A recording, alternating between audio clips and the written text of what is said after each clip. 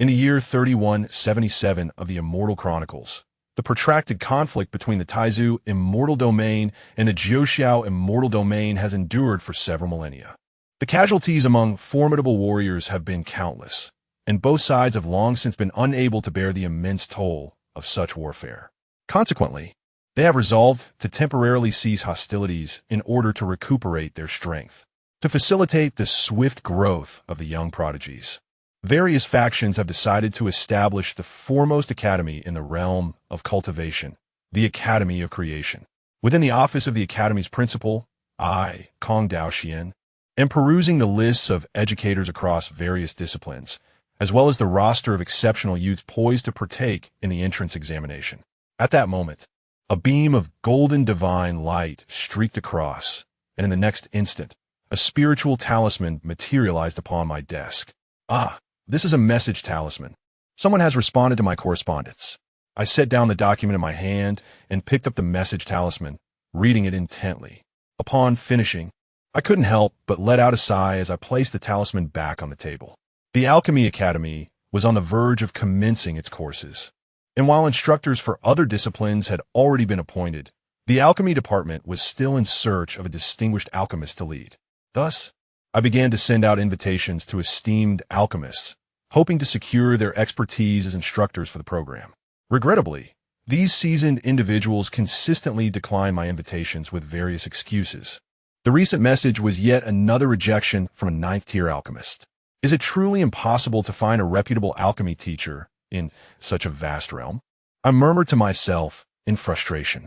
As the principal instructor for the alchemy program, one must not only possess exceptional alchemical skills, but also command considerable renown. Just as I was engulfed in my worries, a mischievous figure suddenly sprang to mind. This individual's alchemical prowess could only be described as extraordinary, yet his reputation was rather tarnished. Perhaps I should consider inviting that scoundrel? I muttered softly, my eyes lighting up.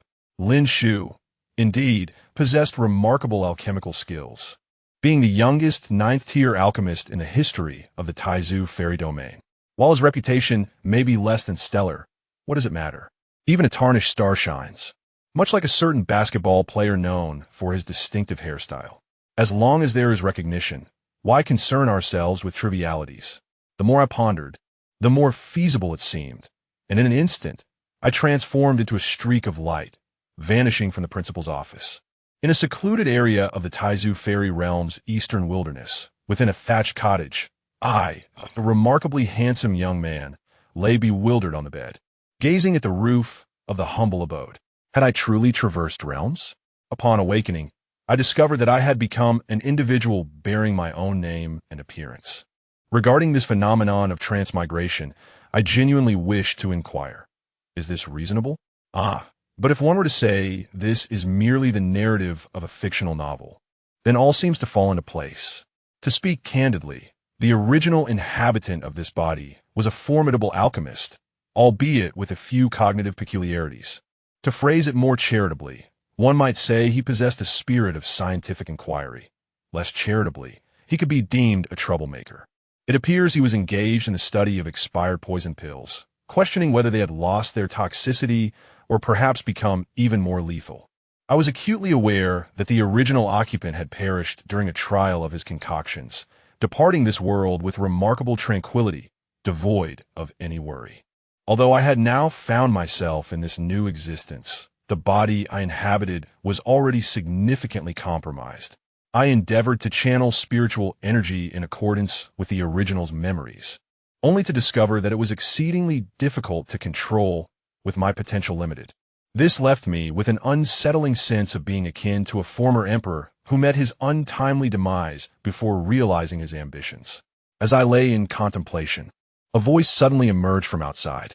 "Old Lin, it's me. Open the door." The voice continued, warning that if I did not comply, the door would be forcibly breached.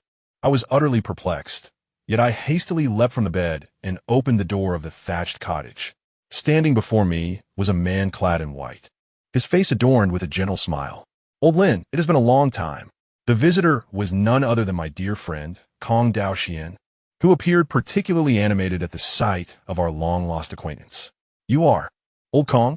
I was about to inquire further when the memories of the original surged into my mind, reminding me of my cherished friend, Kong Daoxian. "Old Kong, please come in." I warmly ushered him inside.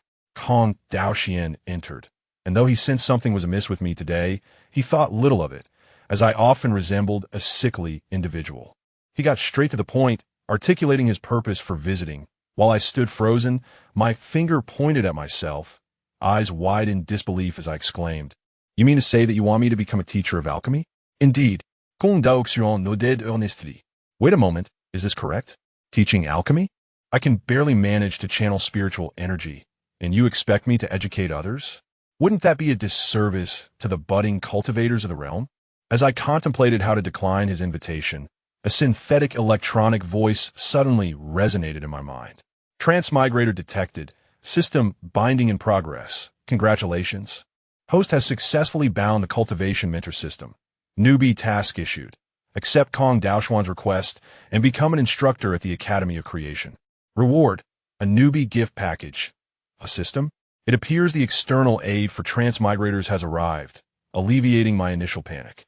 I was now curious to uncover the contents of this newbie gift package. "Old Kong, we have been brothers for many years. I shall grant your request." Ultimately, I acquiesced to his plea, prompting Kong Daoxian to quietly stow away the rope of celestial binding he held. Before his arrival, he had already contemplated that if I were to refuse, he would simply bind me back to the chemical palace. To my surprise, I acquiesced so readily, truly validating the old adage that the one who understands the fog is a talented individual. Just as I consented to Kong Daoxian's request and completed the novice task assigned by the system, before I could even peruse the beginner's gift pack, Kong Daoxian abruptly stated, "There's no time to lose. Let us set off swiftly." "Ah, must we be in such haste? Shouldn't I gather a few belongings before we depart?" I instinctively inquired. Upon hearing my words, Kong Daoxian exhibited a peculiar expression, seemingly in doubt. "Are you certain that you have anything to prepare?" he replied, his tone laced with curiosity. As I surveyed my surroundings, I found that apart from the solitary bed and the alchemical furnace nestled in the corner, there was truly nothing else in the room. It was as if the walls themselves were bare. Had the esteemed author of the Ode to a Humble Abode glimpsed my living conditions, he might have hastily rewritten his inscription in the dead of night. Observing such a dismal scene, I could not help but remark on the dire poverty of my current incarnation, leaving me feeling rather awkward as I scratched my head. It seemed there was indeed nothing to tidy up, so I suggested we take our leave. I endeavored to speak in a manner that was awkward yet courteous. Kong Daoxian cast a sidelong glance at me, internally reflecting on how this individual still possessed a penchant for the abstract. Chapter 2, Unveiling the Novice Gift Package. Arriving at the Divine Palace of Creation, Kong Daoxian grasped Lin Xiu's hand, leading him out of the door and into the open courtyard. Azure Dragon Chariot, manifest.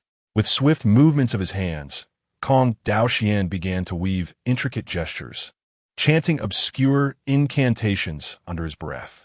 He pointed towards the heavens, and a brilliant golden light shot forth from his fingertips, piercing through the clouds above. In an instant, the sky transformed dramatically.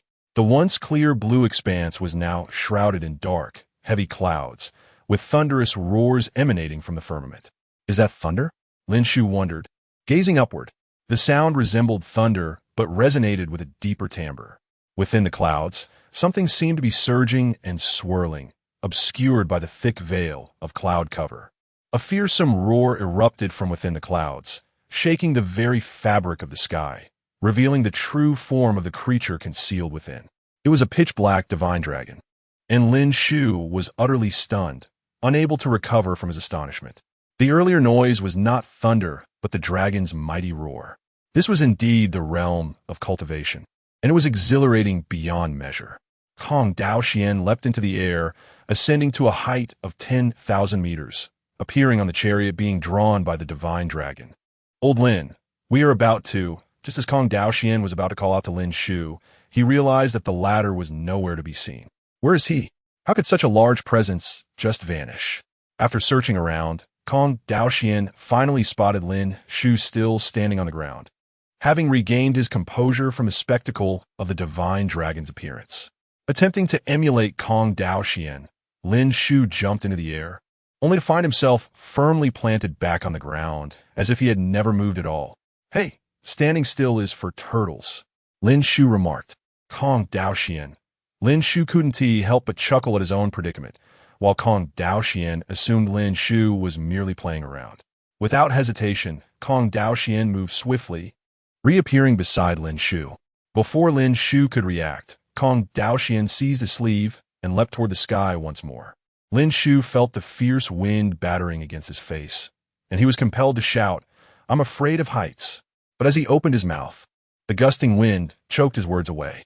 When the sensation of the wind subsided, Lin Xiu found himself safely on the chariot. "Do you not realize I have a fear of heights? This is terrifying, you know?" he exclaimed, patting his chest while glaring at Kong Daoxian. Kong Daoxian paid no heed to Lin Xiu's complaints and addressed the Azure Dragon. Azure Dragon Chariot, set sail for the Divine Academy of Creation. Upon receiving Kong Daoxian's command, the Azure Dragon let out a resounding roar, pulling the chariot as it soared through the skies. The dragon's roar resonated like thunder in Lin Xiu's ears, leaving him dazed, as if his very soul trembled in response. "Who am I? Where am I? Indeed, my name is Lin Xiu, and I have traversed into the realm of cultivation, where I have also bound myself to a system." It suddenly dawned on Lin Xiu that he had yet to inspect the novice gift pack. "System, open the novice gift pack," he silently instructed. "Opening novice gift pack. Congratulations, host. Your alchemical skills have been restored to the 9th tier, and your cultivation level has returned to the nascent soul stage. Congratulations, host. You have acquired the immaculate alchemical body and a supreme understanding of alchemy. The novice gift pack has been fully dispensed, and this system shall continue to serve the host diligently." "Well, this system is rather polite," Lin Xiu mused as he began to examine the contents of the novice gift pack. With the alchemical skills of a 9th-tier alchemist, Lin Xiu felt a newfound confidence in his role as a teacher of alchemy. The previously obscure methods of alchemy and the properties of various herbs that had once eluded him now appeared clear and comprehensible. His cultivation had also been restored to the nascent soul stage. Attempting to channel his spiritual energy, Lin Xiu observed a pure white sphere of energy gradually materializing in the palm of his hand. Through the memories of his original self, Lin Xiu became aware of the hierarchy of cultivation in this realm. Qi condensation, foundation establishment, core formation, nascent soul, spirit transformation, integration, great ascension, and tribulation crossing, among others. The original self had achieved the early stage of tribulation crossing, making him a formidable figure within the Taizu immortal domain. However, now at the nascent soul stage, he could only be considered average within that domain. Truly average, he thought ruefully. Lin Xiu then turned his attention to the last two items in the gift pack. Immaculate alchemical body, the purest physique for alchemists, greatly increasing the probability of producing the finest quality elixirs. When consuming elixirs, any toxins contained will automatically convert into spiritual energy for the host's absorption. Upon reading this description, Lin Xiu could not help but gasp in amazement. An extraordinary physique for consuming elixirs. Setting aside the benefits of this physique for alchemical production, the ability to convert toxic essences into spiritual energy was nothing short of miraculous.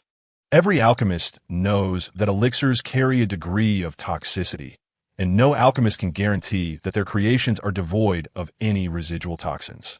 Excessive consumption of elixirs can lead to toxic accumulation within the body, hindering a cultivator's progress. However, Lin Xiu need not worry. He possessed an innate physique suited for elixir consumption. Supreme understanding of alchemy. The host can complete incomplete recipes, optimize known elixir formulas, and even create entirely new elixirs.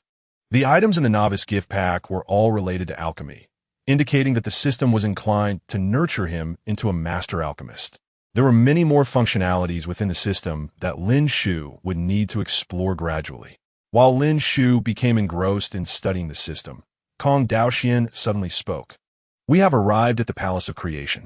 Lin Xiu lifted his gaze to see that the Azure Dragon carriage had now sped into a vast expanse of starry void, surrounded by shattered stars and meteorites. In the depths of the starry sky stood an ancient bronze door, quietly towering over the scene.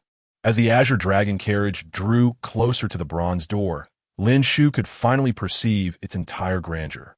The bronze door was immensely colossal, rendering the azure dragon carriage somewhat diminutive in comparison.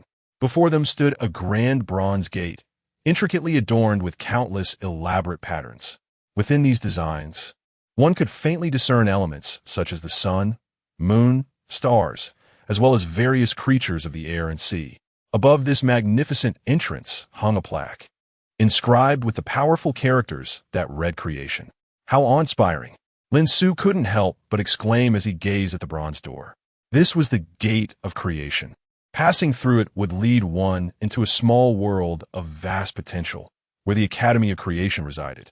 Dan Xiu stood beside Dan Xiu, providing explanations. As if sensing the approach of the celestial dragon chariot, the previously sealed gate of creation began to open slowly, emitting a gentle white light. This luminescence illuminated the formerly dim starry void, and the celestial dragon chariot gradually vanished into the gate. Dan Xiu too faded away into this realm of creation, and once the chariot had crossed through, the gate closed once more. Within the embrace of that soft white light, the celestial dragon chariot traversed for an indeterminate duration before finally settling upon a vast expanse of land. Dan Xiu disembarked from the chariot, taking in the surrounding environment.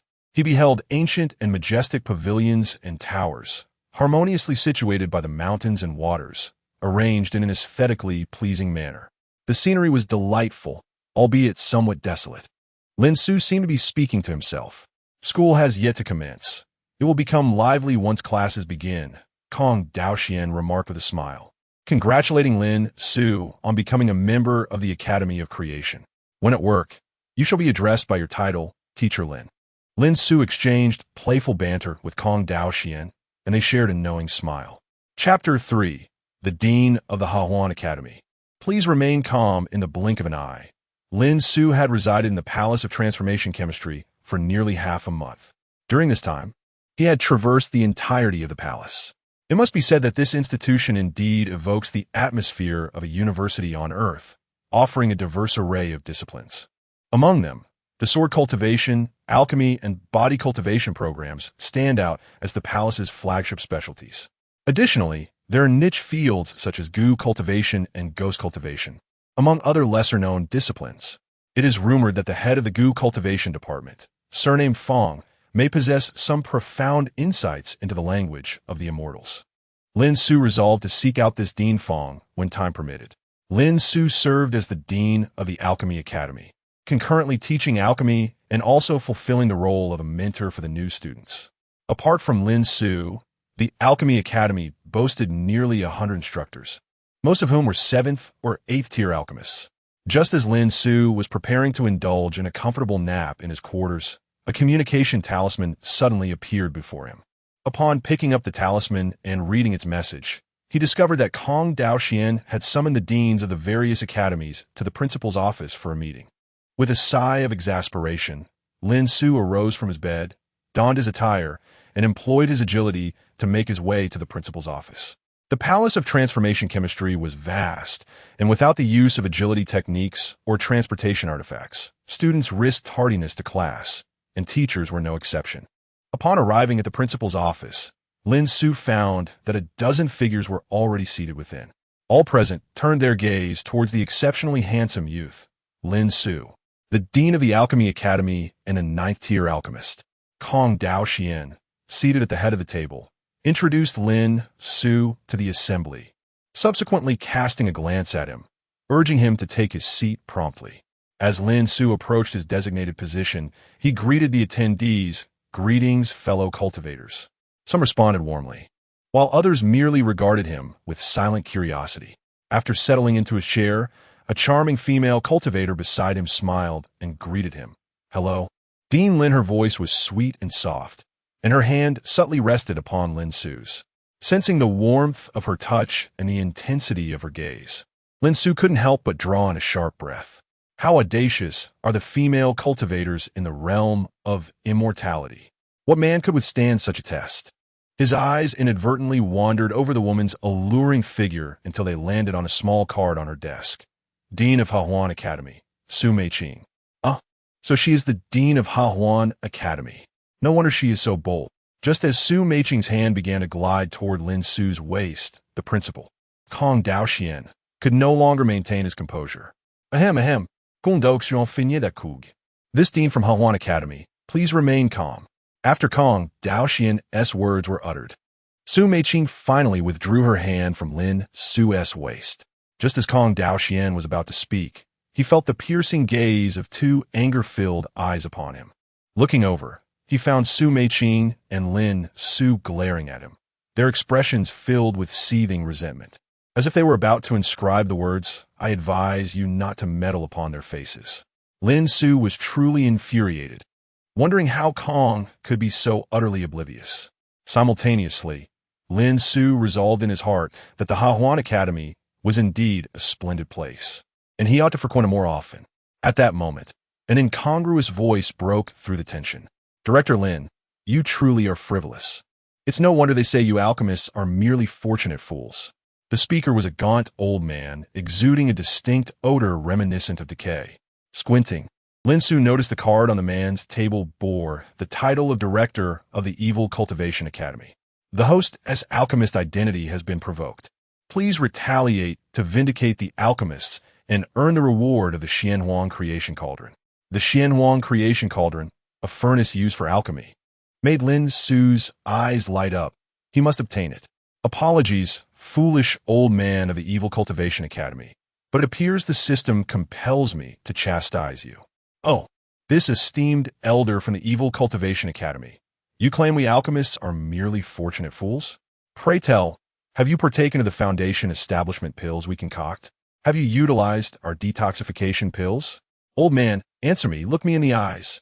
Now, you label us as fortunate fools, yet when seeking our alchemy, you address us as master alchemist with reverence." The director of the Evil Cultivation Academy's face darkened with fury, and just as he was about to retort, he was interrupted by Kong Daoxian. "Enough. I summoned you here for a meeting, not for a verbal sparring match. Should anyone wish to continue bickering, you are welcome to leave the Creation Academy." Following Kong Daoxian's admonition, the director of the Evil Cultivation Academy fell silent, merely casting a disdainful glare at Lin Su. Lin Su, uninterested in further engagement, muttered a dismissive insult before closing his eyes to rest. By around noon, the meeting concluded and the directors of the various academies departed. The primary agenda of this meeting was to prepare for a live broadcast addressing the concerns of incoming students prior to their enrollment in the Creation Academy. The hosts of this live session would be Lin Su and Su Meiqing, the director of Hahuan Academy. Kong Daoxian explained that among the directors, some were too cold in demeanor to engage in conversation, while others lacked the appeal to win over students, ultimately leading to the selection of Lin Su and Su Meiqing. That evening, the live broadcast for the new students of the Creation Academy commenced. Unlike mobile streaming on Earth, the live broadcast in the realm of cultivation was constructed through array formations drawn by formation masters, who infused spiritual energy into the corresponding array stones. These stones would create a unique space, designated as the broadcast room. All viewers could form projections through viewing stones to watch the live session. A viewing stone signifies an individual immersed in a live broadcast. Lin Su sat upon a mat, idly toying with a black stone. By infusing it with spiritual energy, could he initiate the live stream? "Let me see how this works." Lin Su muttered to himself, promptly channeling his energy into the stone. Instantly, the black stone began to shimmer with an obsidian glow. In the next moment, Lin Su's spirit was drawn into a realm of existence. "Director Lin, you have arrived." A sultry voice suddenly whispered in his ear. Turning to face the source, Lin Su beheld Su Meiqing, adorned in a flowing purple gown, her gaze fixed upon him with an expression of deep yearning. It was as if she were silently lamenting, "Oh dear, why did you take so long? I have waited in anguish." "Greetings, Director Su." Lin Su hurriedly offered a respectful bow, internally acknowledging her captivating presence. Truly, as one from the He Huan sect, she possessed an extraordinary charm. "Oh, you needn't stand on ceremony. Just call me Mei Er, and I shall refer to you as Brother Lin." Su Meiqing replied with a gentle smile, her eyes nearly crescent-shaped with delight. When daytime comes, brother calls me Mayer. And at night, Su Meiqing's words trailed off, abruptly interrupted by Lin Su. Goodness, can one truly say such things? If this continues, the broadcast might be shut down. Lin Su decisively cut her off. Let us promote responsible streaming, beginning with ourselves, without any additions. Why? Because Su Meiqing could not comply. Nor could those watching from their screens. As time passed, a luminous screen materialized before Lin Su and Su Meiqing. The viewer count steadily rose, surpassing 40,000.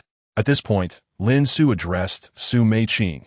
The live stream may officially commence. Su Meiqing nodded, her demeanor turning serious. Chapter 4. Dear students, are there any majors that do not require innate talent? Welcome, esteemed friends, to this live recruitment session for the Academy of Alchemy.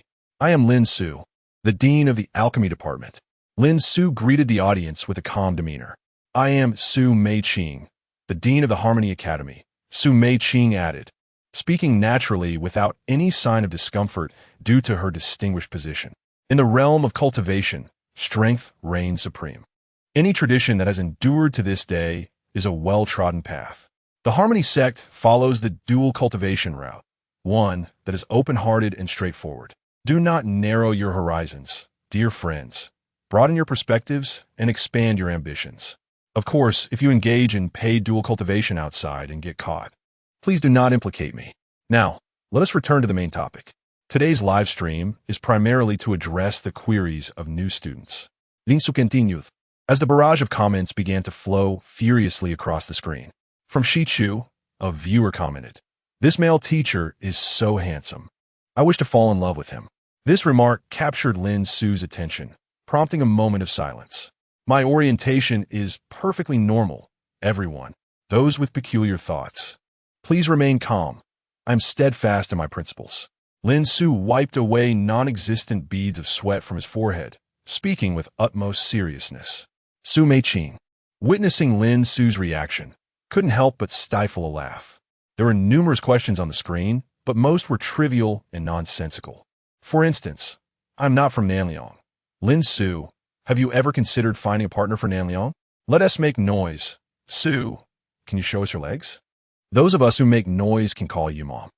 Su Meiqing, truly a benefactor in this live stream, stood up and took a few steps back, revealing her long legs. Instantly, a flood of mom comments filled the screen. Lin Su could only remark, indeed, the noisemakers are ubiquitous. At last, Lin Su spotted a serious question. T-rhythm for 1,000 years. Teacher, could you recommend a simple major that does not require innate talent? Finally, a sensible inquiry.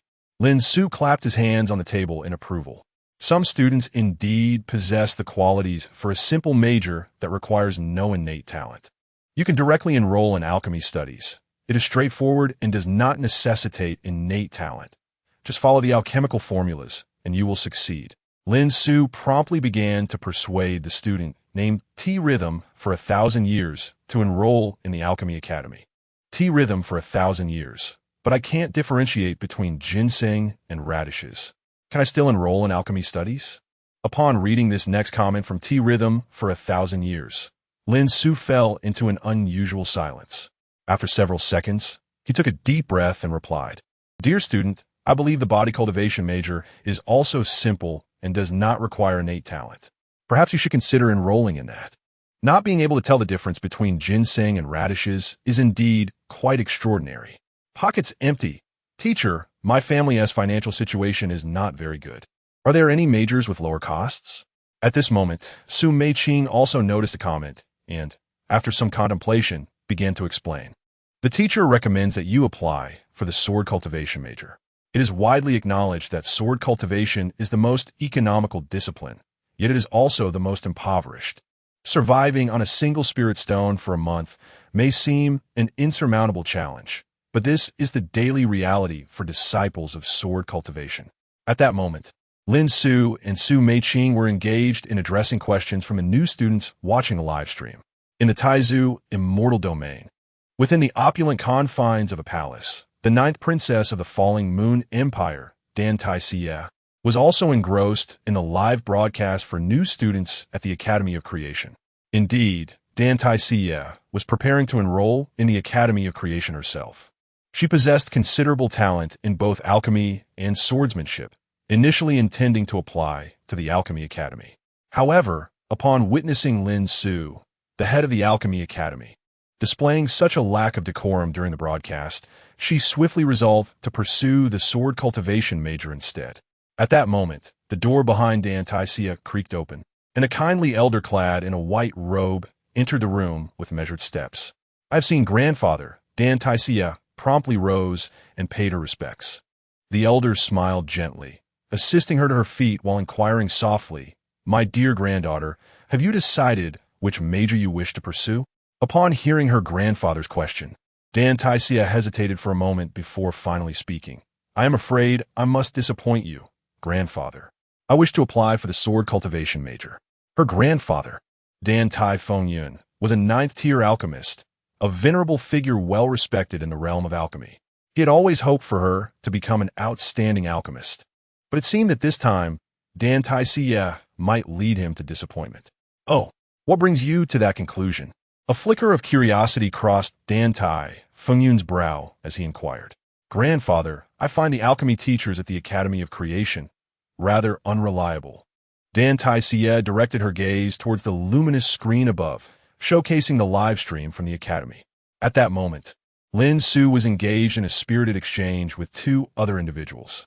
Following her gaze, Dan Xiu looked up at the screen, and upon seeing Dan Xiu, the elder, who had maintained a gentle smile, could no longer contain himself. "It is him, truly him." His eyes burned with fervor as he stared at the screen, murmuring to himself, "Grandfather, what is the matter?"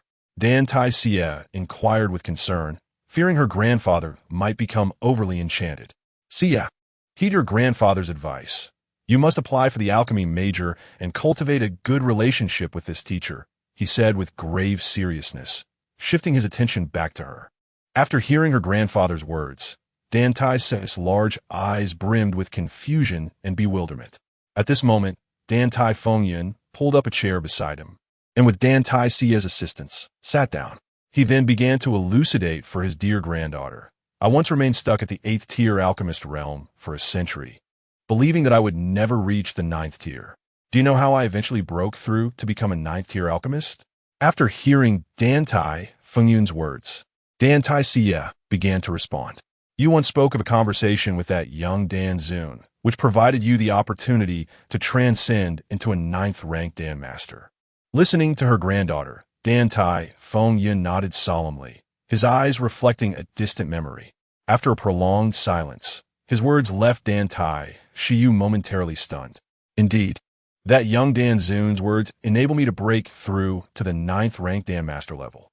This young alchemist is the most gifted and youngest 9th-ranked Dan Master in the history of our Taizu immortal domain. He is none other than the current dean of the Alchemy Academy at the Academy of Transformation, Dan Xiu." Upon hearing Dan Xiu's revelation, Dan Xiu was utterly taken aback, realizing that her idol, the young 9th-ranked Dan Xiu, was none other than Dan Xiu, whom she had recently dismissed with disdain. Dan Xiu could not help but wonder, could that truly be the case? Chapter 5. The first lesson of the new semester, the Dog of Alchemy? No, it is a wolf. Time flies swiftly, and before one realizes it, the day for the new students of the Alchemy Academy has arrived. Each newcomer, upon receiving their admission letter from the Academy, is also bestowed with a spatial teleportation stone. By merely infusing the stone with spiritual energy, it instantly transports the new student to the Alchemy Academy. This esteemed institution is the highest level of secrecy within the Taizu immortal domain. All cultivators are aware that it was established by powerful human beings, yet no one knows its precise location. It is akin to the National Defense University on Earth, renowned by name, yet elusive in its whereabouts. As Dan Xiu bid farewell to her family, she directed her spiritual energy into the teleportation stone in her hand. In the blink of an eye, the stone disintegrated into a fine powder. The powder settled on the ground, forming a black array that shimmered, and in an instant, Dan Xiu vanished without a trace. After an indeterminate period, Dan Xiu found herself in an unfamiliar environment, a vast plaza surrounded by an intricate network of roads. Around her were youths of similar age, all sharing her sense of curiosity as they surveyed their surroundings. This must be the Alchemy Academy. The spiritual energy here is exceptionally dense, Dan Xiu murmured, inhaling deeply as the rich air filled her lungs. Following her grandfather's advice, she had opted to pursue a specialization in alchemy. Yet, she felt a surge of curiosity about the location of the Alchemy Institute, especially since no instructors from the academy appear to guide them. At that moment, the admission letter in her hand radiated a gentle warmth. Releasing her grip, it soared into the air, transforming into a golden bird. The golden bird circled above her head, emitting a melodious chirping sound, seemingly intent on guiding her forward. Dan Xiu thought to herself, is it directing me? Without hesitation, she followed closely behind the golden bird, which, though not a living creature, exhibited an extraordinary sentience. The bird occasionally flapped its wings and paused mid-air, ensuring that she was keeping pace. As time passed, the bird's speed increased to such an extent that Dan Xiu struggled to keep up with her foundation establishment cultivation. In desperation, she retrieved 2 movement talismans from her Qingquan ring.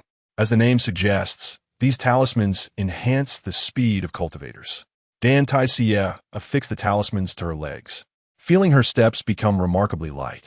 Eventually, after considerable exertion, she found herself breathless, beads of sweat forming on her forehead.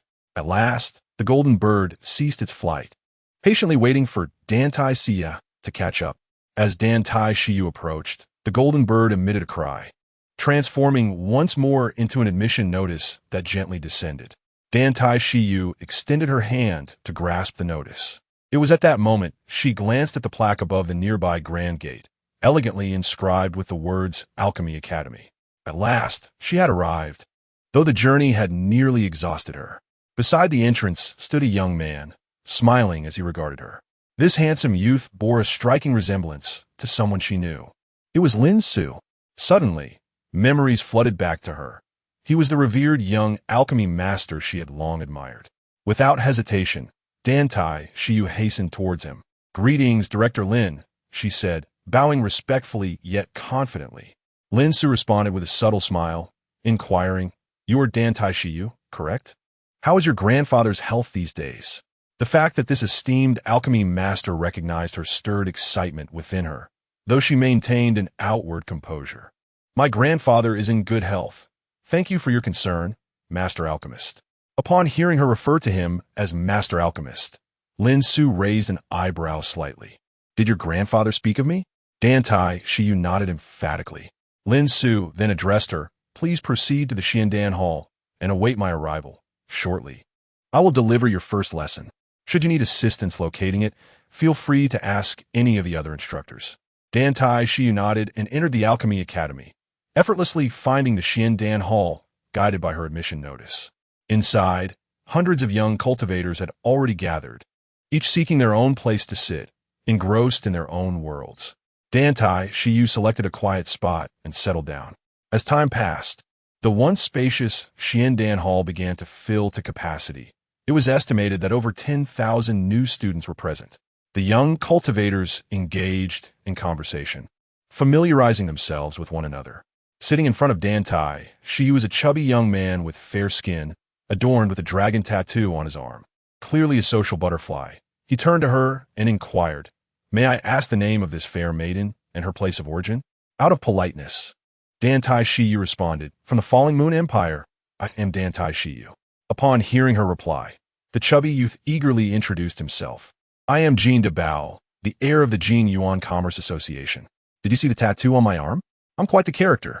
Our meeting is fate. I'll look after you from now on."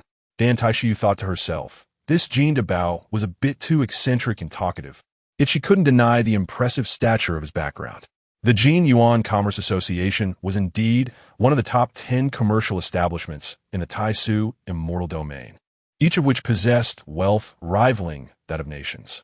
To my astonishment, the chubby figure before me possesses such a remarkable identity.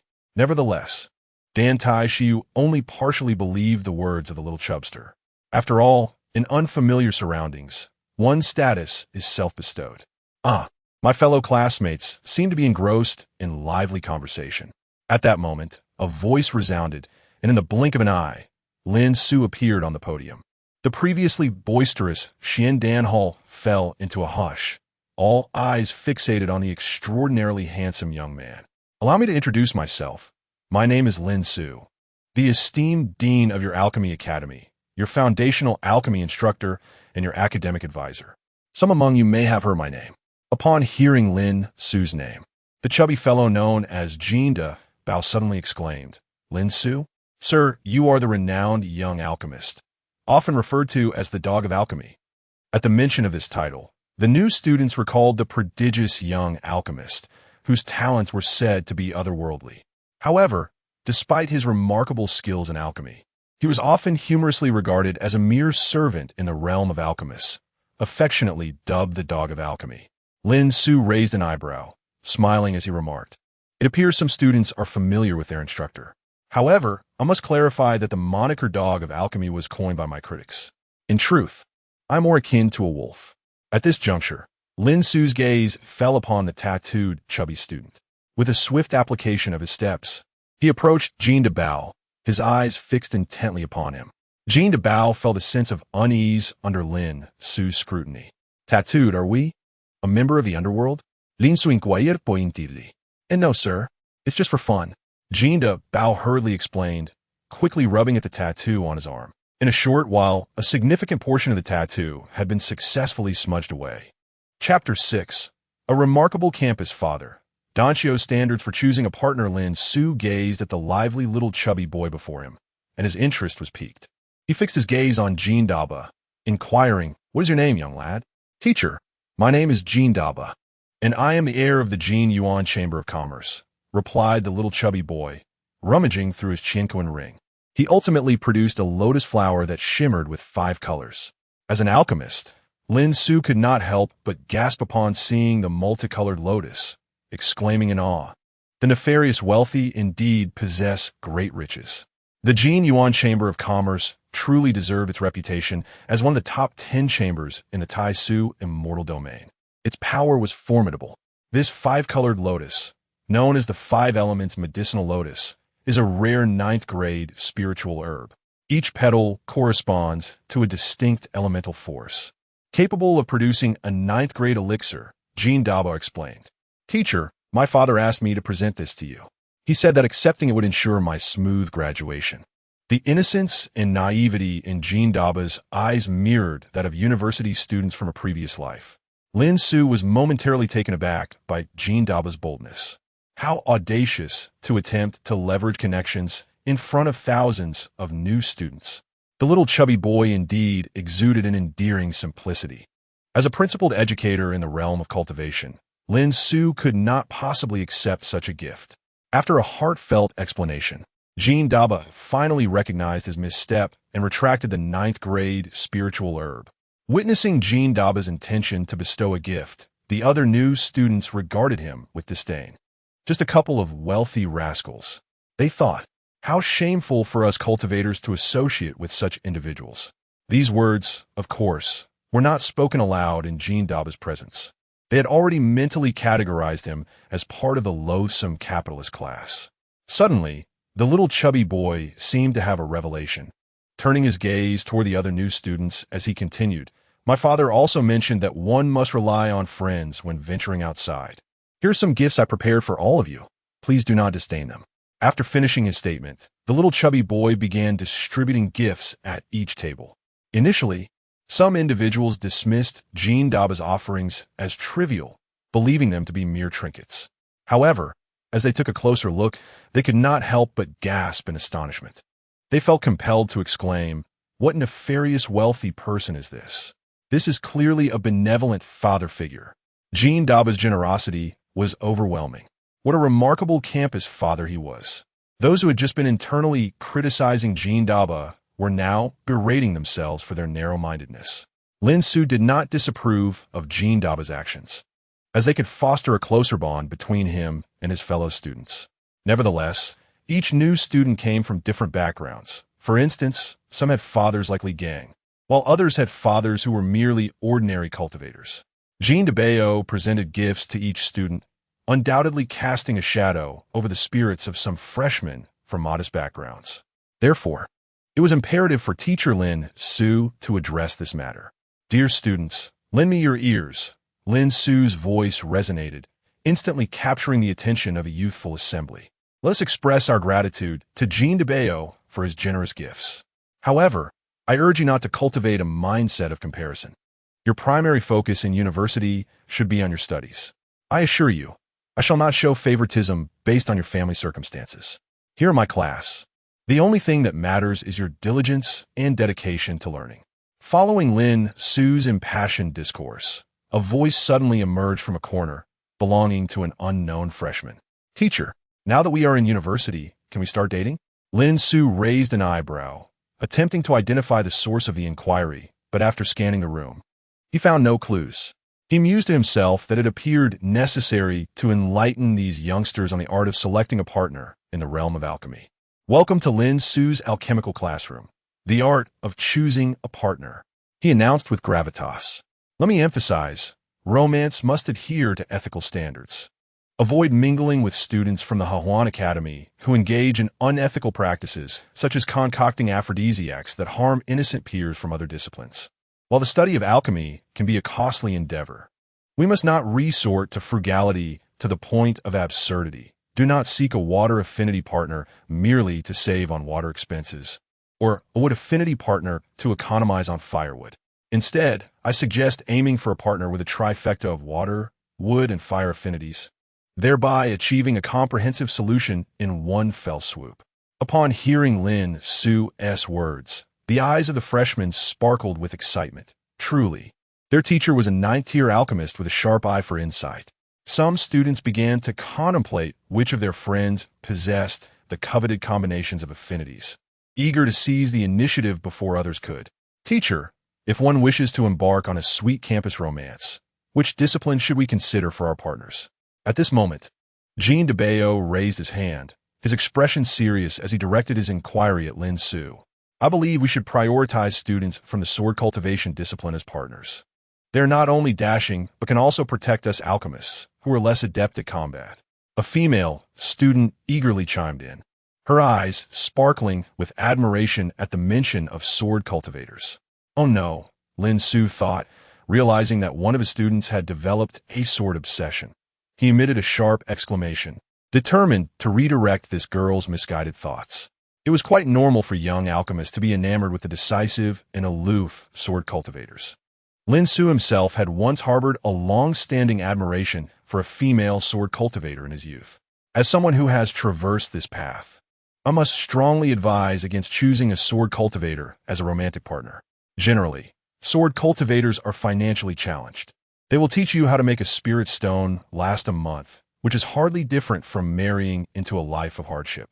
Moreover, a sword cultivator's affection for their innate spirit sword surpasses any love they may have for another person. In the eyes of a sword cultivator, the spirit sword reigns supreme, while others are mere trifles. Thus you, the enamored with swords, should awaken to this reality. Should a sword cultivator pursue you in the future, it is not affection they seek, but rather a desire to obtain the elixirs you have painstakingly crafted. After hearing Lin Xiu's words, the female newcomer suddenly came to a realization about the cunning nature of sword cultivators. It was no wonder that prior to her enrollment, a sword cultivator had been persistently pursuing her. It was merely to exploit her for her elixirs. Henceforth, when faced with the advances of a sword cultivator, one should simply convey, "I'm sorry, but I am not interested." "Teacher, what about pairing with a divination cultivator as a partner?" At this moment, another female student raised her hand, inquiring with curiosity, "Do you wish to be scrutinized? Or do you desire to remain a widow at a tender age?" Lin Xiu smiled as she gazed at the female cultivator, continuing her explanation. "Divination cultivators are perpetually calculating the heavens, the earth, and even the very air around them. If you were to fall in love with one, not only could they predict how many partners you have had, but they could also recount the number of times you have failed in alchemy, and even discern whether you snore or grind your teeth while sleeping. Furthermore, divination cultivators are difficult to deceive. They can unveil every secret, leaving you with no semblance of privacy. The moment you express your grievances to your friends, they could discern it immediately through their divination. Moreover, those who dedicate themselves to divination, constantly engaged in calculations, often find themselves at the mercy of fate, with a high likelihood of an untimely demise. Thus, the teacher's suggestion is for those who are steadfast in conscience and wish to remain unwed to consider pursuing a divination cultivator. Chapter 7. The pursuit of physical cultivation is the preferred choice for alchemical affection, the new students gasped in unison. Shocked by the lack of privacy associated with engaging in a romantic relationship with a practitioner of the emotionless path, promptly placing those practitioners on their blacklist. Teacher, is it permissible to pursue a practitioner of the emotionless path? Lin Xiu observed a young male cultivator seated in the front row, his youthful visage adorned in a yellow alchemical robe. The yellow robe signified his status as a third-tier alchemist. The colors red, orange, yellow, green, blue, indigo, and violet correspond to the first through seventh tiers of alchemists, talismans masters, and artifact smiths, among others. Oh, at such a tender age, he has already attained the rank of third-tier alchemist. Lin Xiu mused, a hint of admiration for the youth's innate talent surfacing within him. However, this young alchemist's skills, while commendable, still paled in comparison to Lin Xiu, who had reached the seventh tier at a similar age. What is your name? Lin Xuin Kuayir. I am called Kong Zimo, the third-tier alchemist promptly replied. Kong, at such a young age, you have already achieved the status of a third-tier alchemist? Lin Xiu speculated about the young man's background. Who is Kong Ao to you? Lin Xiu pressed further. Kong Ao is my uncle, the youth responded, maintaining his composure and humility. As Lin Xiu had surmised, the young man hailed from the esteemed Kong family, renowned for its alchemical lineage. Nodding slightly in acknowledgement, Lin Xiu fell into a reverie, memories flooding his mind. Kong Ao had once been considered the apex of alchemical prodigies in the Kong family, yet during Lin Xiu's era, his dominance in the alchemical realm overshadowed his peers, rendering them unable to rise. The incident involving the ancient emperor's pill had ultimately led to Kong Ao's downfall. After a brief moment, Lin Xiu returned to the present, gazing curiously at Kong Zimo. You aren't contemplating pursuing a practitioner of the emotionless path, are you? The young man's face flushed with embarrassment, yet he nodded affirmatively. Lin Xiu's expression shifted. You are quite bold. Please take a seat, classmate Kong Zimo. Lin Xiu gestured for him to sit, then addressed all the new students gathered in the Xianan Hall. Today, I shall elucidate the practitioners of the emotionless path. As he spoke, Lin Xiu's peripheral vision remained on Kong Zimo, who had produced a small notebook and brush, his eyes brimming with an insatiable thirst for knowledge. Engaging in a romantic relationship with a practitioner of the emotionless path often leads to two outcomes. Either one is rejected and subsequently dispatched by the practitioner, becoming the unfortunate subject of their graduation project. After all, the core tenet of the emotionless path is to eliminate one's romantic aspirations as a first step toward ascension.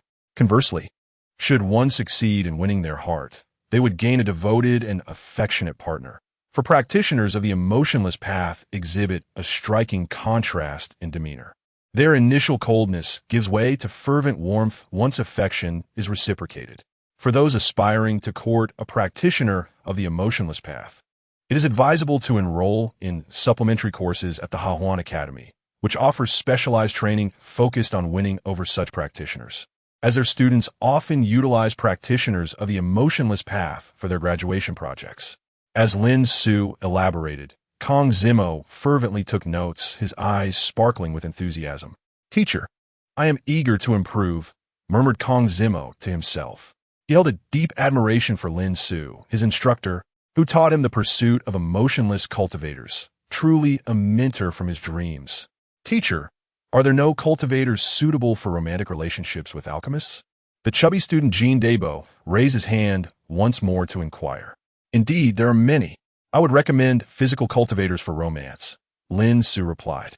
They invest all their talents in body refinement, their minds consumed with thoughts of enhancing their physical prowess, leaving little time for frivolity. Moreover, their formidable combat strength offers a sense of security. Furthermore, They are natural test subjects for alchemical pills. Simply feed them the concoctions you've crafted, and they will prove sturdy and resilient. Lin Su surveyed the new students and continued, in our alchemy program, the male-to-female ratio is approximately 1-to-1. If our male students wish to pursue relationships with female cultivators from other disciplines, I advise against those from the Academy of Harmonious Joy. Your naivety may render you vulnerable. You could easily become mere projects for the female disciples of that sect. However, if our male cultivators are not inclined towards female companions, I suggest exploring opportunities in Shishu. Finally, Lin Su jested with a smile. What if one wishes to pursue a romance with their own alchemical furnace? Suddenly, another male student interjected with a question. Lin Su raised an eyebrow. What? A romance with one's own furnace? Surely, my dear fellow, that is quite the character. The student, feeling the weight of the gazes upon him, grew embarrassed and hastily clarified. Teacher, classmates, please do not misunderstand. I was merely being abstract. That furnace is akin to a brother to us alchemists, a beloved companion. How could I ever harbor such intentions? He attempted to explain, yet the incredulous and doubtful expressions of his peers lingered. I swear, I am truly being abstract, he exclaimed, his face flushed, raising his hand to the heavens in oath. You had better be, Lin Su replied with a knowing look. You had better be, echoed the spirits of certain furnaces in silent agreement. Glancing at the time, Lin Su noted that there was still a while until class ended, and felt compelled to impart more wisdom. He observed his captivated students, their eyes fixed upon him, eager for more tales. Recalling how, in his past life, teachers often shared their own anecdotes, he pondered whether to regale them with some gossip. Would you like to hear the story of my first romantic partner? He proposed. Lin Su smiled as she began to speak. Her words instantly elevated the interest of the freshmen to new heights. Gossip from the teacher was a must-listen. A true alchemist would never shy away from such tales. And some newcomers had unknowingly leaned in, eager for more. Even Dan Xiu, usually indifferent, found herself intrigued. She had never heard her grandfather mention that this young alchemist had a partner. Lin Su tilted her head back, gazing at the ceiling, and after a contemplative pause, she began to share her story. She had been on this journey for many years. Her heartfelt words evoked a wave of sympathy among the freshmen, who were taken aback by the depth of their teacher's emotions. I can only vaguely recall her gentle visage. The students below ceased their abstract musings, fixated on Lin Su. A few girls, accustomed to melodramatic love stories, were already prepared with tissues, their imaginations weaving a romantic yet poignant narrative of Lin and her partner. She enjoyed sitting quietly beside me while I crafted my elixirs. Lin Su continued, letting out a sigh as she spoke. But everything changed due to my carelessness. The flames from the alchemical furnace splashed onto her, engulfing her in fire. Since then, I have only purchased fireproof rubber for my partner. The sudden twist left the freshman momentarily stunned. Just then, the bell rang, and Lin Su gracefully exited the alchemical hall. After a long pause, a male cultivator finally reacted, exclaiming, "Wait, the teacher was talking about a doll." Thanks to this revelation, the other cultivators quickly caught on. They had initially thought Lin Su was reminiscing about a beloved wife, only to discover she was reflecting on a rubber companion. This teacher certainly had a unique sense of humor. Chapter 8. The Election for Class Committee. What? Evening study at university? Each dean of the various faculties was delivering an inaugural lecture to the new students. However, none could rival the lively atmosphere of the Alchemy Academy. Following the opening lecture, the new students proceeded to collect their identification badges and arrange for dormitory assignments. These identification badges recorded each student's personal information and academic credits. Each badge was inscribed with a communication array, facilitating contact among students and between students and teachers. The dormitories of the Alchemy Palace accommodated 4 students per room, exuding opulence to the fullest extent. After organizing his belongings, Jean Daba eagerly reclined on his bed. His roommates included Kong Zimo, a third-tier alchemist from the Kong family, and the remarkable Zhao Ritian, who had made a sensational statement in class about wanting to forge a partnership with his alchemical furnace. There was also a young man whose delicate features could easily be mistaken for those of a girl, possessing an exceptionally attractive visage. The 4 of them engaged in casual conversation, quickly growing familiar with one another. At that moment, the identification badges at their waists simultaneously emitted a luminous glow. The next instant, a light screen appeared, displaying a notification from Lin Xiu. Students interested in becoming class committee members may privately message me. Lin Xiu had no intention of establishing positions, such as class leader or academic committee member. The reasoning was simple. He had never held such roles during his own studies. So why should he permit others to do so now that he was a teacher? However, the system promptly issued a task. Please select a class leader and a series of committee members. Reward: 9th tier Spirit Root. 9th tier Spirit Root? Although the original host possessed a formidable talent in alchemy, his Spirit Root was merely 8th tier. Spirit Roots are innate, thus. The opportunity to select a 9th tier Spirit Root was not one Lin Xiu would overlook. For him, choosing class committee members was merely a matter of convenience.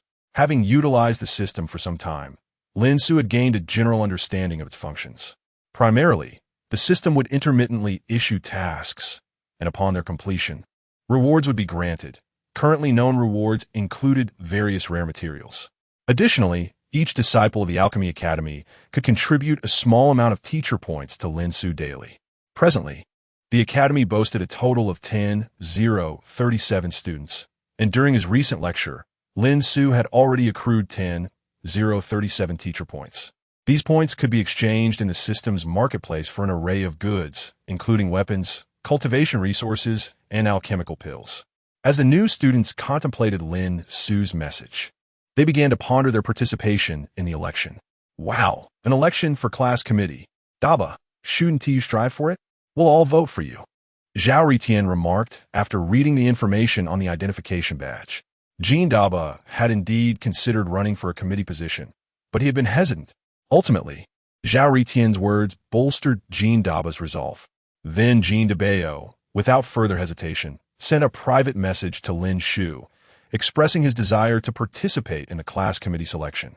Soon, Lin Xiu received over 700 messages from those wishing to run for the committee. In exasperation, Lin Xiu called everyone back to Xiandan Hall to commence the election. He decided to adopt the simplest and most straightforward method, a show of hands for voting, emphasizing fairness, justice, and transparency in the process.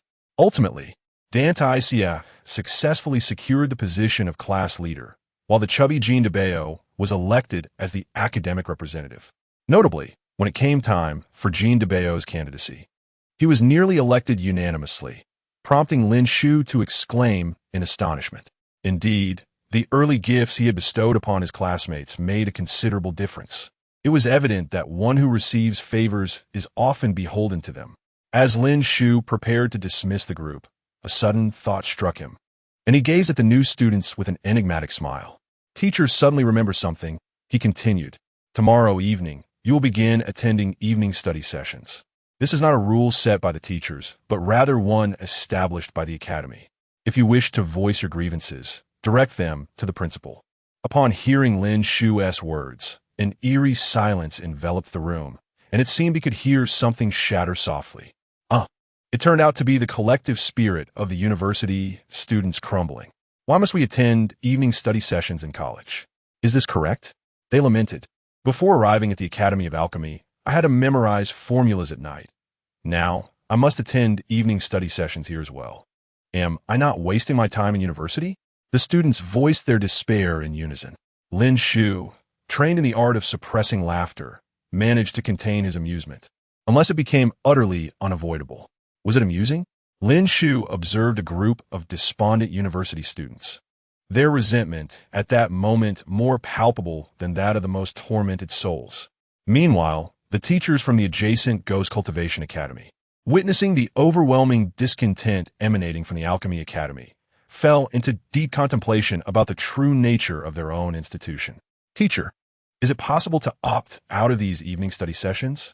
The university students implored Lin Xiu, their clear yet naive eyes brimming with a fervent desire to escape the burden of late-night studies. Lin Xiu merely shook his head in silence before continuing. This is a regulation set by the academy, and there is little the teachers can do. During a meeting, The principal stated that evening study sessions were instituted to mitigate the pregnancy rate among university students. Upon hearing Lin Xiu's explanation, the students' discontent reached new heights. For heaven's sake, I've been single for over 100 years. Pregnant? What nonsense! I could really just slap someone. A female cultivator exclaimed with indignation. Her words caught the attention of a male cultivator nearby. Classmate, feel free to hit me. I won't resist, he said, his eyes glimmering with an unusual and excited light. The furious female cultivator responded with a bewildered expression, then, realizing the absurdity, glared at the male cultivator and continued her tirade. Are you out of your mind? I'm merely expressing my frustration. Yes, exactly like that. Keep scolding me, he replied, reveling in the chaos. Who knows? The male cultivator, who was mercilessly berated, exhibited no signs of awakening. Instead, his eyes gleamed with sheer excitement. I am innately endowed with the sacred body. This was merely a minor episode in class. While a multitude of cultivators continued to criticize Kong Daoxian, the esteemed principal.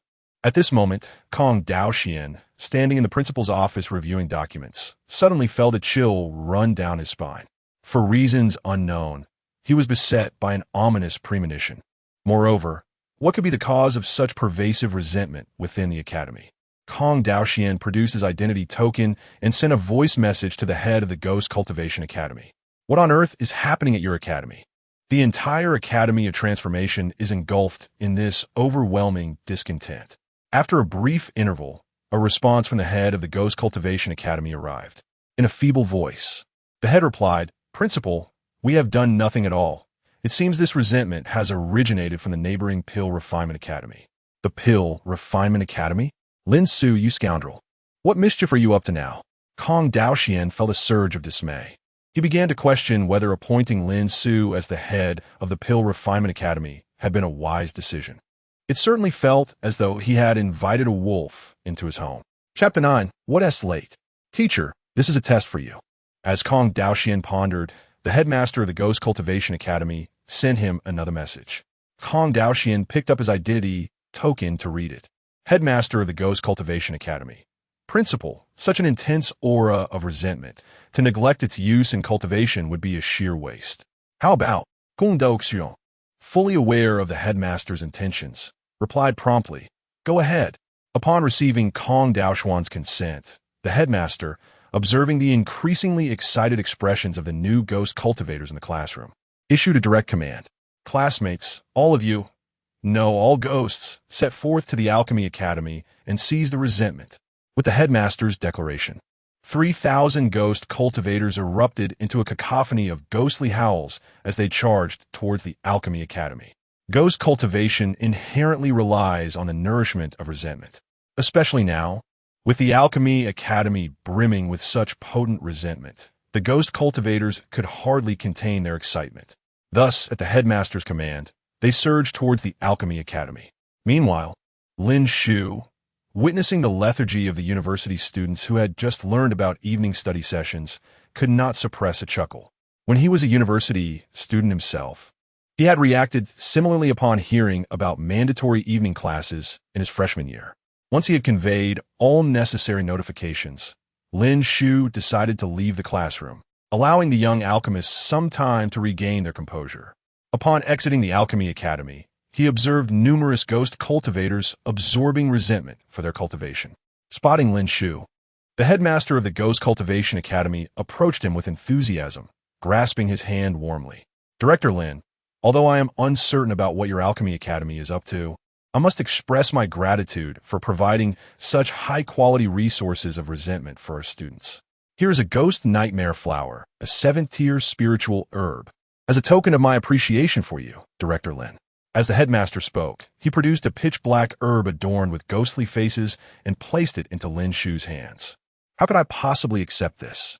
Lin Xiu smiled graciously and accepted the ghost nightmare flower, departing in excitement while leaving a throng of ghost cultivators still indulging in their absorption of resentment. After a considerable while, the new students of the Alchemy Academy emerged groggily from the Shandan Hall, each still radiating an aura of resentment. Faced with the dense crowd of ghost cultivators around them, They no longer questioned the presence of so many ghosts beside the Alchemy Academy. In the eyes of the ghosts, the alchemy students at this moment were akin to delectable morsels. Finally, a bold ghost floated over to a relatively handsome female alchemist and said, "Classmate, you seem so fragrant." The ghost fixated on the resentment emanating from the female cultivator, swallowing hard. "Fragor my foot." The female cultivator, known as the formidable Sister Chao Xiong, was already in a foul mood. Upon encountering a lecherous ghost commenting on her fragrance right after stepping out, she lost her composure. Drawing her alchemy furnace from her Qinquan ring, she hurled it at the ghost. As Chao Xiong's sister struck with fervor, her mouth was filled with curses. In the distance, a male cultivator observed her as she wielded the alchemical furnace against the specter cultivator, his eyes betraying a glimmer of envy. He could scarcely imagine what it would be like to endure such a beating himself. How exhilarating it would be. Meanwhile, Lin Xiu returned to his staff dormitory and summoned the system. System, finalize the task. Congratulations to the host for completing the class committee election task. Reward, 9th rank spiritual root. The spiritual root has been automatically replaced with the host's original one. Upon the system's announcement, Lin Xiu began to examine his spiritual root. Within his dantian, the previously shimmering blue-hued 8th rank spiritual root vanished without a trace. In the next moment, a verdant sprout emerged, exuding vibrant vitality and gradually growing. In just a few breaths, the sprout transformed into a towering tree. This majestic tree represented Lin Xiu's new spiritual root, possessing the attributes of the wood element, a particularly rare type of spiritual root, often referred to as the life root. The wood element spiritual root conferred additional attributes to alchemists. For instance, when a wood element alchemist crafted detoxifying or healing elixirs, the efficacy of those potions surpassed those produced by other alchemists of the same realm. Subsequently, Lin Xiu rose and retrieved the ghost nightmare flower gifted to him by the head of the specter cultivators. The ghostly face upon the flower now wore an eerie grin directed at Lin Xiu, who chose to disregard its unsettling expression. The ghost nightmare flower, a 7th rank spiritual herb, possessed potent hallucinogenic and nightmare-inducing properties, capable of ensnaring cultivators within illusions without their awareness. It is typically used to concoct nightmare pills, hallucinogenic pills, or enlightenment pills. The first two categories rely primarily on the ghost nightmare flower for their effects, while the enlightenment pill, an 8th rank concoction, utilizes the flower merely as an auxiliary ingredient. This enlightenment pill allows cultivators, upon ingestion, to enter a state of profound understanding, enhancing their grasp of the Tao or facilitating breakthroughs in their cultivation. Lin Xiu intended to refine the enlightenment pill. However, he currently lacked the necessary additional materials, thus reluctantly setting the endeavor aside. Even if he could concoct the enlightenment pill, his intention was to sell it, as these pills commanded a significant market value. The system inherently possessed a one-button cultivation mode, enabling Lin Xiu to enter a state of enlightenment directly, rendering the enlightenment pill unnecessary for his personal use. System: activate one-button cultivation. Cultivation mode initializing. Instantly, Lin Xiu entered a state of enlightenment, time slipping away in a blur. The following morning, he awoke from his deep meditation, feeling invigorated. Did he not have a class to attend that morning? Would he skip the early 8 o'clock session? Lin Supander, only to then recall that he was no longer a student, but a teacher. Hurriedly, he sprang to his feet and raced towards the classroom, his steps reaching their utmost finesse. Yet, Lin Xiu was still late. Indeed, during their student days, arriving late to class was a common occurrence, and now, as a teacher, he found himself in the same predicament, reflecting the cyclical nature of time and the same generation.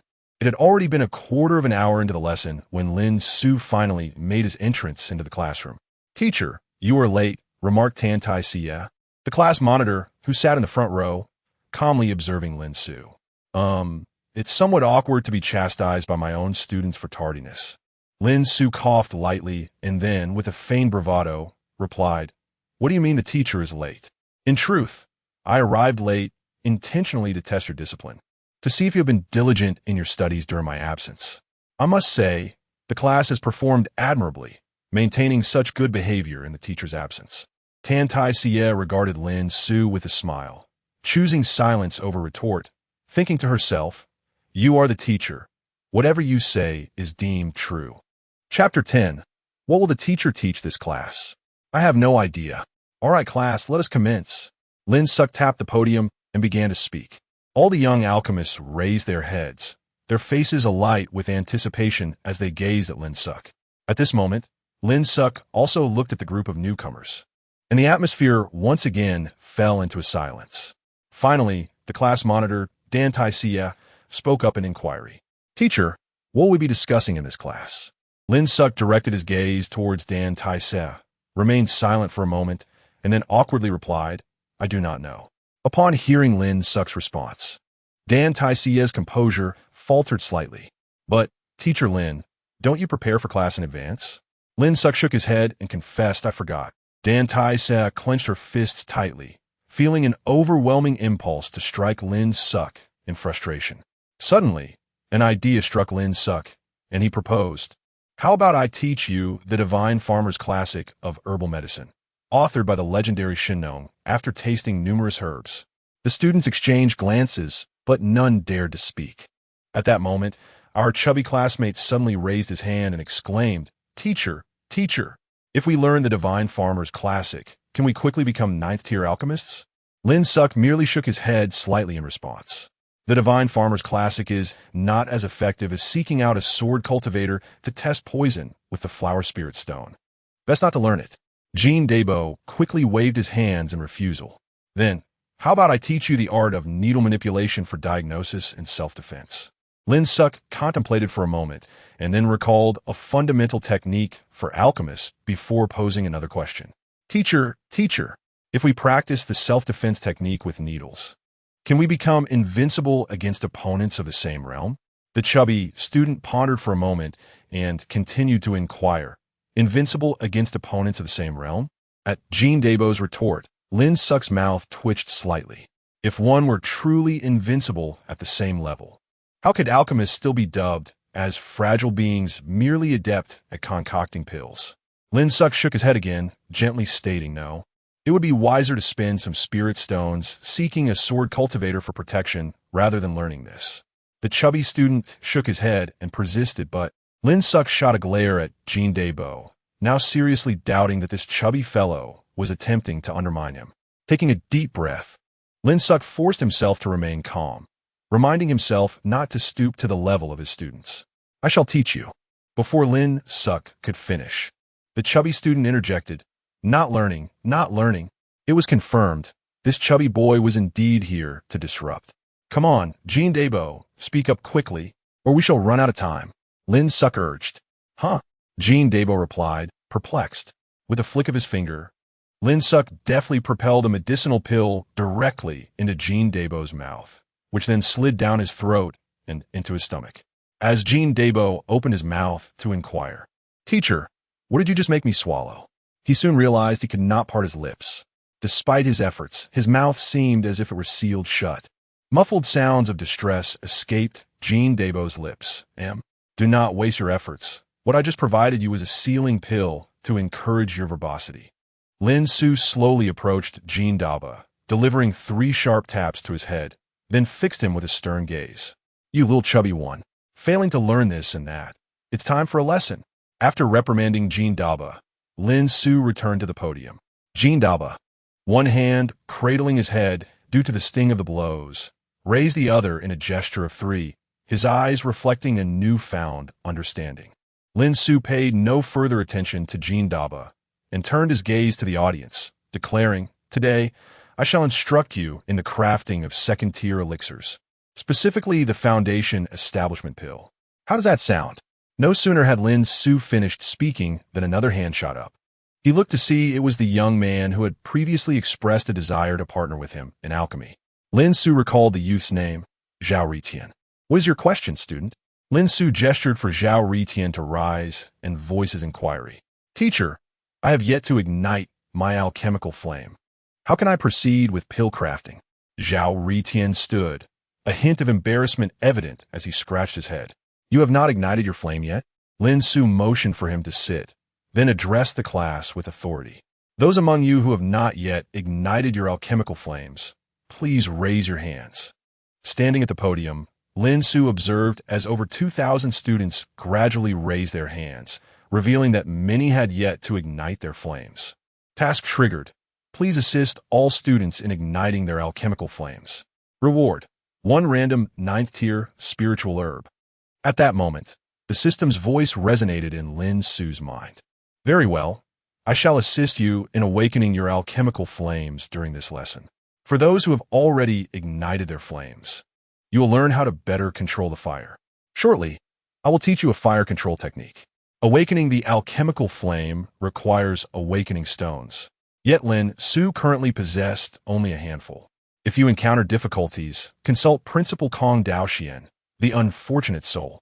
Lin Xiu picked up his identity Jade token and promptly sent a message to Kong Daoxian. Old Kong, I need 2,000 alchemical flame awakening stones. Send them over quickly. Just as Principal Kong had clocked in for work and had yet to settle into his office chair, Lin Xiu's message arrived. Kong Daoxian read the message, initially doubting his eyes as he thought he might have overexerted himself in his cultivation the previous night. Eventually, he confirmed that Lin Xiu was indeed requesting 2,000 alchemical flame awakening stones. What on earth do you need 2,000 awakening stones for? Kong Doan hastily replied, Do Lin Xiu. It's because there are still a multitude of students who have not ignited their flames. Without this, subsequent teaching cannot proceed. Lin Xiu explained in his response. Upon reading Lin Xiu's message, Kong Daoxian was relieved to learn it was for educational purposes. He had been genuinely concerned that Lin Xiu might attempt to sell the Academy's resources on the black market, as he was known to engage in such dubious activities. Years ago, a swordsman sought the expertise of Lin Xiu in alchemy. However, he subsequently found himself unable to pay the fees.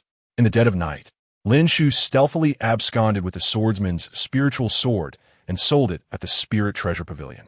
Eventually, the swordsman squandered his wealth to redeem his sword from the pavilion. In the end, this swordsman vociferously proclaimed vengeance for the perceived theft of his wife, pursuing Lin Xiu relentlessly for over a month. Nevertheless, as long as Lin Xiu was not engaged in any malevolent deeds, all would be well. Kong Daoxian promptly summoned the teacher responsible for logistics and storage to deliver a Dan Fire awakening stone to Lin Xiu. It was then discovered that the Alchemy Academy possessed merely over 1,000 such stones, falling significantly short of the required 2,000. In resignation, Kong Daoxian conveyed the news to Lin Xiu in its entirety. Moments later, a voice message of 15 minutes appeared in the chat between Kong Daoxian and Lin Xiu, the maximum length allowed by the identity token of the Alchemy Academy.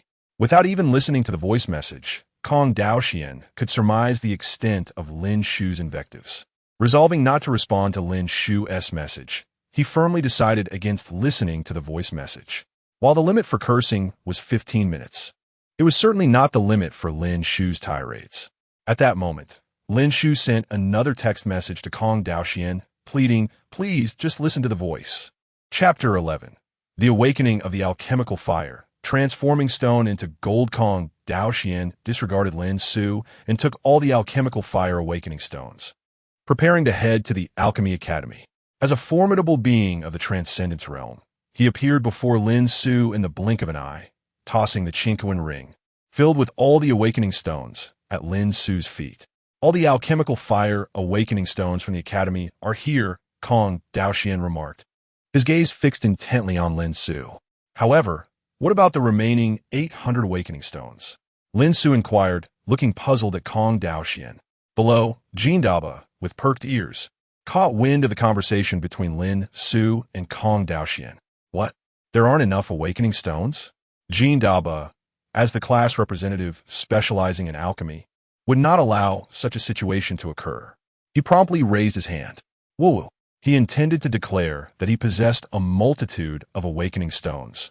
Yet when he opened his mouth, only muffled sounds emerged. The effects of the sealing pill were quite formidable. Observing that neither Kong Daoxian nor Lin Xiu paid him any mind, the chubby boy hesitated momentarily before resolutely stepping onto the podium. At that moment, Lin Su and Kong Daoxian finally noticed Jin Daba, while the other students fixed their gazes upon him, unsure of what he was about to do. Jin Daba, under the watchful eyes of his peers, began to manipulate the Qianquan ring. One by one, stones tumbled onto the table, quickly forming a small mountain. Woo-woo, woo-woo. Jin Daba's face beamed with pride as he emitted gleeful sounds. What is he saying? Kong Daoxian shifted his gaze from the pile of awakening stones to Lin Su, inquiring curiously. With a sigh of resignation, Lin Su waved his hand, dispelling the effects of the sealing pill within Jin Daba. You may speak now, Lin Su explained. Teachers, if you find yourselves short on alchemical fire awakening stones, remember to come to me. I have plenty, Jin Daba declared proudly. Lin Su glanced at the Qianquan ring in Jin Daba's hand and recalled his identity as the young master of the Jin Yuan Commerce Guild. What a foolish scion of a wealthy family. While others conceal their wealth, Jin Daba seems eager for all to know he is a walking printing press. Rest assured, young man, your alchemical fire awakening stones will not go unrecognized by the Academy. We shall ensure that spirit stones are delivered to you, Kong Daoxian addressed Jin Daba. Upon hearing this, Jin Daba's expression grew somewhat awkward. Spirit stones? Are you insulting me, old man? Of course, such words could not be openly uttered by Jin Daba. He merely waved his hand dismissively, stating, Principal Kong, what nonsense about spirit stones. As the class representative, it is my duty to assist my fellow students in awakening their alchemical fire. At that moment, Kong Daoxian finally took note of the chubby boy's name. Jin Daba? As the principal, he was well aware of the names of the new students. The young master of the Jin Yuan Commerce Guild? This changes everything. Mentioning spirit stones may indeed come off as somewhat insulting. Kong Daoxian exchanged greetings with Lin Su and then turned to leave the Alchemy Academy, while Lin Su signaled Jin Daba to return to his seat. Classmates, today the teacher will guide you in awakening your Dan fire, Lin Su announced. With that, he channeled his spiritual energy, delivering Dan fire awakening stones to each student who had yet to awaken their fire. Standing at the podium, Lin Su picked up a Dan fire awakening stone, cradling it in his palm as he demonstrated to everyone. Like this, grasp the Dan fire awakening stone firmly, and then channel your spiritual energy to impact the stone continuously, he instructed while demonstrating. The group of students, still unawakened in their Dan fires, followed Lin Su's guidance and began to channel their spiritual energy into the stones. Once you feel your palm gradually warming, that indicates you are on the verge of awakening your Dan fire. Lin Su continued to elaborate. After a considerable time, the stones in everyone's hands had crumbled into fragments, and vibrant Dan fires ignited in their palms. The newly awakened students could not help but marvel at the phenomenon. Lin Su, observing the students from the podium, couldn't help but smile. Their innate talent for alchemy was impressive. The least among them awakened a 4th-tier Dan fire, while several had achieved 7th tier or higher. Clearing his throat twice, he gathered everyone's attention. Now that you have all awakened your Dan fires, I will teach you the art of fire control. It is widely recognized that the two most prevalent fire control techniques in the alchemical realm are the Qi fire control technique, popularized by the nameless Dan Emperor, and the Kong family's inherited Kong fire control technique. Lin Su continued, however, both techniques have certain flaws. The Qi technique emphasizes speed, using intense flames for alchemy, but it comes with a high failure rate. On the other hand, the Kong technique improves the success rate of refinement, but relies on a gentle flame, resulting in prolonged alchemy sessions that excessively drain spiritual energy. Listening intently to Lin Su's explanation, Kong Zmo from the renowned Kong family nodded in agreement. Fully aware of the shortcomings of his family's fire control method, Lin Su then shared his own fire control technique, which not only expedited the alchemical process, but also achieved a success rate comparable to that of the Kong technique. The new students, all young prodigies, quickly grasped Lin Su's fire control method, particularly Dan Xiu and Kong Zmo, who already possessed some alchemical experience, were utterly astounded by Lin Su's teachings. Truly, the understanding of the path of alchemy held by this youthful alchemical master was unparalleled. To ensure that the students could master the fire control technique proficiently, Lin Xiu encouraged them to practice independently. Having just awakened his Dan fire and listened to Lin Xiu's explanation of the fire control technique, Jean Dabao felt eager to try it himself. He concentrated, summoning a brilliant golden flame in his left hand. Once the flame reached its peak intensity, Jean Dabao eagerly retrieved a palm-sized alchemical furnace from his Qinkuan ring. Jean Dabao, filled with eager anticipation, placed the alchemical furnace atop the cauldron's flame. In the next moment, an unexpected transformation occurred. The once pitch-black furnace was instantly transformed into a resplendent gold under the scorching embrace of the golden flames. Jean Dabao was taken aback by this spectacle and hurriedly extinguished the flames, meticulously examining the now golden furnace. Having dealt with precious metals and jewels since childhood, the plump boy immediately recognized that the material of the furnace had, at that moment, metamorphosed into pure gold. His initial curiosity swiftly gave way to a flicker of disdain in his eyes upon realizing the furnace's composition. Utterly worthless, Jean Dabao remarked with evident contempt. This scene did not escape the watchful gaze of Lin Xiu, who stood upon the platform. Has Jean Dabao awakened the ability to transmute stone into gold? Lin Xiu pondered inwardly. Chapter 12. Cultivating immortality is already arduous enough. What harm is there in making the elixirs a tad sweeter? The transformative fire known as the golden transmutation flame is indeed an anomaly among alchemical flames. Anything subjected to its searing touch, regardless of material, will transmute into pure gold. Only a furnace crafted from golden crystal can withstand the metamorphosis wrought by the golden transmutation flame. As Lin Xiu is aware, those alchemists throughout history who have awakened this flame ultimately abandoned their craft. Some turned to selling gold jewelry, while others chose to revel in the riches of the mortal realm. In their words, alchemy is not worth pursuing. Lin Xiu gazed at the rotund figure of Jean Dabao, reflecting that some individuals are simply destined for wealth. Jean Dabao is that sort of person, with all his innate talents seemingly devoted to economic pursuits. If wealth is a form of talent, then Jean Dabao is indeed exceptionally gifted. At this moment, a fellow alchemist seated beside Jean Dabao leaned over to inspect the golden furnace on his table, then glanced back at him. With great caution, he inquired, "Scholar, are you no longer needing this furnace?" Jean Dabao returned the gaze of the alchemist and replied, "If you desire it, then take it." Upon hearing Jean Dabao's words, the alchemist's eyes lit up, and he promptly stowed the golden furnace into his spatial ring. "Scholar, you are truly magnificent." "Thank you," he exclaimed, quickly expressing his gratitude to Jean Dabao. At this juncture, Jean Dabao turned to the alchemist and said, "I meant to thank you as well." The alchemist, still cautious, pondered over his previous statement, unsure if he had misspoken. "I was referring to your last comment," Jean Dabao clarified. "I said, 'Scholar, you are truly magnificent.'" After a moment of contemplation, the alchemist responded. Hearing the compliment once more, a satisfied smile spread across Jean Dabao's face. "Your discernment is rather commendable. Please provide me with your address, and I shall arrange for my father to send several hundred carts of gold to your home." Upon hearing Jean Dabao's words, the alchemist's eyes sparkled. Does this signify a windfall? He pondered.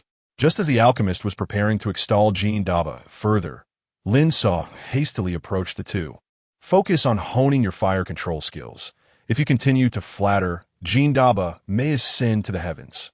Lin Xiu's admonition sent a shiver down the alchemist's spine, prompting him to earnestly concentrate on his fire control practice. Lin Xiu then turned his attention to Jean Dabao, elucidating the characteristics of the golden transmutation flame.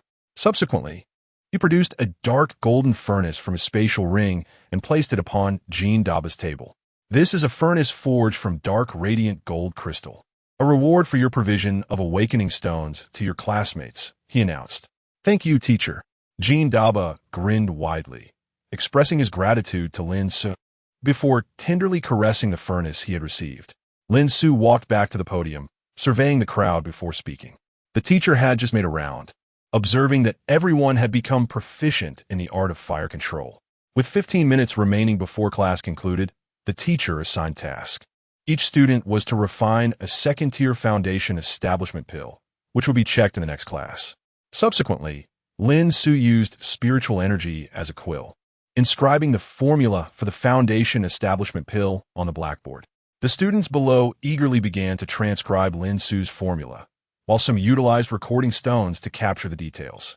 At this moment, Dan Xiu sat in the front row, diligently documenting the Foundation Establishment Pill formula written by Lin Xiu on the blackboard. The formula read, Tian Foundation Establishment Pill. Main ingredients: 3 grams of century-old jade spirit mushroom, 2 grams of 5-element dew, and 1 gram of earth core, fire lotus seed. Auxiliary ingredients: 2 grams of calming herb and 3 grams of second-tier spirit bee honey. Wait a moment. Second-tier spirit bee honey? Sensing something amiss, Dan Xiu raised her head, her beautiful eyes filled with confusion. She glanced around and noticed that Kong Zmo and several others also wore expressions of bewilderment. Is it customary to include honey in the Foundation Establishment Pill formula? The puzzled group remained silent, awaiting Lin Xiu to finish writing the formula and refining method. Only then did Kong Zmo speak up. Teacher, did you perhaps make a mistake with this formula? Upon hearing Kong Zmo's words, Lin Xiu turned back to glance at the blackboard and responded with equal perplexity. No, this is indeed the formula for the Tian Foundation Establishment Pill. The teacher has provided you with the entire refining process to ensure your success. Lin Xiu's detailed description of the refining process was so clear that even a novice could successfully concoct the pill. Yet, this did not justify the inclusion of honey in the formula. Teacher, the Foundation Establishment Pill formula does not include honey. Dan Xiu interjected, seeking clarification. Indeed, why is honey necessary in the Foundation Establishment Pill formula? Other intrigued students echoed in agreement. After listening to their inquiries, Lin Xiu merely smiled and replied, Is a cultivation life arduous? Yes. The new students chorused in unison. Is cultivating exhausting? Lin Xiu continued his questioning. Absolutely. The students responded in chorus once more. Upon hearing their answers, Lin Xiu's smile broadened. Then what of it? The path of cultivation is already fraught with hardship. What is wrong with making our pills a bit sweeter? Do you truly wish to endure suffering without respite? A piece of advice: enduring hardship does not guarantee sweetness later, but beginning with sweetness certainly promises delight. After Lin Xiu's words, the classroom fell into a contemplative silence. Dan Xiu longed to refute Lin Xiu's assertion, but found herself at a loss for words, as she realized there was a semblance of truth in his statement. Many others shared her sentiment. Teacher, I have gained enlightenment. A student exclaimed. What a torturous existence I have endured in my previous cultivation. Another lamented. At this moment, Lin Xiu spoke again. All right, class is nearly over. Quickly finish transcribing the formula. As for the materials required for alchemy, I have already discussed them with Teacher Xiao. Your next class, titled Alchemy Materials Science, will be taught by Teacher Xiao, who will distribute the necessary materials to you at that time. After Lin Xiu finished speaking, he instructed them to patiently await the end of the class. The teacher Xiao mentioned by Lin Xiu is named Xiao Qingdai, a renowned 8th-tier alchemist who is primarily responsible for managing the logistical materials at the Alchemy Academy. Although Xiao Qingdai is merely an 8th-tier alchemist, her reputation in the realm of alchemy is nothing short of illustrious, rivaling even that of 9th-tier alchemists. This is attributed to the unique methodology she has mastered, which intricately analyzes the science of materials. It can be asserted that when it comes to understanding alchemical materials, even professional herbalists and celebrated 9th-tier alchemists may not surpass Xiao Qingdai. Consequently, she has been appointed as the principal instructor for alchemy material science at the Academy. Chapter 13. Rather than forcing oneself, it is better to grant oneself a reprieve. As the school bell resonated, Lin Xiu departed from the classroom. The next lecture by Xiao Qingdai was also to be held in Xianan Hall. Thus the students were spared the need to change rooms. Students, class is in session. Just as the university students were still engaged in their revelry, a crisp and clear female voice suddenly cut through the air. All eyes turned towards the source of the voice, where a female cultivator stood at the podium, clad in a flowing blue and white gown. Her long hair cascaded like a waterfall, elegantly secured by a hairpin. Her emerald eyes surveyed the room, exuding an aura of serene confidence and beauty. The freshman could not help but gasp in admiration. Is there truly such a charismatic woman in the world? I am Xiao Qingdai, your instructor for the study of alchemical materials. With poise, she stood before the class, gracefully inscribing her name on the blackboard. Hello, teacher. At this moment, the new students were invigorated, as it was indeed exciting to have such a beautiful instructor. Now, I shall distribute the alchemical materials from the previous lesson given by Dean Dan Xiu, and then we shall commence our class. As Xiao Qingdai spoke, she began to distribute the materials for the Xiantian Foundation Establishment Pill from her Qianquan ring. Meanwhile, Dan Xiu had returned to his staff dormitory. System claimed the task rewards. Upon closing the door, he eagerly initiated the retrieval of his system rewards. Congratulations, host, for completing the task. Reward: 1 9th rank spiritual herb, Nirvana fruit. This reward was for assisting all the students in awakening their alchemical flames. Just as class was concluding, the system issued another task. Assign alchemical assignments to the students. After submission, the host must taste and grade the pills. At first glance, Dan Xiu was utterly bewildered by this task. Taste the pills. Considering that there were over 10,000 students in the alchemical program, that would amount to more than 10,000 foundation establishment pills. Consuming over 10,000 pills would surely lead to a resistance to their effects. However, the system clarified that Dan Xiu only needed to sample and grade 10 pills selected from a batch. Returning to the matter at hand, Dan Xiu directed his gaze towards the peculiar fruit that had appeared in his hand, radiating a mesmerizing blend of golden and azure hues. Is this the 9th rank spiritual herb, the Nirvana fruit? He fixated on the fruit, which was roughly the size of a fist, his eyes shimmering with delight. Although Dan Xiu had encountered numerous 9th rank spiritual herbs and had even crafted countless 9th rank pills, he had only seen scant introductions to the Nirvana fruit in ancient texts and had never beheld one in reality. This was due to a cataclysm that transpired in the cultivation world billions of years ago, during which countless spiritual herbs and rare treasures were obliterated. Among them was the Nirvana fruit that now lay before Dan Xiu. With the divine-level understanding of alchemy granted by the system, Dan Xiu quickly began to analyze the Nirvana fruit with remarkable clarity. Elixir name: Nirvana fruit rank. 9th tier elixir efficacy, exhibiting remarkable restorative properties. It possesses the miraculous ability to revive the deceased and restore flesh to bones for mortals. For cultivators, it can instantaneously heal severe injuries and replenish spiritual energy, although its potency diminishes as the cultivator's realm advances. Recommended medicinal pills: Nirvana Holy Spirit Pill, 9th tier. Everlasting Life Pill, 9th tier. After comprehending the profound intricacies of divine alchemy, Dan Xiu closed the understanding and stored the Nirvana fruit within the confines of the system space. Once harvested, the elixir's inherent potency gradually wanes with the passage of time. Even when placed within a spatial ring, the elixir cannot escape the inevitable loss of its medicinal strength. Thus, only fresh elixirs, harvested moments prior, should be directly transformed into pills to ensure optimal efficacy. To mitigate the loss of medicinal power, cultivators have devised various methods. For instance, artifact cultivators have crafted specialized medicinal boxes to effectively preserve the elixir's potency. Similarly, alchemical cultivators utilize spiritual soil and fertilizers to replant the harvested elixirs, thus minimizing the decline in their strength. However, Dan Xiu, equipped with a system, can prevent the dissipation of the elixir's potency within the confines of the system space. He promptly secured the Nirvana fruit within this protective realm. When questioned as to why he did not concoct pills, Dan Xiu retorted that he lacked the auxiliary elixirs essential for pill creation. Without the requisite materials, what good is the endeavor? Dan Xiu prepared to resume his cultivation, sensing that a breakthrough in his realm was imminent. At that moment, his identity, Jade, token vibrated unexpectedly. What news could this be? Dan Xiu grasped the Jade token at his waist and examined it closely, discovering a message from Kong Daoxian. Kong Daoxian, agent recommandé. This evening marks the first night study session for new students, and all deans are required to attend. Upon reading Kong Daoxian's message, Dan Xiu's expression darkened. Just yesterday, he had instructed his students to attend the evening study session, and today he was notified that deans were expected to accompany them. Surely this was unreasonable.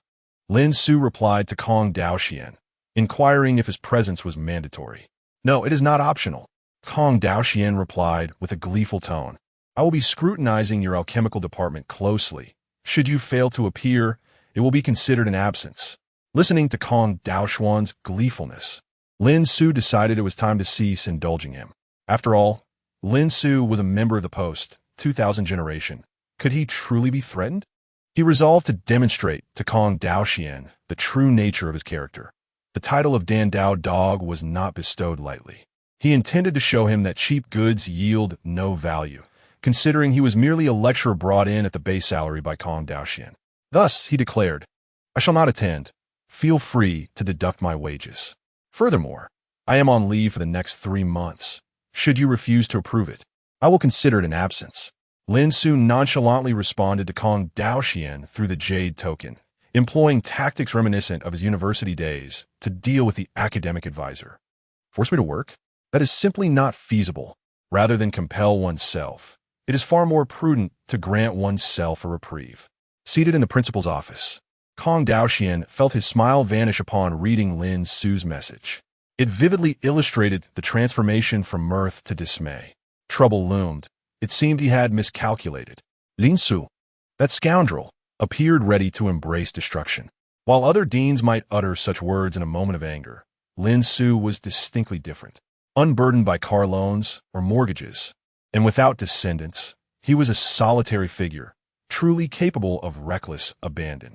No, old Lin, I was merely jesting. Why take it so seriously? Kong Daoxian hastily sent a voice message, attempting to placate Lin Xiu. After a brief interval, the Jade token of his identity vibrated. Upon inspection, it was another message from Lin Xiu. Then you shall call me father. Lin Xiu, do not push your luck. Kong Daoxian retorted. Will you call or not? Chapter 14. How did you get in, little rascal? As evening self-study commenced, young university students entered the Lingdon Pavilion in small groups, preparing for their academic endeavors. At this moment, Lin Xiu sat gracefully at the podium, a gentle smile gracing his lips. Good evening, Teacher Lin. Upon entering, a student spotted Lin Xiu and quickly greeted him. Hello, classmate. Lin Xiu replied, his smile broadening even further. At this moment, there was no hint of reluctance in his eyes regarding the evening study session. Instead, they sparkled with delight. Hey, what do you think has made our teacher so cheerful? Jean de Bayo inquired softly to Zhao Ritian as they sat together.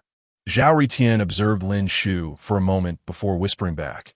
I'm not sure why he is so happy, but I've seen that smile on my father's face before.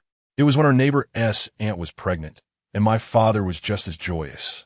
It resembles the delight of a new father. Upon hearing Zhao Ritian's words, Jean de Bayo wore an odd expression. He stared at Zhao Ritian for a while before finally voicing his thoughts.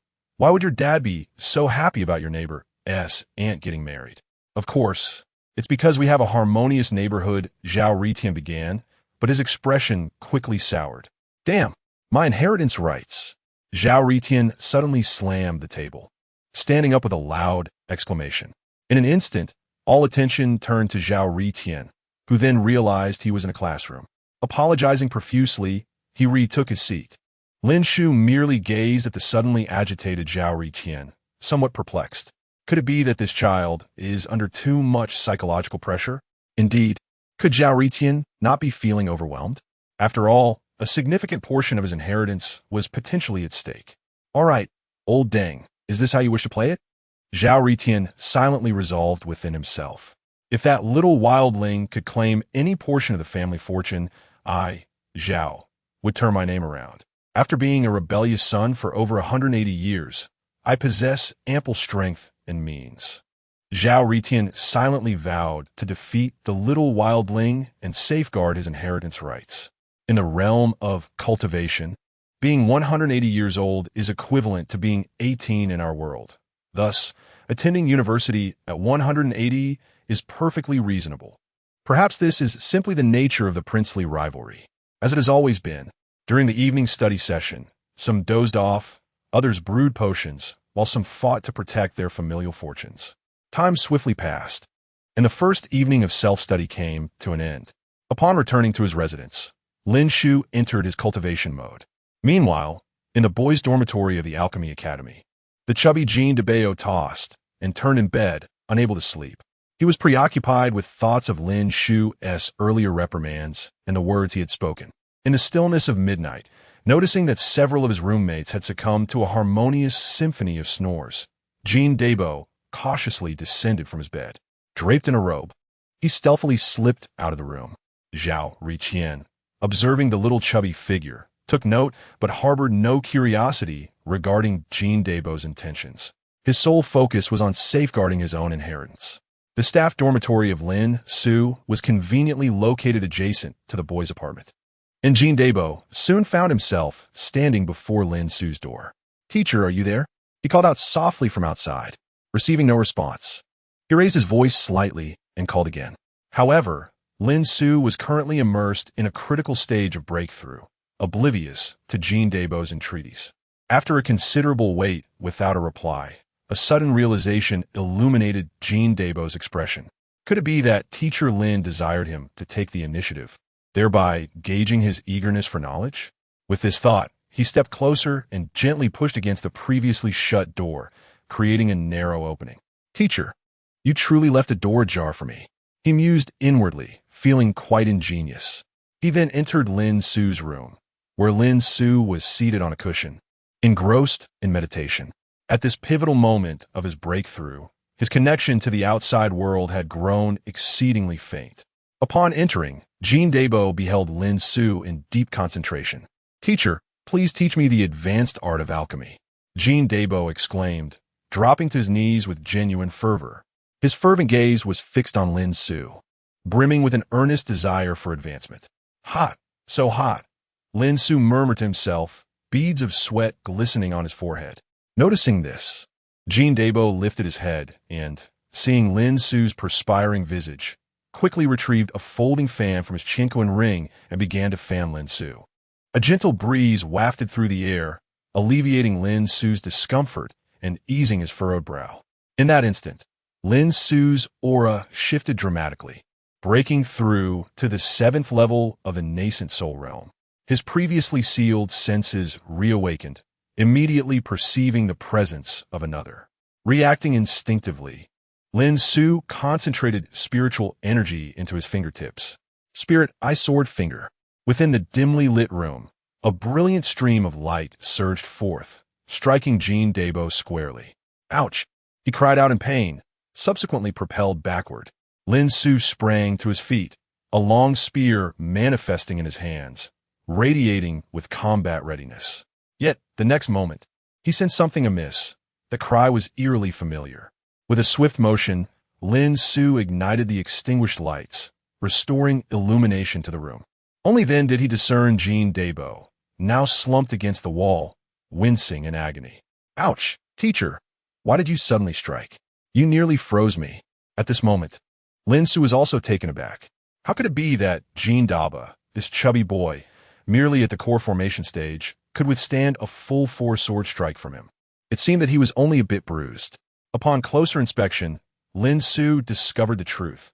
The robe draped over Jean de Bayo was, in fact, an 8th-tier defensive artifact. No wonder he was unscathed after enduring Dan Xiu's utmost attack. It must be said that the treasures possessed by the young master of the Jin Yuan Chamber of Commerce were indeed plentiful.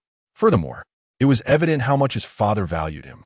Seeing that Jean de Bayo was unharmed and glancing at the door to his room, which had been flung open, Dan Xiu sheathed his spear and addressed Jean de Bayo.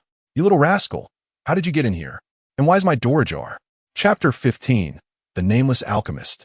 Midnight transmission of teachings, did you not summon me here? At this moment, the chubby boy arose from the corner, gently brushing off the dust from his attire. Gazing at Dan Xiu with a perplexed expression, Dan Xiu, equally bewildered by Jean de Bayo's words, pondered when he had permitted this little fellow to intrude upon his quarters. "When did I invite you?" Dan Xiu inquired, confusion evident in his tone. "Teacher, earlier today in class, you administered a sealing pill to me, which was an indication to maintain discretion. Then you delivered 3 sharp taps to my head, which was your way of urging me to visit you at midnight to impart the esteemed art of alchemy. The chubby boy quickly explained, his eyes brimming with fervor. Upon reflecting, Lin Xiu recalled how Jean de Bayo had disrupted the classroom, persistently undermining his authority, prompting Lin Xiu to retaliate. Yet, he could not help but admire the boy's unique thought process. It was remarkable that he could draw such conclusions after a mere reprimand. Becoming a renowned alchemist is not achieved in an instant. Diligent practice is indispensable. Lin Xiu reluctantly took it upon himself to counsel Jean de Bayo, urging him to remain grounded and to pursue success step by step.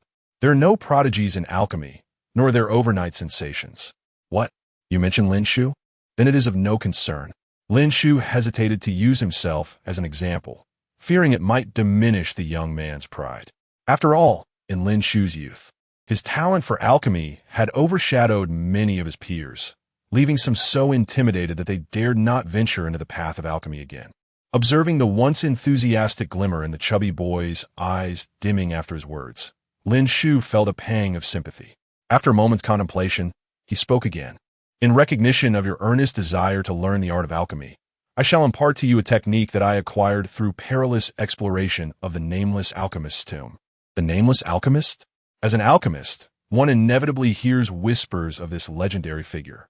In the ancient era, a bizarre plague swept through the entire Taisu immortal domain, claiming the lives of mortals within 3 days. Even cultivators at the foundation and core formation stages found their powers dissipating upon infection. Ultimately, the plague intensified, leaving the entire Taisu immortal domain bereft of a remedy. Countless alchemists and demon cultivators were left in despair. The Nameless Alchemist, unable to bear the suffering of the masses, resolutely ventured into the dawn battlefield. After traversing the 9 immortal domains, he finally concocted a cure for the plague. Thus, he earned the title of the alchemist of his era. Yet, history is peculiar. While the records chronicling this illustrious alchemist's deeds abound, they conspicuously omit his name, as if there were a deliberate attempt to conceal something. Henceforth, later generations of alchemists referred to him as the Nameless Alchemist. The original owner of this body had once ventured into the tomb of the enigmatic alchemist, acquiring a fragmentary parchment that detailed several extraordinarily potent elixirs. Lin Xiu decided to impart the methods for crafting these elixirs to Jean Daba, leaving his future successes to the whims of fate. Jean Daba eagerly exclaimed, "Teacher, I yearn to progress." Observing the portly lad's earnestness, Lin Xiu smiled gently and stepped forward, a glimmer of light appearing at his fingertips. Noticing the light, Jean Daba nervously inquired, "Teacher, you aren't going to strike me with your sword finger again, are you?" It was evident that Lin Xiu's previous demonstration of the spirit eye sword finger had left him somewhat apprehensive. Lin Xiu, feeling a touch of awkwardness, reassured him, "Rest assured, I shan't harm you. I am genuinely here to impart knowledge." With Lin Xiu's repeated assurances, the boy cautiously approached. Lin Xiu placed his fingertip upon Jean Daba's forehead, beginning to chant an obscure incantation. In the next moment, an influx of peculiar and ancient symbols surged into Jean Daba's mind. Indeed, they were quite strange. His consciousness was inundated with numerous archaic and intricate scripts, arranged in an orderly fashion. However, he could only comprehend a fraction of the intelligible text. "Teacher, is this the formula for the elixirs?" Jean Daba inquired, his confusion palpable. "Do not overthink it. Focus your mind and perceive diligently." Lin Xiu interjected, urging him to concentrate. An hour later, the radiance at Lin Xiu's fingertips dissipated, and he exhaled a breath laden with relief. He had just imparted to the young lad the recipes for 9 ancient elixirs through a secret technique. But how much Jean Daba would retain depended solely on his own comprehension. After a considerable time, Jean Daba slowly opened his eyes, astonishment and curiosity shimmering within them. "Teacher," he began, but Lin Xiu interrupted him. "Daba, the knowledge I have shared with you today must remain confidential. This is a tremendous opportunity, but also a significant peril. Should these elixirs be successfully crafted, the powerful beings of the 9 celestial domains will become frenzied." Lin Xiu explained, referencing the 9 celestial domains. with the Taizu celestial domain being one among them, while the narratives of the other domains would unfold in due course. Jean Daba, displaying commendable obedience, nodded vigorously. Have you retained the formulas? Lin Xiu inquired, raising an eyebrow in anticipation. The lad sheepishly scratched his head and extended his chubby hand, signaling 5. Lin Xiu was pleasantly surprised. He had not anticipated Jean Daba to grasp 5 formulas, believing 3 would have been commendable. Well done. Lin Xiu affirmed with a nod of satisfaction. It is getting late. You should return swiftly lest you struggle to rise in the morning. Also, refrain from intruding upon my quarters at night. It is rather disconcerting. With that, Lin Xiu dismissed Jean Daba, allowing him to depart. The following day, Lin Xiu arose from his slumber only at noon. Although cultivators at the nascent soul stage possess the ability to remain vigorous without sleep for several months, Lin Xiu, as a time traveler, found certain habits difficult to shed, such as his penchant for retiring early and awakening late. He would typically retire at 4 in the morning and rise at 4 in the afternoon. Is there a contemporary youth who does not live in such a manner? If a fellow cultivator were to stay up until 3 in the morning and not awaken until 11 or 12 in the afternoon, managing to indulge in video games while also bestowing a 5-star rating upon my humble novel, they would surely recognize that this is the essence of a well-lived life. Lin Xiu intended to visit the logistics department of the Alchemy Academy to procure some medicinal herbs, preparing to stoke the furnace for alchemical concoction. Despite being a 9th-tier alchemist, the path of cultivation demands constant refinement. Stagnation leads to regression, necessitating frequent practice. Chapter 16. Why do you not avoid? Because I fear not. Lin Xiu, having demonstrated his footwork, exited the Alchemy Academy and proceeded directly towards the logistics department of the Creation Academy, intending to procure some medicinal herbs. As Lin Xiu hastened along his path, a figure abruptly materialized before him. The individual, standing resolutely against Lin Xiu's swift approach, made no attempt to step aside. Consequently, Lin Xiu had no choice but to hastily withdraw his spiritual energy and come to an abrupt halt. Why do you not avoid? Lin Xiu inquired, gazing at the elderly man before him, who stood with hands clasped behind his back, his hair a striking white. Because I fear not. The elder replied in an unperturbed tone. Why do you not fear? Lin Xiu furrowed his brow, scrutinizing the elder, perplexed by his inability to discern the man's cultivation level. I simply do not fear, the elder reiterated with unwavering calm. No, old sir, you are obstructing my path and refuse to move aside. Do you comprehend the peril involved? Lin Xiu, exasperated, sought to elucidate the situation to the elder. Whether it is perilous or not is unknown to me. I only know that, esteemed teacher, you are exceeding the speed limit, the elder explained, fixing his gaze upon Lin Xiu. Exceeding the speed limit? What nonsense is this? Lin Xiu's face reflected his confusion, prompting the elder to elaborate. The new regulations of the Creation Academy stipulate that within the Academy grounds, one is permitted to employ footwork of the 4th tier or below. Any footwork exceeding this tier is considered speeding. The same applies to sword cultivators flying on their swords, who must also register with the Academy Safety Department and obtain a sword flying permit before they are permitted to take to the skies. Upon absorbing the elder's words, Lin Xiu fell silent, grappling with the absurdity of speed limits and driving licenses in the realm of cultivation. May I inquire your name, esteemed elder? Lin Xiu sensed that this elder's identity was far from ordinary. I am Wu Gang, head of the Academy's Safety Department. The elder candidly revealed his name. Upon hearing the elder's self-introduction, Lin Xiu was taken aback. No wonder he could not perceive the man's realm. It turned out to be Wu Gang. How remarkable that such a formidable figure had been recruited to the Creation Academy. Wu Gang was one of the most powerful beings in the Taizu celestial domain, renowned for single-handedly slaying 3 adversaries of equal rank during the conflict with the Jiuxiao celestial domain. Ah, so, is Elder Wu. I am honored, Lin Xiu said, bowing respectfully.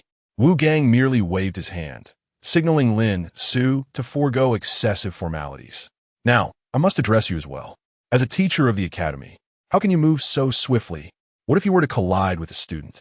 He continued, considering this is your first offense. I shall only offer a verbal reprimand this time. Should there be a next occurrence, I will have to escort you to the safety department. Faced with Wu Gang's admonishment, Lin Su dared not defy him, responding like an obedient child. Indeed, Elder Wu, you are absolutely right. It was not that Lin Su feared this top-tier powerhouse, but rather that he held a deep respect for those who protect their homeland. Noticing Lin Su's humility and courtesy, Wu Gang's interest was piqued. May I ask your name? Esteemed teacher? Alchemy Academy, Lin Su, came the humble reply. Upon hearing the name Lin Su, Wu Gang narrowed his eyes and scrutinized the young man before him.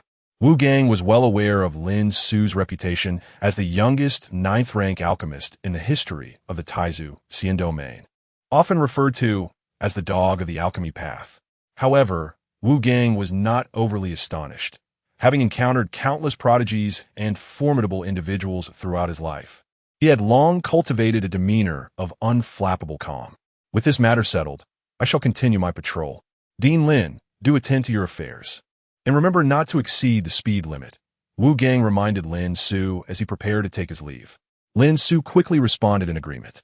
Subsequently, he activated his fourth-rank footwork and made his way to the logistics department of the academy. The Zhao Hua Academy comprises 13 secondary colleges, each housing facilities such as a medical center, training rooms, a library, and logistics departments. However, in the central area of the Zhao Hua Academy, the training rooms, library, and logistics department all have their headquarters. Lin Su intended to visit the headquarters of the logistics department. In the Zhao Hua Academy, purchasing items does not require spirit stones. Instead, one must exchange merit points.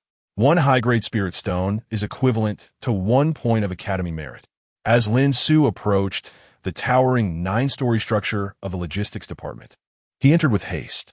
The logistics department is divided into 9 levels, with the first level stocked with first-rank materials and so forth, culminating in 9th-rank materials on the 9th level. At this moment, the logistics department was not particularly busy. The staff at the front desk was engrossed in a book. Upon hearing footsteps, the female cultivator raised her head and inquired, "Greetings, fellow Taoist. Do you require anything from the logistics department?" Momentarily taken aback by the strikingly handsome young man, the female cultivator quickly regained her composure. "Hello. I would like to exchange some idle elixirs for merit points and then purchase some spiritual herbs." Lin Su responded with a gentle smile. "Certainly. Please show me the elixirs so I can assess their value," the female cultivator replied. Lin Su nodded, and with a flick of his hand, several porcelain vials appeared on the counter, releasing a fragrant aroma that was both refreshing and uplifting. Each vial bore a label indicating the name of the elixir contained within. The female cultivator initially assumed these vials contained merely first or second-rank elixirs, but her perception changed when she picked up one vial. "5th-rank Awakening Elixir," she exclaimed, her eyes widening in surprise. She then lifted another vial. "6th-rank Soul Gathering Elixir." Her astonishment deepened. "Fellow Taoist, did you concoct these elixirs yourself?" she asked, her tone tinged with curiosity. Lin Su merely nodded slightly, not offering further explanation. "These elixirs are beyond my expertise. I will need to consult with the department head. Could you please wait a moment?" The female cultivator addressed Lin Su. "Of course," Lin Su replied in affirmation. The female cultivator then stood up to summon assistance, leaving Lin Su to await her return. After a while, a hearty laughter resonated through the air. I initially wondered who it might be, only to discover it was Director Lin, whose warmth and hospitality were evident. Following the sound, Lin Su caught sight of a portly middle-aged man approaching. He had seen this individual during a meeting organized by Kong Daoxian for various directors and heads of departments at the academy at the beginning of the term. This man was the director of the logistics department, whose name seemed to be Jean Miao. "Director Jean, it has been quite some time." Lin Su greeted him warmly. After all, they were colleagues, and, as they often crossed paths, it was essential to maintain a good rapport. "Director Lin, you flatter me. I am merely here to ensure that my dear nephew receives the care he deserves," Jean Miao replied with a persistent smile. "His nephew?" Lin Su silently pondered, beginning to form a conjecture in his mind. Chapter 17 Re-encounter with Su Meiqing and the transaction with Su Meiqing is Director Jean, perhaps the uncle of Jean Daba? Lin Su looked at the man before him, Jean Miao, and inquired. Upon hearing this, Jean Miao smiled and nodded before responding. Indeed, Daba is my dear nephew. I hope Director Lin will take good care of him. Lin Su nodded in agreement, remarking that Jean Daba is a remarkably intelligent and diligent child. A classic conversation between a teacher and a parent. The two then exchanged compliments before delving into the main topic. Jean Miao picked up a porcelain vial from the table, carefully pouring out the elixir within and scrutinizing it in his palm. He then took a gentle whiff of the medicinal aroma before once again retrieving the porcelain vial. Standing aside, Lin Su could not help but admire Jean Miao's expertise. After all, he hailed from the esteemed Jin Yuan Chamber of Commerce. The evaluation of an elixir's quality involves 3 steps: observation, olfaction, and tasting. The first step, observation, entails examining the elixir closely in hand, assessing its color and authenticity, and determining whether it contains any impurities. The elixirs crafted by Lin Su were all perfectly rounded and plump, truly the finest among the elite. The second step is olfaction. Adept practitioners can discern the remaining potency of the elixir merely by its fragrance. The final step, tasting, serves as the ultimate confirmation of the elixir's efficacy. Jean Miao, having completed just the first 2 steps of observation and olfaction, was already able to ascertain the quality and potency of the elixir Lin Su intended to exchange. Truly, it was a rare gem. Director Lin, after my calculations, these elixirs can be exchanged for 57,000 merit points. Do you have any questions? If not, I shall proceed with the exchange. Jean Miao glanced at the porcelain vial on the table before turning to Lin Su. No questions, Lin Su replied. Then please hand over your identity jade token, and I shall facilitate the exchange of merit points for you. The exchange will take some time. You may explore the logistics department in the meantime. Upon hearing Jean Miao's words, Lin Su nodded and promptly handed over his identity token, expressing his gratitude to Director Jean. Jean Miao accepted the token with a smile and departed. Lin Su's intentions were clear. He made his way directly to the 7th floor. With the spiritual herbs he sought were of 7th-tier quality. In the blink of an eye, Lin Su's figure appeared on the 7th floor. In contrast to the 1st and 2nd floors, which were brimming with an array of heavenly materials and earthly treasures, the 7th floor displayed a significantly reduced selection. Each type of material was showcased on independent platforms, accompanied by detailed descriptions. As Lin Su meticulously searched for the spiritual herbs he required, a sultry voice resonated from behind him. Director Lin? Hearing someone call out to him, Lin Su instinctively turned around. Before Lin Xiu stood a striking woman clad in a flowing purple gown, her figure exuding an irresistible allure. Upon noticing Lin Xiu, she offered a gentle smile, each expression imbued with an intoxicating charm. This enchanting figure was none other than Su Meiqing, the esteemed head of the Huan Academy. Lin Xiu gazed at Su Meiqing, inwardly marveling at the elegance of the color purple. Director Su, what a coincidence to find you here. He greeted her with a warm smile. Lin Daoist, you have become even more handsome in these past few days. Su Meiqing playfully teased in return. Didn't Ti mention Director Lin should simply call me Mayor? Referring to me as Director Su feels so impersonal, she pouted, her voice laced with a playful sweetness. Yet I have yet to hear you call me Brother Lin. Lin Xiu jested, a playful grin on his face. Brother Lin, how annoying! Su Meiqing exclaimed, her cheeks flushing with embarrassment, reminiscent of a bashful young girl, evoking an irresistible sense of affection from Lin Xiu. Inwardly, he could only smile at the delightful scene. As a competent alchemist, the first rule was to remain wary of the words of the female disciples of Huan's sect. Trusting them could lead not only to deceit, but also to becoming a mere pawn in their designs. Mayor, have you come procure some rare materials? Lin Xiu inquired, curiosity piqued. I am in search of branches from the infatuation tree, but it seems this logistics department lacks such elixirs, Su Meiqing replied, her demeanor shifting from playful to composed upon realizing Lin Xiu's indifference to her charm. And you, Brother Lin? She asked, her curiosity resurfacing. I am here to gather some materials for alchemy, Lin Xiu replied calmly. Then, as they continued their search for rare herbs, Su Meiqing abruptly halted in a secluded corner, her expression growing serious. "Brother Lin, I have a proposition I wish to discuss with you," she said, hesitation flickering in her eyes. A glimmer of intrigue crossed Lin Xiu's gaze as he responded, "Please, tell me what this transaction entails, and if it is within my power. I will certainly oblige." He was cautious, recognizing the potential pitfalls of being too eager. "Brother Lin, as you know, the He sect is rife with deception. I have exerted great effort to attain the position of head of the academy and have inevitably stepped on some toes within the sect. Thus, I cannot afford to lose this title," Su Meiqing confessed, her expression one of vulnerability. Lin Xiu, observing her seemingly pitiful demeanor, felt a wicked thought surface in his mind. He was tempted to suggest, "Director Su, surely you wouldn't wish to jeopardize your position?" However, he quickly shook his head, dispelling the notion from his thoughts.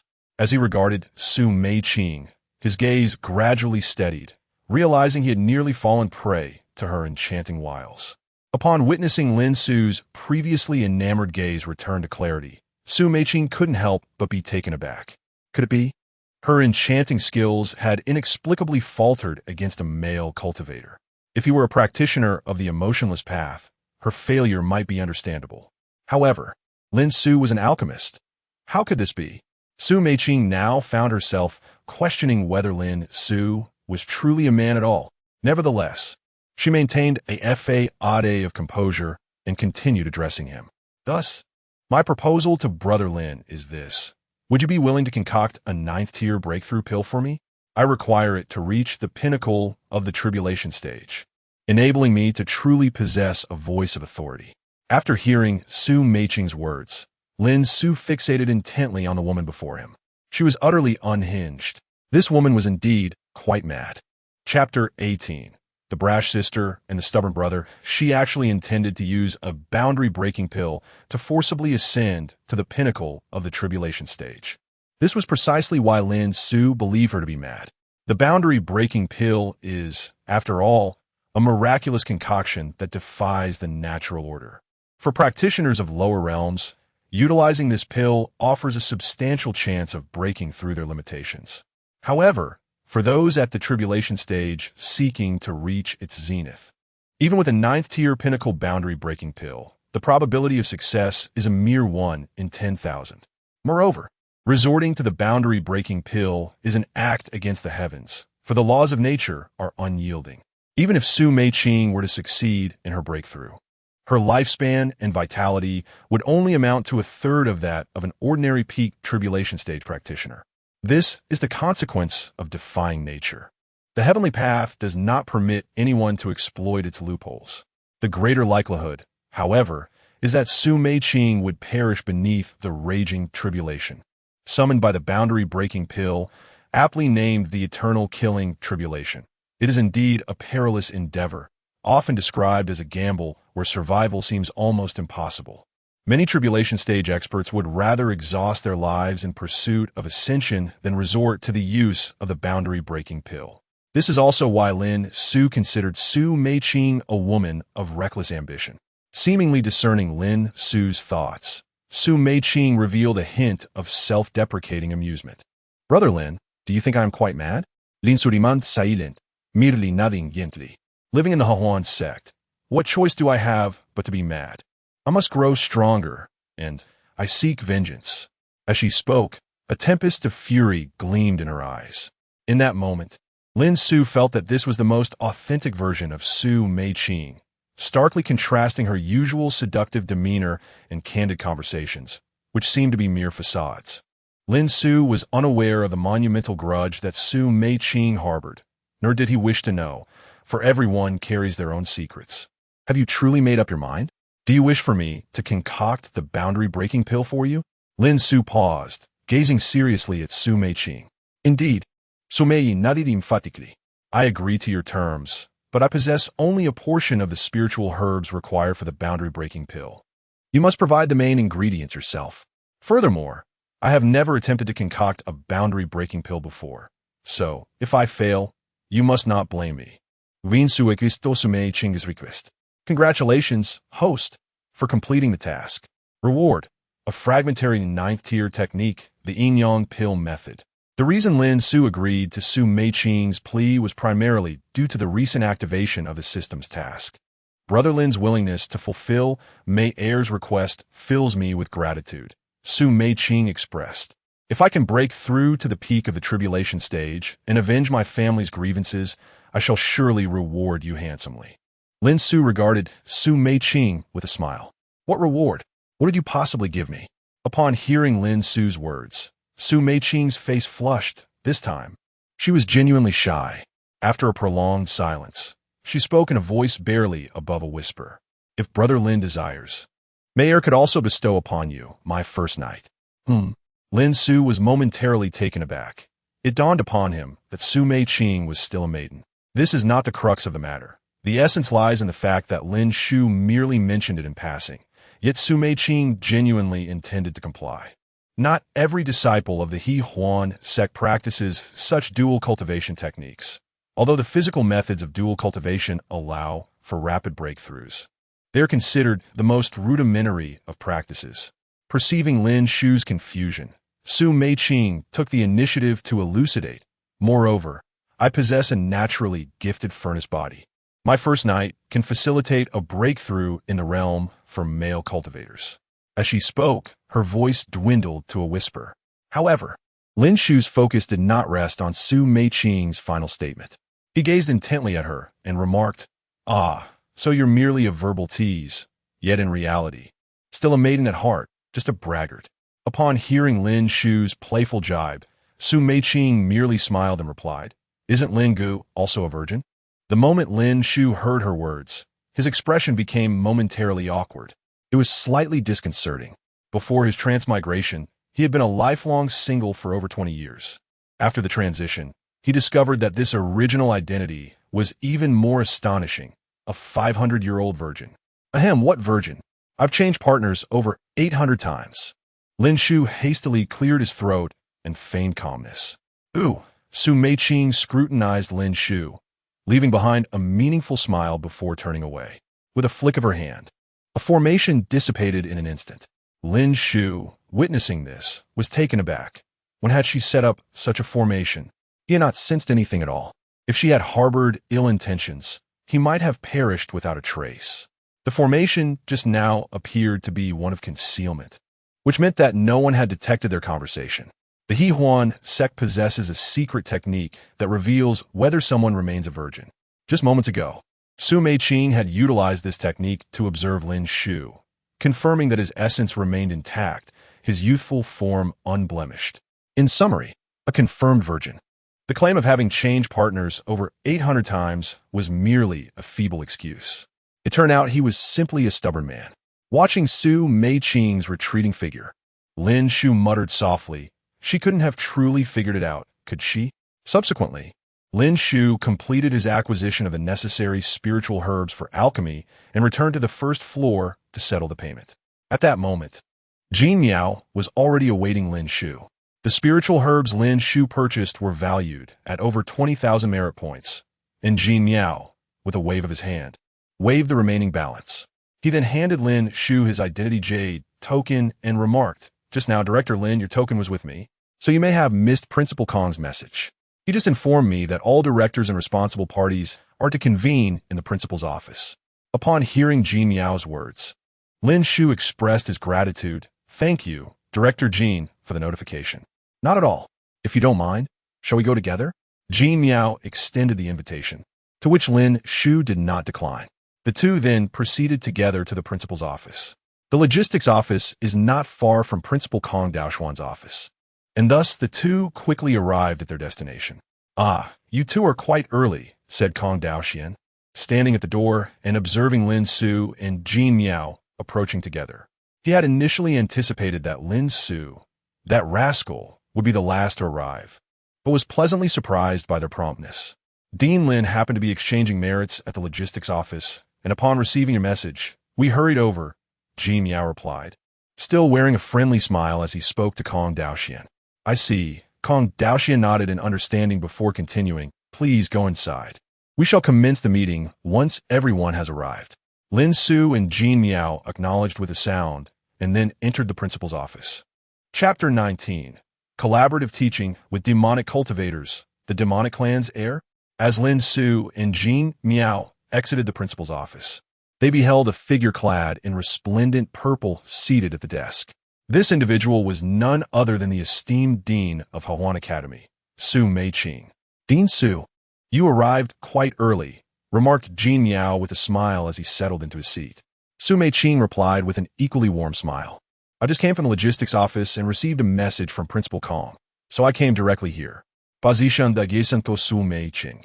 Lin Su felt a peculiar sensation of friction against his leg as he took his seat. He turned a glance at Su Meiqing, only to find her delicate hand resting upon his thigh, her face adorned with a charming smile. This woman, Lin Su thought to himself, a bitter smile forming in his heart. Seemingly sensing Lin Su's gaze, Su Meiqing turned her head, casting him an enchanting look. Time passed swiftly, and nearly 15 minutes later, the deans of various academies and heads of departments had gathered. Principal Kong Daoxian, occupying the principal's seat, surveyed the assembly before addressing them. The reason for convening this meeting is quite significant. I will be brief. The demonic clan's experts have learned of our establishment of the Creation Academy and have reached out, expressing a desire to send a number of their young prodigies to study with us. Upon hearing Principal Kong's words, the senior officials from various academies exchanged glances filled with confusion and incredulity. Finally, the head of the admissions office rose, directing his inquiry towards Kong Daoxian. "Doesn't the demonic clan have the Bee-Soul Imperial Palace to cultivate their young talents? Why would they suddenly wish to send their descendants here?" This sentiment echoed the collective puzzlement of those present.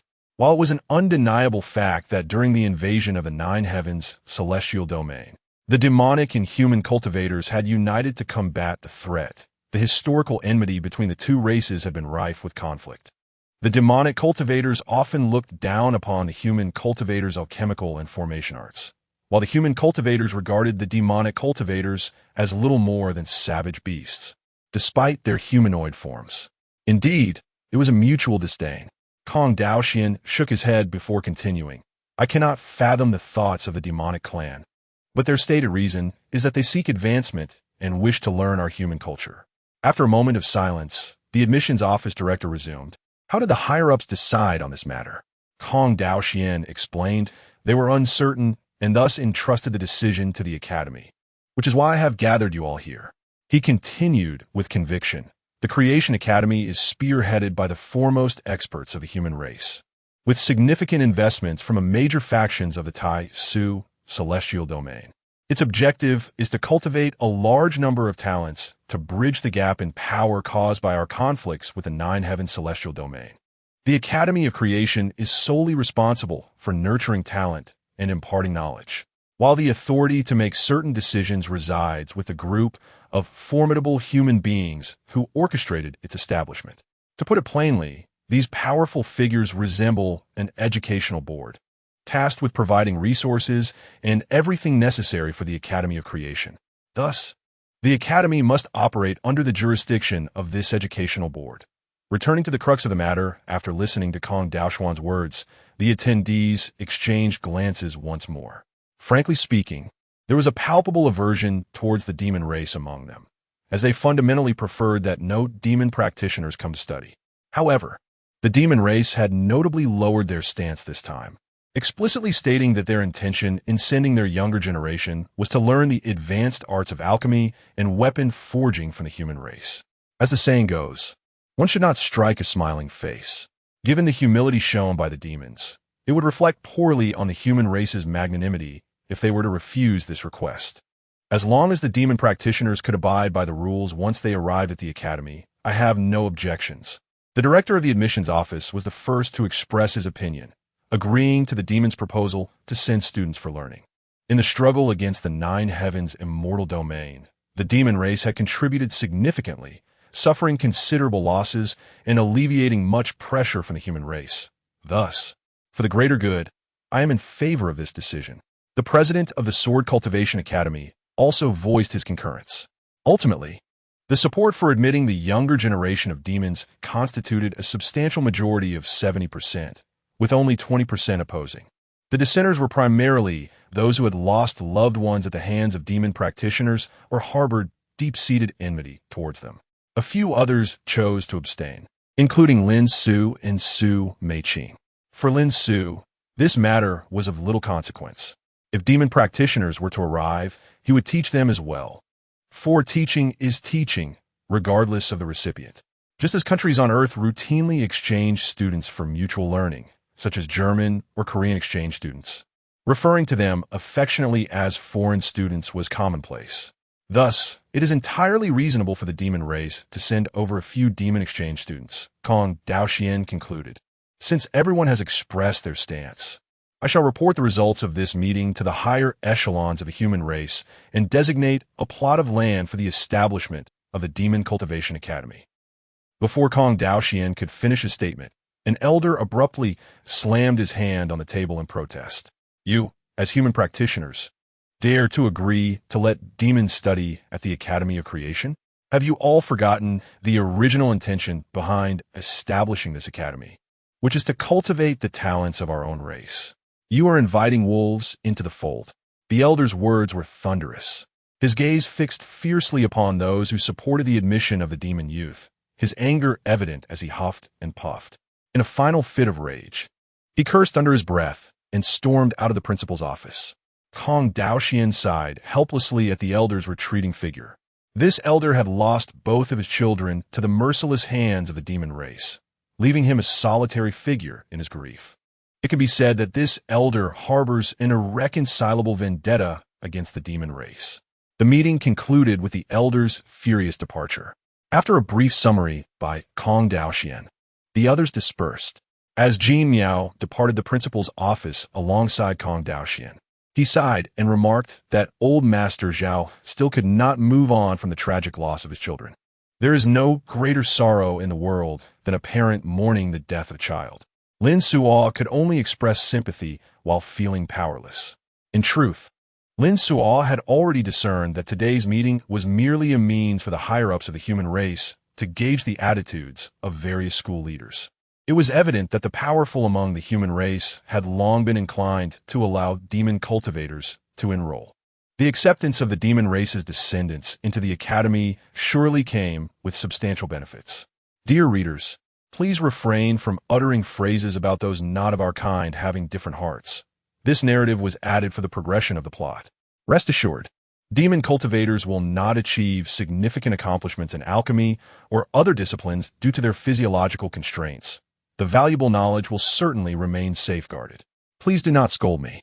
I implore you. Chapter 20. Hockey, you rascal, I'm crying. After bidding farewell to Jin Miao, Lin Suchi returned to his dormitory. He was eager to discover the intricacies of the 9th-tier incomplete technique known as the Yin-Yang Dan method. Ensuring the door was securely locked, he finally felt at ease and commenced his cultivation. The recent incident involving Jean de Bayo's unexpected intrusion had served as a stark reminder for Lin Suchi. The thought of someone barging in while he was engrossed in his practice was rather alarming. Thankfully, it was only Jean de Bayo who had intruded. Had it been a male cultivator with a peculiar inclination for the same sex, captivated by Lin Suchi's striking appearance, it would have been far more frightening. Just contemplating such a scenario sent chills down Lin Suchi's spine. Sitting upon the meditation cushion, he began to peruse the introduction to the 9th-tier incomplete technique, the Yin-Yang Dan method, which involved the fusion of dual elixirs, resonance. After reading through the description, Lin Suchi fell into a moment of silence. Soul resonance. Such terminology was rather intriguing. Dog system, how could you present me with such a technique? Are you even human? Lin Suchi grumbled through gritted teeth. Soul resonance doesn't T count as dual. The system's voice suddenly echoed in Lin Suchi's mind. Lin Suchi. Upon hearing the system's remark, Lin Suchi couldn't help but chuckle in exasperation. It was true that one could find humor in moments of helplessness. So if one's mind strays, it's not considered infidelity? Lin Suchi retorted with a laugh. No fault found, quite reasonable. Host, you're now able to think outside the box. The system is quite pleased. Listening to the system, Lin Suchi's lips twitched. He wasn't particularly upset about the dual cultivation technique bestowed upon him. Rather, It was the absurdity of practicing such a method alone that vexed him. He felt akin to a eunuch wandering through a brothel, filled with unfulfilled desires. Host, you merely need to activate the one-click cultivation mode. Leave the rest of the system, and I guarantee your satisfaction. After hearing the system's assurance, Lin Suchi felt a wave of relief. The one-click cultivation mode was indeed quite effective. 5 stars for this feature. Activate one-click cultivation. Lin Suchi settled into a cross-legged position on the cushion, closing his eyes tightly, murmuring to himself. One-click cultivation initializing. Yin-Yang Dan method in operation. Detecting the upper half of the Yin-Yang Dan method, Qian Kun He Chi Ju, automatic matching in progress. Meanwhile, in the residence of Su Meiqing at Hahuan Academy, she was deeply engrossed in her own cultivation. The technique she practiced was a family heirloom known as the Qian Kun He Chi Ju. Although rumored to be incomplete, this technique was still comparable in strength to a 9th-tier method. Having practiced the Qian Kun He Chi Ju for nearly a millennium, Su Meiqing had mastered it thoroughly. However, during her training today, something felt amiss. She could distinctly sense an unusual heat enveloping her. Perhaps it was merely an illusion. She decided to continue her practice, immersing herself once again into the state of cultivation. In the next moment, Su Meiqing felt a wave of dizziness, and then she lost consciousness. When she regained awareness, she found herself enveloped in an abyss of darkness. What is this predicament? Su Meiqing pondered, perplexed, yet in the distance, a faint glimmer of light beckoned her. Cautiously, she approached the source of illumination, step by step, wary of any lurking dangers that might ambush her. Gradually, the scenery around her began to transform from utter darkness into the semblance of a room, the light coalescing into the form of a door. What lay beyond this threshold? A look of confusion filled Su Meiqing's exquisite eyes. After a moment of hesitation, she decided to pull open the tightly shut door. Lin Su, bewildered, surveyed his surroundings, feeling that something was amiss with the one-button cultivation method he had just employed. Where on earth am I? Is this still the Alchemy Palace? He questioned, gazing around in confusion. At that moment, the door in front of him swung open, and a figure clad in a purple gown gracefully entered the room. Director Lin, what are you doing here? Upon seeing Lin Su, the newcomer's expression shifted to one of astonishment, and she hurriedly inquired, "Do you know where this place is?" Noticing Lin Su's indifference towards her, Su Meiqing raised her voice again, seeking answers. Upon seeing her step into the room, Lin Su's initial confusion quickly morphed into a dawning realization. A spring dream? How intriguing. This melding of souls is rather delightful. No wonder the system claimed it would be pleasurable. It truly is.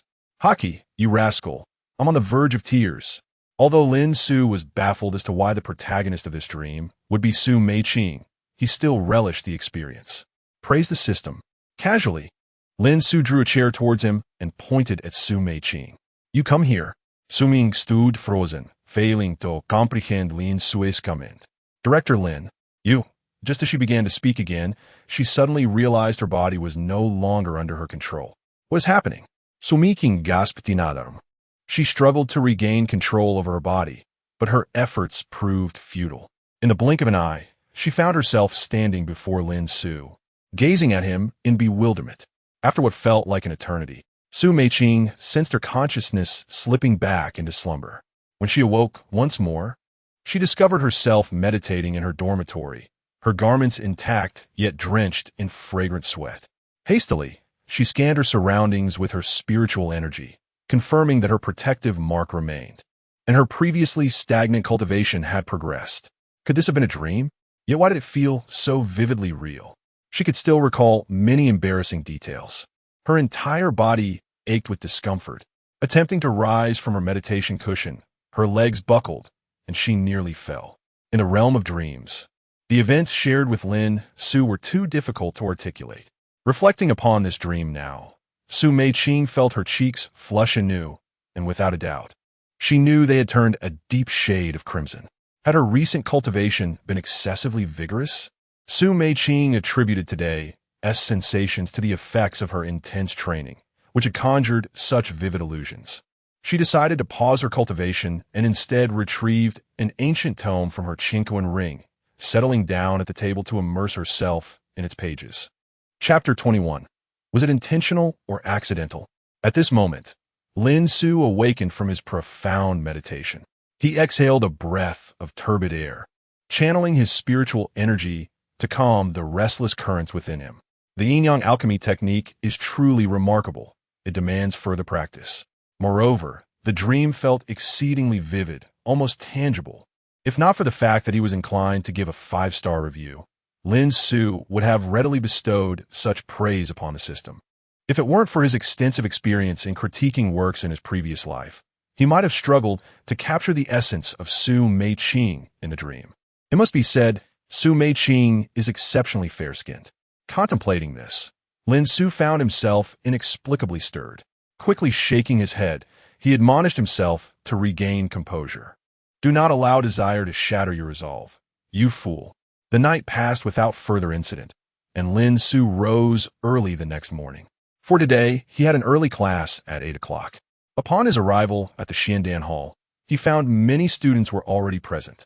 Teacher, you are here quite early, exclaimed Dan Xiu, her eyes wide with surprise. What do you mean by that? I have always risen early, Lin Xiu replied, his gaze fixed sternly on the first-row student, Dan Xiu. She merely smiled in response, internally scoffing, I don't believe you, you crafty old man. As all the students gathered, Lin Xiu officially commenced the lesson. As a teacher, he felt a surge of joy. None of his beloved students had skipped class, which was commendable. The system could automatically identify any absentees among the charming students. Classmates, did you complete the alchemical assignment I assigned last lesson? Lin Xiu scanned the room before speaking. Yes, the students chorused in unison. Excellent. Since everyone has completed it, I shall now conduct an on-the-spot inspection of your work, Lin Xiu announced, his gaze sweeping over the class before settling on Dan Xiu. As the class monitor, you shall lead by example. Let us begin with your assignment. Dan Xiu nodded affirmatively and retrieved a porcelain vial containing the elixirs from her Qinkuan ring, presenting it to Lin Xiu. Lin Xiu accepted the vial and poured out a crystalline Xiantian Foundation establishment pill. Perfect. Allow me to seize this opportunity to teach you how to assess the quality of elixirs, he continued. The evaluation of elixirs involves 3 steps: observation, scent, and taste. The first step is observation, which entails examining the elixir's color. As Lin Xiu spoke, he scrutinized the elixir crafted by Dan Xiu. Its hue was smooth and unblemished, a testament to her solid foundational skills as the granddaughter of the esteemed 9th-rank alchemist, Dan Fengyun. Lin Xiu felt quite satisfied with the Xiantian Foundation establishment pill before him. The second step in evaluating an elixir is scent. A good elixir will emit a rich aroma. Lin Xiu leaned in to inhale the fragrance of the pill, a faint floral scent wafting into his nostrils, causing his eyes to brighten with intrigue. Did you add xuanxiang flower to the elixir?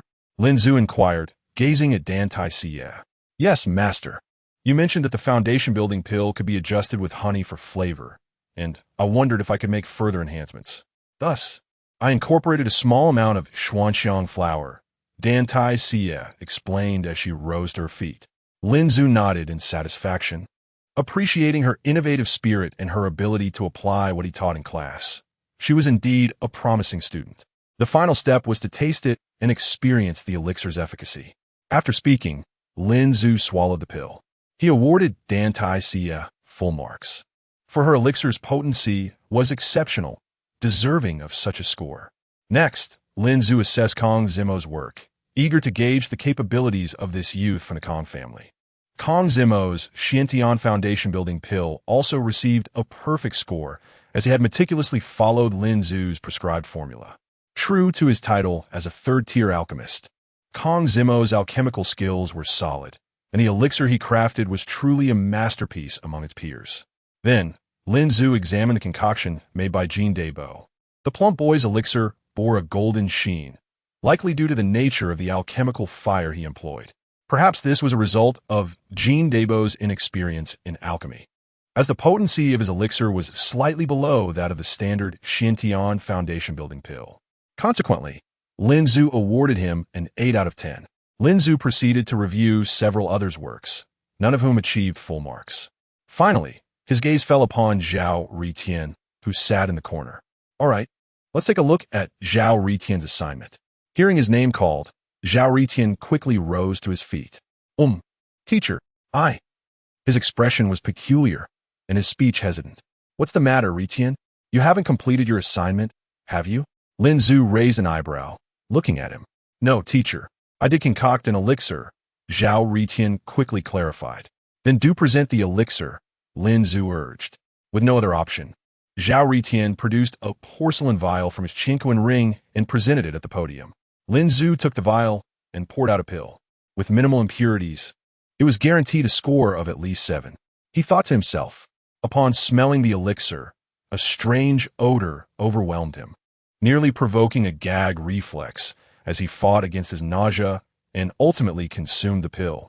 Its effects were acceptable, prompting Lin Zhu to assign Zhao Ritian a score of 6. However, he remained oblivious to the source of the peculiar odor, which felt oddly familiar. Subsequently, Lin Zhu retrieved another foundation-building pill from the porcelain vial, activating his divine understanding of alchemy. Elixir, Xiantian Foundation establishing pill ingredients. 3 grams of century-old Yulingzi, 2 grams of 5 elements dew, and 3 days unwashed stinky socks. Upon encountering this, Lin Zhu could no longer maintain his composure.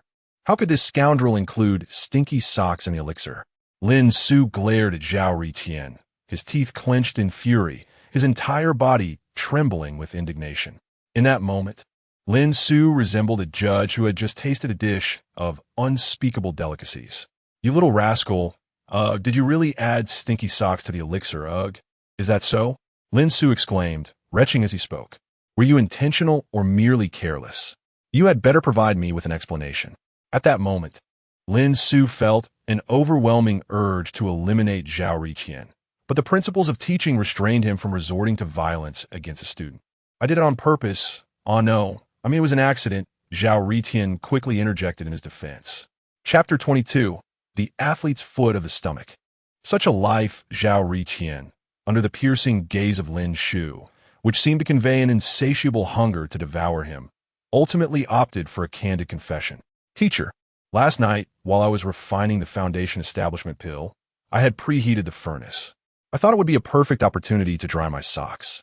Consequently, I placed my socks atop the furnace, but when I was adding herbs to the furnace, the socks accidentally fell inside. In that urgent moment, I couldn't afford to hesitate and brave through the process regardless. As Zhao Ritian spoke, he found himself unable to continue, for Lin Xiu's expression had turned truly fearsome. Teacher, you wouldn't hit me, would you? Zhao Ritian cautiously inquired. Of course not. I am the most amicable of teachers, Lin Xiu replied, biting down on his molars, adjusting his breath, and enunciating each word deliberately. Suddenly, Lin Xiu's expression shifted, a mischievous grin spreading across his face as he continued. Tell me, have you tasted the foundation establishment pill that you concocted yourself? Zhao Ritian felt a chill run down his spine, his legs trembling uncontrollably. How could he dare to taste it? After completing the alchemical process last night, the moment he opened the furnace, his roommates had suspected he was brewing excrement. At that moment, all he could do was feign confidence, saying, Teacher, I ate it. Upon hearing Zhao Ritian's response, Lin Xiu merely chuckled and shook his head, saying, I don't believe you. Eat it again. Lin Xiu pressed a foundation establishment pill into Zhao Ritian's hand, indicating that he should consume it in front of him once more. Looking at the pill in his hand, Zhao Ritian recalled Lin Xiu's expression after consuming it. His demeanor had completely transformed. If he were to swallow this pill, he would no longer be Zhao Ritian, but rather Zhao Guotian. Teacher, I don't want it, I really don't. Zhao Ritian vehemently protested, shaking his head. I don't care whether you want it or not, Lin Xiu declared, and with a swift movement, he executed a technique, appearing as a fleeting shadow, forcefully shoving the foundation establishment pill into Zhao Ritian's mouth. In that instant, Zhao Ritian felt an explosion of flavor on his palate. Ugh! At that moment, he began to gag uncontrollably. Lin Xiu observed Zhao Ritian's retching, his understanding deepening as he thought to himself, As the saying goes, finally, a sense of relief. Jean Daba, take Zhao Riqian to the infirmary. We can't have him suffering from an intestinal fungal infection. Being his student, Dan Xiu was considerate enough to have Jean Daba escort Zhao Riqian to the school infirmary. Once Jean Daba had helped Zhao Riqian exit the classroom, Dan Xiu returned to the podium, surveying the students before announcing, "All right, Zhao Riqian's score is 0. Let me remind everyone that the alchemical furnace is not a garbage bin. Do not stuff it with leftover food, socks that have not been washed for 3 days, or your peculiar concoctions." Dan Xiu continued addressing the class. He had no desire to teach further, for even his tender heart had sustained injury. He needed to console himself, a process aptly termed self-teacher. At that moment, a gentle female voice suddenly emerged. Dan Xiu turned to see a demure young girl calling out to him. "Classmate, is there something you need?" Dan Xiu inquired with a hint of confusion. "Teacher, what should I do if I have attempted to refine the foundation establishment pill multiple times, yet all my efforts have ended in failure, and I have exhausted my living expenses?" The demure girl, by Xiaoye, expressed her embarrassment. For reasons unknown to her, she had failed repeatedly in her alchemical endeavors. Consequently, she had no choice but to purchase the materials for refining the foundation establishment pill at her own expense. After enduring numerous failures, she had only just managed to produce a single pill. "Classmate, under such circumstances, I would suggest you consider becoming a sword cultivator. As they are adept at surviving on a meager budget," a male student jested from the side. "Then I might as well become a ghost cultivator." "I'm already a wretched soul," Xiaoye retorted with a glance of disapproval towards the teasing male cultivator, her tone tinged with displeasure. "Everyone, please quiet down." Dan Xiu observed that many of his classmates had begun to chatter and promptly sought to restore order in the classroom. He turned to Xiaoye and, furrowing his brow, asked, "Have you followed the alchemical steps provided by the teacher?" Xiaoye nodded earnestly. Each time, she had adhered strictly to Dan Xiu's instructions. Yet all her concoctions had ended up burnt. After hearing her response, Dan Xiu pondered for a moment. His recipe could not possibly be at fault, so there had to be another explanation. "Show me your alchemical furnace," he instructed Xiaoye. She quickly exclaimed in acknowledgement and retrieved her furnace from her spatial ring. Dan Xiu accepted the furnace from her hands and, upon inspecting its material, immediately understood the issue. "Classmate, the quality of this furnace is subpar, leading to uneven heating and, consequently, your failures in refining," Dan Xiu explained to Xiaoye. Understanding dawned on her, and she nodded slightly, realizing that the fault lay with the furnace, not her skills. "Where did you purchase this furnace?" Dan Xiu inquired again. "I bought it from a wandering merchant," Xiaoye replied, her gaze downcast as she explained to Dan Xiu. After hearing this, Dan Xiu instructed her to take a seat and address the class. "When purchasing alchemical materials or furnaces, you should opt for the logistics office at the school or other reputable stores. Do not be tempted by low prices, as some craftsmen may sell inferior products masquerading as quality items, like overpriced furnaces made from substandard spirit iron. Furthermore, some herbalists are even more unscrupulous, selling dried radishes as ginseng to us alchemists. They often target university students, knowing they could be easily deceived." Dan Xiu observed the students' innocent and naive expressions. Realizing why unscrupulous merchants in his previous life claimed that university students were the easiest to dupe. Meanwhile, Jean Daba accompanied Zhao Riqian to the school infirmary. "Infirmary teacher, please prescribe some medication for my roommate's athlete's foot," Jean Daba requested of the school nurse. The teacher was engrossed in an ancient tome, merely responding with a non-committal HM after listening to Jean Daba's words. Subsequently, with a deft motion of one hand, the school doctor summoned a tube of ointment from the shelf, which gracefully landed in Jean Daba's palm. "Is there any internal medicine for athlete's foot?" Jean Daba inquired, glancing at the ointment in his hand and then at Zhao Riqian, who was still retching beside him, feeling somewhat awkward. "Pardon?" The school doctor raised his head, his expression one of perplexity as he fixed his gaze upon Jean Daba, who, pray tell, in their right mind, would have athlete's foot in their stomach. Faced with the doctor's bewildered stare, Jean Daba felt compelled to recount the entire situation. After listening intently, the school doctor remained silent for a moment before responding. You young alchemists truly are extravagant with your elixirs. Note, Chapter 23 has been reviewed and will be released later. Chapter 23.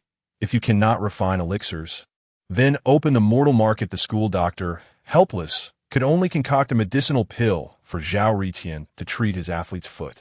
Meanwhile, Lin Su was still lecturing the students in class. If someone like Bai Xiaoya experiences repeated failures in elixir refinement, do not be disheartened, nor should you doubt your innate talents. You are all prodigies who have passed the Academy's rigorous tests. If elixir refinement does not succeed, it is likely due to issues with the herbs or the alchemical furnace. It certainly is not a reflection of your abilities. Lin Su was also providing psychological support to these young university students. He genuinely feared that some with fragile mental resilience might succumb to despair if their elixir attempts continue to fail. Teacher, putting aside the facts, could it not be a flaw in your formula? Interjected a male student who had previously been disruptive. Lin Su recognized him as one who enjoyed jesting and making light of the situation. Just a simple comic relief. With a slight smile, Lin Su addressed the student. Rest assured, young man, you may have erred in your gender, but my elixirs will not falter. His retort left the rowdy student speechless. While the entire class erupted in laughter, the atmosphere in the room instantly lightened. Returning to our topic, Lin Su continued. What if one of you truly cannot refine foundational or gathering elixirs and exhausts all your family savings? What then? Teacher, should we then consider becoming sword cultivators? They are known for enduring hardship. A student raised their hand and suggested. Lin Su regarded them with a smile, continuing, I certainly do not recommend transitioning to sword cultivation. That would be suffering for the sake of suffering.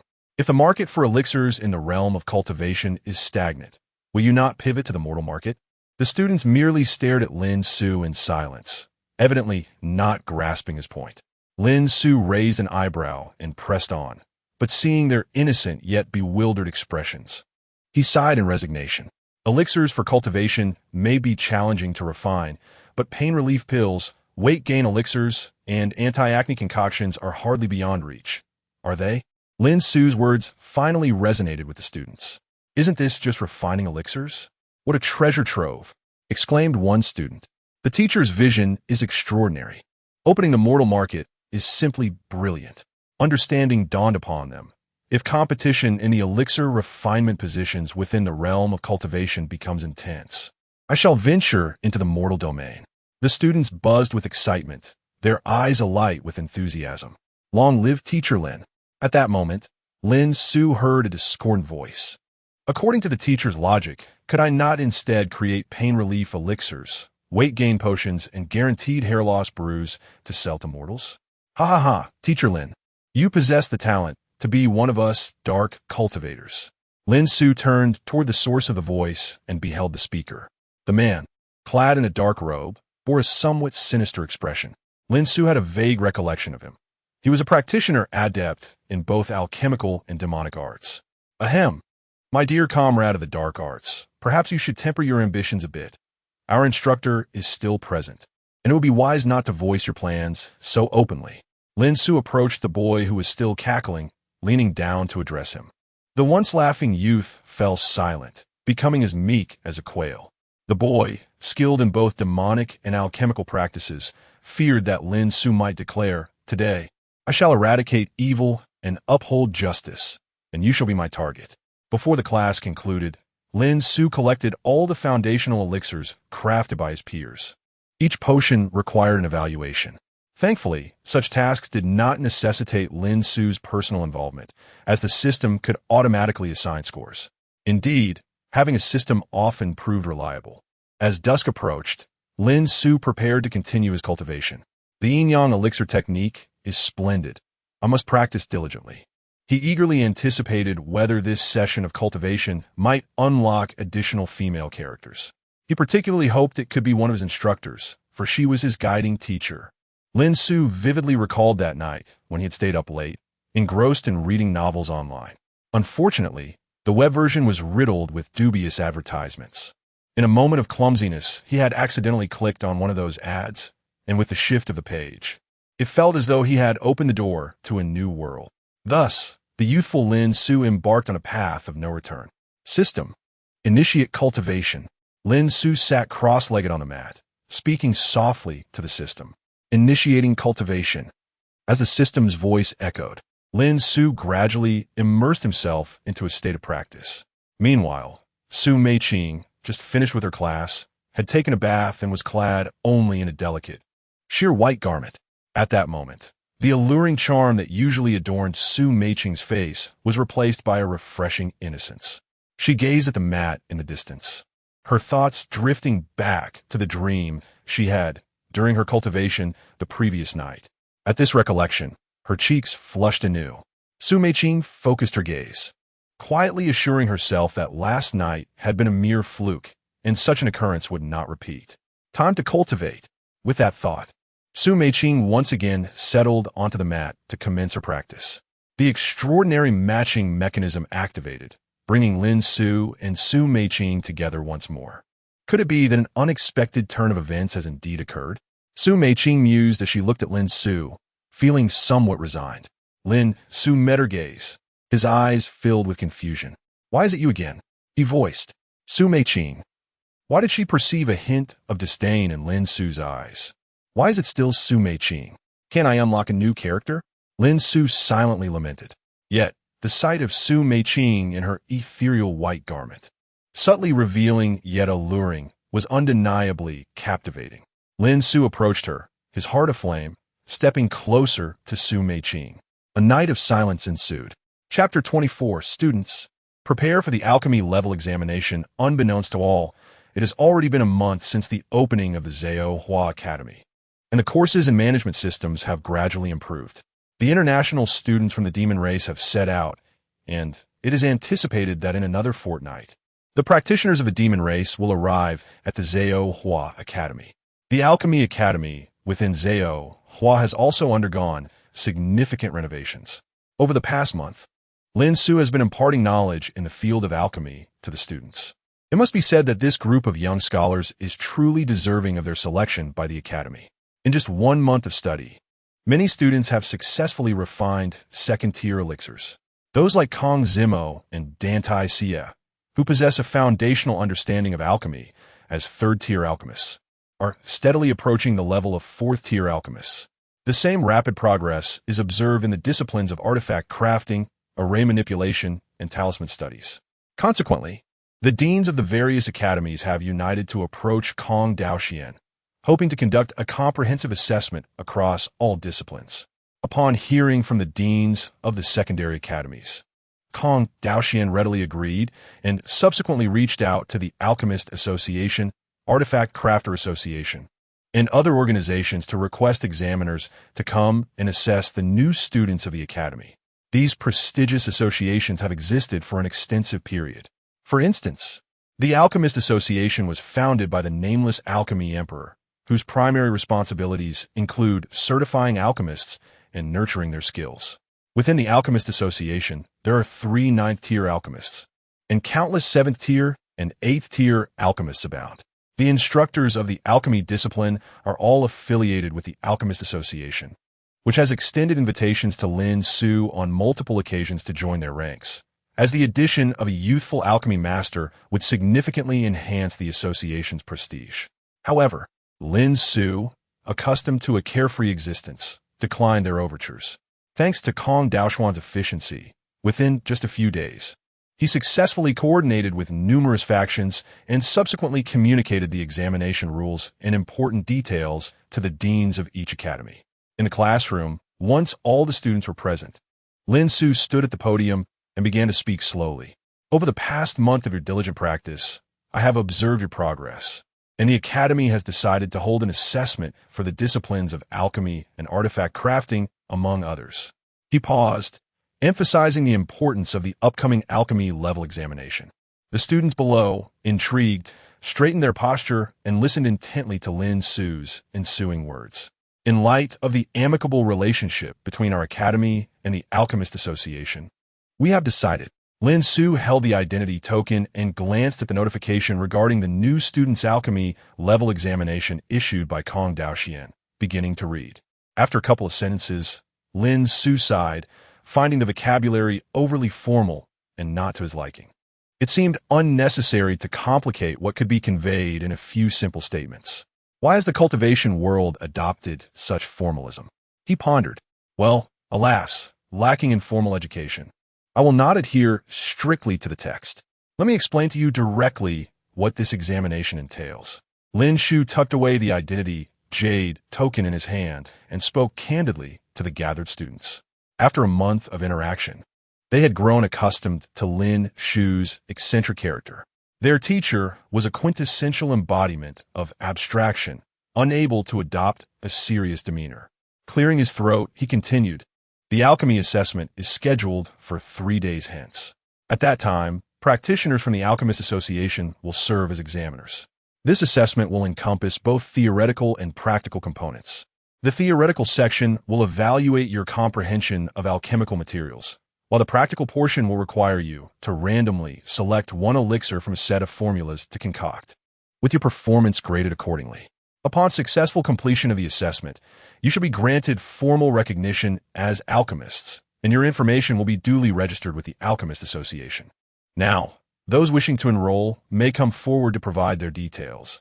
I shall send you the specific requirements shortly." Upon concluding his remarks, Lin Xiu quietly observed the students below. At that moment, a female practitioner raised her hand. "Teacher, I wish to enroll in the second-tier alchemist assessment."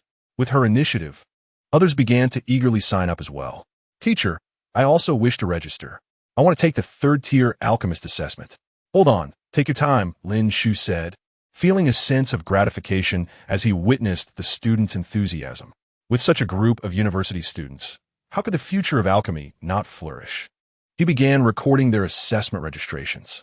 Most opted for the second-tier alchemist examination, which was the level he most recommended. Some, lacking confidence, chose to enroll in the first-tier assessment, to which Lin Xiu nodded approvingly. Progressing steadily, even in small increments, was commendable. Of course, alongside those lacking confidence, there were also those who were excessively self-assured. Overconfidence often leads to folly. A group of overly confident students directly registered for the third-tier alchemist assessment. Observing their lofty aspirations, Lin Xiu sensed they were likely to face failure. However, to his surprise, Kong Zimo and Dan Xiu, among others, chose not to sign up for the fourth-tier alchemist examination. Lin Xiu turned his gaze to Dan Xiu, seated in the front row, and inquired, "Xie, do you not wish to attempt the fourth-tier alchemist assessment?" Upon hearing this, Dan Xiu decisively shook her head and explained, "Teacher, I believe I have yet to develop the capability to advance to a fourth-tier alchemist, so I shall refrain from attempting it." Lin Xiu nodded in acknowledgement before shifting his attention to Kong Zimo. "Zimo, what about you? Your foundational skills are quite solid. Will you not consider the fourth-tier alchemist assessment?" Kong Zimo also shook his head, responding, "Teacher, I have matters to attend to that day." A subtle smile emerged at the corner of his mouth as he spoke. Lin Xiu, being someone who had been through similar experiences, recognized the situation at a glance. This was nothing short of a classic case of youthful infatuation. What a pretense it is to claim one is occupied with important matters, when in truth, it simply involves going out on a date with a female cultivator. Lin Xiu, perceiving the unspoken reality, chose to remain silent. After all, they are university students, and it is quite normal to seek a romantic partner. However, he sincerely hoped that this lad would not become entangled with a cultivator of the heartless path, ultimately suffering emotional turmoil that could jeopardize his studies. Upon hearing Kong Zimo's words, Lin Xiu nodded in agreement. Yet at that moment, Kong Zimo was already lost in daydreams about an upcoming date with his childhood sweetheart. Observing Kong Zimo's foolish grin, Lin Xiu felt an urge to admonish him. "You rascal, do rein it in a bit. Do you wish to be seen as a lovesick fool?" Clearing his throat emphatically, Lin Xiu finally managed to redirect Kong Zimo's attention. He continued, "The teacher will not be delivering a lecture this session. Dear classmates, let us diligently prepare for the alchemy proficiency examination." Chapter 25. Our strategist only engages in high-level matches in this lesson. Lin Xiu did not deliver a lecture. Instead, he took out a book and sat at the podium, leafing through its pages. Occasionally, Kong Zimo would chuckle foolishly, prompting Lin Xiu to glance up at him. Lin Xiu could not help but think, "Oh dear, Please restrain your laughter. If you keep this up, the entire class will know you're smitten. Seated in the back row, Jean Daba, Zhao Ritian, and others noticed the peculiar behavior of their good roommate. They exchanged glances, each arriving at the same conclusion. Kong Zimo was undoubtedly hiding something from them. They resolved to confront him later about his secret. The class passed in such a mundane fashion. At that moment, in the boys' dormitory of the Alchemy Academy, upon returning to their quarters, Zhao Ritian, who walked last, promptly shut the dormitory door. Zhao Ritian and the others fixed their inscrutable gazes upon Kong Zimo, who felt increasingly uncomfortable under their scrutiny. "Why are you all looking at me like that?" he stammered, swallowing hard and trembling. "Confess, and you shall be treated leniently." Jean Daba was the first to speak. "Resist, and you shall face severe consequences." Zhao Ritian quickly followed suit. "Are you hiding a woman from us?" The fair-skinned male cultivator chimed in. His name was Chun Dong, and despite his appearance, he was quite normal in his preferences. Upon hearing his friend's accusations, Kong Zimo became flustered, exclaiming, "How did you know?" In response to Kong Zimo's astonishment, Jean Daba and the others fell silent. "How do we know?" "With that silly grin of yours in class. It was obvious to anyone that you were smitten," they retorted. "I ran in my childhood sweetheart at the Beast Taming Academy," Kong Zimo declared with barely contained excitement. His revelation instantly piqued the interest of his companions, who quickly surrounded him. "Do tell us more," they urged eagerly. "First, let me emphasize, I am your patriarch," Kong Zimo began, noting that it was quite normal for young men to jest about such things. After making this point, he continued, "You won't believe it, but I happened to pass by the Beast Taming Academy and encounter my childhood sweetheart, who has been practicing the path of indifference." What a stroke of fate! Just as Kong Zimo began to elaborate, Zhao Ritian interrupted.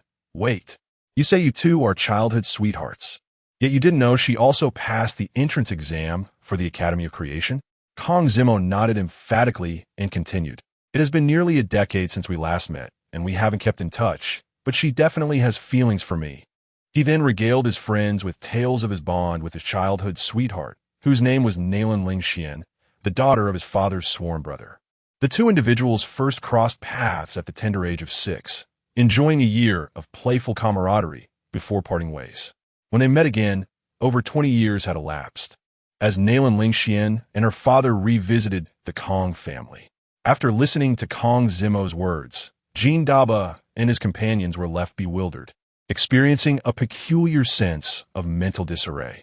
They were utterly perplexed. How could Kong Zimo possibly associate the term childhood sweethearts with himself? Are you suggesting that, having encountered this girl, named Nalan Lingxian, merely thrice, you believe yourselves to be childhood friends, and that she harbors affections for you? Zhao Ritian stared intently at Kong Zimo, speaking slowly and deliberately. Indeed, Kong Zimo affirmed, nodding vigorously and casting Zhao Ritian a look that seemed to say, "Surely you understand me. But how can you be so certain that a female cultivator, with whom you've only shared 3 meetings, is fond of you?" Zhao Ritian's mind was nearing its breaking point. Yet he persisted. "But she calls me Brother Zimo." Kong Zimo replied weakly. "Is it not possible that calling you Brother Zimo is merely a gesture of courtesy? Or perhaps because you're simply older than her?" This thought remained unspoken among the three, as they feared it might shatter Kong Zimo's fragile heart. "Have you exchanged contact information?" Zhao Ritian decided to steer the conversation away from this topic, genuinely concerned that lingering on it would drive him to madness. "Yes, we have," Kong Zimo replied, retrieving his identity jade token and opening the chat interface with Nalan Lingxian. The others gathered around, chuckling in anticipation to glimpse the exchange between their friend and the goddess. The chat history revealed, Kong Zimo, "Hello." The reply came, "Hello." Jean Daba and the others were left speechless. What sort of puppet dialogue is this? They mused, noting it was the most rudimentary form of interaction. Given that the other party practiced the emotionless path, a lack of emotional intelligence could be understood. However, Kong Zimo's responses were genuinely robotic. How could you dare to initiate with just hello? Do you not realize that such an opening inevitably brands you a fool? Zhao Ritian exclaimed in exasperation. His normally astute roommate seemed utterly inept when it came to matters of the heart. "What should I do then? Brothers, please help me devise a plan." Upon hearing Zhao Ritian's words, Kong Zimo grew anxious, unwilling to be seen as a fool. You are even reluctant to address me as father. Zhao Ritian shot a sidelong glance at Kong Zimo, feigning solemnity. Kong Zimo gritted his teeth, engaged in an internal struggle, yet ultimately chose to follow his heart. Foster father. Hearing Kong Zimo's words, Zhao Ritian burst into laughter. Fear not, I shall assist you in winning her heart. Do not question why, for I, as your strategist, only engage in high-stakes endeavors. So, what should I say now, strategist? Kong Zimo inquired, leaning closer to Zhao Ritian, clutching his identity token. Initially, as Zhao Ritian was about to articulate his thoughts, a sudden vibration interrupted the moment. The chat interface between Kong Zimo and Nalan Lingxian was unexpectedly updated with new information. It was an image sent by the other party, depicting a fox with a coat as white as snow. While the group was still pondering the significance of this gesture, Nalan Lingxian sent another message. Nalan Lingxian, look, the little fox seems dazed, yearning for you. Nalan Lingxian, no, it resembles you. At that moment, a grin reminiscent of a mischievous pig spread across Kong Zimo's face. My friends, she said she misses me. Jean Dabo and Chun Dong were still trying to grasp the meaning behind her words. Only Zhao Ritian, the strategist, gasped in disbelief. Something was amiss. Indeed, there was an unmistakable sense of something being profoundly wrong. Chapter 26. A mysterious influence behind the opponent. Little fox sat in a daze, contemplating. Is this a sentiment that someone cultivating the path of indifference would express? Ordinarily, practitioners of this path are known for their cold and harsh demeanor, devoid of human warmth. Something feels amiss, profoundly so. Advisor, what should I reply? Kong Zimo asked, one hand clutching an identity jade token while the other patted Zhao Ritian in excitement. Hold on, let me ponder, Zhao Ritian replied, then remarked, so, do you miss me? Or is it merely a passing thought? Brilliant, advisor. Jean Dabo, standing nearby, praised upon witnessing Zhao Ritian's message. Basic moves, not too complicated, Zhao Ritian remarked nonchalantly. His approach did not provide a direct answer, but instead compelled the other party to reveal their intentions first, a strategy of retreating to advance, a chess move of superior intellect.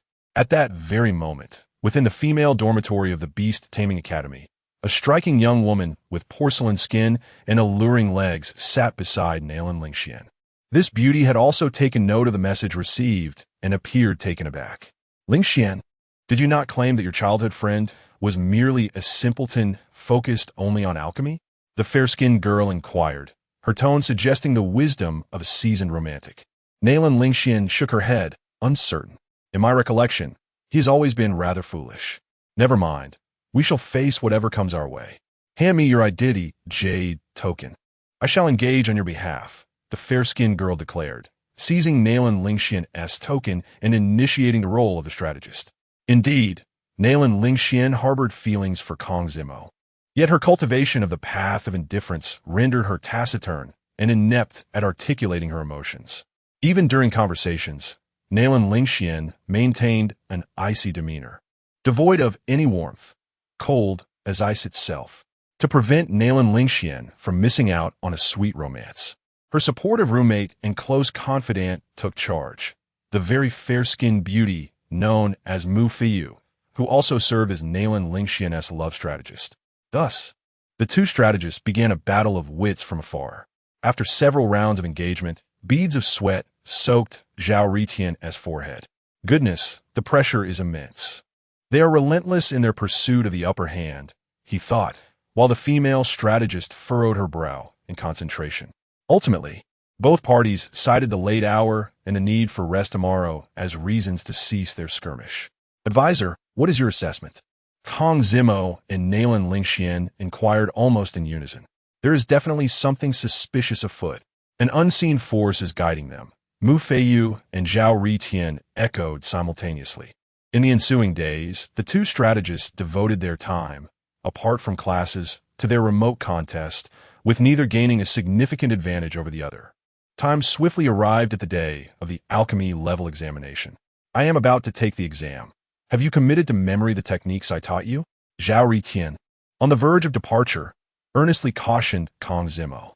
The previous night, Zhao Ritian had conducted an impromptu training session for Kong Zimo, imparting several effective techniques. After all, today Kong Zimo was to go on a date with Nalan Lingxian, and Zhao Ritian was anxious that his precious son might be easily deceived.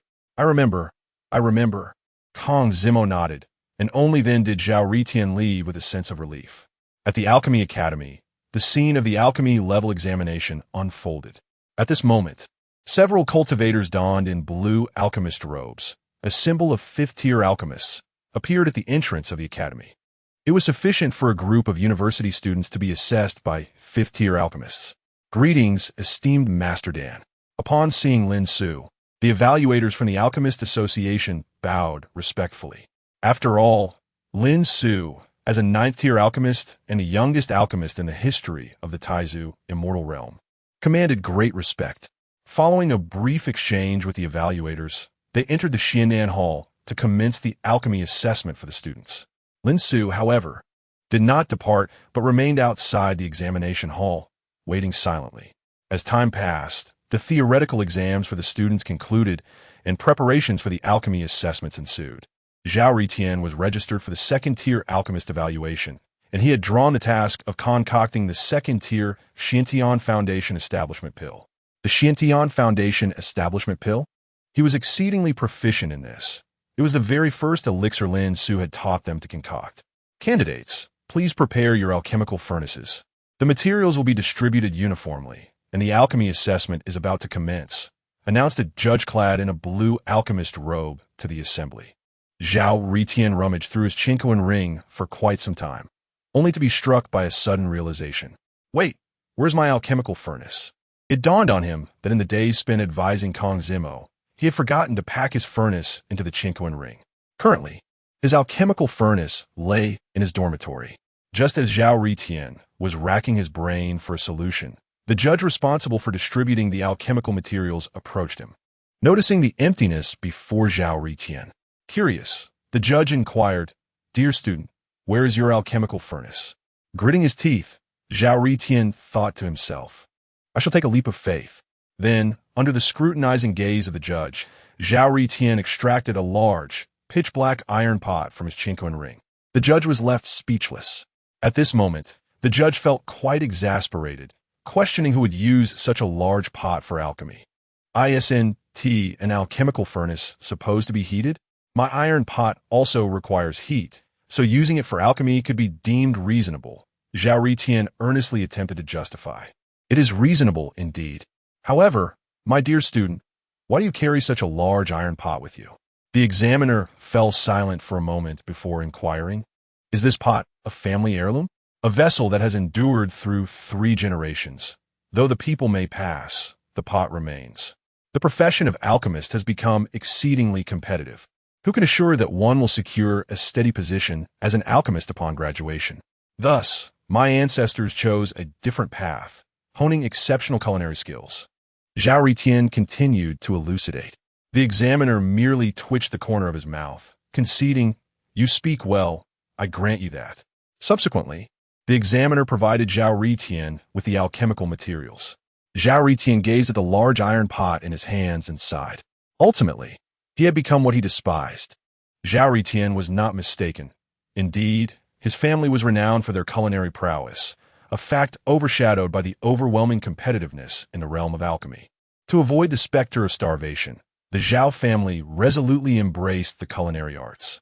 Chapter 27. Fooling the examiner with Mari soup? Zhao Ritian levitated a large, black iron cauldron with his spiritual energy, and soon a ball of alchemical fire emerged in his left hand.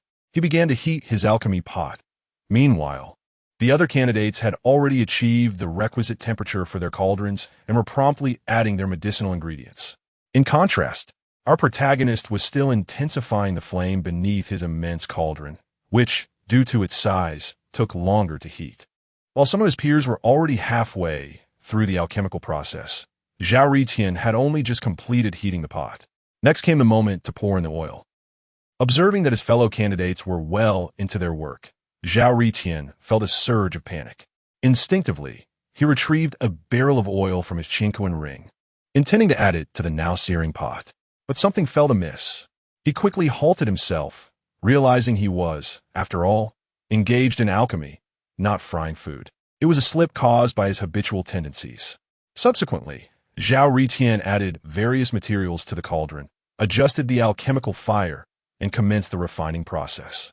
This time, the endeavor went rather smoothly without any extraordinary incidents. However, the same could not be said for other examination sites. At the third-tier alchemist assessment, one practitioner failed to control the alchemical fire, resulting in an escalating gas pressure within the cauldron. Ultimately, with a resounding bang, the alchemist's cauldron exploded. Fortunately, the blast was not catastrophic, only leaving the alchemist with minor injuries.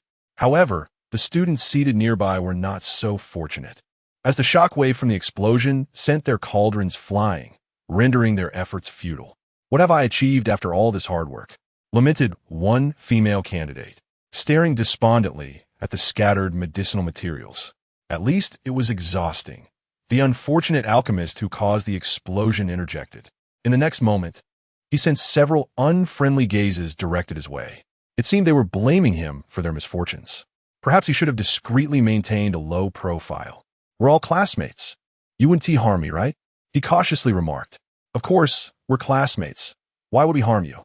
A group of aggrieved candidates, whose cauldrons had been overturned, approached with sinister smiles. "Ah, murder!" The unfortunate alchemist was soon overwhelmed by a horde of furious peers, prompting the examiners to swiftly intervene and restore order.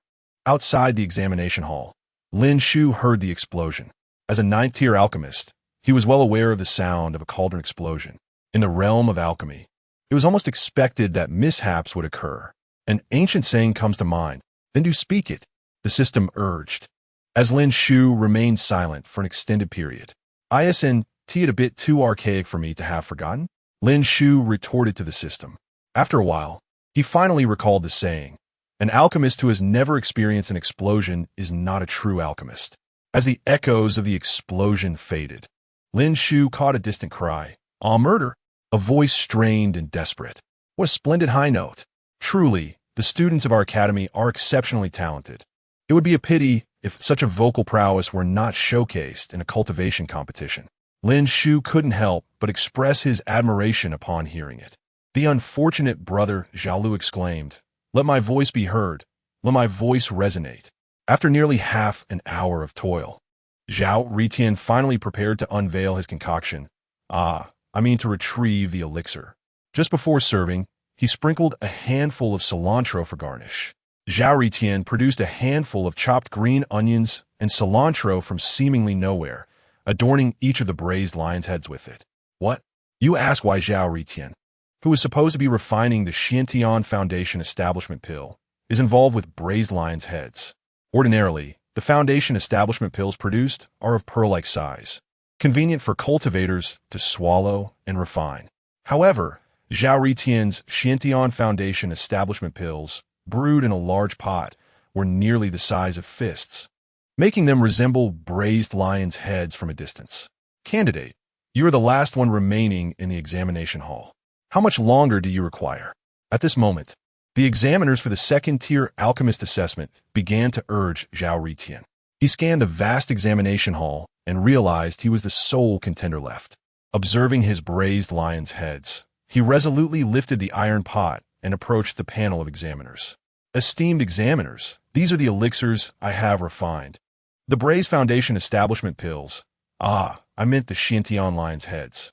Due to nervousness, Zhao Ritian mistakenly referred to the Foundation establishment pill twice incorrectly. "Do not be anxious, my fellow student. Relax and allow us to examine your concoction," one of the blue-robed examiners said with a reassuring smile. Simultaneously, the examiners directed their gazes toward the large iron pot. The expressions of the three blue-robed examiners froze in that instant. Were these fist-sized creations, adorned with green onions and cilantro, truly the Xiantian Foundation establishment pills? Ultimately, the three examiners, resigned, selected one of the pills and divided it into 3 portions for testing. The examiners proceeded with the traditional steps of observe, smell, taste. Visually, these lions' heads appeared plump and translucent, albeit larger than standard Foundation establishment pills. Upon inhalation, a rich medicinal aroma wafted forth, mingled with a hint of cilantro. When tasted, the robust potency of the elixir was unleashed. In the end, 2 of the examiners deemed it acceptable, while 1 did not pass it, citing a personal aversion to cilantro. Thus, Zhao Ritian narrowly succeeded in the second-tier alchemist assessment. Although his concoction was somewhat abstract, it remained an elixir nonetheless. In the first-tier alchemist examination, a particularly clever candidate devised a rather dubious trick, attempting to deceive the examiners with a mixture of maltose. As the examiners observed the plump elixir in the furnace, their excitement was palpable, praising the candidate's foundational skills. However, when it came time for tasting, the 3 examiners were left bewildered. This elixir bore no medicinal potency whatsoever. Something was amiss. Suddenly, an examiner placed the elixir into his mouth. While others' elixirs exuded a fragrant bitterness, this candidate's concoction was a crisp and cloyingly sweet delight. Was that not merely a candy? The examiner fell silent, perplexed by the audacity of this student. Who taught you to deceive us with such a sweet treat? The examiner, observing the audacious student who dared to pass off candy as an elixir, inquired with a furrowed brow. No one taught me. It was merely a spur-of-the-moment idea. After all, the candy resembles an elixir quite closely, and I thought I could get away with it. Who knew you would actually taste the elixirs? Gazing into the naive and foolish eyes of the student, the examiners swallowed their reprimands. Leave the candy, and you may go, one of them finally declared. Once the candidate departed, the 3 examiners sighed deeply and consumed the entire batch of candy. The thought of this generation graduating to become alchemists left them with an indescribable sense of dismay. It was a feeling of helplessness, knowing there would be no worthy successors. Chapter 28. You didn't add anything unusual to the Foundation establishment pill, did you? Zhao Ritian staggered out of the examination hall and happened to see his roommate still waiting for him, while Lin Xiu stood beside Jean de Bayo and the others. How'd it go?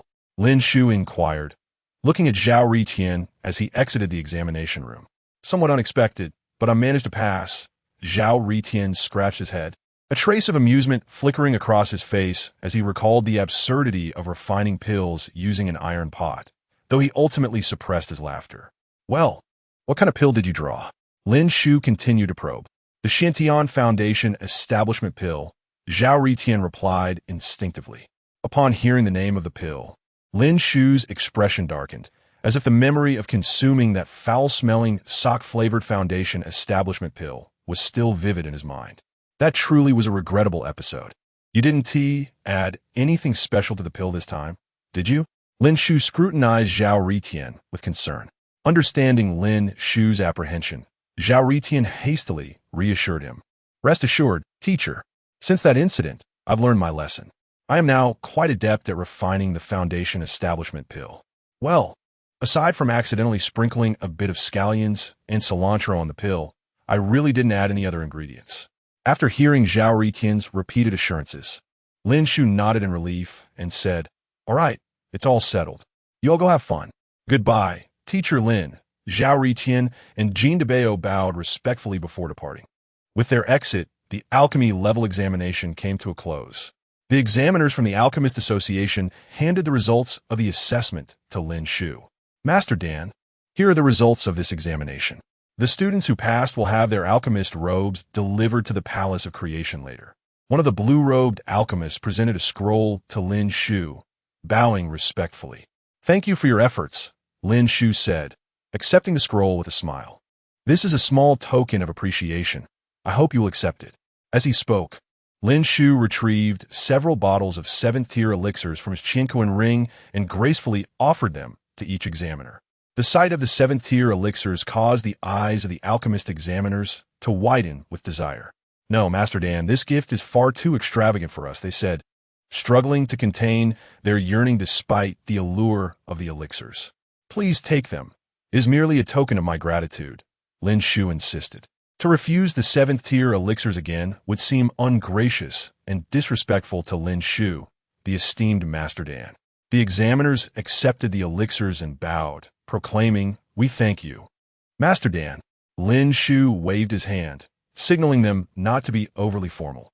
I shall not bid you farewell. Do remember to convey my regards to your esteemed former president. In due course, I shall pay a visit to him. Lin Xiu turned and walked towards the Alchemy Academy. Rest assured, I shall deliver the words of Master Lin Dan, he said, and with that, the examiners of the Alchemist Association once more bowed to Lin Xiu before taking their leave. The title of Dan Xiu is a mark of respect for a 9th-tier alchemist. A 7th-tier alchemist is referred to as Dan Wang, while an 8th tier is honored as Dan Huang. The 9th tier is addressed as Dan Xiu. As for the title of Dan Di, it is reserved for those who have made significant contributions to the alchemical endeavors of humanity and are recommended by a majority of 9th-tier alchemists. Let us rewind time to the commencement of the alchemist ranking assessments at the Alchemy Academy, specifically within the boys' dormitory. At this moment, Kong Zimo donned a white brocade robe, his long hair tied into a single bundle, exuding youthful vigor. This was the first lesson imparted to him by Zhao Ritian. A person is defined by their attire, just as a horse is by its saddle. One must present themselves well to garner favorable first impressions. Subsequently, Kong Zimo made his way to the entrance of the Beastmaster Academy. After a considerable wait, he finally encountered his long-cherished childhood sweetheart, Nailin Lingxian. At this moment, Nailin Lingxian was not clad in her usual pragmatic attire, but adorned in a flowing white gown, her long hair cascading down her shoulders, resembling a celestial maiden from a painting. This exquisite outfit had been selected for her by her strategist, Mu Feiyu. Half an hour prior, within the girls' dormitory, Nailin Lingxian, having just donned the white gown, felt exceedingly bashful, for it had been ages since she last wore a skirt. Feiyu, this dress feels quite strange, she remarked, gazing at her reflection in the mirror. Strange? Pure-hearted young men are quite taken with this look, Mu Feiyu replied with a smile, standing beside Nailin Lingxian. Once you wear this, I assure you, your little childhood sweetheart will be utterly captivated. Nailin Lingxian's cheeks flushed slightly at Mu Feiyu's teasing. It is worth noting that Nailin Lingxian practiced the path of detachment, making her emotional fluctuations notably rare, especially such evident signs of shyness. As anticipated by Mu Feiyu, Kong Zimo was already enchanted. Lingxian, you look stunning today, Kong Zimo complimented her. You look quite handsome today as well, Zimo, Nailin Lingxian replied calmly. After speaking, she recalled her strategist's earlier advice to feign shyness, as it would better manipulate a young man's affections. In the next moment, Nailin Lingxian pretended to shy away. Were there others present, they would likely remark on the artifice of her performance. However, Kong Zimo, lost in his romantic thoughts, remained oblivious. Shall we go have some fun? Kong Zimo suggested to Nailin Lingxian. Certainly, she softly replied. The two then proceeded towards the outskirts of the Zhao Hua Academy, where a variety of facilities were constructed to enrich the lives of its students, including shopping malls, parks, amusement areas, and food streets. The two individuals were preparing to venture into the park for leisure. As they walked towards their destination, they engaged in conversation. Upon closer inspection, one would discover that they were discussing their understanding of cultivation. If their respective strategists were present, a profound silence would undoubtedly ensue. It was evident that such companions were burdensome. Who, in their right mind, would discuss cultivation while out enjoying a day with a cherished companion? A conversation about mundane life or the latest gossip from the academy would have sufficed. Truly, they were nothing more than lowly puppets. Before long, they arrived at the park. Within its expanse lay a vast lake, so wide that its edges seemed to dissolve into the horizon. Shall we go boating? Kong Zimo suddenly inquired of Nailin Lingxian. After a moment of contemplation, she replied, All right. Chapter 29. The encounter of strategists and the eruption of conflict. Zhao Ritian did not return to the dormitory with Jean Debo and the others. Instead, he parted ways midway, genuinely fearing that his beloved son might be lured into a trap. After separating from Jean Debo, Zhao Ritian hastened his steps towards the Beastmaster Academy. Upon arriving at the academy, he scoured the entire premises but found no trace of Kong Zimo. Where on earth has this fool disappeared to? Zhao Ritian murmured to himself, just as he was about to contact Kong Zimo with his identity jade token. Make way, everyone! A loud shout suddenly resonated behind him. Zhao Ritian turned to see a female cultivator swiftly approaching on her spirit sword. At that moment, he had no time to evade, and he could only watch as the sword-wielding maiden drew nearer. Ultimately, they collided with a resounding crash. Ouch! That hurt like hell. Zhao Ritian was sent flying over 2 meters by the impact, groaning in pain as he struggled to rise from ground. Meanwhile, the sword-wielding lady was not faring any better. She tumbled to the side, landing in a rather undignified manner. Who told you to fly so recklessly in the academy? It's one thing to crash into the flowers and grass, but to run into me. Zhao Ritian clutched his painfully injured chest and approached the offending female cultivator. She, too, gritted her teeth in pain as she got to her feet, and at that moment, Zhao Ritian found himself face to face with her. In that instant, their eyes locked, and Zhao Ritian could not help but swallow hard, for the young woman before him was indeed stunning. What do you mean I didn't move? Did I have time to dodge? You crashed into me without warning, Zhao Ritian retorted. At this, the young woman, none other than Mu Feiyu, the strategist of Nalan Lingxian, shot back in defense. The two strategists had met in such an unexpected manner. Initially, Zhao Ritian, captivated by her beauty, intended to let the matter rest with a simple apology. However, her aggressive demeanor provoked him. He felt compelled to engage in a meaningful dialogue. What do you mean I didn't move?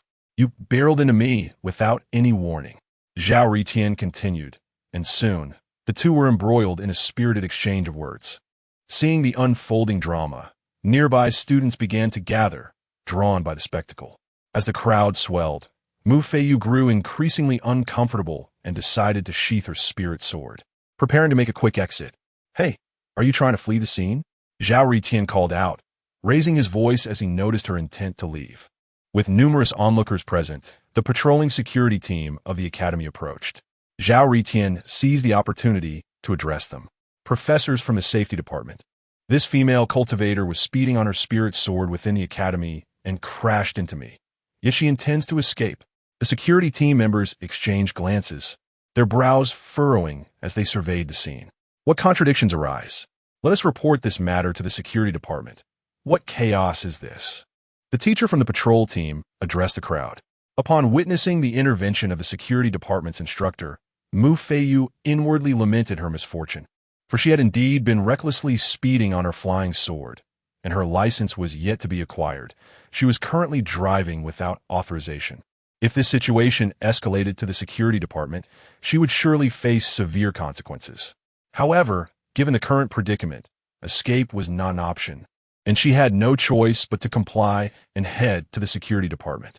She cursed the man responsible, casting a venomous glare at Zhao Ritian. Subsequently, she led Zhao Ritian and herself towards the security department's office. The onlooking students, having lost their entertainment, dispersed. Inside the security department's office, the patrol teacher occupied the main seat, flanked by Zhao Ritian and Mu Feiyu. Now let us discuss the matter at hand, the teacher inquired, surveying the two. Sir, she was speeding on her flying sword and attempted to flee.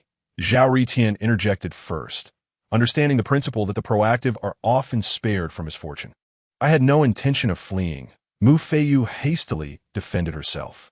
The patrol teacher regarded her and asked, Did you exceed the speed limit while flying?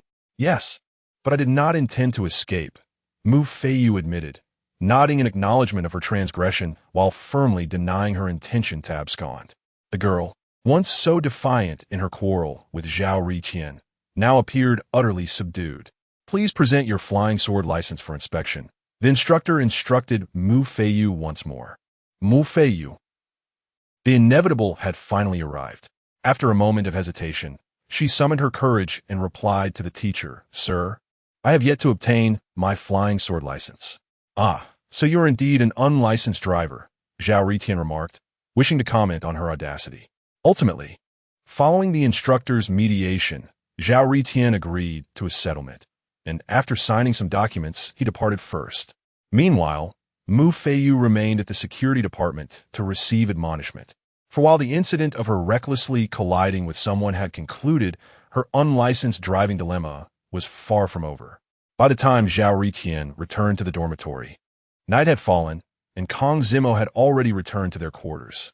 As today, as alchemist certification exam had taken place, evening study sessions were canceled.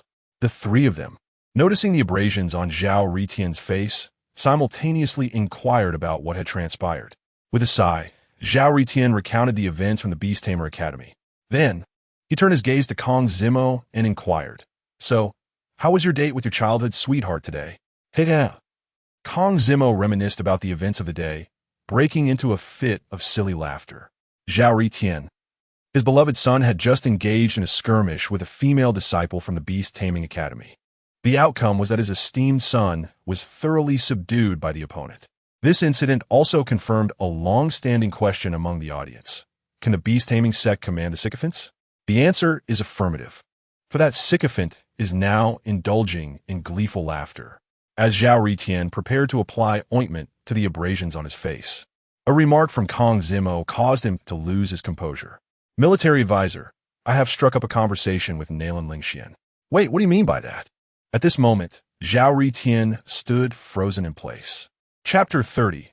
The instructor and the rigidity of school rules. Upon hearing Kong Zimo recount the events of his day with Nalan Lingxian, not only was Zhao Ritian taken aback, but so too were Jean Debo and others. Is it truly possible? Which family discusses becoming partners so effortlessly? Wasn't Kong Zimo simply rowing a boat with Nalan Lingxian? Suddenly, Kong Zimo declared, Lingxian, I have liked you for a long time. Would you be willing to be my partner? To which Nalan Lingxian replied, I would. Indeed, it was as hasty as it was incredulous. Yet, this matched the nature of their Na'vi interactions. So, what were all the strategies Zhao Ritian had prepared for Kong Zimo? Was it merely a pastime for him? Why is your nose so red, strategist? Turns out you've become the jester, Zhao Ritian retorted through clenched teeth before turning to tend to his own wounds. Observing Zhao Ritian, Kong Zimo felt a twinge of confusion. When I was still single, you encouraged me to pursue my affection. Yet now that I have succeeded, you appear displeased. How could one be pleased? Hand in hand, the first to find a partner is the dog. Not only had Kong Zimo found a partner, but he had done so with such ease. Of course, this was merely playful banter among male dormitory mates, and such jests would not tarnish their camaraderie. Meanwhile, in the girls' dormitory of the Beast Taming Academy, Mu Feiyu, who had been reprimanded throughout the afternoon, finally returned to her room. Not only had she faced criticism from the safety officer, but her spiritual sword had been confiscated, and she was barred from obtaining a sword license for a year. Amusing. Isn't it? I only witnessed a female college student gently shatter. Upon Mu Feiyu's return, Nalan Lingxian eagerly shared her news about becoming a partner with Kong Zimo. However, Mu Feiyu's spirits were not high. Her cherished spiritual sword had been taken away. Feiyu, aren't you happy? Nalan Lingxian inquired, puzzled. Sayin, Mu Feiyu replied. Lingxian, let me tell you about an utterly exasperating incident I encountered today. Subsequently, Mu Feiyu recounted the events of the day to Nalan Lingxian. Lacking the gift of consolation, Nalan Lingxian could only listen quietly to Mu Feiyu's grievances. The mere thought of Zhao Ritian's face sent Mu Feiyu's teeth grinding in irritation. Curse that guy. I hope I never encounter him again. In just 2 days, the time of greatest joy for these university students would arrive, the mid-month holiday. The holiday policy of the Alchemy Palace stipulates that after 2 months of studies, students are granted a month-long break. The author passionately suggests that we should also attempt such a system. Today, as college students suffer too much, having weekend classes, treating us as high schoolers. Having completed today's training, Lin Su slowly opened his eyes and gazed at his identity jade plate. Do not inquire further. I assure you, I am engaged in serious cultivation.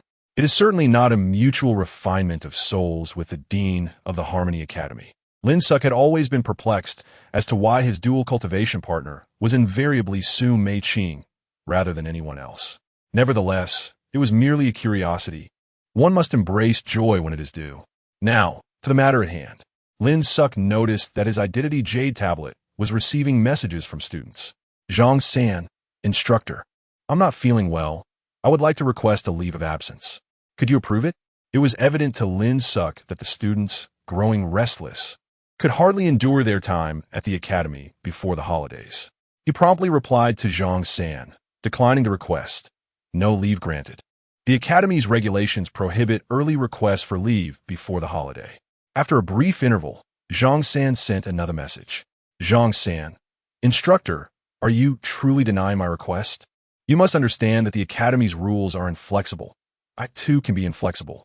Upon reading this, Lin Suk sensed trouble brewing. This audacious student was about to cause him a predicament. Lin Suk, what are you up to, you rascal? Zhang San, Instructor, I am en route to the Xiandao building. The rooftop, known as the Zhu Xian Terrace, do you comprehend? At this moment, Lin Suk could no longer maintain his composure. This impudent youth was indeed threatening him. The Xiandao building is the tallest teaching edifice within the Academy, and students often jest that if the pressure of studies becomes overwhelming, they might leap from the rooftop to relieve their burdens. Thus, the terrace had been humorously dubbed the Zhu Xian Terrace. Zhang San's implication was clear. If his leave was not approved, he would resort to jumping from the building. Just as Lin Suk was typing a response, another message from Zhang San arrived. Zhang San, Instructor, the wind atop Zhu Xian Terrace is quite fierce. I am feeling frightened. At this juncture, Lin Suk's anxiety escalated. If anything were to happen to this student, he would bear the brunt of the consequences. Although he often portrayed a careless demeanor, his sense of teacherly ethics remained intact. Lin Suk, you impudent child, come down. I shall approve your leave, all right? Zhang San, hee, I knew you the best. Teacher Lin, I'll 1T attend class tomorrow. Reflecting on his own university days, Lin Suk realized he had engaged in similar clever maneuvers with his own instructors to escape early for holidays. He sighed, pondering the audacity of these young scamps. Had they perhaps evolved into university students, awakening innate skills? Zhang San was not the first to request leave. Prior to him, there had been 70 or 80 others who had made similar appeals, and Lin Suk was certain Zhang San would not be the last. Each student presented a unique excuse. Some claimed their best friend was pregnant and needed to conduct a paternity test, while others insisted on undergoing a hemorrhoid surgery. When Lin Suk inquired how one might prove the necessity for such a procedure, the student retorted, Teacher, are you interested in seeing my backside? This response left Lin Suk utterly flabbergasted. At that moment, the identity jade tablet chimed once more. Lin Suk anticipated yet another leave request, but was surprised to find a message from Su Meiqing. Su Meiyin, Broterlin, do many students in your department request leave? After reading her message, Lin Suk began to type a response. Lin Xiu remarked on the abundance of peculiar excuses for leave requests.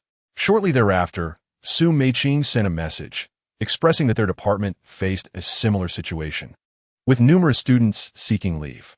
She mentioned that if requests were denied, some would simply choose to be absent, as life is filled with such instances of truancy. Thus, Lin Xiu and Su Meiqing conversed for an extended period. In her company, Lin Xiu experienced a strange sensation. Each night, during his training, he would unlock various actions with Su Meiqing in his dreams. Yet during the day, he maintained an air of nonchalance. It all felt rather peculiar. As the night grew late, Lin Xiu stated that he had classes the following day and suggested they end their conversation. Only then did the other party relent. P.S. I would like to extend early wishes for a joyous Labor Day to my family. I wonder how many university students have already made their escape. As for me, I've already made my getaway without being caught by the instructor. Chapter 31. All substitute teachers, get out into Xiandan Hall within the classroom. Lin Su walked in and surveyed the students seated below. A peculiar sensation enveloped him. Today's class felt somewhat amiss, though he could not pinpoint why. Perhaps it was the irritation from the students who had taken leave the previous night. All right, let us commence. Lin Su stood at the podium and had just begun to speak when an announcement from the system echoed in his mind. Congratulations, host. You have acquired 8,973 teaching points. This didn't add up. Shouldn't there be over 10,000 students in the alchemy program, even accounting for a few absentees? It seemed implausible to have only garnered 8,973 teaching points. Lin Su scanned the classroom once more. It was quite full, and there was no sign of anyone skipping class. System, are you experiencing a glitch? Lin Su murmured quietly to himself.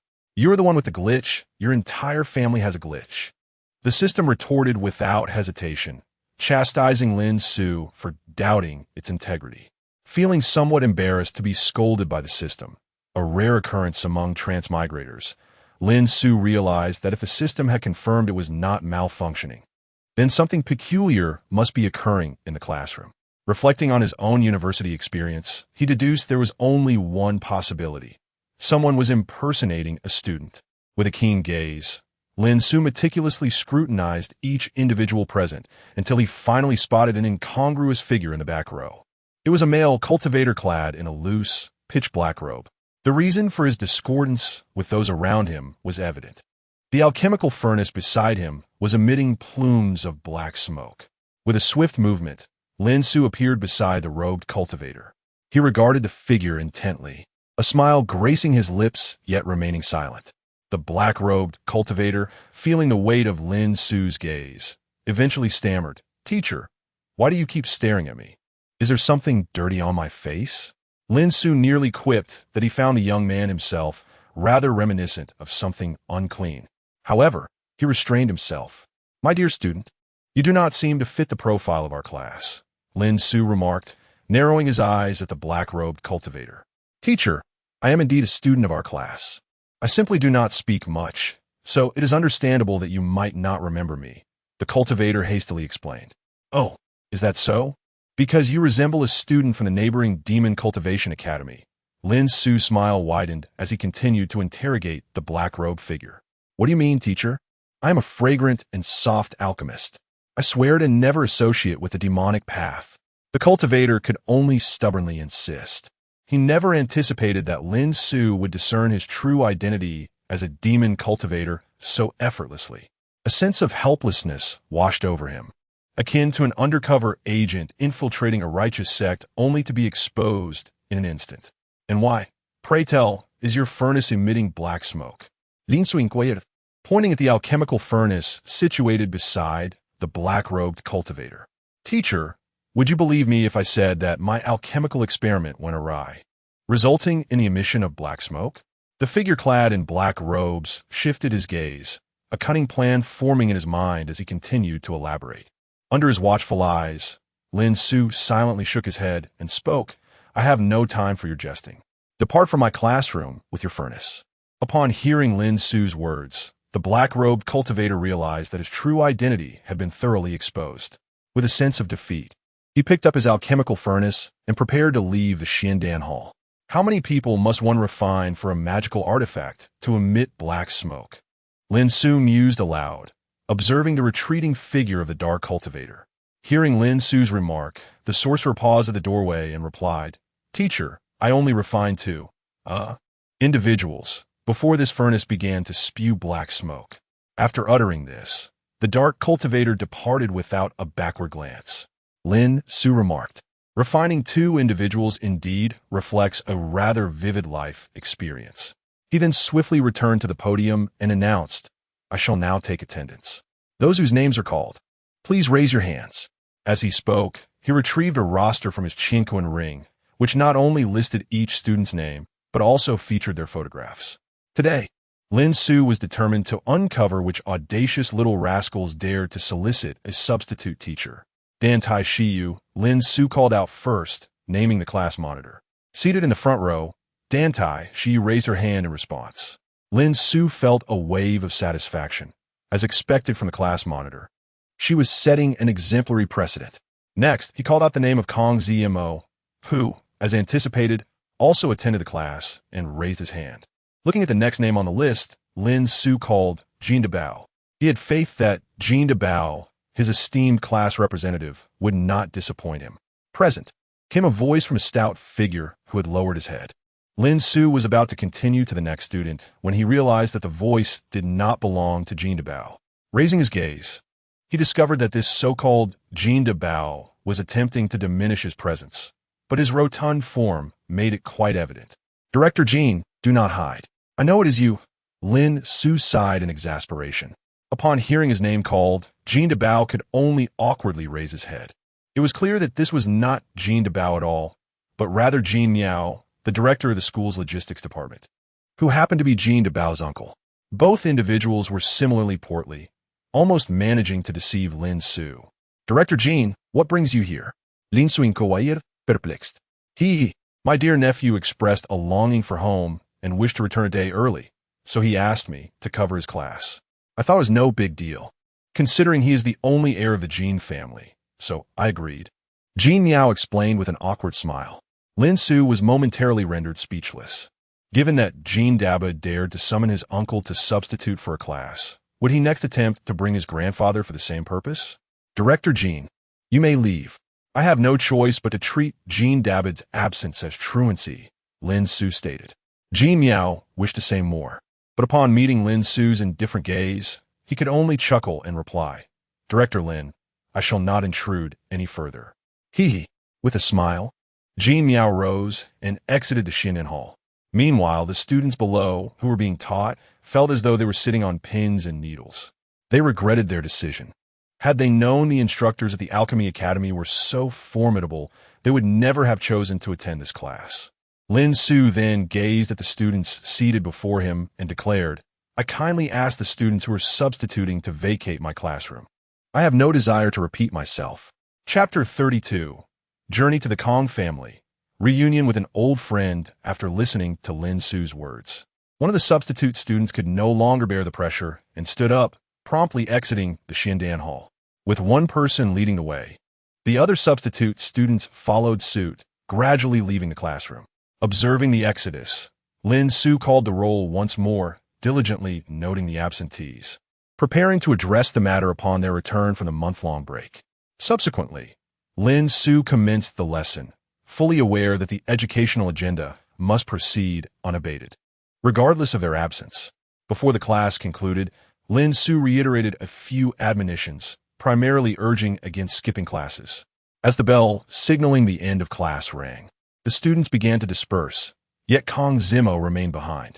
Teacher, just as Lin Su intended to depart, he was called back by Kong Zimo. Is there something you wish to discuss? Lin Su inquired, his brow furrowing in curiosity as he regarded Kong Zimo. Teacher, yesterday, my clan uncle sent a letter, expressing a desire to meet with you to discuss an important matter. As he spoke, Kong Zimo retrieved an unopened letter from his Chinquan ring. The letter bore the inscription, To Brother Lin Su. The clan uncle referenced by Kong Zimo was none other than Kong Ao, a former friend of Lin Su and a prodigy of the alchemical arts from the previous generation of the Kong family. Lin Su was momentarily taken aback, uncertain as to why Kong Ao would suddenly send him a letter at this juncture. However, after a brief hesitation, he accepted the letter from Kong Zimo and began to peruse its contents. Upon finishing, Lin Su let out a sigh, reminiscing about past events. Although the letter recounted amusing anecdotes shared among acquaintances, Lin Su understood that Kong Ao undoubtedly had significant matters to discuss. He carefully stored the letter and addressed Kong Zimo. Tomorrow marks the beginning of the month-long break. I shall accompany you back to the Kong family then. Excellent. Kong Zimo nodded emphatically before adding, Teacher, should I reply to my clan uncle and inform him to make arrangements in advance? Lin Su simply shook his head gently, responding, No need. I am merely visiting an old friend. There is no necessity to make such grand preparations. Afterward, Kong Zimo bid farewell to Lin Su, for he had another class to attend. Lin Su proceeded directly to the logistics department of the academy, intending to procure some rare materials to present to Kong Ao. After all, one cannot visit an old friend empty-handed. In the logistics department, Lin Su selected an 8th-tier spiritual herb, intending to present it to Kong Ao. Given that Kong Ao possessed considerable talent in alchemy and a keen interest in extraordinary herbs, this particular item, the Brahma Sound Calming Fruit, was a most fitting choice. Brahma Sound Calming Fruit, an 8th-tier medicinal herb, is born from the sacred tree of the Buddha. Its skin is inscribed with scriptures, emanating a celestial sound. When consumed, it can purify one's inner demons, albeit at the cost of one's virtuous deeds. Those with heavy blood on their hands may find themselves scorched by the light of the Buddha instead. This herb possesses the dual abilities of enlightenment and purification of the mind, and Lin Su was confident that Kong Ao would greatly appreciate it. At noon on the following day, it was time for the students to embark on their lunar holiday. Lin Xiu had proactively sought out Kong Zimo. Teacher, shall we set off? Kong Zimo inquired. Lin Xiu merely nodded, indicating that Kong Zimo could commence. Just as when they first enrolled, their departure from the academy involved infusing spiritual energy into a spatial transmission stone, which would transport them to the abode of the Kong family. Kong Zimo clasped a stone the size of a goose egg and directed his spiritual energy into it. The stone promptly began to disintegrate, reducing to powder that fell to the ground, and a pitch-black vortex materialized beneath their feet. In an instant, the figures of Kong Zimo and Lin Xiu vanished. Upon reopening his eyes, Lin Xiu realized he was no longer within the confines of the Creation Academy, but rather in an entirely different locale. Beside him, Kong Zimo surveyed the familiar surroundings with a smile, remarking, "At last, we are home." Indeed, they had arrived at the residence of the Kong family. "Teacher, I shall first take you to meet Uncle Kong Ao," Kong Zimo stated as he guided Lin Xiu toward Kong Ao's dwelling. Along their journey, they occasionally encountered the younger generation of the Kong family, and Lin Xiu sensed their impressive talent in alchemy. Yet, none could rival Kong Zimo's prowess. "Zimo, among the younger generation of the Kong family, you must possess the highest alchemical talent, correct?" Lin Xiu inquired as they walked side by side. Upon hearing Lin Xiu's words, Kong Zimo fell into an unusual silence, a flicker of sorrow crossing his eyes. "I have an elder sister whose alchemical gifts far surpass mine. While she may not be as extraordinarily gifted as you, she is indeed a rare talent. Unfortunately, she has gone missing, leaving no trace behind." Realizing that he had inadvertently touched upon a painful subject, Lin Xiu felt a pang of guilt. "I apologize," he murmured, regretting his choice of topic. "What was I thinking? It's quite all right, teacher. Much time has passed, and I have come to terms with it," Kong Zimo replied, forcing a smile, though the depth of his sadness was unmistakable. The two walked in silence until they arrived at a serene courtyard nestled within a bamboo grove, where Kong Zimo finally halted. "Teacher, that is Uncle Kong Ao's residence. I must take my leave to check on my parents," he said with a hint of regret. "Do not worry. Attend to your matters," Lin Xiu responded, proceeding toward the tranquil courtyard. The bamboo grove exuded an ambience that Kong Ao undoubtedly cherished. The gate of the courtyard stood firmly shut, and Lin Xiu approached, gently rapping on the door knocker. After a brief moment, the gate creaked open. "Kong Ao, it has been a long time," Lin Xiu began, expecting to see Kong Ao, but instead was greeted by a gentle woman clad in white. "Tinglan?" Lin Xiu gazed at the woman before him, utterly astonished. Chu Tinglan, had she not already perished? "Do you recognize me, sir?" inquired the gentle woman who had opened the door, her expression tinged with confusion. "Tinglan, do you not recall me? I am old Lin." Lin Xiu responded promptly. "I apologize, sir, but I have no recollection of you," Chu Tinglan said, shaking her head. "No matter, my name is Lin Xiu, and I have come to visit Brother Kong Ao." Although perplexed by the presence of Chu Tinglan, who he believed to be deceased, and her apparent lack of recognition, Lin Xiu stifled his curiosity. The truth of the matter would surely be revealed upon meeting Kong Ao. Chapter 33. The enigmatic Dandan spirit and the passionate Kong Ao. Upon elucidating his intentions, Lin Xiu's words sparked a glimmer of recognition in Chu Tinglan's eyes. "So, you are young Master Lin. My husband mentioned just a few days ago that another gentleman by the surname Lin would be visiting today," she remarked. "Please, young Master Lin, step inside. I shall summon my husband at once." With that, Chu Tinglan ushered Lin Xiu into the courtyard, leading the way to where Kong Ao awaited. Lin Xiu took a moment to observe the courtyard's elegant arrangement. A gentle stream meandered through the garden, culminating in a serene pond, beside which stood a charming pavilion. In the pond, several fish swam gracefully, embodying tranquility. "Lin Xiu, it has been far too long," a voice suddenly called from behind. Turning, Lin Xiu beheld a young man of similar age approaching with brisk steps. It was none other than his dear friend, Kong Ao, accompanied by Chu Tinglan. "You two catch up. I shall prepare a pot of tea for you," Chu Tinglan said as she turned and entered the house. "Let us converse in the pavilion," Kong Ao suggested to Lin Xiu, who merely nodded in response. The two friends made their way to the pavilion and sat facing one another. "Can you believe it? It has been over 2 centuries since our last meeting," Kong Ao mused, a hint of nostalgia in his voice. Lin Xiu, however, remained silent, his gaze fixed intently on Kong Ao as he inquired, What precisely has transpired? Lin Su referred, of course, to the extraordinary event of Chu Tinglan's resurrection.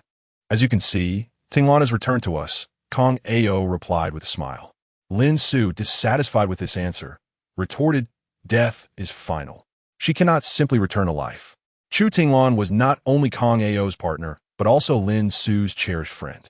Tragically, her life was cut short during a pivotal moment of transcendence, falling victim to the calamities of the heavenly tribulation.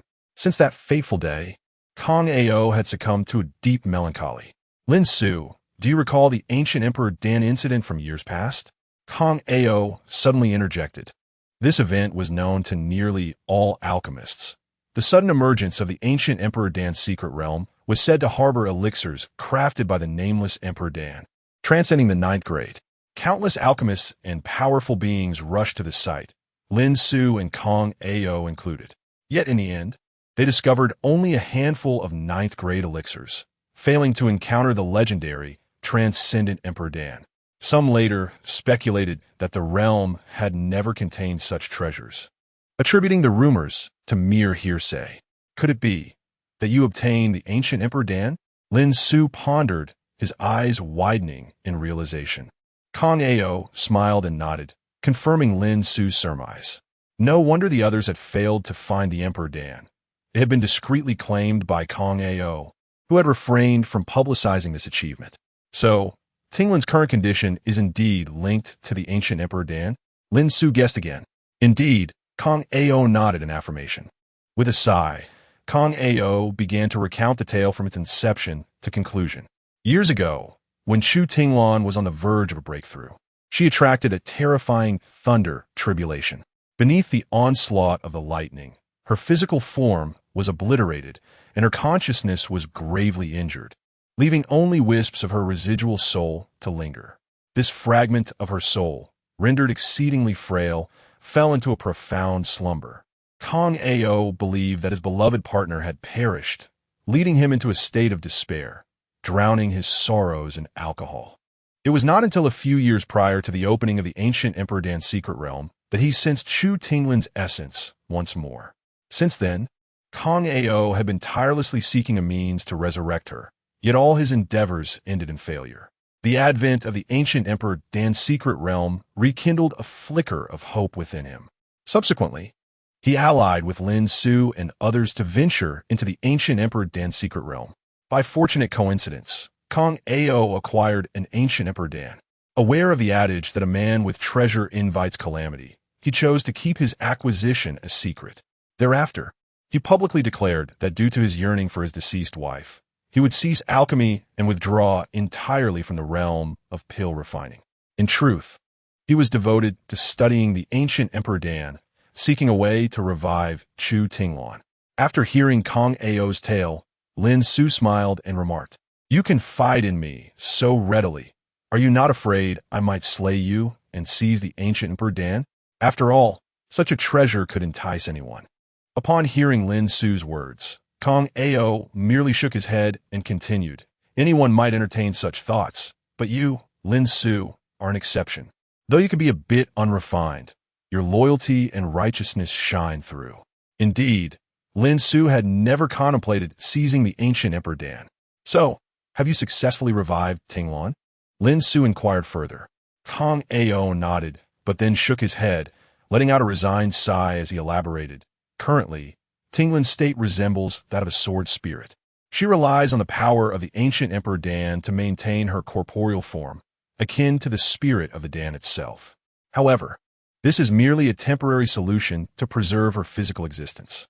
Over the years, I have sensed that the power of the ancient Emperor Dan is nearing its depletion." Just then, Chu Tinglan entered the pavilion, carrying a pot of tea. "Husband, young Master Lin, please enjoy some tea," she said, pouring 2 cups for them. "Thank you for your efforts, my dear. Please, rest in the house. Lin Su and I still have matters to discuss," Kong Ao said, his eyes filled with tenderness for Chu Tinglan.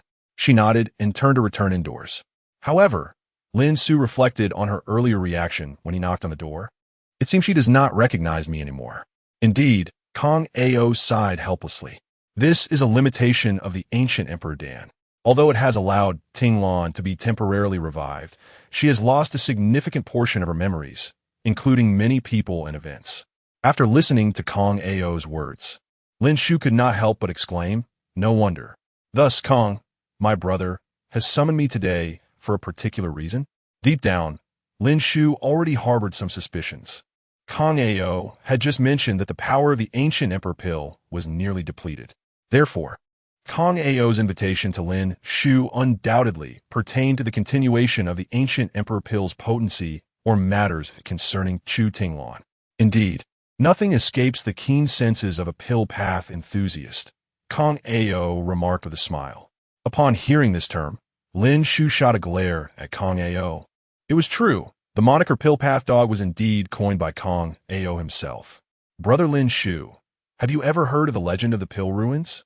Kong Ao inquired, sipping his tea while fixing his gaze upon Lin Xiu, his voice leisurely unfolding. Chapter 34. The Emergence of the Pill Ruins. A turmoil in the 9 domains. Lin Xiu gazed at Kong Ao, perplexed by his sudden mention of the Pill Ruins. It is rumored that within the Pill Ruins lie a plethora of existing elixirs, formulas, alchemical furnaces, and various spiritual herbs essential for alchemy.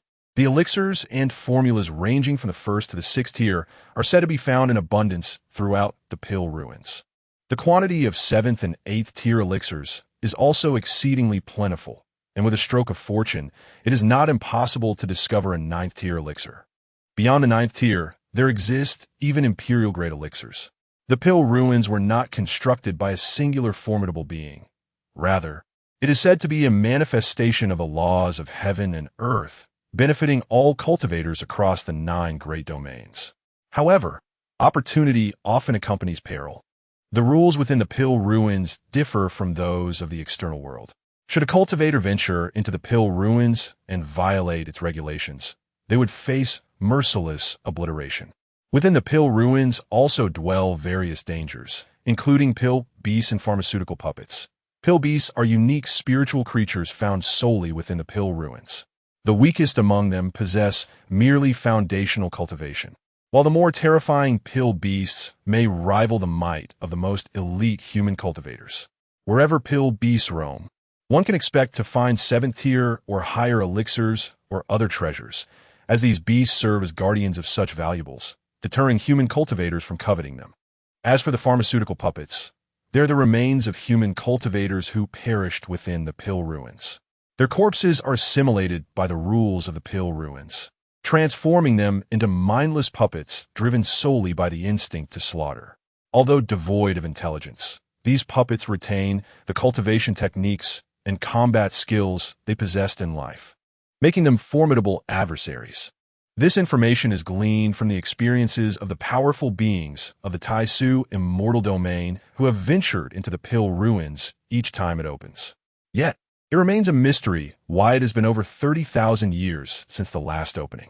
Kong Ao's sudden discourse on the Pill Ruins left Lin Xiu contemplating, his breath becoming fervent as he fixed his gaze intently on Kong Ao, rendered speechless. Kong Ao, perceiving the emotional turmoil within Lin Xiu, continued with a smile. "Within a century, the Pill Ruins will once again open. However, I cannot ascertain the exact timing. I can state with certainty that the treasures within this time will drive the cultivators of the 9 great domains into a frenzy." Upon hearing Kong Ao's words, Lin Xiu regained his composure, his rationality resurfacing. "How do you know all this?" he inquired, his tone laced with skepticism. Kong Ao silently rose and moved to the pavilion's edge, gazing into the distant bamboo grove before calmly responding. "Lin Xiu, each of us harbors our own secrets. You need only to know that I mean you no harm. My sole purpose in entering the Pill Ruins is to seek the elixirs that can save my wife. Everything else holds no allure for me. As for you, assist me in acquiring the elixirs I require, and I shall do my utmost to help you seize the supreme inheritance of the Pill Ruins." Lin Xiu gazed at the figure of his once dear friend, only to find that despite their proximity, an impenetrable fog seemed to separate them. He could no longer discern the depths of the mist that shrouded Kong Ao, nor could he see the comrade with whom he had once faced life and death. Clearly, Something had transpired in Kong Ao's life. Yet he had chosen not to disclose these matters to Lin Xiu. Should he trust Kong Ao? Lin Xiu sat in silence for a prolonged moment, his mind racing with thoughts. It was akin to a childhood friend, with whom one had lost contact for an extended period, suddenly reaching out with a message, claiming, "My dear brother, I can help you achieve a modest goal." Any ordinary person would likely hesitate to place their trust in such words. After a considerable time, Lin Xiu finally spoke. "I do not seek treasures from the Dan ruins. Ting Lan is also my dear friend. For the sake of my friend's resurrection, I shall do my utmost to assist you in obtaining the necessary elixirs." Ultimately, Lin Xiu chose to place his faith in Kong Ao once more. "Brother Lin, I knew I was right about you," Kong Ao replied, turning to Lin Xiu with a smile, his face reflecting profound gratitude. He then resumed his seat across from Lin Xiu. Suddenly, Lin Xiu's expression shifted as he recalled Kong Zmo. "Kong Ao, what are your thoughts on the boy?" "Kong Si Montak?" Kong Ao pondered for a moment before responding. "Kong Zmo possesses considerable talent in alchemy, though he can be rather blunt. In the future, he should become an 8th-tier alchemist. As for reaching the 9th tier," Kong Ao's words were cautious, for the leap to 9th-tier alchemy was notoriously difficult, with many 8th-tier alchemists spending their entire lives without achieving that milestone. In Kong Ao's eyes, Kong Zmo's alchemical aptitude was indeed remarkable, yet it seemed somewhat insufficient for breaking through to the 9th tier. What a pity! If only Kong Zmo's sister were still here. Our family would surely produce a 9th-tier alchemist in this generation. Kong Ao sighed, filled with regret. Kong Zmo's sister? Lin Xiu, intrigued by this mention, asked, "Could you tell me about her?" Seeing Lin Xiu's interest, Kong Ao began to elaborate. "Kong Zmo's sister, Kong Shui, is a prodigy among our family's younger generation. Her talent in alchemy left all the elders of the Kong family in awe. By the age of 18, she had already attained the rank of 1st-tier alchemist, and 5 years later, she achieved a breakthrough to the 2nd tier. Not only did she possess a deep understanding of alchemical principles, but her success rate and the quality of her elixirs were astonishing.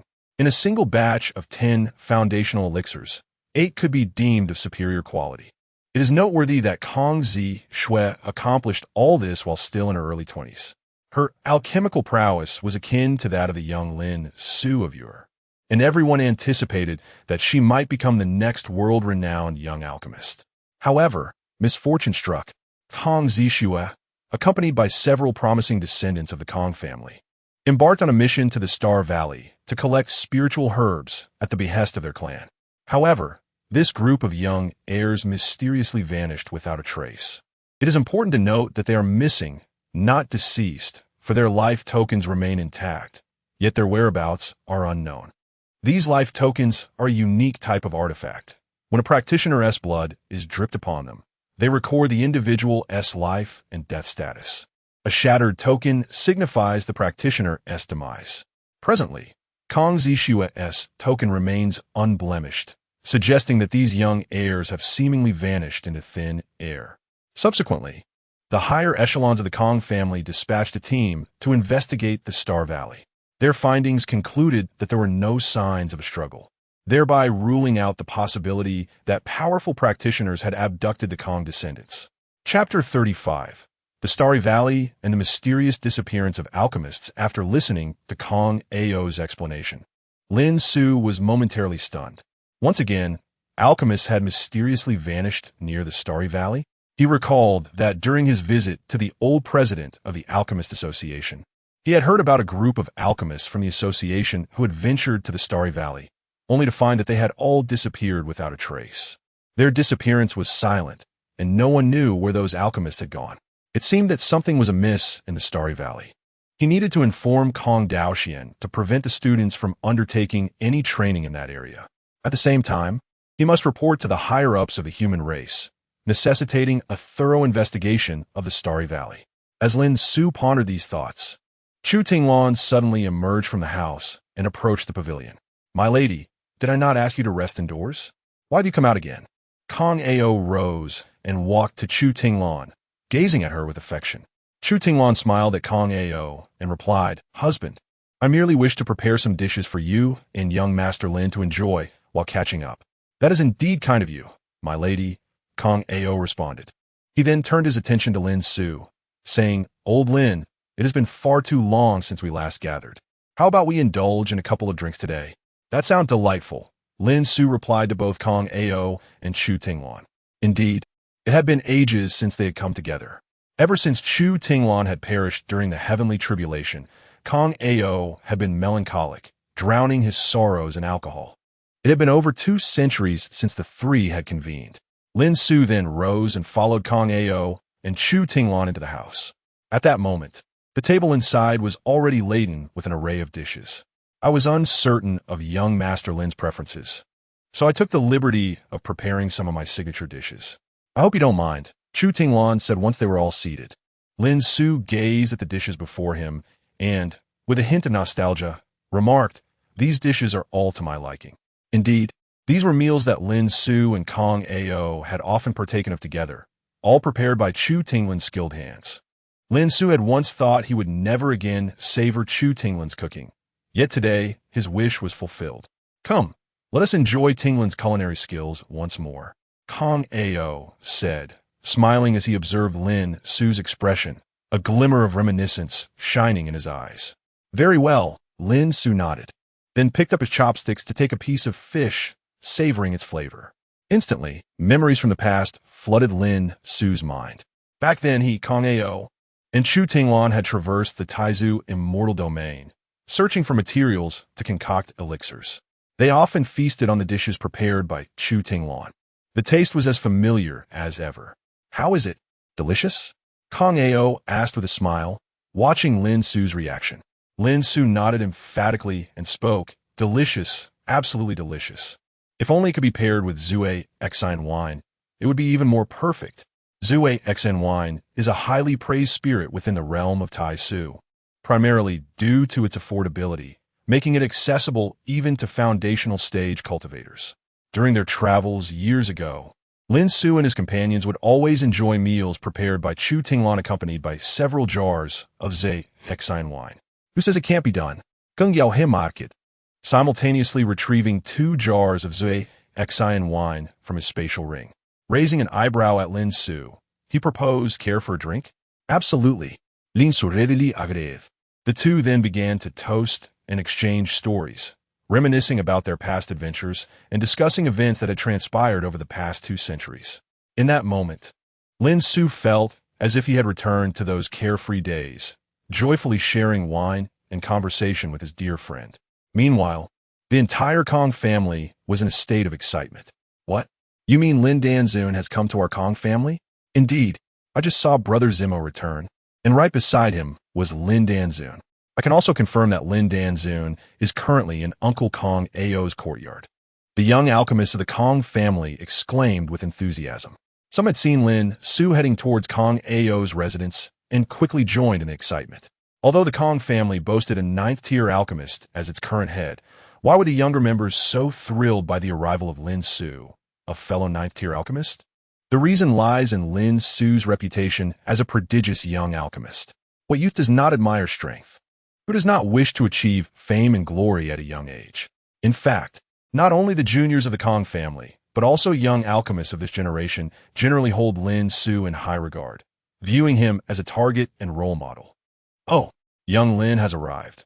I must meet him tomorrow, said an elderly man with snow-white hair, reclining in a chair within the Kong family's ancestral home. He was listening to a report from a nearby guard and spoke softly. This man was the head of the Kong family, a 9th-tier alchemist, and notably the longest-living 9th-tier alchemist to date, earning him the title of a living fossil. Thus, the younger generation in the alchemy community respectfully referred to him as Old Kong. Back in the Bamboo Grove courtyard, where Kong Ao resided, Lin Su and Kong Ao had finished their drinks. Kong Ao led Lin Su to a side room to rest. Later that night, Kong Ao lay in bed with Chu Tinglan nestled beside him. My dear, do you have something on your mind? Kong Ao inquired, glancing at Chu Tinglan. Husband, I overheard your conversation with young Master Lin today, she replied, looking up at his profile before continuing. You have worked tirelessly these past years to bring me back to life. Please do not exert yourself further for my sake. Although my husband and Master Lin did not explicitly state it, I can easily surmise the perilous nature of the Dan Xiu. Please do not take unnecessary risks on my behalf. My dear husband. As Chu Tinglan spoke, tears shimmered in the corners of her eyes. Kong Ao, observing Chu Tinglan's distress, felt an overwhelming sense of compassion. He drew her into his embrace, gently patting her back, and then spoke with conviction. My lady, for the sake of your revival, I would not hesitate to sacrifice my very life. The Dan Xiu represents my final hope, and I must succeed. However, I cannot help but feel remorse for Lin Xiu. He could have remained uninvolved, yet I have unwittingly entangled him in this matter. I swear that I will ensure old Lin's safety, even if I perish in the Dan Xiu. I will see to it that he emerges unscathed. Chapter 36. Blocked at the door by young admirers. My dear husband, I cannot permit you to utter such disheartening words. At this moment, Chu Tinglan tightened her embrace around Kong Ao, speaking softly. Lin Xiu, seated in the side hall, was deeply moved by the exchange between Chu Tinglan and Kong Ao, tears brimming in his eyes. What defines a true friend? This is what it means. Even in critical moments, Kong Ao's foremost concern was ensuring Lin Xiu's safe emergence from the Dan ruins. What? You claim that Lin Xiu's act of eavesdropping on the couple's intimate conversation through his spiritual sense is rather dog-like? Lin Xiu countered that he merely forgot to turn off his spiritual awareness, arguing, isn't leaving it on tantamount to having it open? Accidentally overhearing Kong Ao's conversation could hardly be deemed eavesdropping. Moreover, Lin Xiu had already earned the moniker of the Dog of Alchemy. Did he truly care about his reputation anymore? The following morning, Lin Xiu remained engrossed in his cultivation until the cacophony outside roused him from his reverie. Kong Ao and Chu Tinglan were similarly awakened. What is happening outside? Chu Tinglan inquired, casting a puzzled glance at Kong Ao. I am uncertain. Let me investigate. Kong Ao replied, donning a robe before stepping out of the room. Typically, the bamboo grove where Kong Ao resided was serene, yet today it was inexplicably noisy. Upon pushing open the door, he was greeted by a throng of young boys and girls gathered at his doorstep, their raucous chatter the source of the commotion. Greetings, clan uncle. The young members of the Kong family quickly arranged themselves respectfully, bowing to Kong Ao with utmost reverence. What brings you here so early? Kong Ao asked, his brow furrowed in curiosity. The youths exchanged glances, hesitant to speak, until a slightly older boy finally addressed him. Clan uncle, we have heard that Lin Danzun has come to the Kong family, and we wish to behold his true visage. Upon hearing this, Kong Ao couldn't help but reflect on how his dear brother had garnered such a multitude of admirers. Meanwhile, Lin Xiu, within the confines of the room, had also caught wind of the conversation at the door through his spiritual sense. Ah, so it is my young admirers. Thus, I shall summon Lin Danzun. Whether he's inclined to meet you is beyond my control. Kong Ao nodded at the young Kong family members, declaring, I shall see to it. Thank you, clan uncle. The boy who had initially spoken bowed again, prompting the others behind him to follow suit in reverence towards Kong Ao. Subsequently, Kong Ao turned to the door of the side room and knocked. Old Lin, wake up. The clan's younger generation wishes to meet you.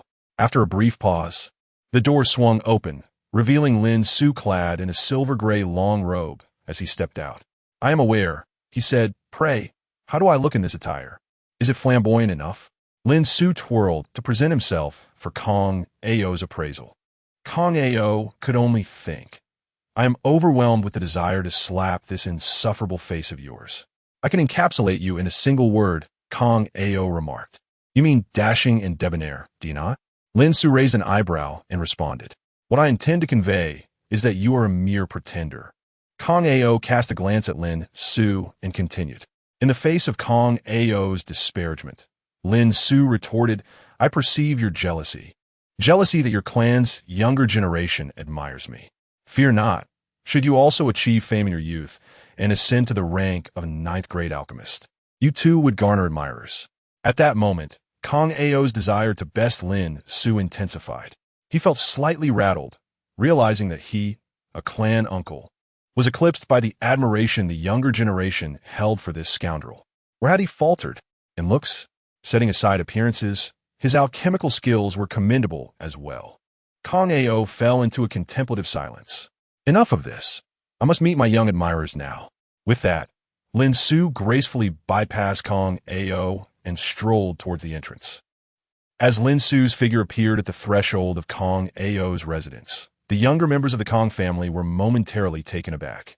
Whispers had circulated about Lin Dan Xiu's handsome visage, yet none had anticipated such striking allure.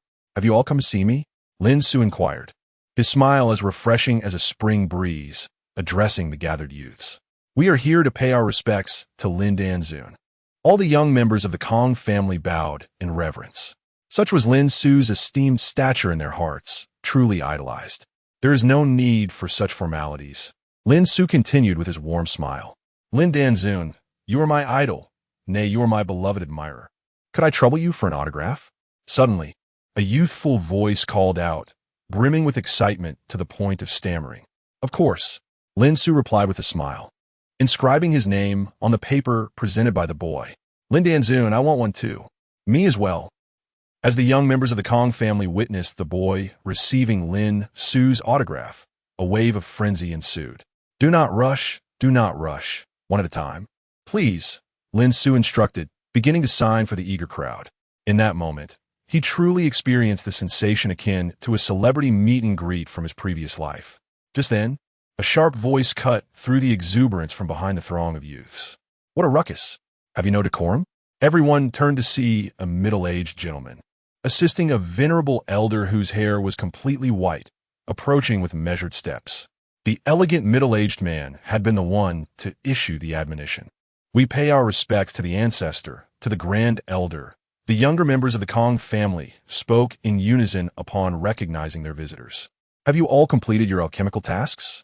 What will you do if your noise disturbs Lin Dan Xiu's tranquility?" The refined middle-aged man continued. "Now disperse at once." The younger members of the Kong family exchanged glances with Lin Xiu, ultimately retreating with reluctance. After all, the grand elder's words held significant weight, and they dared not defy him. "Young Lin, do not be angered by the immaturity of the clan's younger generation," the elderly gentleman said with a smile as he stepped forward to address Lin Xiu. Lin Xiu curled his lips, tempted to express that he actually found delight in the disturbances caused by this group of youths. "What nonsense you speak, Elder Kong. Just gazing upon these children rejuvenates my spirit," Lin Xiu replied, managing a smile at the venerable figure before him. The man was none other than Elder Kong, the patriarch of the Kong family, renowned as a living fossil in the realm of alchemy. If anyone else dared to call him young Lin, Lin Xiu would swiftly retort, questioning their audacity. Yet Elder Kong was an exception, for his age commanded a profound respect. "I regret that I have not been able to extend a proper welcome to you, young Lin, upon your arrival at the Kong residence," Elder Kong remarked as he approached Lin Xiu. Chapter 37. Elder Kang's request for the elixir of longevity. "Your words are too flattering, Elder Kong," Lin Xiu exclaimed hastily. "I only came to the Kong family in response to Kong Ao's invitation. Besides, I prefer to keep a low profile and shy away from grand occasions." Elder Kong listened to Lin Xiu's words, merely smiling in silence. "You Lin Xiu, maintaining a low profile? Who would believe that?" He then continued, "Would you care to visit my humble abode for a cup of warm tea?" Initially, Lin Xiu intended to decline, but upon meeting Elder Kang's gaze, which held a hint of something unusual, he swiftly changed his mind. How could I dare to refuse such an invitation from Elder Kong? Upon hearing Lin Xiu's response, Elder Kong burst into hearty laughter and led him towards the old Kong residence. In the courtyard, Kong Ao watched as Lin Xiu and Elder Kong departed, stifling a yawn before turning back into the house. "My dear husband, what was all that commotion about?" In the room, Chu Tinglan looked at Kong Ao with curiosity. Kong Ao recounted the events that had transpired at the entrance to Chu Tinglan. "Oh," Chu Tinglan blinked and nodded. "So, Master Lin is that formidable, a ninth-tier alchemist?" Kong Ao reclined on the bed, pulling Chu Tinglan close. "Do you think a ninth-tier alchemist is impressive, my lady? Perhaps I should also seek to be recognized as a ninth-tier alchemist in the future." "Not at all. To me, my husband is the most extraordinary," Chu Tinglan giggled, snuggling deeper into Kong Ao's embrace. We're outsiders to hear Kong Ao's words, they would surely laugh at his naivety. Believing that ascending to the 9th tier was a trivial feat, how many 8th tier alchemists have spent their entire lives without reaching the heights of a 9th tier? Yet, this was Kong Ao's belief. He genuinely possessed the ability and talent to break through to 9th tier alchemist. If he willed it, he could achieve it within a year. The world recognized Lin Xiu's unparalleled talent, hailing him as the young alchemy sovereign. However, they failed to see that Kong Ao and his peers also harbored terrifying potential in alchemy. Lin Xiu's brilliance overshadowed the light that rightfully belonged to others. As Lin Xiu and Elder Kong walked along the verdant path, children occasionally dashed past them in joyous laughter. Elder Kong turned to Lin Xiu and remarked, "What do you think of my Kong family? We can certainly claim the title of the foremost alchemical family in the Su Xian domain." Lin Xiu's praise held no insincerity. It was a heartfelt expression. Yet, while the world saw the Kong family's current splendor, they remained blind to the challenges lurking beneath its surface. They only recognized the family's present triumphs, oblivious to the arduous journey that had led to the Kong family's rise. Walking side by side, Elder Kong and Lin Xiu exchanged praises. In response, Lin Xiu remained silent, unsure of how to articulate his thoughts. At that moment, silence served as the most eloquent reply. Before long, the two arrived at the Old Kong residence. Old Master Kong poured a cup of hot tea for Lin Xiu and then spoke. "Given your level of intelligence, young Lin, you must have already surmised that I sought you for a matter of significance." Old Master Kong gazed at Lin Xiu, who merely nodded, preparing to listen to what the elder had to convey. With a sigh of resignation, Old Master Kong looked up at the sky and, after a long pause, continued. "Time flies like a fleeting horse. In the past, the Kong family was but a small clan, and it was we who guided our kin to where we stand today. Now, many of my old brothers have departed, leaving me in profound solitude. I often contemplate leaving this world as well. Yet the family finds itself in a state of disarray, with no capable successor to carry the family banner. I once had high hopes for Kong Ao, but alas, his spirit has shattered, and he has succumbed to despair. In this generation, we finally produced a remarkable young woman, only for her to mysteriously vanish."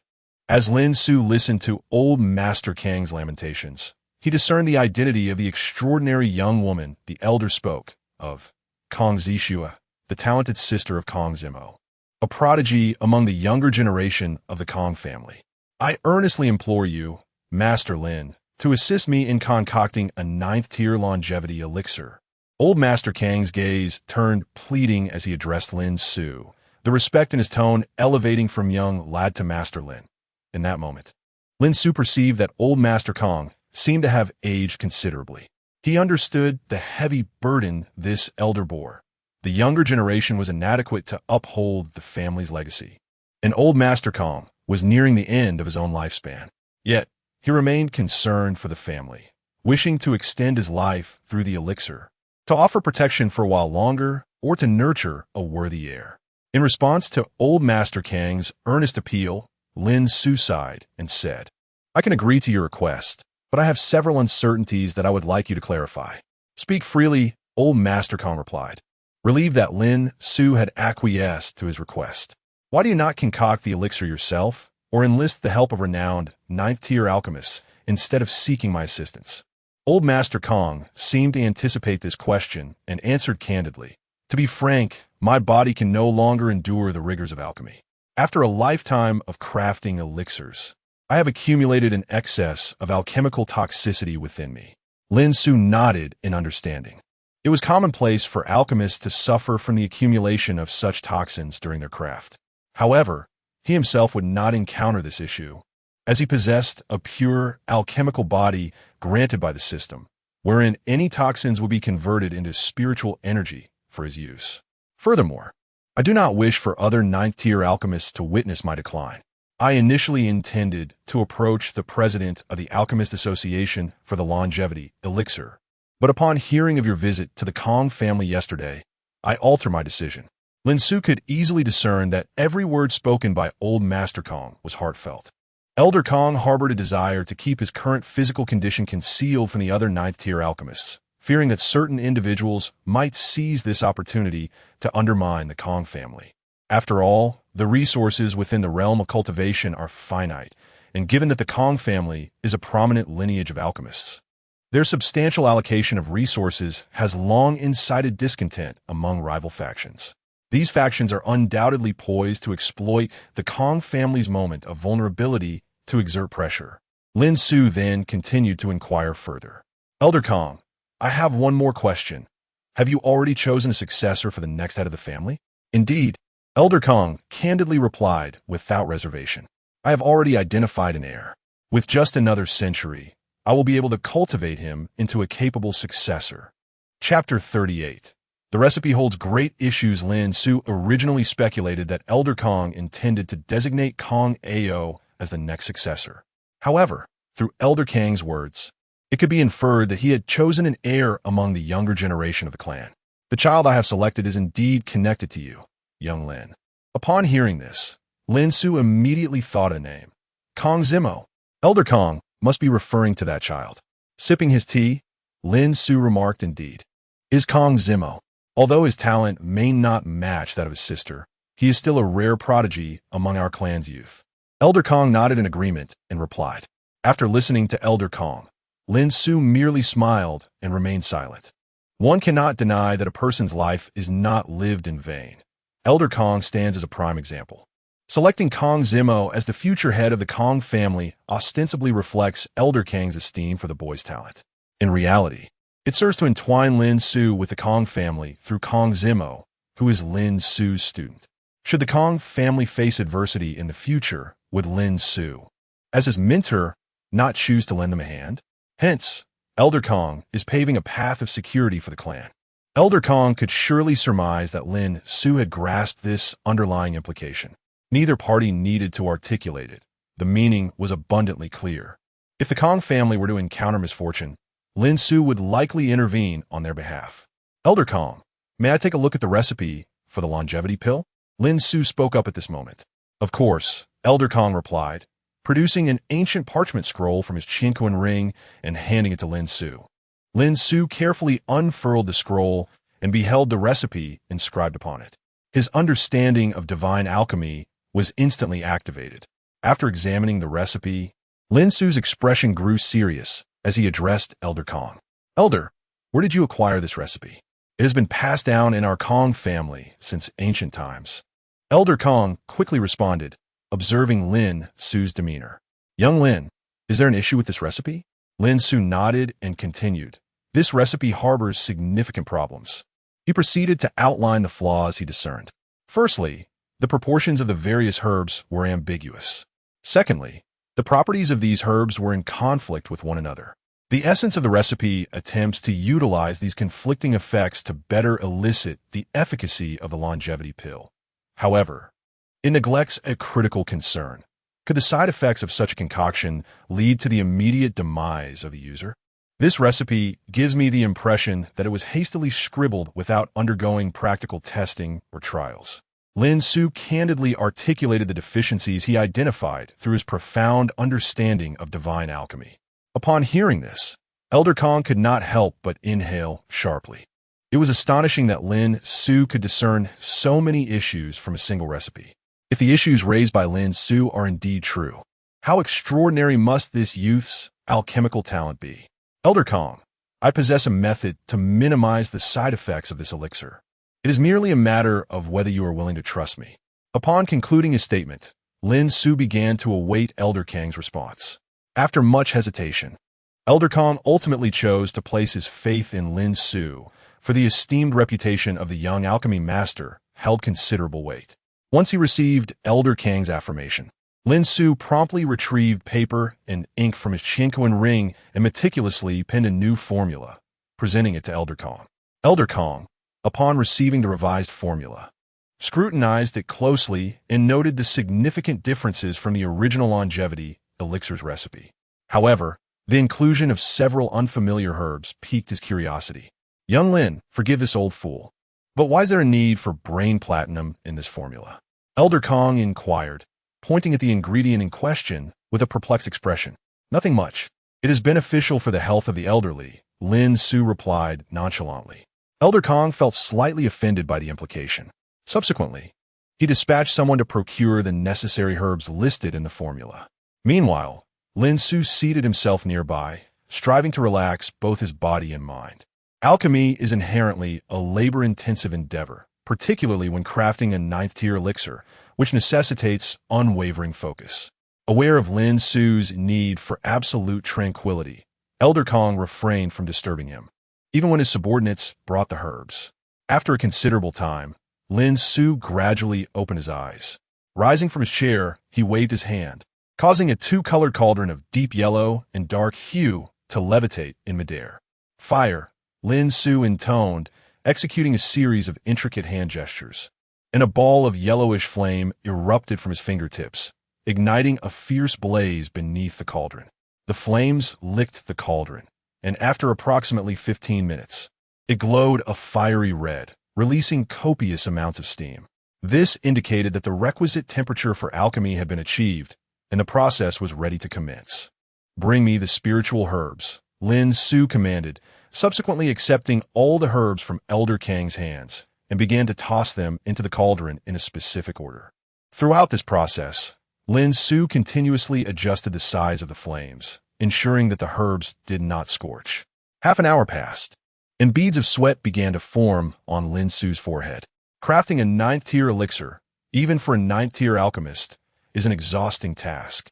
At a certain moment, Lin Xiu extinguished the flames, signaling that the elixir was on the verge of completion. Just then, dark clouds began to gather in the sky above the Kong family estate.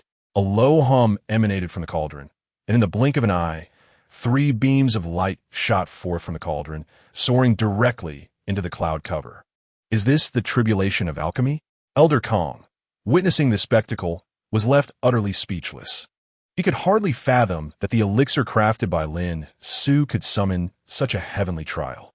In the realm of alchemy, only the creation of the most exquisite elixirs can invoke the tribulation of the heavens. Should an elixir fail to endure this divine trial, it shall be reduced to mere powder beneath the fury of the thunder.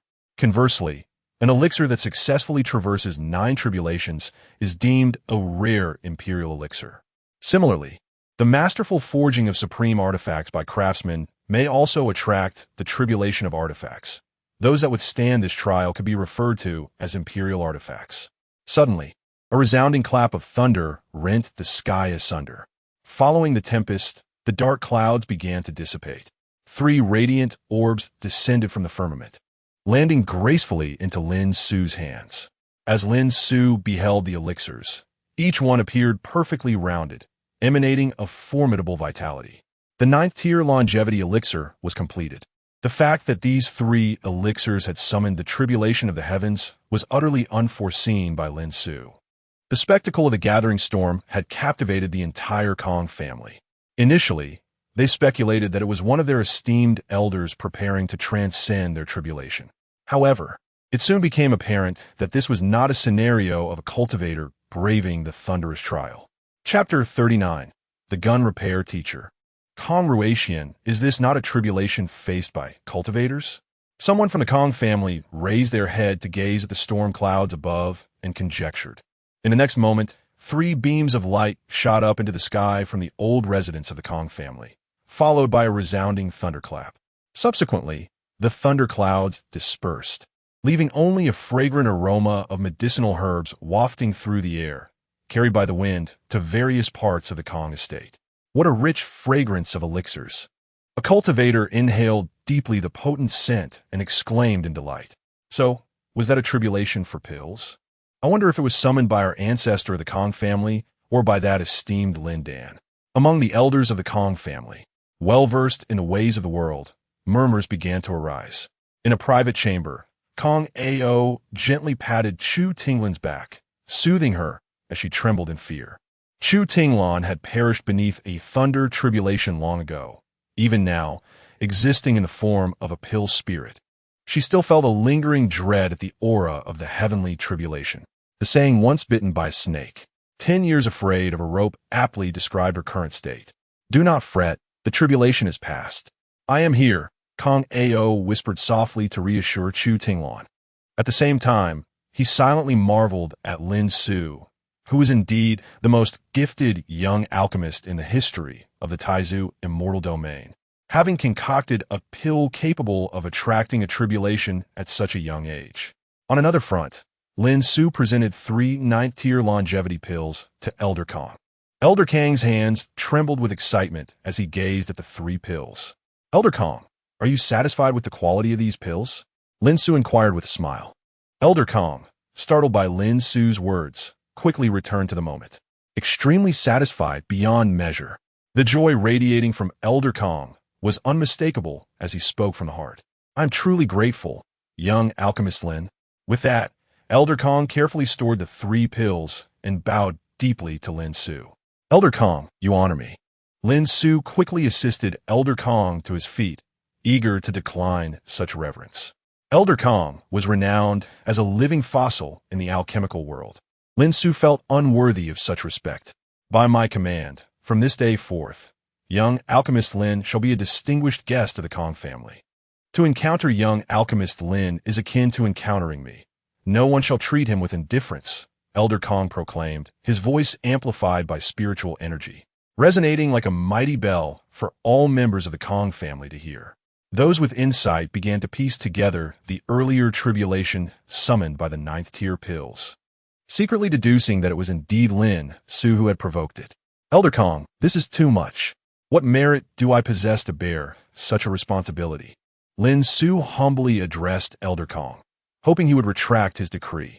You are more than capable, young one, Elder Kong replied with a smile, then instructed a nearby attendant to prepare a banquet. Today, he intended to honor the young alchemist Lin Xiu properly. Elder Kong and Lin Xiu further engaged in discussions about alchemy within the confines of the old residence.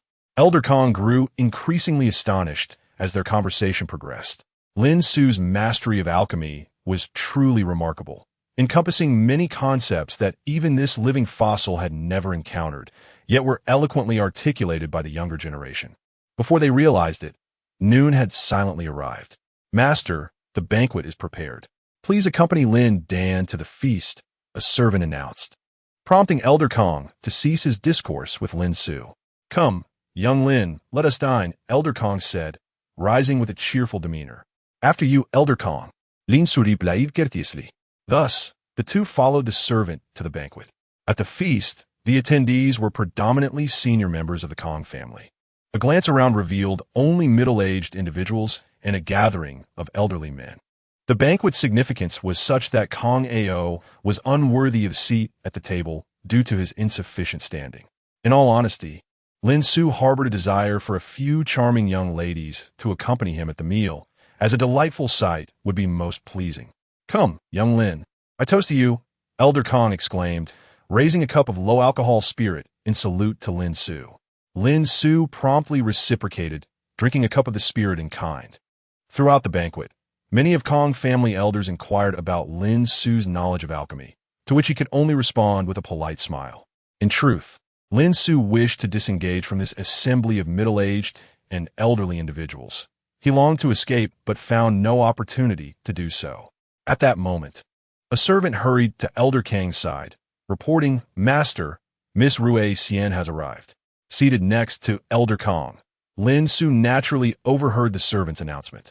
Oh, then hurry and bring Xian over, Elder Kong instructed, and the servant promptly complied, departing swiftly. Before long, the servant returned, escorting a young woman clad in a flowing blue and white gown. Greetings to all esteemed uncles and grandfathers. The young woman addressed the elders at the banquet with respectful bows. No need for such formalities, Xian, Elder Kong replied. At that moment, Lin Xiu's gaze was fixed upon a young woman in the blue and white gown. It was undeniable that her beauty was exceptional. Unlike the enchanting allure of Su Mei Qing or the intellectual elegance of Shao Qing Dai, this young lady exuded a spirited and valiant presence. Elder Kong, noticing Lin Xiu's captivated gaze, promptly remarked, This is my granddaughter, named Kong Rue Xian. In a way, you two are colleagues. My granddaughter teaches at the Sword Cultivation Academy of the Creation Academy. Oh, Lin Xiu's interest was piqued, and he scrutinized Kong Rue Xian once more, realizing that she bore little trace of alchemical energy. Instead, she radiated a martial spirit. This very martial essence further accentuated her vivacious demeanor. My granddaughter has never had an affinity for alchemy. She has always preferred wielding weapons. Ultimately, she chose the path of a spear cultivator and is now a teacher in that discipline. Elder Kong continued to elaborate for Lin Su's benefit. Lin Su nodded in acknowledgement after listening to Elder Kang's explanation. The Sword Cultivation Academy of Chemistria is a collective term, with the sword cultivation discipline being the most expansive among them, accompanied by other disciplines such as spear and saber cultivation. These disciplines converge to form the Sword Cultivation Academy. Kong Ruexian had been away for several days, returning to the Kong family today, thus unaware of Lin Dan's visit. As Lin Su observed Kong Ruexian, she too was intrigued by the extraordinarily handsome male cultivator seated beside her grandfather. Siener, allow me to introduce you to this esteemed individual, Lin Su, also known as Lin Dan. The elder Kong began to unveil Lin Su's identity. Suddenly, Kong Ruexian recalled, Lin Su, wasn't he the head of the Alchemy Academy? No wonder her grandfather mentioned that they would be colleagues. Having encountered Lin Dan, Kong Ruexian promptly clasped her hands in a gesture of respect and bowed. Chapter 40. The subtle intentions of Elder Kong and his granddaughter's encounter in response to Kong Ruexian addressing him as Master Lin Dan. Lin Su merely smiled and replied, Miss Ruexian, such a title is but an appellation bestowed by outsiders. Since we're colleagues, may I call you Teacher Kong? And you may refer to me as Teacher Lin, if that pleases you? Upon hearing Lin Su's words, Kong Ruexian nodded with a smile and consented. Elder Kong, observing Lin Su and his granddaughter, suddenly devised a plan. My dear, you and this young gentleman Lin are both of youthful age. Why not sit together? You may discover some common ground, he said with utmost seriousness. However, the attendees of the banquet, all ancient beings who had lived for 7 or 8 centuries, could easily perceive Elder Kang's crafty intentions. Whispers circulated among them, remarking on the cunning of this old man, who sought to use Kong Ruexian to ensnare the young Master Lin as a prized son-in-law. Elder Kong cast a sideways glance at the other high-ranking members of the Kong family, internally musing, if you possess such a beautiful granddaughter, would you not also seek a worthy match for her? Since you do not accuse me of being unkind. Understood, grandfather, Kong Ruexian, unaware of her grandfather's ulterior motives, presumed he genuinely wished to foster a connection between her and Lin Su. Subsequently, she took a seat beside Lin Su. The two young individuals found common topics to discuss, and Lin Su, no longer lethargic as before, engaged in lively conversation with Kong Ruexian. Lin Su recounted amusing anecdotes from his experiences in the Taizu fairy domain, eliciting laughter from Kong Ruexian. Elder Kong, seated nearby, silently observed the cheerful exchange, a smile gracing his face. As the banquet drew to a close, with several rounds of wine and a variety of dishes served, the high-ranking members of the Kong family took their leave, bidding farewell to Elder Kong before departing. Lin Su was escorted to his guest quarters by attendants. Kong Ruexian assisted Elder Kong as they made their way back to the family estate. Observing her grandfather's rosy complexion and vigorous stride, Kong Ruexian could not help but exclaim, Grandfather, you seem to be in even better health than before. Elder Kong chuckled in response. This is all thanks to the 3 longevity pills crafted by Lin Su. He then proceeded to share the tale of how Lin Su's alchemical prowess had drawn forth a tribulation. Kong Ruexian listened in astonishment, her beautiful eyes wide with disbelief. The world spoke of Lin Su's extraordinary talent in alchemy, yet she had not anticipated it to be so remarkable. Consider that Lin Su was actually several years her junior, and yet this young man had not only reached the pinnacle of a 9th-tier alchemist, but had also created a pill capable of invoking divine tribulation. What might he achieve in a century or several centuries hence? Could it be possible that he might one day concoct an imperial-grade pill? Elder Kong, observing the astonishment on Kong Ruexian's face, continued to smile. I had once feared I might not witness your wedding day, but with Lin's longevity pills, I shall at least have another 3 centuries to look forward to. Upon hearing the words of old Master Kong, Kong Ruexian's cheeks instantly flushed with a hint of crimson. Oh dear grandfather, what are you saying? I never mentioned wanting to marry, she quickly replied. You are no longer a child. Your uncles were already wed at your age. Old Master Kong remarked to her. My dear, do you have someone you admire? He fixed his gaze on Kong Ruetian, inquiring once more. After listening to him, she shook her head and replied, Grandfather, you know me well. My heart is wholly devoted to cultivation. How could I possibly have any romantic inclinations? What do you think of Lin Xiu? Old Master Kong suddenly gazed at her with a knowing expression, uttering that name. Lin Dansun is exceptionally gifted. Kong Ruetian instinctively began to comment on Lin Xiu, only to realize her slip a moment later.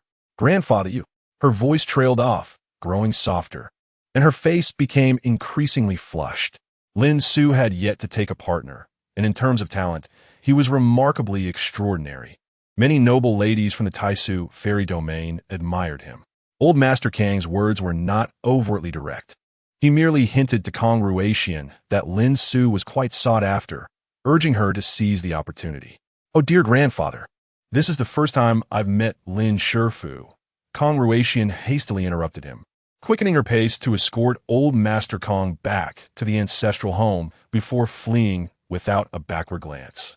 Old Master Kong watched her retreating figure with a slight smile before he turned and returned inside. Once back in her room, Kong Ruetian sat in a chair and hurriedly poured herself a cup of tea. She truly did not expect her grandfather to play matchmaker between her and Lin Xiu. Yet, on reflection, it seemed she was indeed approaching the age for marriage. Among her peers, some had already wed, while others were engaged. It appeared she was the only one still single, having never even held a male cultivator's hand. After their brief exchange earlier, Kong Ruetian realized that Lin Xiu was not only handsome, but also possessed a delightful sense of humor. Moreover, he had never been linked romantically to anyone, nor were there any scandals surrounding him. Upon further contemplation, it seemed Lin Xiu would indeed make an excellent partner. However, considering his exceptional prowess, would he ever look her way? That night, Kong Ruetian's heart was in turmoil. For some time thereafter, Lin Xiu resided in the Kong household, with Old Master Kong frequently creating opportunities for the two to be alone together. Gradually, Lin Xiu began to sense something amiss, yet he did not attribute it to romantic intentions. He merely thought that Old Master Kong wished for him to look after Kong Ruetian while they were at the Alchemy Academy, fostering a good rapport between them. Before long, Lin Xiu had been at the Kong residence for half a month. One day, he received a message from Kong Daoxian, urging him to return to the academy promptly. Thus, Lin Xiu bid farewell to Old Master Kong. Teacher Kong, until we meet again at the academy. At this moment, Kong Ruetian was beside Elder Kong, and Lin Xiu smiled as he spoke to her. All right, upon your return, do visit Teacher Lin. Kong Ruetian responded with a smile in return. Subsequently, Lin Xiu did not depart directly from the Kong residence, but instead made another visit to Kong Ao's abode. Brother Kung Yao, I am uncertain when we shall meet next. Should the Dan Xiu be opened, please notify me at the earliest opportunity, and I shall certainly come. Lin Xiu expressed while standing at Kong Ao's door. Very well, Brother Lin. Do take care of yourself as well, Kong Ao replied. Young Master Lin, please take good care. Chu Tinglan, who stood nearby, also addressed Lin Xiu. Lin Xiu nodded in acknowledgement, then produced a spatial teleportation stone. Upon activating it, his figure vanished without a trace. Chapter 41. The arrival of the Demon Clan's progeny. The disappeared saint in the office of Principal Kong Daoxian. Several young men and women sat, distinguished from ordinary humans by subtle differences. Some possessed rabbit ears atop their heads, while others exhibited unique skin tones. Was this a game of cosplay? No. These were representatives among the Demon Clan's international students, each embodying the pinnacle of their respective bloodlines. Unlike humans, whose cultivation is primarily determined by innate talent, the Demon Clan's lineage signifies the aptitude of their practitioners. The higher the bloodline of a formidable demon, the more esteemed their status and the greater their innate gifts. Rather than familiarizing yourselves with the campus, you have sought me out for a purpose? Kong Daoxian inquired, curiosity evident in his gaze. Esteemed Principal Kong, we have come with a matter of great urgency. The leader, a practitioner from the Wolf Clan, spoke with utmost respect. Oh, what has transpired? Kong Daoxian straightened, addressing the wolf demon with keen interest. Our saint has gone missing within the Palace of Transformation.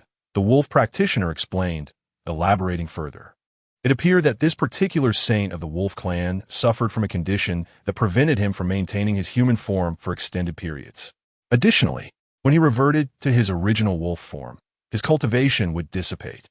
The journey from the demon territories to the Palace of Transformation had exacerbated the saint's frail state. While the other demon practitioners attended to their enrollment formalities, the wolf saint insisted on exploring the palace. He left in good spirits, but failed to return. So, based on your assumptions, your saint has likely transformed back and become lost within the academy? The wolf practitioner nodded gravely, reiterating, "We implore you, Principal Kong, to assist in locating our saint. By the way, what is the specific lineage of your saint?" Kong Daoxian inquired hastily, having recently engaged frequently with the head of the Beastmaster Academy and inadvertently adopting some of his colloquialisms. "The pinnacle bloodline of our clan, the sun-devouring demon wolf," the wolf practitioner disclosed, revealing the noble lineage of their saint. Kong Daoxian was momentarily taken aback. He had not anticipated that such a powerful wolf would have progeny. The sun-devouring demon wolf is among the elite bloodlines of the demon clan, characterized by its lithe form, inky fur, and a golden sun emblem upon its forehead. Legends claim that this bloodline, when fully matured, possesses the ability to consume the sun itself. Of course, Kong Daoxian privately regarded such claims as mere exaggeration. Take, for instance, the saint's father, an exceptionally evolved sun-devouring demon wolf. He had yet to witness that ancient beast consume the sun. However, these musings remained unvoiced in Kong Daoxian's mind. Subsequently, Kong Daoxian nodded, signaling the group of demon cultivators to depart. He would instruct the school security department to exert all efforts in locating the wolf clan's holy son. Once the demon cultivators had left, Kong Daoxian first relayed a message to the security department, intensifying patrols and emphasizing that if a black wolf were encountered, it should be swiftly transported to the Academy of Demon Cultivation. After setting aside his identification token, Kong Daoxian pondered deeply, feeling that something was amiss. He needed to promptly inform the dean of the Beast Taming Academy. After all, the academy boasted a veterinary program, where students are well-versed in the sterilization procedures of such creatures. Were it not for the school regulations, they might have been sharpening their knives against their classmates. If the holy son of the Wolf Clan were to be captured by the Beast Taming Academy first, it would spell disaster. The elder of the Demon Clan, the voracious Sun-Eater Wolf, had kindly sent his child to the academy for education, only to find that upon returning, his son had transformed into a daughter. He hurriedly notified the dean of the Beast Taming Academy to keep a vigilant watch over the students remaining on campus, cautioning that if anyone were to capture a wolf, they must exercise restraint and not act impulsively. Simultaneously, Kong Daoxian did not forget to message the dean of the Sword Cultivation Academy, advising that their specialized students should refrain from thoughts of skinning the wolf for meat or bringing it to the Beast Taming Academy to enhance their meals. After all, students from the Sword Cultivation Academy were known to be quite impoverished, capable of resorting to any means. Kong Daoxian had witnessed more than once the new students of the Sword Cultivation School rummaging through the greenery for wild vegetables, and some even gnawing on the foliage. Surely, this time they would be able to locate the holy son of the Wolf Clan. He mused as he sat at his desk, softly murmuring to himself. Yet, he had overlooked one crucial detail. Within the Academy of Creation, there was also a dog of alchemy. Dan Xiu utilized a spatial teleportation stone from the Kong family grounds to return to the Academy of Creation. The location of the teleportation stone was random. Although Dan Xiu had departed from the Alchemy Academy, he did not precisely return to it at this moment. Surveying his surroundings, Dan Xiu realized he had arrived at the northern gate of the Academy of Creation. The Alchemy Academy was situated at the southern gate, while the newly established Academy of Demon Cultivation was located at the northern gate. This meant that Dan Xiu would need to traverse the entirety of the Academy of Creation to reach the Alchemy Academy. Thus, Dan Xiu could only employ his footwork to make his way toward the Alchemy Academy. Suddenly, he spotted a pitch-black stray dog by the roadside. Dan Xiu halted, observing the little black dog, which was heading in the opposite direction toward the northern gate. Oh, there are actually stray dogs within the Academy of Creation. Lin Xiu remarked with a hint of curiosity. In his previous life, it was quite normal to see cats and dogs in universities. However, this was the Academy of Creation, where animals were not entirely absent, but those present were typically beasts with cultivation. The dog before Lin Xiu was an unremarkable, unrefined little black dog without any cultivation. Could it be that a student had abandoned it? Lin Xiu suddenly contemplated. It is certain that some students brought their little mutts along when school commenced, but now they seemed disinclined to care for them, resulting in abandonment. Lin Xiu, as a devoted dog lover, holds a deep disdain for such acts of neglect. Little foolish dog, you are fortunate to have encountered me, Lin Xiu remarked as she swiftly scooped up the small black dog. The little creature, sensing the large hand reaching for it, longed to escape. However, Lin Xiu utilized her spiritual energy to immobilize the pup, preventing any chance of flight. The little black dog thought, I desperately want to flee, yet I cannot. Yet, the only sound emanating from it was a series of plaintive barks. Lin Xiu examined the pup closely and was astonished to discover a hint of gold upon its forehead. From this moment on, you shall accompany me, and I shall call you He. Upon hearing this name, the previously struggling dog ceased its cries. Indeed, the name was so absurdly simplistic that even the dog seemed to find it preposterous. Could it be any more mundane? Chapter 42. The collapse of the Wolf Clan's holy son. The little black dog found himself cradled in Lin Xiu's embrace, gazing helplessly at the sky. At times, he truly felt the urge to call for help. What a series of unfortunate events he had endured. Once a privileged holy son of the Wolf Clan, he had lived a life of ease and comfort until that fateful day when his adoptive father insisted he attend the Alchemy Academy for his studies. As the holy son, did he not possess a sense of pride? He vehemently opposed his father's wishes, vowing that he would never set foot in that academy. However, on that day, under the weight of paternal affection, he came to understand his father's good intentions and, with tears in his eyes, reluctantly joined the throngs of demon cultivators heading to the Alchemy Academy.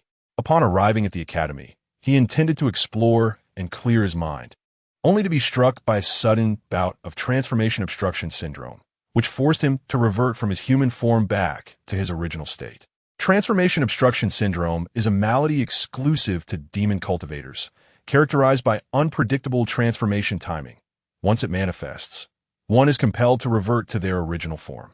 During this affliction, the cultivator loses both their powers and vocal abilities, resembling an ordinary beast.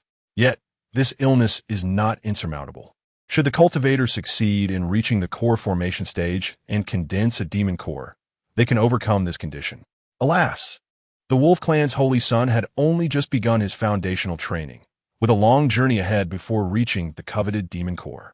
In desperation, the holy son sought the assistance of human cultivators, approaching two female cultivators who were leisurely strolling by. He began to bark anxiously.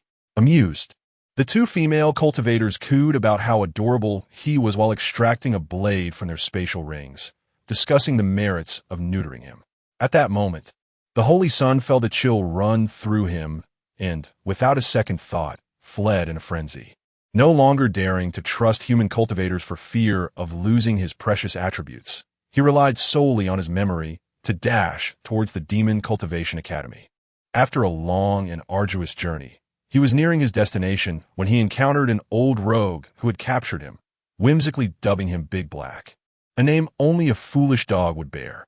All he wished for was for the transformation obstruction syndrome to pass swiftly so he could resume his human form, or for his kin to find him before that could happen. Lin Xiu, still holding the little black dog, made his way to the Alchemy Academy. Just then, a few cultivators approached them. "Fear not. Principal Kong will surely reunite the Holy Son with his kin," one female cultivator remarked. "Let's hope so," sighed another wolf cultivator. They were returning from Principal Kong Daoshuan's office. At that moment, the Wolf Clan's Holy Son perked up his ears, recognizing the voices of his kin. The previously listless Holy Son felt a spark of vitality return to his eyes. With a sudden burst of strength, he wriggled free from Lin Xiu's embrace and dashed towards the group of demon cultivators. "Kin! Kin!" the Holy Son exclaimed inwardly, filled with exhilaration. "Foolish dog, where are you going?" Lin Su shouted from behind, and then followed closely behind the prince of the wolf clan. The unfolding events also captured the attention of the demon cultivators. Before them stood a small black dog, positioned defiantly in front of the wolf clan's demon cultivator. The wolf clan prince, wagging his tail, shouted exuberantly, "Woof, woof, woof." Translation: "Hurry, hurry, it's me, your prince. Woof, woof, woof." Translation: "Please take me back." The wolf clan cultivator hesitated momentarily before scooping up the small black dog. This action ignited a sense of excitement within the wolf clan prince, who thought that his kin must have recognized him. He resolved that upon returning to the wolf clan, he would recommend himself to his father. "Is this your dog, classmate?" The wolf clan cultivator inquired, holding the small black dog aloft while glancing back at the approaching Lin Su. "Indeed, it is," Lin Su nodded, accepting the small black dog from the wolf clan cultivator's hands. He continued, "However, I am not merely a classmate. I am the dean of the Alchemy Academy. My surname is Lin. You may address me as Dean Lin." "Greetings, Dean Lin." Several demon cultivators respectfully bowed and greeted him. At that moment, Lin Su noticed subtle differences between these individuals and the human cultivators, prompting him to inquire cautiously, "Have you just arrived among the demon cultivators?" They nodded in affirmation, responding, "Yes, Dean Lin, we have just arrived at the Academy of Creation as demon cultivators." Observing Lin Su and the others engaging in lively conversation, the wolf clan prince began to grumble, which essentially manifested as barking. "Woof, woof, woof." Translation: "You foolish souls. You cannot even recognize your own prince." The wolf clan prince's barking drew the attention of the crowd. "Dean Lin, your dog is quite spirited," remarked the wolf clan cultivator. "Indeed, this little fellow is indeed full of vigor," Lin Su replied. After exchanging a few more words, the group of demon cultivators bid farewell to Lin Su and departed. As he watched his kin grow increasingly distant, the wolf clan prince's gaze shifted from hopeful anticipation to disappointment, ultimately culminating in despair. "Damn it, do these imbeciles truly not recognize me? I am the pinnacle of the wolf clan's bloodline, the sun-eating demon wolf. Can they not see the golden sun emblem above my head? It is so distinctive." Exasperated, he mumbled, "Let it all be destroyed. I am weary." The wolf clan prince resignedly nestled into Lin Su's embrace, utterly disillusioned with his kin. Upon returning to the Alchemy Academy, Lin Su gently placed the wolf clan prince on the ground. The prince cast a glance at Lin Su before retreating to a corner, curling up in a ball.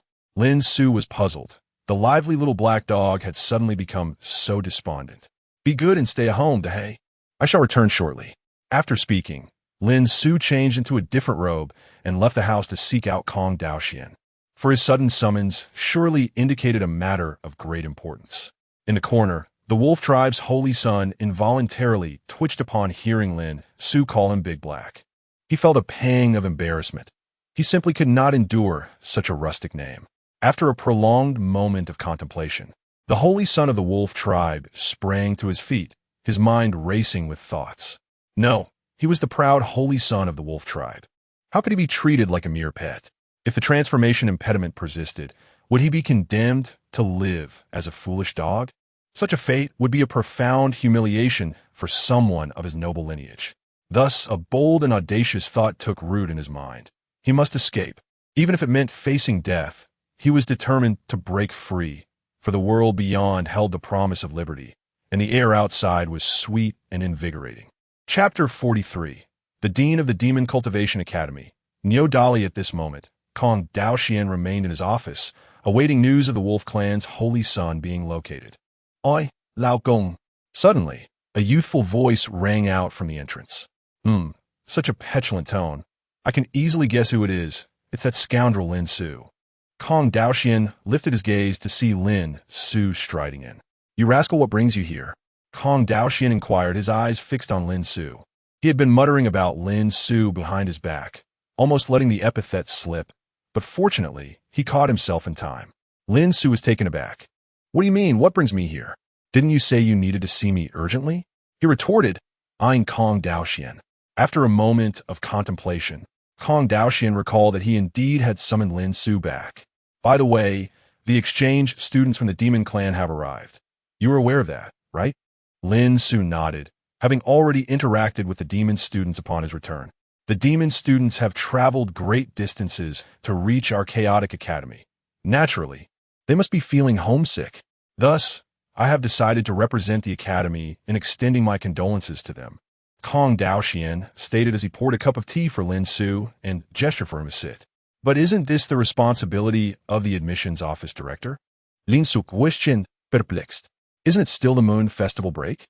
The other teachers are not present at the academy. Kong Daoxian chuckled mischievously, his demeanor exuding a playful insolence. Well, I'm not at the academy either. Why did you summon me back? Lin Xiu replied, feeling quite exasperated. Because you're easy to bully. We have the best rapport. Kong Daoxian continued to smirk, leaving Lin Xiu momentarily uncertain about who the real scoundrel was. Ultimately, given their long-standing friendship, Lin Xiu relented after a few playful curses. By the way, did you happen to see a demon wolf on your way back to the academy? Kong Daoxian seamlessly transitioned to discussing the matter of the Lost Wolf Clan Holy Son. After listening to him, Lin Xiu shook his head, stating that he had only encountered a stray little black dog on his way back. Do you think this little black dog could possibly be the sun-eating demon wolf? Please, how could that be? Do you think I can't tell the difference between a wolf and a dog? Lin Xiu replied, incrédulos. After chatting a bit longer, Lin Xiu eventually took his leave. Seizing the early hour, he decided to head directly to the Demon Cultivation Academy to attend to the tasks assigned by Kong Daoxian. Once outside the dean's office, Lin Xiu utilized his agile footwork to make his way to the Demon Cultivation Academy. En route, Kong Daoxian sent him details about the academy.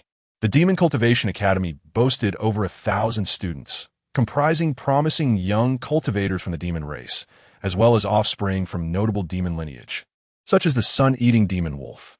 The exchange students primarily came to learn alchemy and artifact crafting techniques from the Chaotic Academy.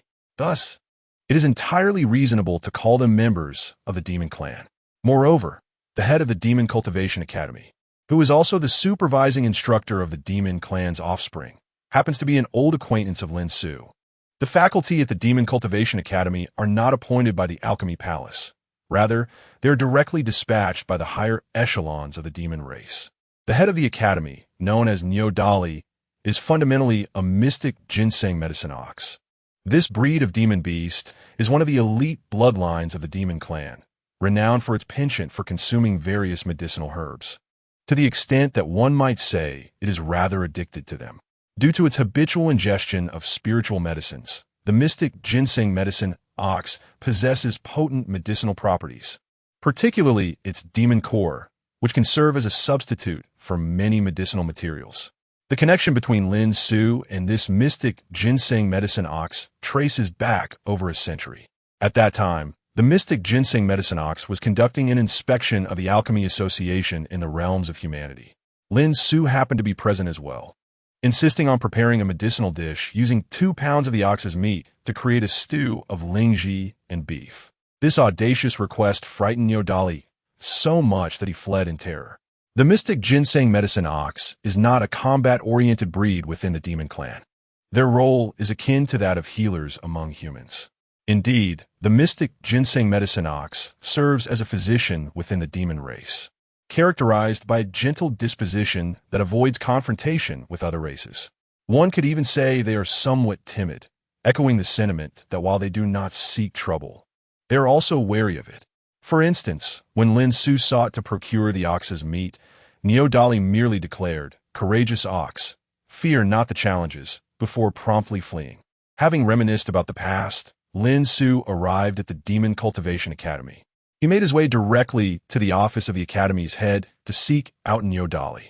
Each secondary academy has an office for its head, but Lin Xiu has consistently adhered to the principle that if there are no classes, it is time for rest.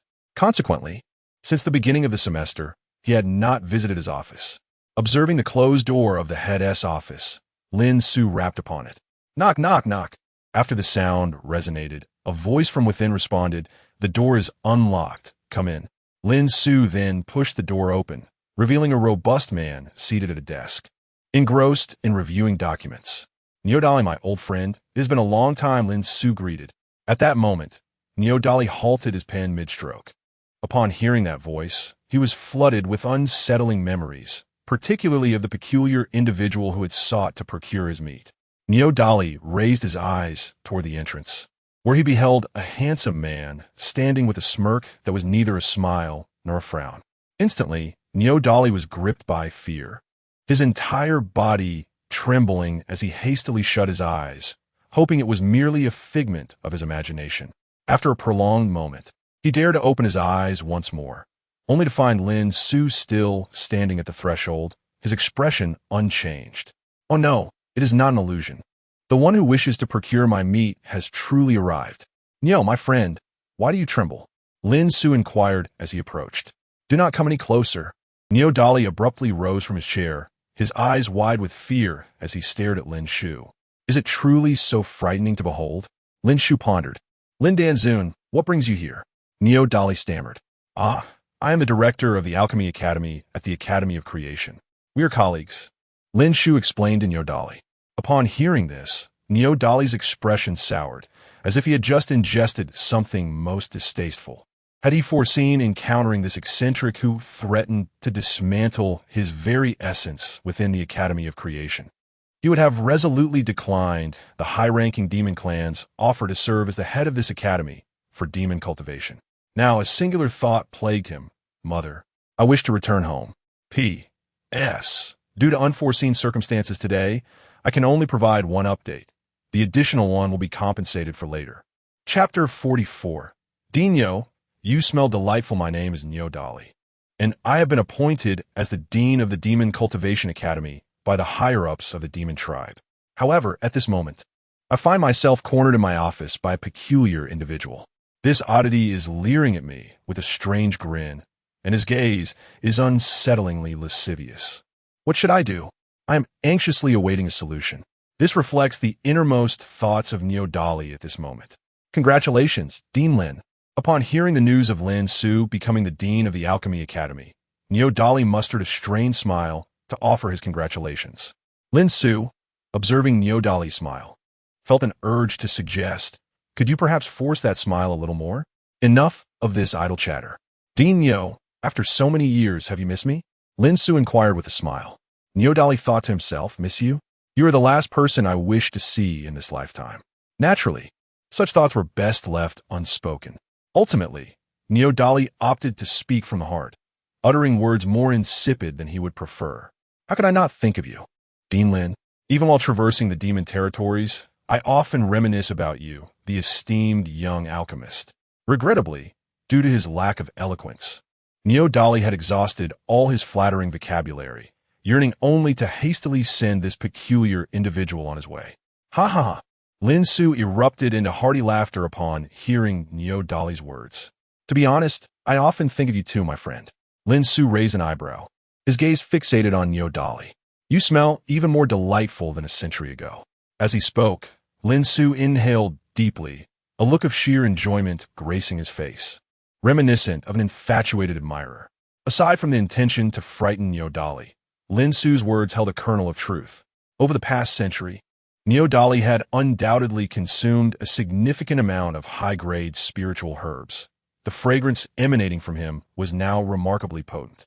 For someone like Lin Su, an alchemist or a demon cultivator, such rich herbal aroma was quite appealing.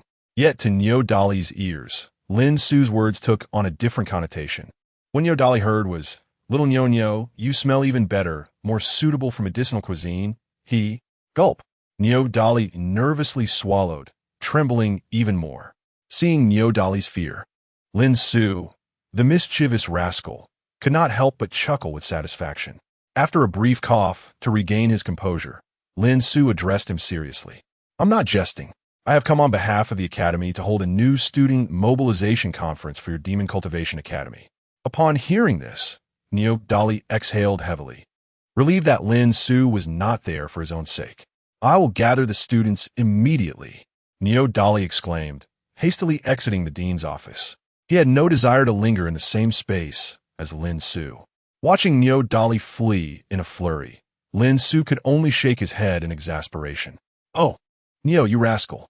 On the other side, within the confines of Lin Su's dormitory, The wolf clan's holy son fixed his gaze upon the tightly shut door, then charged forward with great force, attempting to breach the barrier with his physical prowess. However, to his dismay, the door remained impervious, resulting in a painful cry escaping his lips.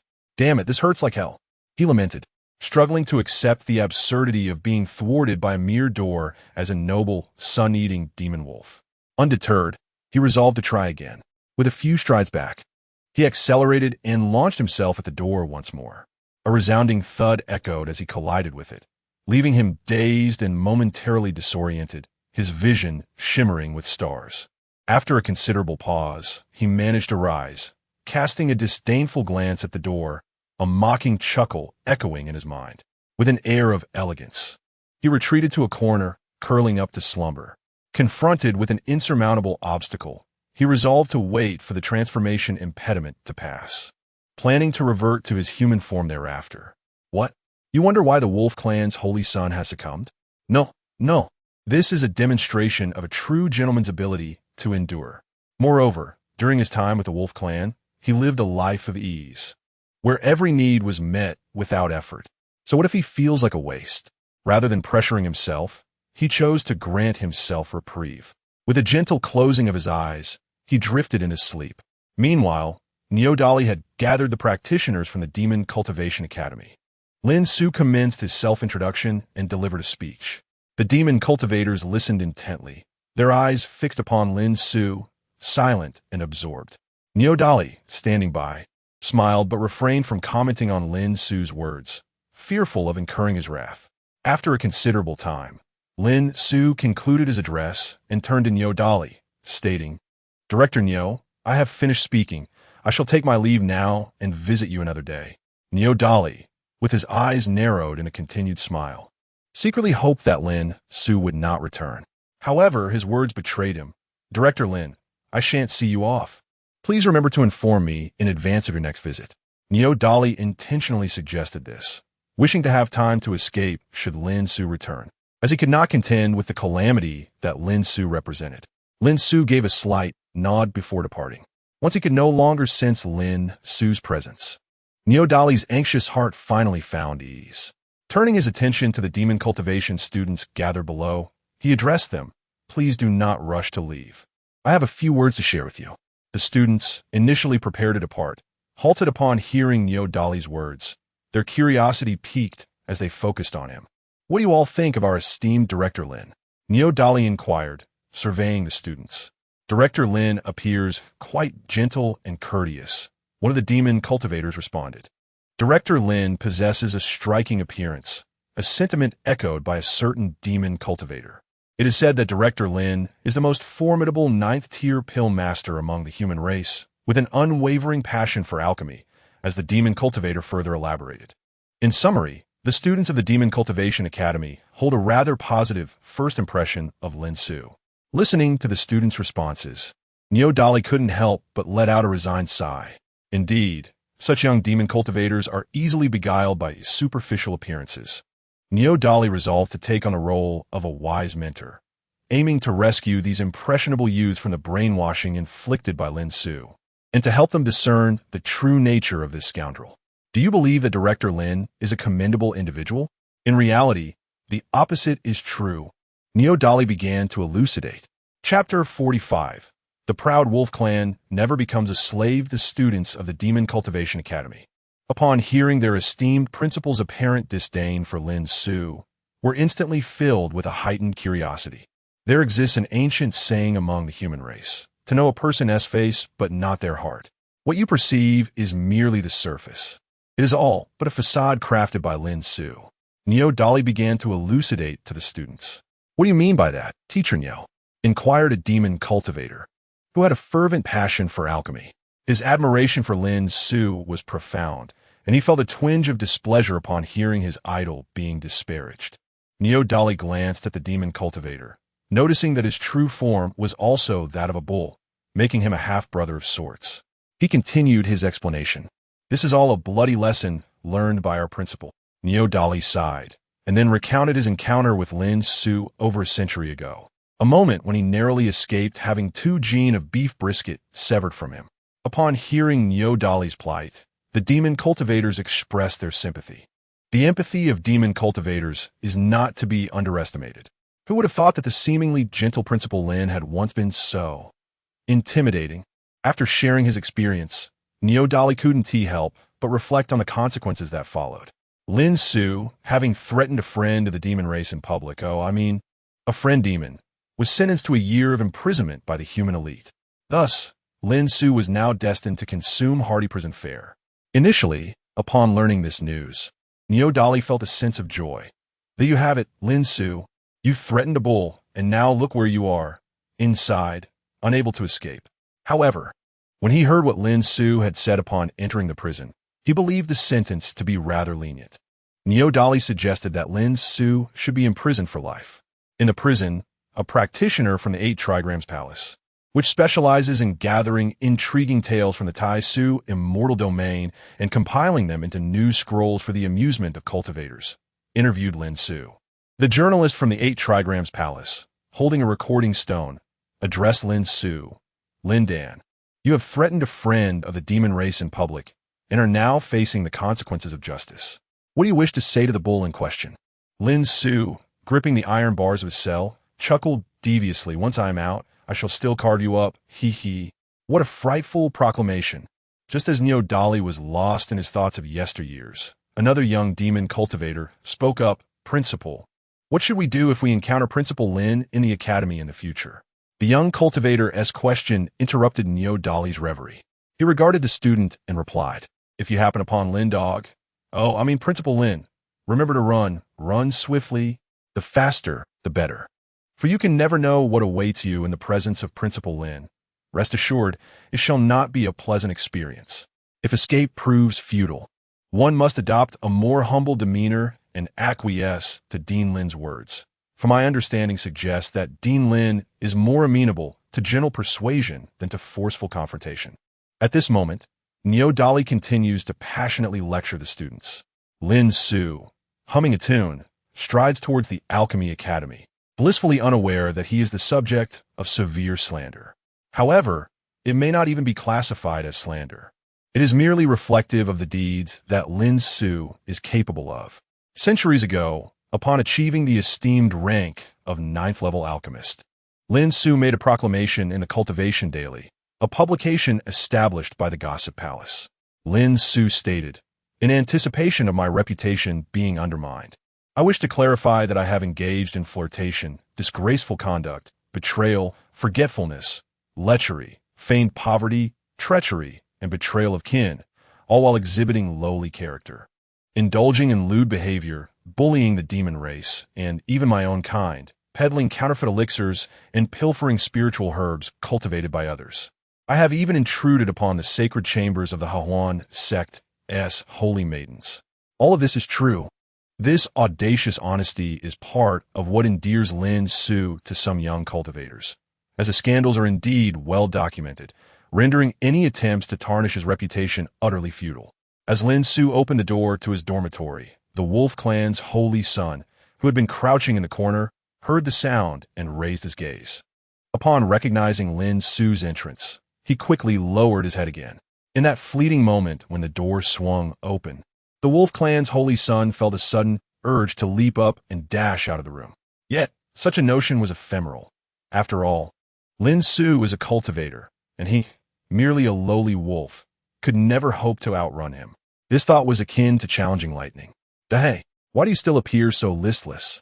Lin Xiu inquired with genuine concern, observing the Wolf Clan's holy son still slumped in the corner. The holy son, known as Qi Chun, fell silent at the mention of this name. He simply could not accept being referred to as this foolish dog, especially given his noble lineage as the devouring sun demon wolf.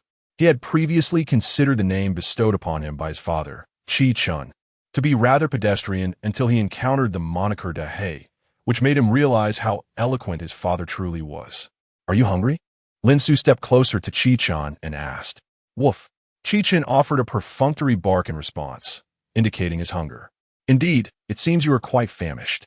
Lin Xiu sighed, then summoned his alchemical furnace and began his work.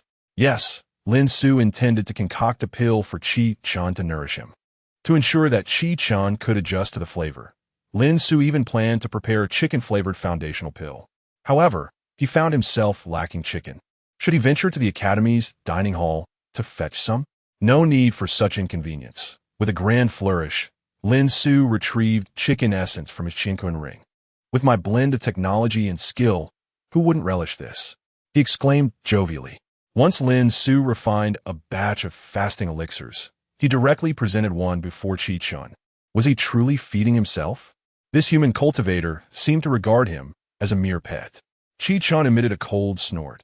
Even if he, the proud scion of the wolf clan, were to perish from hunger in this corner, he would never consume a morsel from Lin Su.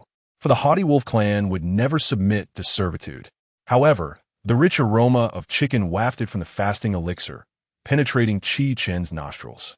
Chicken, he instinctively swallowed, recalling that this wolf clan prince had a particular fondness for chicken should he indulge. Chapter 46.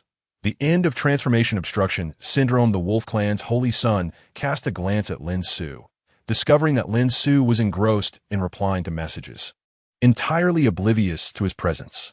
Though the proud wolf clan typically shunned handouts, the aroma of the chicken-flavored fasting pill was undeniably enticing. The holy son of the wolf clan found himself swallowing hard, contemplating the pill before him. What handouts? This was an exercise in restraint. A truly exceptional wolf clan warrior understands the essence of forbearance. Engaging in a fervent mental debate, the holy son resolved that the fasting pill presented to him was a gift he could not refuse. Rising from his corner, he took a few steps forward, picked up the fasting pill from the ground, and swallowed it whole. In that moment, the once listless gaze of the wolf clan's holy son sparkled with newfound vigor. What was this delightful morsel? It was utterly delectable, crunchy and imbued with a chicken flavor. He found himself yearning for another after finishing the first. Lin Su observed this scene with a smile, amused by the little black dog's evident hunger. One fasting pill was sufficient for a meal for the little black dog, so Lin Su refrained from offering more, lest the canine suffer from bloating in the middle of the night. Noticing that Lin Su had no intention of further feeding him, the holy son retreated back to his corner, curling up to rest once more. That night, Lin Su sat upon a mat and activated the system's one-click cultivation mode. To his dismay, he found himself devoid of dreams of Su Meiqing, leaving him no choice but to earnestly engage in his practice. The holy son of the wolf clan, initially resting quietly in his corner, suddenly lifted his head. At that moment, he sensed the resurgence of power within him. Could it be? Was the transformation obstruction syndrome finally subsiding? His eyes gleamed with excitement as he realized his strength was on the verge of restoration. He longed to howl in exhilaration, but restrained himself from giving in to that instinct. As the power within him revitalized, the once dim golden sun pattern upon his forehead began to glow with brilliance. A quarter of an hour passed, and the holy sun's strength surged back to its zenith. He was no longer the small, coal-black dog he once was, but transformed into a majestic, 4-meter-long wolf with a coat as dark as ink, adorned with a golden sun emblem atop his head and eyes radiating vitality. The question of whether the sun-eater demon wolf could devour the sun remains unresolved. Even if one were to ask the sun-eater demon wolf, it would likely express uncertainty, for their ancestors had never imparted such knowledge. However, during the growth of a sun-eater demon wolf, it is indeed necessary to consume various fire tribute treasures, endowing the creature with intense heat. Thus, as the holy son of the wolf clan regained his fervent power, the temperature within Lin Su's dwelling began to rise dramatically. Immersed in his cultivation, Lin Su sensed something amiss. Why was it so sweltering? It felt as though he had unwittingly stepped into an alchemical furnace. Could it be that a fire had ignited? Lin Su's heart skipped a beat, prompting her to hastily terminate her one-button cultivation.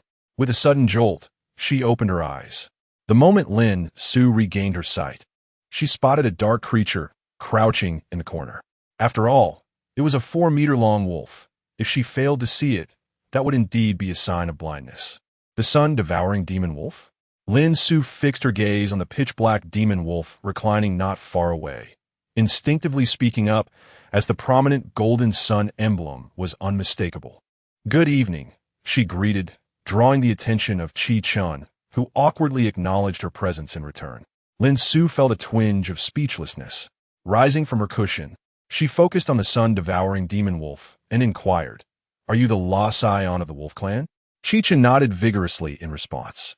The sensation of being recognized was undeniably delightful. At that moment, Lin Su comprehended that the small black dog she had found was, in fact, the missing scion of the wolf clan. However, she could not fathom how such a magnificent sun-devouring demon wolf could transform into a mere little black dog. What a stark contrast. By the way, can you transform into human form now? Lin Su asked Qi Chen. He nodded, gradually diminishing in size until he assumed human shape. Lin Su had previously wondered if a demon would be naked upon their transformation. However, she was mistaken. Qi Chen, now in human form, donned a long black robe adorned with a golden sun pattern. He appeared as a handsome young man with long, flowing black hair, exuding an air of aloofness, while the golden sun emblem remained at his forehead. Once transformed, Qi Chun stared blankly at Lin Su, creating an awkward silence. "Aren't you going to introduce yourself?" Lin Su, feeling uneasy under his gaze, broke the silence. "Huh?" Qi Chun exclaimed in surprise, then quickly composed himself and clasped his fists in greeting. "Greetings, Director Lin. I am Qi Chen." He offered a brief self-introduction. Lin Su responded with a gentle acknowledgement. Suddenly recalling something, she continued, "The entire academy has been searching for you quite urgently, but it's late now. I will inform Director Neo that I have found you, and we will return you to the Demon Cultivation Academy tomorrow." Upon hearing this, Qi Chun bowed again. "Thank you, Director Lin. There is no need for such formality." Lin Su replied, simultaneously sending messages to Kong Daoxian and Niu Dali, informing them that the Wolf Clan scion was with her and there was no need for concern. After a while, Lin Su's identity token chimed again. She looked and saw messages from both Kong Daoxian and Niu Dali. "Kong Daoxian, how did the Wolf Clan scion end up with you?" "Never mind. I'll rest easy now that he has been found." Niu Dali, "I am immensely grateful to Dean Lin. He is truly a living bodhisattva, a paragon of kindness. Omitting 1,000 words of composition to spare you the hassle of accusing me of filler." Lin Su looked at Niu Dali's brief essay and exclaimed in astonishment. It was as if he had been elevated to the status of an unparalleled benefactor. However, one cannot deny that Niu Dali possesses quite a flair for writing. Do you think our Dean Niu merely wished to compose a short piece? After a long and tiring journey, having had a demanding day, our Dean Niu was comfortably immersed in a medicinal bath when he received Lin Su's message. Initially, Niu Dali feared that Lin Su, in the dead of night, intended to confront him about his shortcomings, nearly dropping the token he held into the medicinal concoction. It was only later that he realized Lin Su was reaching out to inform him that he had found sincerity and urged him not to worry. After reading Lin Su's message, Niu Dali found himself in a quandary regarding how to respond. Chapter 47. Transformation Obstruction Syndrome. I can cure it. Merely responding with acknowledgement would convey a sense of nonchalance and a lack of regard for Lin Su's information. Given Lin Su's petty nature, he would undoubtedly rush to the Demon Cultivation Academy that very night to extract his retribution. For the sake of his own safety, Niu Dali once again uttered words more insipid than his own essence, showering Lin Su with praise. After composing a 1,000-word essay, Niu Dali meticulously checked for any typographical errors before finally dispatching it with a sense of satisfaction. Having penned such an abundance of compliments, surely you would not seek to harm me any further, would you? Niu Dali murmured to himself, then set aside his identity jade plaque and luxuriated in a medicinal bath. Lin Su, observing Niu Dali's composition, was all too aware of his intentions. Truly, a creature driven by an instinct for survival. If you treat me well, I shall reciprocate. Lin Su smirked, instinctively recalling a famous line from a television drama in his previous life. Then, he remembered that he had a child at home, and thus, he ought to temper his expression, lest he frighten the little one. Turning to the nearby Qi Chun, he inquired, "Would you care for some tea?" Qi Chun shook his head, hesitated for a moment, then softly requested, "Director Lin, could I have 2 more of those fasting pills you just prepared?" Without further contemplation, Lin Su tossed the recently concocted chicken-flavored fasting pills to Chi-chun. Receiving the pouch, Chi-chun extracted one pill, inhaled deeply, and swallowed it. Ah, a rare treasure, Lin Su observed in silence, pondering how a mere fasting pill could elicit such a reaction from a scion of the demon clan. It was as if he had never savored anything of quality before. Lin Su couldn't help but wonder about the dietary standards of the demon race. I heard from Principal Kong that you suffer from transformation obstruction syndrome. Lin Su suddenly addressed Chi-chun. Upon hearing Lin Su's words, Chi-chun ceased his consumption of the fasting pill and sighed. Indeed, many of our demon clan's elite bloodlines encounter transformation obstruction syndrome during their youth. As Chi-chun stated, the higher the rank and power of the demon cultivator, the more challenging it becomes to bear offspring, resulting in a greater incidence of ailments during their early years. Transformation obstruction syndrome is but one of these afflictions. The heavenly decree is impartial, while it allows fearsome bloodlines to exist within the demon race. It inevitably binds them with shackles, preventing their unimpeded growth. Transformation obstruction syndrome is relatively benign, as the offspring of these powerful demons typically navigate their childhood under the protection of their parents, effectively circumventing the syndrome. However, Chi-chun was unfortunate, having been sent to study at the Academy of Transformation by his family patriarch. Ultimately, transformation obstruction syndrome is an unremitting affliction imposed upon our kind by the heavenly decree. A malady that cannot be fully cured, Chi-chun lamented with a sigh. Even the formidable and passionate elder Chi-chun faced the challenges of transformation obstruction syndrome and numerous other ailments in his youth. As Lin Su listened to Elder Chi-chun's sighs, he felt a twinge of displeasure. Who claimed that transformation obstruction syndrome could not be cured? Was that not a slight against him, Lin Su? Indeed, our esteemed Director Lin possessed the ability to concoct elixirs that could treat this affliction. Presently, the young princess of the Dragon Clan, afflicted by transformation obstruction syndrome since childhood, sought Lin Su's aid at the behest of her father. The Dragon Clan's variant of this condition differed from that of other demon races. If a dragon could not assume human form before the age of 30, they would remain in their dragon form for life. At the time of her request, the Dragon Princess was already 26. Intrigued by the peculiarities of transformation obstruction syndrome, Lin Su dedicated himself to its study. Ultimately, he succeeded in formulating a remedy for the condition. Clearing his throat, Lin Su declared, "Who says transformation obstruction syndrome is incurable? I can indeed cure it." Elder Chi-chun regarded Lin Su with skepticism. "Director Lin, please do not jest with me." Once, a ninth-tier alchemist from the human race asserted that transformation obstruction syndrome was only solvable through transcending to the core formation stage. Lin Su was taken aback. Was he truly being underestimated? As a youthful alchemist of considerable repute, he had his pride. It is worth noting that there is a hierarchy even among ninth-tier alchemists. With a smile, Lin Su continued, "Firstly, you must comprehend the underlying principles of transformation obstruction syndrome. This malady exists solely within the powerful bloodlines of your demon race. The energy contained within your bloodline is formidable, necessitating the use of spiritual energy to suppress the tumultuous forces within. However, your spiritual power is finite. A significant portion must be allocated to restraining the energy within your bloodline, while some is required for maintaining your transformation and cultivation. Once the bloodline energy begins to surge, more spiritual energy is needed for suppression, leaving insufficient energy to sustain your human form and cultivation." Lin Su spoke at length, observing Elder Chi-chun's expression shift from confusion to comprehension as he assimilated the abundant information. After a moment, Elder Chi-chun grasped Lin Su's meaning, realizing the validity of his explanation. His father had previously conveyed to him that their bloodline's power was indeed overwhelming, and until he mastered it, that power remained suppressed by his own spiritual energy. "While your reasoning is sound, I still have one question that perplexes me," Elder Chi-chun inquired.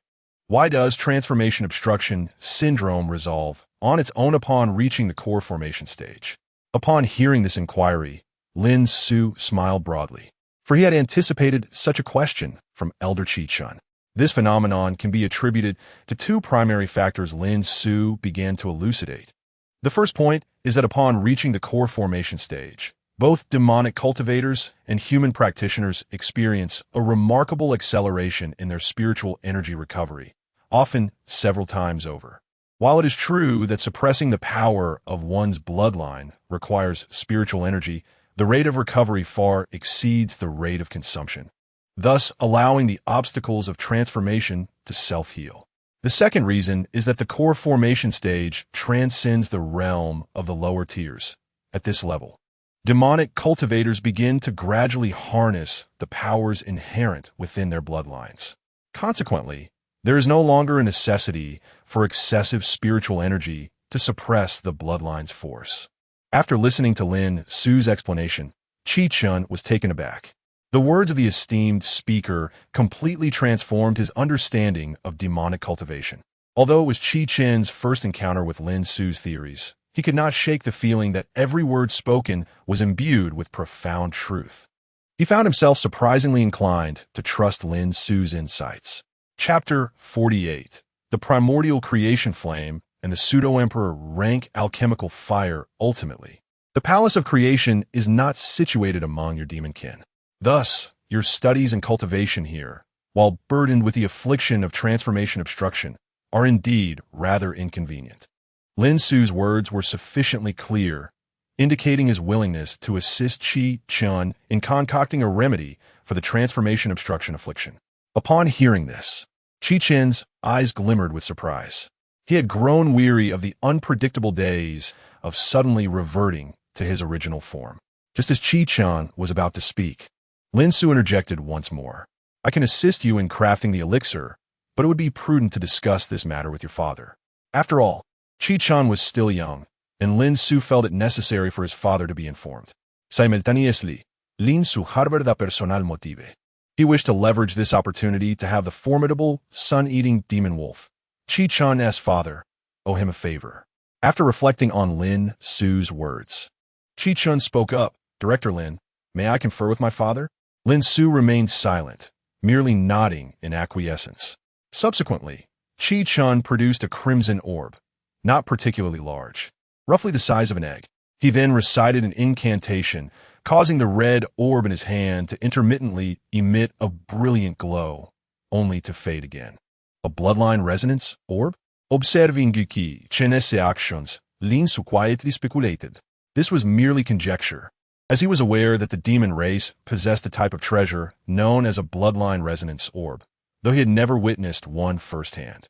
The bloodline resonance orb is a tool utilized among demon cultivators sharing a common bloodline for the purpose of transmitting messages. For instance, Qi Chun was currently using it to relay information to his father. Indeed, it bore some resemblance to sending a telegram. After a considerable period, Qi Chun finally opened his eyes, his luminous gaze directed towards Lin Xiu as he spoke. Director Lin, my father has consented. He also mentioned that should Master Lin visit the Wolf Clan, he would extend a warm welcome. Lin Xiu smiled slightly and replied, Then I shall express my gratitude to your father in advance. Thereafter, Lin Xiu prepared to begin crafting the elixir to alleviate the transformation obstruction affliction for Qi Chun. Of course, Qi Chun strongly insisted on having the elixir imbued with a chicken flavor. In truth, formulating an elixir to resolve the transformation obstruction affliction was not particularly arduous. Lin Xiu had two primary approaches. The first method involved utilizing the properties of the elixir to suppress Qi Chun's bloodline power, thereby allowing him to harness greater spiritual energy for maintaining his form and cultivation. The second method aimed to enhance the recovery rate of the spiritual energy within Qi Chun, ensuring that his spiritual energy replenished at a rate exceeding its consumption. Ultimately, Lin Xiu opted for the latter approach, as he had successfully employed this method previously to resolve the transformation obstruction affliction of the Dragon Clan's young princess, making him quite adept at it. Additionally, there was the concern that using the elixir's power to suppress bloodline strength could lead to the potential infiltration of Dan poison into the cultivator's bloodline over time. Should any unforeseen complications arise, Lin Xiu was certain that Qi Chun's father would not hesitate to come to the Palace of Creation himself. After considerable contemplation, Lin Xiu prepared the alchemical materials and commenced the process of refining elixirs. Meanwhile, in the realm of the demon clan, the atmosphere markedly differed from that of the human domain. The air within the territory of the demon race was imbued with a chaotic essence, in stark contrast to the gentle ambience prevalent among humans. It was precisely through the consumption of such spiritual energy that the demon cultivators forged their bodies to be as resilient as divine artifacts. At this moment, within an ancient palace, a middle-aged man slowly opened his eyes, a fleeting glimmer of dark golden light flashing within them. Despite the man's efforts to conceal his cultivation level, his formidable aura unmistakably indicated that he was a powerful being of terrifying strength.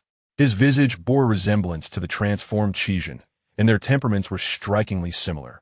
However, the middle-aged man exuded an additional air of sovereignty. Upon his forehead, a radiant crimson sun symbol glimmered brilliantly, resembling a miniature sun within the dim confines of the palace. He was Qijin's father, the king of the wolf clan, Qi Xiao, who also possessed the bloodline of the devouring sun demon wolf. Recently, Qi Xiao had sensed a powerful resonance from his son's bloodline, indicating that within the human realm, there existed a ninth-tier alchemist named Lin, who could assist in overcoming his son's transformation impediment. Without hesitation, Qi Xiao agreed to allow Lin Xiu to aid Qijin. Although Qi Xiao had not set foot in the human domain for centuries, it did not imply that he was oblivious to current affairs. He had frequently heard of Lin Xiu, the young ninth-tier alchemist, and if Lin claimed to possess a solution for his son's transformation dilemma, he undoubtedly held confidence in his abilities. Thus, Qi Xiao chose to place his trust in Lin, recognizing this as an opportunity to cultivate a relationship with a ninth-tier alchemist. Perhaps in the near future, he might seek Lin's assistance in alchemical endeavors. On the other side, Lin Xiu had already begun concocting the elixirs. Qijin stood nearby, observing the swirling amalgamation of dark yellow flames in Lin Xiu's hands, unable to suppress his salivation. It was not fear that gripped him, but rather an insatiable craving. As a devouring sun demon wolf, he possessed an innate affinity for flames, drawn to fire attributes with an irresistible allure. Lin Xiu noted the longing glint in Qijin's eyes directed at the alchemical flames and observed as Qijin forced himself to regain his composure. This scene was quite amusing. The alchemical fire possessed by Lin Xiu was known as the Xianhuang Zhao Huayan, transcending the ninth tier and nearing the imperial level of alchemical flames. Lin Xiu had no doubt that if Qijin were to ingest even a mere fraction of the Xianhuang Zhao Huayan, he would be reduced to cinders. Even his father would likely struggle to refine such a formidable flame without prior preparation. Such was the terrifying nature of flames approaching the imperial tier. After a considerable time, the flames extinguished, and Lin Xiu retrieved 10 elixirs from the alchemical furnace, placing them into a small porcelain vial. Qijin was immensely curious about the name of Lin Xiu's alchemical fire, which wielded such an overwhelming potency. His feelings towards Lin Xiu's flames were a mixture of desire and trepidation. He yearned to taste it, even if it meant facing the peril of being burned. This elixir should be taken in moderation, with only 1 pill per day. It is imperative not to exceed this dosage, for after 10 days, your transformation obstruction will be cured. Lin Xiu handed the porcelain vial containing the elixir to Qi Chun and remarked. Qi Chun opened the vial, inhaling deeply to detect a rich aroma reminiscent of chicken. In the haste of concocting the elixir, a slight tremor had caused an excess of chicken essence to spill. This was a detail Lin Xiu would never disclose. Director Lin, what would happen if one were to consume too much of the elixir? Qi Chun inquired, gazing intently at Lin Xiu. Could there be any dreadful side effects? Qi Chun pondered silently. Nothing of great concern. If you take more than prescribed, I would simply have to concoct another batch. I merely wish to avoid the tedious task of refining the elixir, Lin Xiu explained. Chapter 49. The Malevolent Capital. You have triumphed. After hearing Lin Xiu's words, Qijin fell into a moment of silence. It turned out that this old fellow was simply too lazy to refine another batch of elixirs. After ingesting the pill, Qi Zhen felt an unprecedented surge of spiritual energy within him, leaving him utterly astonished. It is known that the greater the reservoir of spiritual energy a cultivator possesses, the more powerful spells they can unleash during combat, thus enhancing their chances of victory. At this moment, Lin Su paid no heed to Qi Zhen's gaze. Instead, he settled back onto his mat to resume his cultivation. Finding himself bored, Qi Zhen transformed back into his original form, a 4-meter-long sun-eater demon wolf, and laid down to rest beside him. Cultivation? That was out of the question. One could only languish in idleness. The following dawn, Lin Su gradually awakened from his meditation, noticing that Qi Zhen was still resting with his eyes closed. Rising from his mat, Lin Su's movements were audible to Qi Zhen. Slowly, Qi Zhen opened his eyes, his wolf-like gaze fixed on Lin Su, remaining silent. "Let's go. I shall take you back to the Demon Cultivation Academy," Lin Su said to Qi Zhen. Upon hearing this, Qi Zhen transformed into his human form, revealing a hint of hesitation on his face, before finally speaking. "Director Lin, may I request a favor from you?" Lin Su paused, uncertain of what this little wolf might find difficult to express. "Do share," he replied. "It is just that. Director Lin, could you refrain from mentioning to others that my true form is?" Qi Zhen's voice dwindled, laced with a touch of embarrassment. However, Lin Su discerned the young man's sentiments. It was only natural for youth to be sensitive about their pride. Qi Zhen possessed the esteemed bloodline of the Sun-Eater demon wolf, and even in human form, he was exceptionally handsome. Yet, who would have imagined that after suffering from transformation impediment, his true form would be that of a small, pitch-black dog? If his peers were to discover this, Qi Zhen would undoubtedly feel mortified, his pride severely wounded. As an exemplary teacher, Lin Su understood the necessity of preserving his student's dignity. Nodding in agreement, he assured Qi Zhen, "Rest assured, this matter shall remain between us. Heaven knows, earth knows. You know and I know." Upon hearing Lin Su's assurance, Qi Zhen quickly bowed and expressed his gratitude, thanking the director. Lin Su then led Qi Zhen out of the dormitory, preparing to head to the Demon Cultivation Academy. However, as they reached the entrance of the Alchemy Academy, they encountered Niu Dali standing there. "Director Lin." Niu Dali was the first to spot Lin Su and hurriedly approached him, greeting him with a warm smile that radiated enthusiasm. "Director Niu, what brings you here so early?" Lin Su inquired. "I have come to fetch this child, Qi Zhen. After all, he is a student of our Demon Cultivation Academy, and, as their director, I must personally come to escort him," Niu Dali replied, moving beside Qi Zhen and taking hold of his arm, preparing to depart while casually telling Lin Su not to see them off and to return.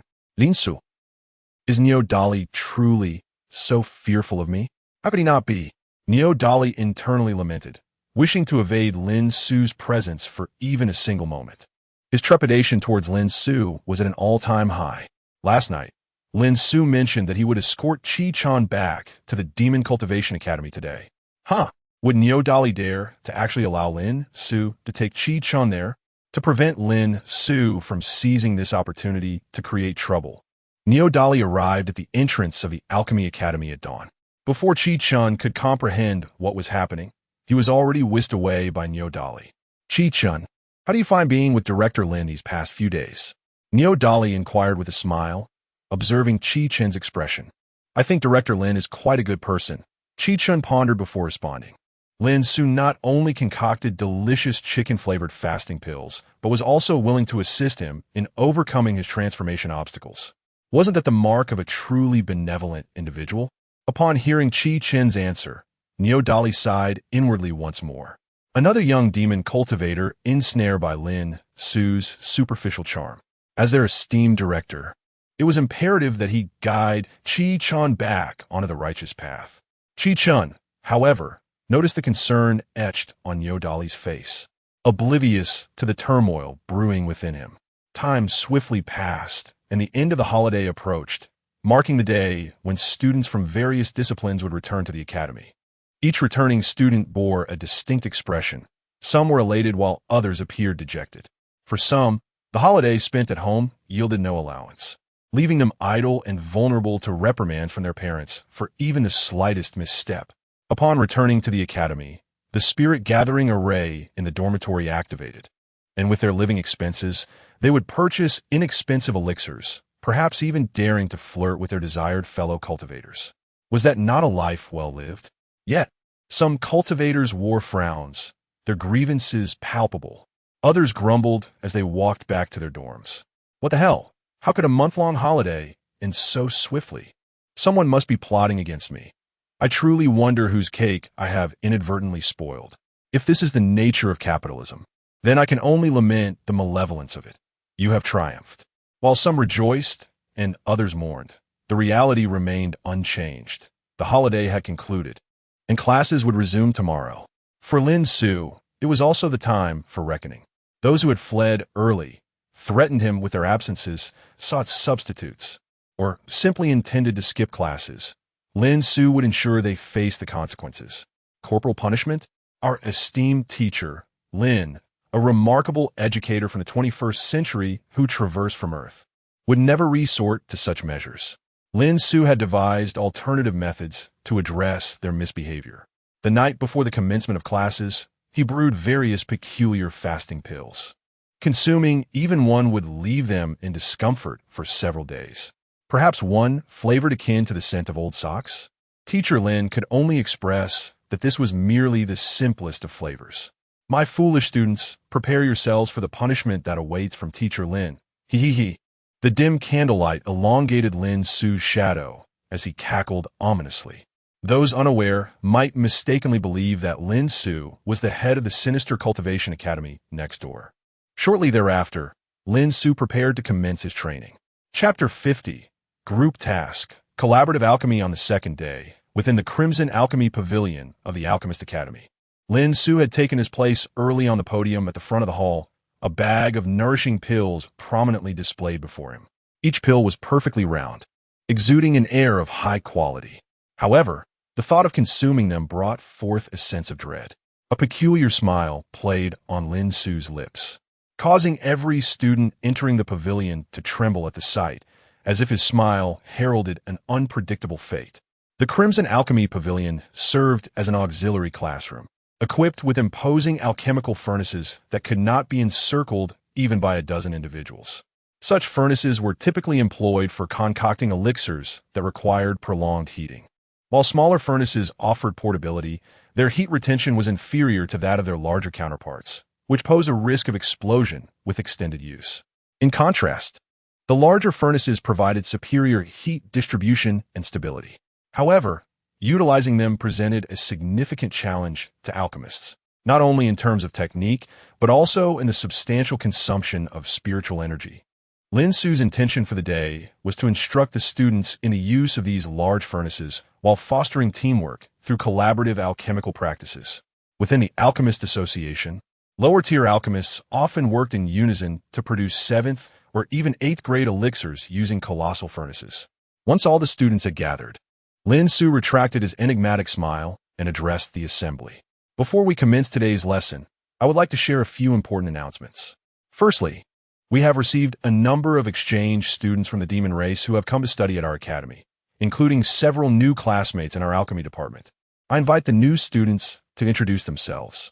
Dan Xiu gestured toward a corner where a dozen demon practitioners were seated.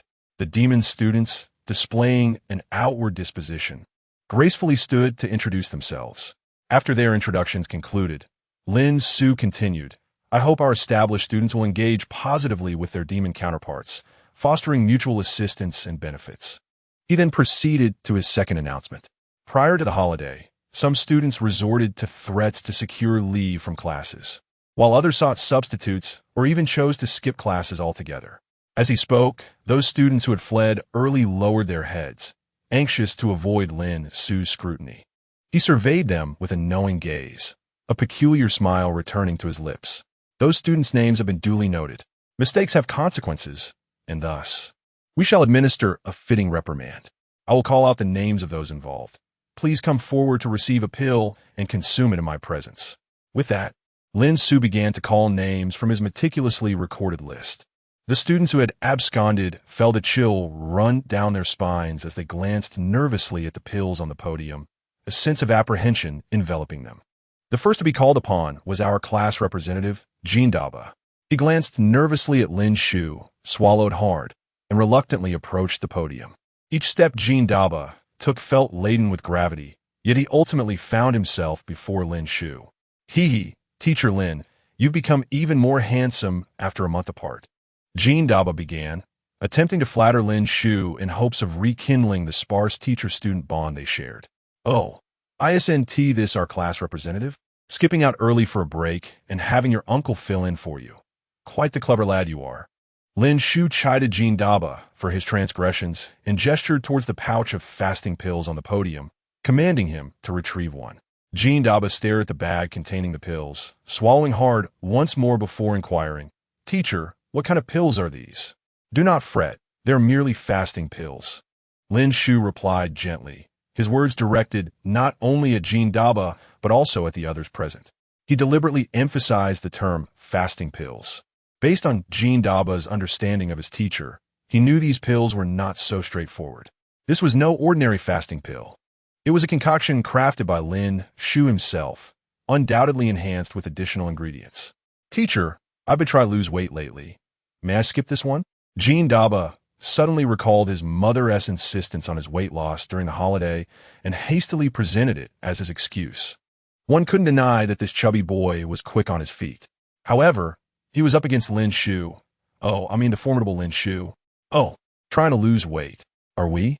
Lin Xiu raised an eyebrow. Just as Jean Daba thought Lin Xiu might let him off the hook, Lin Xiu continued, No worries. You're not overweight at all. Feel free to indulge. Besides, even if you're on a diet, one fasting pill won't make a difference. I can concoct a weight loss pill for you later. Surely you don't doubt your teacher's alchemical skills? Jean Daba was rendered speechless. With Lin Xiu having made his points so clear, there was little he could do but swallow his pride and partake. At worst, he'd still be a chubby fellow after a few hundred years. Jean Daba extracted a pill from the pouch and popped it into his mouth. Nothing to it. He had mentally prepared himself for something extraordinary, only to discover he had consumed a rather ordinary fasting pill. Nothing peculiar at all. Noticing the grimace on Jean Daba's face, Lin Xiu quietly sighed, relieved that the boy had ingested a standard pill. Then, Lin Xiu waved Jean Daba off and addressed the class once more. All of these pills are fasting pills, but a significant portion has been slightly enhanced, while others are the regular kind. It's all about luck. We're playing a game of chance here. After finishing his statement, Lin Xiu proceeded to call out the name of the next student. As Jean Daba sat back down, he initially believed Lin Xiu had a moment of conscience, only to realize that it was merely his good fortune at play. After Jean Daba, the next student faced unfortunate luck, drawing a foul-smelling pill that reeked of foot-soaked water. Instantly, the noxious odor surged towards the heavens, overwhelming the practitioner with a desire to vomit. Yet nothing emerged, leaving him retching helplessly at the podium. His face drained of color. Lin Xiu, concerned that they might vomit in the classroom and burden the cleaning staff, decided to add some herbs to suppress nausea during the alchemical process. He felt quite noble for considering the well-being of others. There's a song that goes something like this. The light of righteousness shines upon the backside. Observing the practitioner's reaction, some were amused while others were dismayed. Jean Daba secretly rejoiced, relieved to have obtained a normal fasting pill. The other students who had attended class were equally thankful they hadn't skipped, for otherwise they would have faced dire consequences. Meanwhile, those who had fled were now filled with trepidation, fearing that the fate of this practitioner would soon be theirs to confront. P.S. This is a chapter ode from May 5th. Brothers, please leave a 5-star review. Chapter 51. The difficulties of alchemical pills and Lin Xiu's assistance observing the pale-faced students below who were retching without any relief. Lin Xiu couldn't help but display a hint of satisfaction. This was his way of warning them. Who else would dare to leave early during the next month's break? All right, let us resume our lesson, Lin Xiu announced to the remaining students, while he deemed the ones who had consumed the peculiar pills would recover shortly. The students began to form teams, collaborating in groups to utilize the large alchemical furnace for the concoction of 5th-tier pills. Once Lin Xiu finished speaking, the students promptly organized themselves into groups. Time swiftly passed, and soon they were ready. Now, Using a large alchemical furnace differs from a small one. I will demonstrate the precautions you must take, he stated, moving to the vacant large furnace beside the podium, which bore the inscription for teachers' use only at its base. Gazing at the furnace, Dan Xiu felt a wave of nostalgia. It had been quite some time since he had employed such a large apparatus for alchemy. In contrast to the small furnace, which required a gentle flame to gradually reach the required temperature, the large furnace necessitated a vigorous fire for rapid heating. As Dan Xiu elucidated these points, he summoned the alchemical flame, the Xian Huang Zhao Hua Yin, igniting it beneath the furnace, causing the flames to surge and the furnace to heat up rapidly. Time passed quickly, and the furnace soon reached the desired temperature. Dan Xiu continued his explanations while adding various medicinal materials into the furnace. Students like Dan Xiu, who possessed a solid foundation in alchemy, began to discern the type of pill Dan Xiu was preparing. A quarter of an hour later, with a wave of his hand, the Xian Huang Zhao Hua Yin extinguished, signifying the completion of the alchemical process. As the furnace cooled, Dan Xiu opened it to retrieve the finished pills. The fifth-tier hidden breath pill had been successfully crafted. Holding the pill in his hand, Dan Xiu let out a slight sigh. It had not reached the pinnacle of perfection, bearing a minor flaw. Such a trivial imperfection might be negligible to other alchemists, yet Dan Xiu could not overlook these blemishes. It appeared that his skills with the large furnace had regressed somewhat. This served as a reminder that the path of alchemy, much like cultivation, requires constant advancement. One cannot afford to become complacent. Even after achieving the esteemed rank of 9th-tier alchemist, Dan Xiu resolved to refine his alchemical skills anew. Have you all memorized the precautions from the demonstration? Dan Xiu inquired, fixing his gaze on the students below. Yes, they responded in unison. Dan Xiu nodded in satisfaction. What teacher does not appreciate bright, perceptive students? Now, I would like each group leader to come forward and collect the alchemical pills their group is to prepare. Upon finishing his statement, Dan Xiu retrieved numerous pouches from his Qinquan ring, each pouch identical in appearance, ensuring fairness in distribution. Within the silk pouch lay the formula for alchemical concoction, the steps for the process, and the necessary materials. Moreover, Dan Xiu had prepared 2 sets of materials, anticipating that some students might falter during their inaugural attempt at using the grand alchemical furnace. Dan Xiu levitated the pouch with her spiritual power, allowing each group leader to select a pouch at their leisure. The first to approach was the group leader, Dan Xiu, whose bright eyes scanned the array of pouches before ultimately choosing one nestled in the far corner.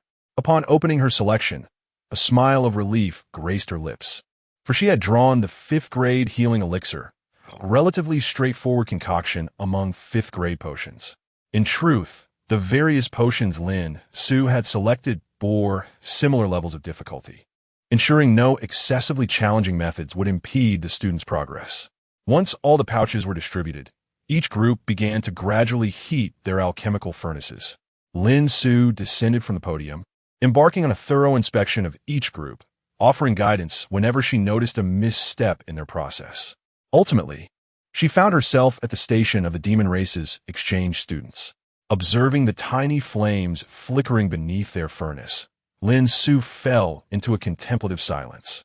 Utilizing mere fire to preheat the furnace could take an eternity. Teacher, we lack alchemical flames and must rely on my beast fire for heating the furnace. Yet my beast fire is rather rudimentary, a student timidly explained to Dan Xiu.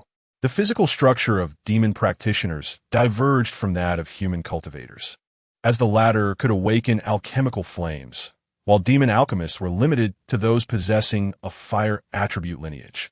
Consequently, alchemists among demons were exceedingly rare, and the few that existed were predominantly fire attribute cultivators. For instance, the youth who had just spoken to Dan Xiu was intrinsically a blazing lizard, enabling him to unleash beast fire. His beast fire could adequately heat a small alchemical furnace, yet fell woefully short for a grand furnace. Do not despair, Dan Xiu said with a reassuring smile to the downcast demon practitioners. With a mere flick of her hand, a strand of primal yellow transformative flame was sent into the furnace of the demon group. The flame ignited, though its flicker was modest. Even though this flame was diminutive, The force it emanated sent a shiver through the demon practitioners. The beast fire of the blazing lizard paled in comparison, as one was akin to the heavens while the other was grounded in the earth. You need only infuse my alchemical flame with your spiritual energy to control the intensity. Lin Xiu remarked calmly. Thank you, teacher. The demon practitioners chorused in gratitude.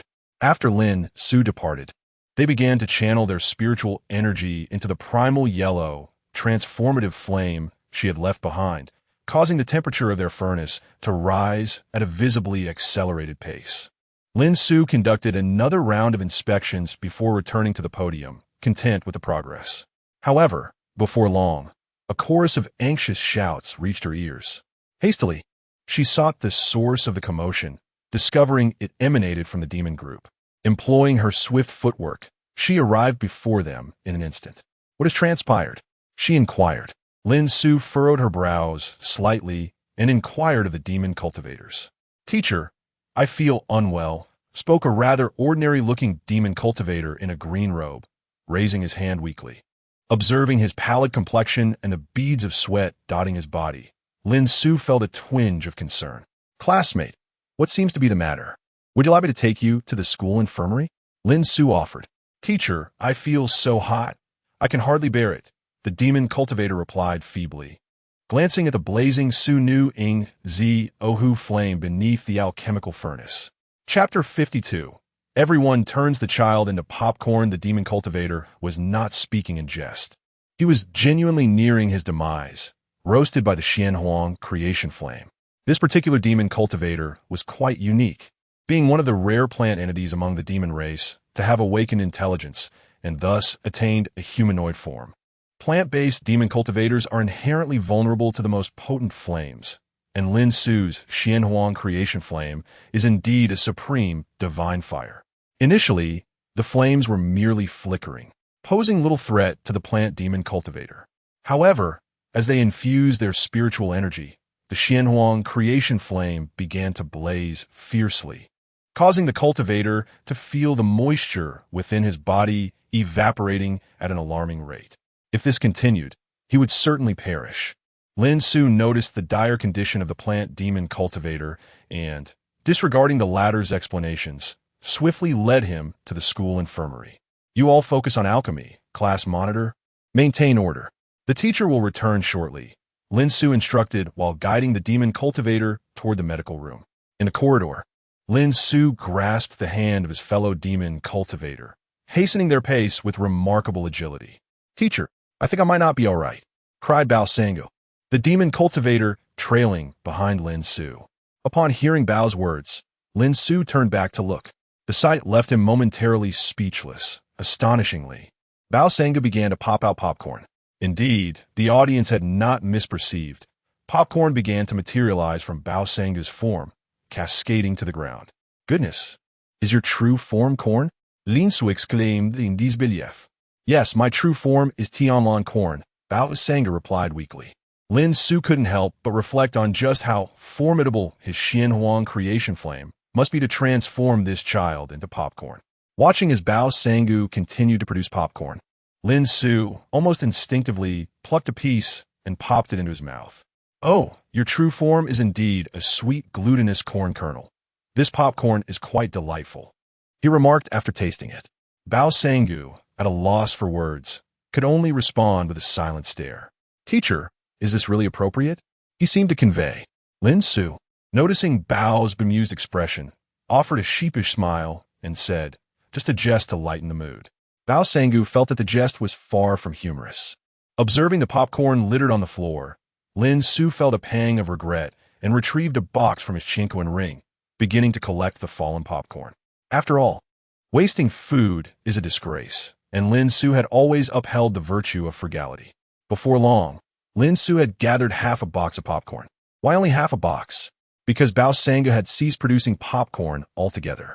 Meanwhile, in the infirmary of the Alchemy Academy, the school doctor was leisurely enjoying his afternoon tea. Quickly, save him, Eddie Lin Xiu. As the words fell, Lin Xiu's figure dashed into the infirmary, addressing the school doctor with urgency. Behind Lin Xiu stood the frail Bao Sangu. What is the matter? What is the matter? The school doctor, now visibly anxious, rose to his feet. Lin Xiu gestured towards Bao Sanggu and proceeded to explain his condition to the doctor. The school doctor then approached Bao Sanggu, lifted his eyelids, and felt his pulse. The tension that had previously marked the doctor's face dissipated. There's nothing serious. The child is simply dehydrated from the heat. Just ensure he drinks plenty of water. The school doctor informed Lin Xiu, only to find him munching on popcorn at that moment. Wait, Director Lin, where did you get that popcorn? The doctor inquired. Lin Xiu pointed to Bao Sanggu and replied, He made it. Would you like some? Meanwhile, the weak Bao Sanggu watched in disbelief as the two, Lin Xiu and the school doctor, indulged in popcorn. Teacher, could you perhaps attend to me first? Bao Sanggu implored. The school doctor then awkwardly smiled and brought over his afternoon tea. Here, student, have some tea to rehydrate. I'll fetch you more water shortly, he said to Bao Sanggu. Thank you for looking after the child, doctor. I have a class to attend, so I must take my leave. Please inform me, should anything arise, Lin Xiu stated.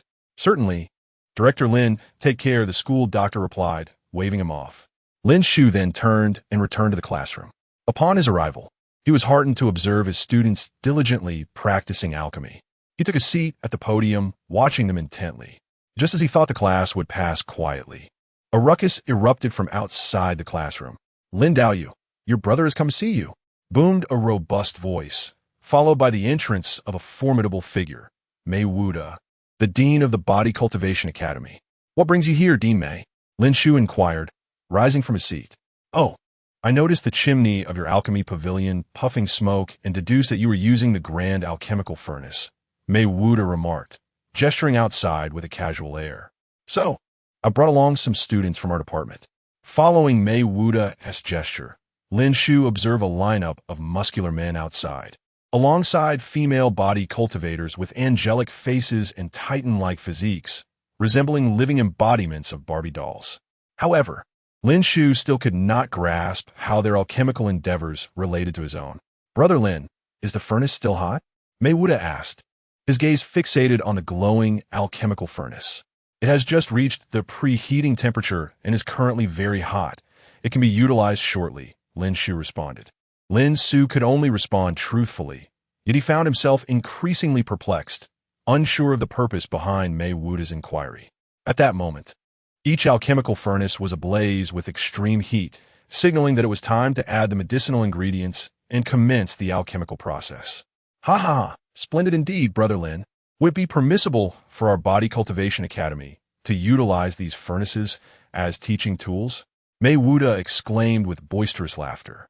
Before Lin Xiu could formulate a response, Mei Wuda turned to address a group of students from the academy. Dear students, today your dean will personally demonstrate the art of high-temperature body refinement. As he spoke, Mei Wuda strode towards one of the intensely glowing furnaces. From Mei Wuda's words, Lin Xiu began to discern the intent behind his actions. Chapter 53. This is a Dan furnace, not a sauna, you fool. Lin Xiu, being exceptionally astute, deduced the intentions of Mei Wuda from his few words, especially as Mei was making his way toward the Dan furnace. That imbecile intends to immerse himself in the furnace, utilizing its extreme heat to demonstrate body refinement to the students of their academy. Good heavens, President Mei, remain composed. Lin Xiu hastily employed his agility to position himself before Mei Wuda, attempting to thwart his advance. Director Lin, do not fret for me. I have been refining my body for over a millennium, and this temperature is inconsequential. Mei Wuda, misunderstanding Lin Xiu's concern as worry for his well-being, attempted to reassure him. Little did he know, Lin Xiu was far more concerned about the sanctity of the Dan furnace. The furnace was designated solely for alchemical purposes, meant to contain medicinal materials, not peculiar entities such as body cultivators. Lin Xiu felt a surge of indignation. This is a Dan furnace, not a sauna, you scoundrel. Yet, Mei Wuda continued his approach, undeterred by Lin Xiu's desperate attempts to block him. After all, Lin Xiu was merely an alchemist, incapable of halting a seasoned body cultivator like Mei Wuda. As Mei drew nearer to the furnace, Lin Xiu abandoned all restraint. All students specializing in alchemy, toss your medicinal materials into the Dan furnace at once. Lin Xiu que mandi dirigently. The alchemy students, momentarily bewildered by the sudden turn of events, demonstrated remarkable execution as they collectively hurled their materials into the furnace. "Oh, Director Lin is treating us to a medicinal bath. How generous!" exclaimed the students. "Everyone come in. Each of you shall have a furnace. Refine your bodies vigorously, for today the teacher has granted us a reprieve. If you find the furnace's heat lacking, let the alchemy students continue to stoke the flames." My Vuda gestured grandly, directing the body cultivation students to delve into the classroom. A medicinal bath? Lin Sumirli smiled coldly. His intent in urging the students to add their materials to the furnace was to render it uncontrollable, inevitably leading to an explosion. Lin Xiu had resolved that, even if all the Dan furnaces were to detonate today, not a single body cultivator would be permitted to enter. The reason was simple. The esteemed Dan furnace must remain untainted, especially after Mei Wuda's dismissive remark about the alchemy students heating it further. Lin Xiu was even more inclined to see this group of body cultivators meet their comeuppance. The explosive force of the furnaces would undoubtedly pose no danger to the students, yet it would certainly leave the body cultivators in a state of disarray. Just then, an unexpected event transpired. Lin Xiu heard a resounding shout echoing from the horizon. 10,000 furnaces returned to the source. As that phrase resonated, every Dan furnace in the classroom began to tremble. In the next moment, all the large furnaces inexplicably lifted from the ground, crashing through the classroom ceiling and soaring toward a singular direction. Lin Xiu, are the Dan furnaces collectively fleeing to avoid humiliation? At this moment, not only was Lin Xiu bewildered, but the students from both the alchemy and body cultivation departments were equally astonished. Alas, it appears I have indulged excessively in physical cultivation lately. As I am now plagued by visions, I seem to have glimpsed a cauldron soaring through the skies. A practitioner of body refinement gazes skyward, astonished, unable to close his mouth in disbelief. "Brother, did you see that too? I thought I was merely hallucinating from my recent alchemical endeavors," he exclaimed. Beside him, an alchemist chimed in. "If one person witnesses a cauldron in flight, it may be a mere illusion, but what if a multitude sees it? That would undoubtedly confirm its reality. The grand cauldron of the Alchemy Academy has indeed taken to the air. What could have transpired? Let us shift our focus to the classroom of the Artificer Academy." The dean was imparting knowledge to the students when, mid-lecture, he proclaimed, "Any artifact I forge is bound to respond to my command within a certain range." The students of the Artificer discipline expressed their skepticism towards their esteemed dean's assertions, insisting that seeing is believing, and they demanded a demonstration before they would accept his claims. The venerable dean chuckled softly to himself, realizing that without a tangible exhibition of his abilities, these eager youths would remain unconvinced. After taking a sip of tea, he addressed the class. "Today, I shall present a demonstration. What would you like me to summon?" At this moment, an astute student interjected, "Dean, it is said that the grand cauldrons of the Alchemy Academy were crafted by your hands. Can you summon them here?" The dean hesitated, primarily concerned about the potential repercussions from Lin Xiu, that troublesome fellow. Noticing the uncertainty etched on the dean's face, another student inquired, "Dean, could it be that you are unable to do so?" This remark ignited a fire within the dean. A man must not admit defeat, even an elderly one. He proceeded to weave intricate hand seals, culminating in a resounding declaration, "Return, O cauldrons." Moments later, a student by the window caught sight of cauldrons racing across the horizon. "Goodness, the cauldrons from the Alchemy Academy are truly flying," he exclaimed, drawing the attention of all present, with students near the window eagerly craning their necks to witness the spectacle. The students began to shower the dean with praises, while he, eyes closed, reveled in their admiration. However, just then, a student discerned something amiss. "Goodness, why are the cauldrons emitting sparks?" The student's alarmed cry pierced the air. "Sparks!" The dean hastily descended from the podium and approached the window for a closer inspection. To his dismay, he confirmed that the approaching cauldrons were indeed spewing forth sparks. Having lived so many years and mingled with numerous alchemists, he recognized that these cauldrons were on the verge of explosion. "What in the world is Lin Xiu concocting?" the dean muttered in utter bewilderment.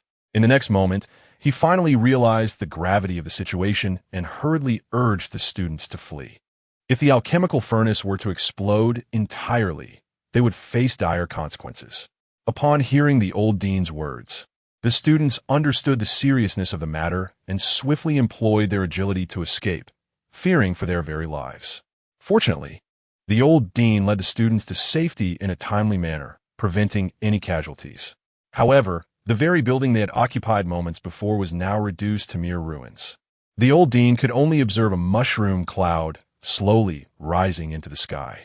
This incident would later be chronicled in the annals of the Alchemical Academy, marking the year 3177 of the new immortal era as the time when the Academy mastered missile strike technology. Chapter 54. The Three Deans Under Fire. The thunderous roar generated by the explosion of the alchemical furnace resonated throughout the entire Alchemical Academy. Students from both the alchemy and body refinement departments gazed in silence at the location where the mushroom cloud had arisen. It seemed that the explosion had originated from the Artifact Refinement Academy. One could only hope that the students specializing in artifact crafting were safe. As they silently prayed, Ahem, that Dean Lin, I just remembered I have some matters to attend to in our academy, so I shall take my leave. Mei Wuda cleared his throat twice and hurriedly led a group of students from the Body Refinement Academy away. At that moment, Mei Wuda's thoughts were solely consumed with the need to escape. After all, the explosion was caused by their alchemical furnace, and if the repercussions were traced back to him, he could not afford to be implicated. Lin Su looked at Mei Wuda's fleeing figure and couldn't help but curse under his breath. Just moments ago, he had been addressing him as Brother Lin, and now he was making a hasty retreat.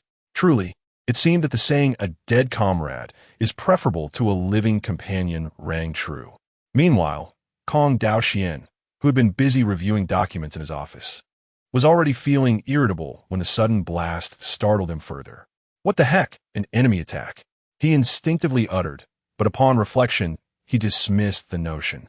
If it were indeed an enemy assault, the protective array of the academy would have activated instantly, and the security department, led by Wu Gang, would have promptly informed him. Subsequently, Kong Daoxian picked up the academy's Jade tablet and messaged the leadership group. Kong Daoxian, what was that explosion just now? Momins Latte. The Dean of the Evil Cultivation Academy replied. Dean of the Evil Cultivation Academy. I have no idea. I was in the middle of class when I saw a group of alchemical furnaces flying through the sky, and then they exploded over at the Artifact Refinement Academy.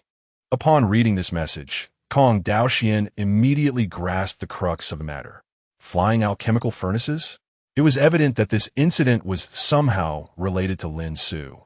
Kong Daoxian, Lin Dog, get your ass out here. Tagging Lin Su, Kong Daoxian, it's quite normal for you alchemists to blow up furnaces. But what is the meaning of throwing them at the Artifact Refinement Academy?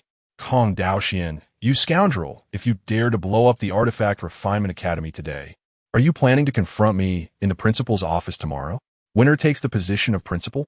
Lin Su, witnessing Kong Daoxian bombarding him with messages in the group chat, felt quite helpless. His original intention had merely been to exchange a few words with the body refinement students. However, suddenly someone shouted, all furnaces return to origin, and all the explosive furnaces took flight. Wait a moment, all furnaces return to origin? Lin Su suddenly recalled why the alchemical furnaces from his academy had taken to the sky, upholding the principle of if we die together. Lin Su revealed in the group chat that Mei Wuda had led a group of body refinement students to attempt to infiltrate his alchemical furnace. Along with the incident involving the phrase, all furnaces return to origin, Kong Daoxian fell silent for a moment, realizing that the situation was more intricate than he had anticipated. He then summoned the three deans to report to the principal's office simultaneously. He needed to thoroughly understand the origins of this incident. After reading Kong Daoxian's message, Lin Su addressed his fellow students. Everyone may disperse. Today's class is concluded. With that, Lin Su stepped out of the classroom ahead of the others, making his way to Principal Kong Daoxian's office. Knock, knock, knock. The door to Principal Kong's office was rapped upon. Enter. Kong Daoxian's voice resonated, indicating his evident irritation. Ha ha ha. Old Kong, I hear you were looking for me. Lin Su entered with a mischievous grin and positioned himself before Kong Daoxian. Be serious, will you? This is work time. No need for your foolishness, Kong Daoxian admonished, eyeing Lin Su's impish expression. Lin Su relished the sight of Kong Daoxian's vexation, knowing he could not act against him. Then go ahead and deal with me, Lin Su retorted. Kong Daoxian was momentarily speechless, vexed by Lin Su's audacious demeanor. He was torn between reprimanding him and the fear that Lin Su would take pleasure in it. The most prudent course was to ignore Lin Su and apply a form of cold treatment. Before long, Mei Wuda and the elderly dean of the instrumentation department arrived at Kong Daoxian's office. Now let us discuss the matter at hand, Kong Daoxian stated, setting aside his documents and gazing at the three deans with a weary expression. The three deans exchanged glances before recounting the sequence of events to Kong Daoxian. After a lengthy explanation, Kong Daoxian finally grasped the situation. He sighed deeply as he regarded the three individuals before him. You are all esteemed leaders in your respective fields and of considerable age. Can you not conduct yourselves with a bit more decorum? He implored with earnestness. Dean, at your age, why do you still behave like a child? Look at the mess you've made. The instrumentation department is in shambles, Kong Daoxian lamented, directing his gaze at the dean of the instrumentation department. Then, turning his attention to Mei Wuda, he continued, and you, Dean Mei, did the physical cultivation department not provide you with appropriate training facilities? Instead, you took a bunch of physical cultivation students to experiment with alchemical furnaces. Isn't that a bit embarrassing? The elderly dean of the instrumentation department and Mei Wuda both felt their faces flush with shame, instinctively lowering their heads. Kong Daoxian then fixed his gaze on Lin Su, pausing for a moment before speaking. Lin Su, you let the physical cultivation students tamper with your furnace, and you had them prepare herbs for an explosive reaction, did you? Are you seeking mutual destruction? You ought to have been a demon cultivator. You're far too talented for this. While his admonishments to the other two deans were somewhat paternal, his words to Lin Su were far more direct and confrontational. Lin Su maintained a nonchalant attitude, indifferent to their rebukes. After venting his frustrations on Lin Su, Kong Daoxian once again looked at the three deans and continued his discourse. In this instance, the Instrument Repair Academy and the Alchemy Academy have suffered considerable losses, and the Academy will allocate funds for repairs. If there are any further incidents, you shall bear the expenses yourselves, remarked Kong Daoxian. The Alchemy Academy is relatively unscathed, with only the roof of the Crimson Alchemy Pavilion leaking, necessitating some repairs and the addition of a large alchemical furnace. However, the Instrument Repair Academy has endured severe devastation, with half of the facility reduced to rubble, resembling the war-torn architecture of Syria.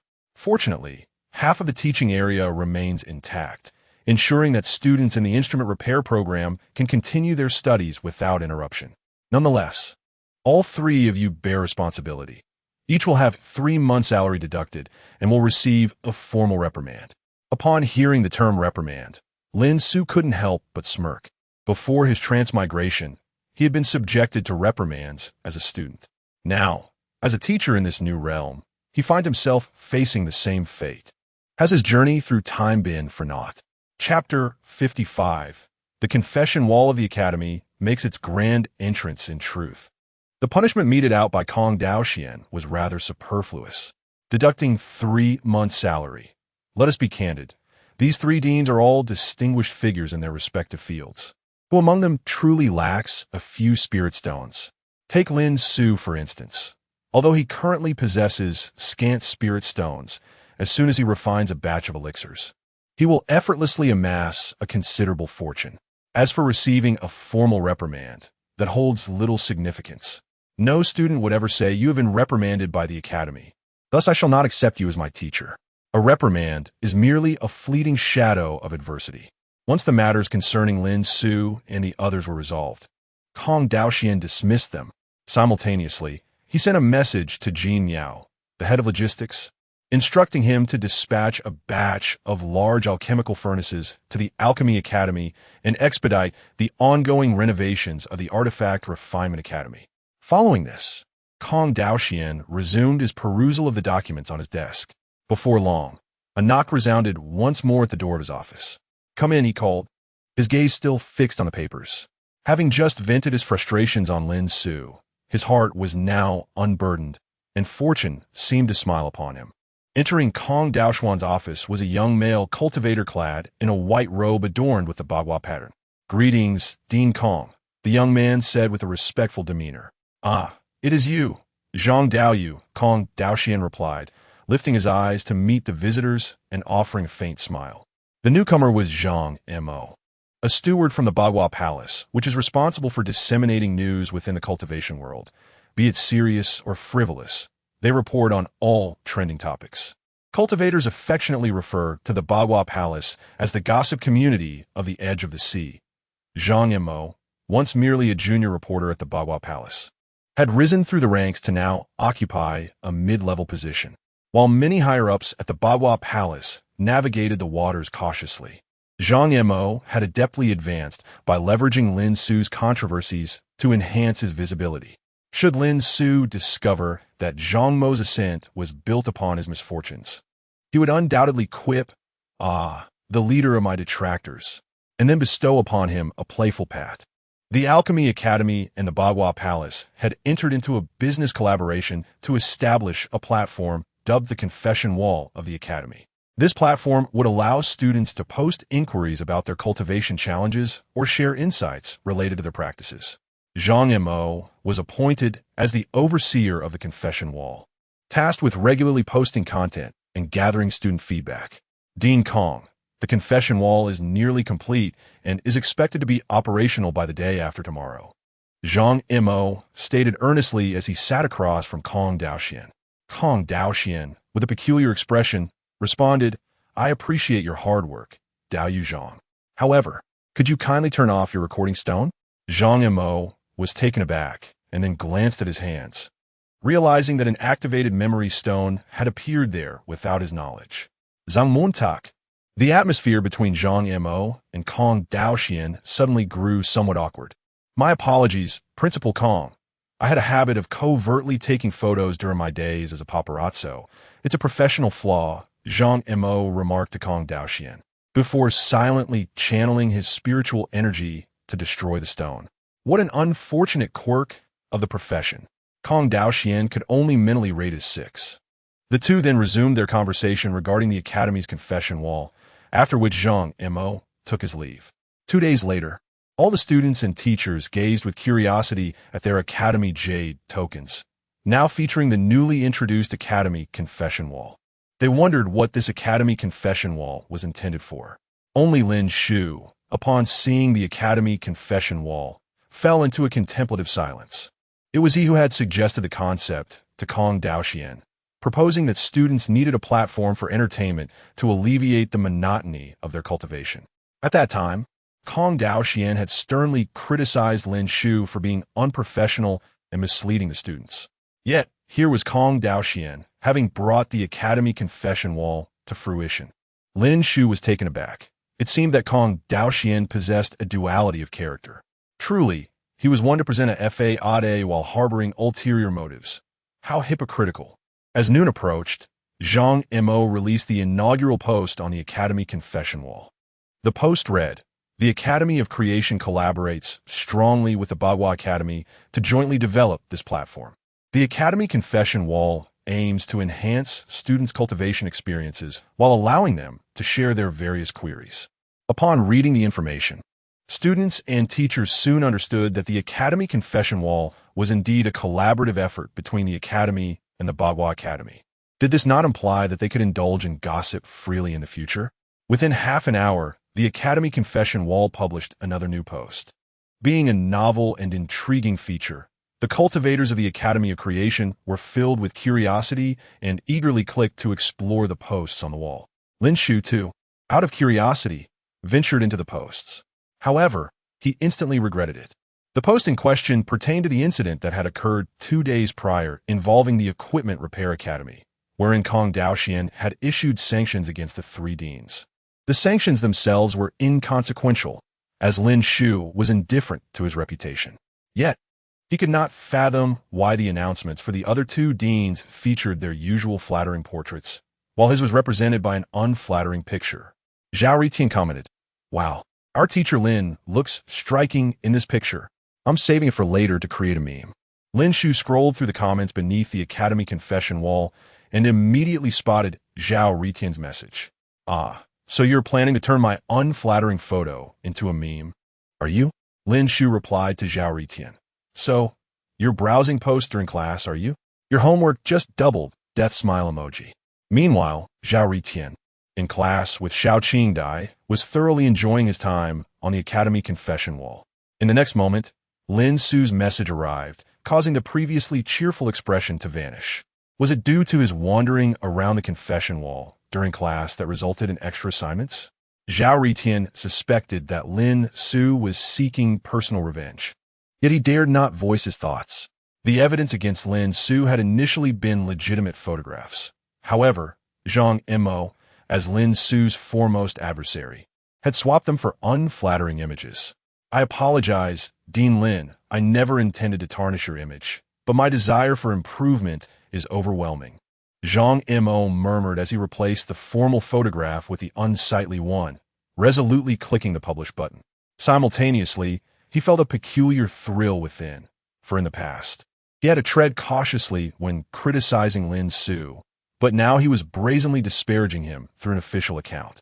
It was akin to transforming from a mere critic into a legitimate force. Chapter 56. The Academy's Immortal Martial Arts Tournament in the blink of an eye. The Academy's confession wall has been active for over a week. During this time, Lin Xiu frequently visited the confession wall, truly feeling as though he were reliving his university days in a past life. The wall features not only the sale of elixirs and techniques, but also the offering of oneself for companionship. Yes, dear readers, you heard that correctly. Individuals are indeed marketing themselves. The primary sellers hail from two institutions, the Hahuan Sect Academy and the Sword Cultivators Academy. An anonymous female practitioner from the Hahuan Sect posted, with a gambling father, an ill mother, and a broken family, I can no longer afford spirit stones for my studies. I seek a benevolent elder brother to take me under his wing. Accept me. 10,000 spirit stones for a partnership. If funds are insufficient, payment can be made in installments. 50 spirit stones for 2 hours of companionship.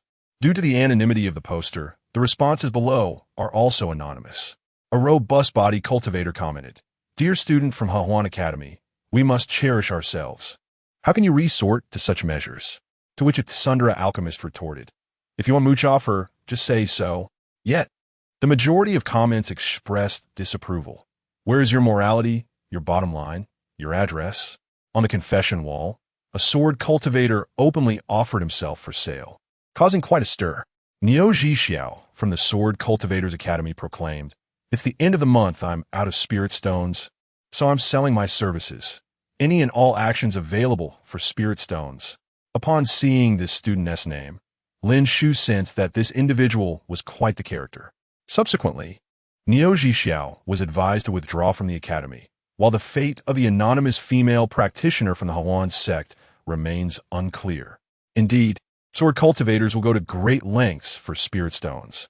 Rumor has it that a certain teacher from the Sword Cultivators Academy, in his youth, took on a job due to financial constraints. A female practitioner from the Hahuan sect offered 8 spirit stones for his companionship over 3 days. In most cases, such an offer would be declined, yet this particular sword cultivator accepted. 3 days later, he was left barely alive. The spirit stones earned were insufficient even to purchase restorative supplements. When it comes to sword cultivators, Lin Xiu can only exclaim how truly audacious they are. Beyond the peculiar items for sale on the confession wall, a group of individuals are engaging in humorous antics. For instance, one post read, Wall, I wish to form a partnership with a female practitioner, but her husband disapproves. What should I do? Lin Xiu suggested. Perhaps you could first win over her husband. The logistics department of the academy is remarkably efficient. The roof of the Chidan Pavilion in the Alchemy Academy has been repaired, and the large, damaged alchemical furnace has been restored as well. Meanwhile, the Instrument Refining Academy, which suffered significant damage, is now over 80% restored and is expected to return to its former glory in a few days. These past few days, Lin Xiu has been quite routine. with no incidents of body cultivators attempting to enter the alchemical furnace. He has been conducting large-scale alchemical operations with his students, and many groups have successfully refined fifth-grade elixirs. Despite the quality being rather subpar, they achieved success through collaborative practice, and Lin Su felt a sense of satisfaction. Just as the class was about to conclude, Kong Daoxian unexpectedly announced a message in the Dean's group. Kong Daoxian, all deans of secondary colleges are requested to convene at the principal's office at noon. Another meeting. Lin Su mused to himself. What scheme is Kong Daoxian concocting now? At midday, Lin Su made his way directly to Kong Daoxuan's office. By the time Lin Su arrived, it was already somewhat late, and several deans had arrived ahead of him. Brother Lin Su Meiqing greeted Lin Su from her seat.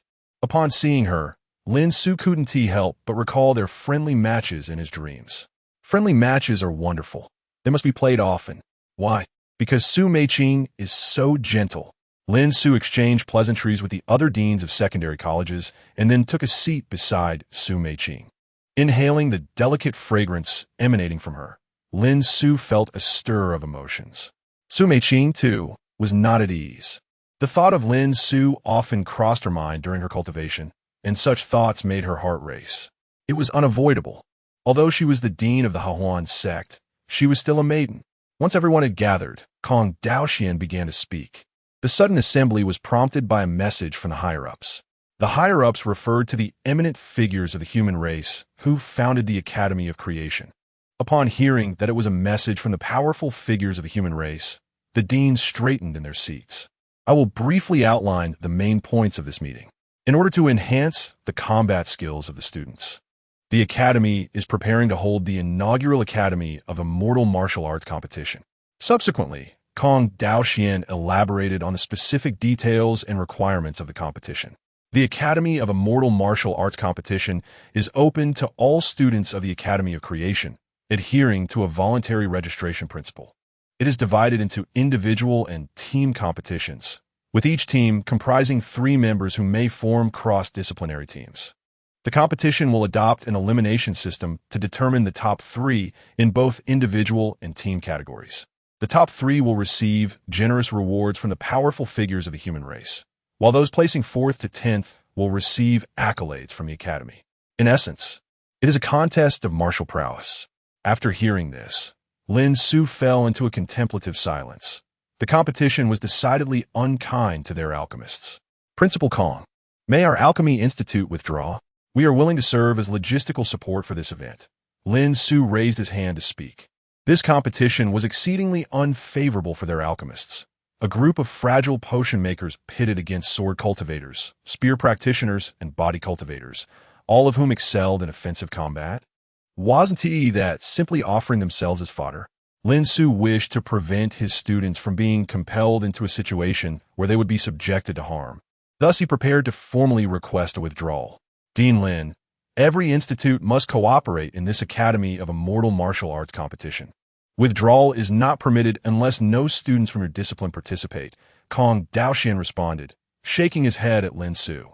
Upon hearing this, Lin Su's eyes suddenly sparkled as he conceived a clever idea. Lin Su's smile was barely containable. Brother Lin, what are you laughing at? Su Meiqing, filled with curiosity, inquired of Lin Su. It's nothing, just recalling some amusing incidents, Lin Su replied, suppressing his grin. Noticing Lin Su's reluctance to elaborate, Su Meiqing merely responded with a soft "oh." Kong Daoxian observed Lin Su's current expression and instantly discerned that the rascal was concocting some mischievous scheme. He wondered what unpleasant surprises Lin Su was preparing for the students competing professionally. However, based on Kong Daoxuan's understanding of Lin Su, it was certain that whatever it would be something insidiously humiliating yet not particularly harmful. Chapter 57. The cunning scheme prepared by Lin Su after the meeting concluded. The deans of the various secondary colleges departed in their own directions. Upon returning to his dormitory, Lin Su seated himself at his desk, pen in hand, leaning slightly forward as he commenced his scribblings. His mind was brimming with an array of peculiar alchemical formulas. At this moment, he began transcribing some of these formulas on a paper, which might just grant the students of his college an unexpected advantage over their opponents at the upcoming Academy's Celestial Martial Arts Tournament. Haha, they all call me a mere dog of alchemy. Let me show you what Lin can do when roused. He chuckled to himself, reveling in the delight of his creations. He was thoroughly prepared to astonish the students from other colleges with his formidable alchemical prowess during the tournament. Stretching lazily, Lin Xiu then realized that the afternoon had slipped away, leaving only an hour before evening self-study. Tonight, the supervising teacher for the Alchemy College's evening session was Ms. Xiao Qingdai. Lin Xiu intended to share his cunning strategies, nay, his magnificent trump card, with his classmates during the session. Thus, he retrieved the Academy's Jade tablet and sent a message to Xiao Qingdai. Miss Xiao, may we swap classes tonight? I have some matters to discuss with the students. Meanwhile, in her dormitory, Miss Xiao Qingdai was diligently preparing her lesson, striving to elucidate the esoteric knowledge from ancient texts for her students. While she preferred a more spontaneous teaching style, Miss Xiao was known for her thorough preparation, just as she was deeply engrossed in her work. The Jade tablet beside her suddenly vibrated. She set down her spirit pen and picked up the tablet to find Lin Xiu's request for a class swap. Understood, Dean Lin. She swiftly replied. An hour later, Lin Xiu made his appearance in the Xianin Hall. The students were taken aback. Wait, isn't it supposed to be the beautiful Ms. Xiao conducting evening study today? Why is it Dean Lin instead? Observing the astonished faces of the students below the podium, Lin Xiu smiled lightly and remarked, "What is the matter? Is my presence so surprising that you are rendered speechless by my charm?" In response to Lin Xiu's self-admiration, the students fell into a contemplative silence. Teacher, isn't it supposed to be Ms. Xiao overseeing evening study today? Inquired Dan Xiu from the front row. Indeed, tonight was originally Ms. Xiao's session, but I was granted a class swap, Lin Xiu explained to the students. Upon hearing this, the students' eyes widened in disappointment, followed by a collective sigh. What are you sighing about? Lin Xiu feigned ignorance, then pretending to comprehend, he lamented, "Ah, I see now. The affection has waned. The love is gone. As a male teacher, I'm evidently less popular than Ms. Xiao. Alas, I have miscalculated." All the students merely watched Lin Xiu perform on stage in silence, with none offering him a word of comfort. Observing the indifferent gazes of his peers, Lin Xiu abandoned the pretense and spoke directly. Did I forget to assign homework during the lunch break? Very well, consider this your assignment. Each of you must concoct 10 perfect grade third-tier elixirs. Failure to do so will result in a deduction from your overall scores. The students were instantly thrown into a state of panic, hastily exclaiming, "Teacher, how could we ever dislike you? We adore you immensely. Indeed, you are the most dashing teacher I've ever encountered. You are truly a gem, with your eloquence and charm. I absolutely admire you." Hearing the students' praises, Lin Xiu couldn't help but smile with satisfaction. With a grand gesture, he declared that the earlier assignment was rescinded. Following this incident, the students understood that their teacher, Lin, earned the title of Dog of Alchemy for a reason. While he might still be some distance from divinity, he had certainly distanced himself from humanity. Lin Xiu then cleared his throat and addressed the class with a serious tone. Enough of the frivolity. Tonight, I will be rescheduling classes with Teacher Xiao, and there is an important announcement to make. As soon as the students heard there was an announcement, they quieted down, attentively awaiting Lin Xiu's words. He informed them about the Academy's upcoming Academy Martial Arts Conference and elaborated on the specific rules. Upon hearing this, the students displayed a range of expressions. Some were in despair, while others were eager to participate. I'm merely a novice alchemist. How can I possibly compete against sword cultivators and body refiners? Isn't that akin to serving myself up as a meal? They lamented. The idea seemed particularly unfriendly towards alchemists, as though they were being set up for failure. I refused to take part. I have no desire to embarrass myself. Among the students expressing despair, there were also those eager to prove their worth. Teacher, if I perform well in the competition, could I receive a certificate? Jean Daba raised his hand, his eyes gleaming with anticipation. There will indeed be certificates, and the Academy along with the human race's elites will offer substantial rewards. Lin Xiu explained to Jean Daba. Upon hearing about the certificate, Jean Daba's eyes sparkled even brighter. As for the rewards mentioned by Lin Xiu, he paid them little heed. As the young master of the Golden Yuan Merchant Association, he had seen countless treasures.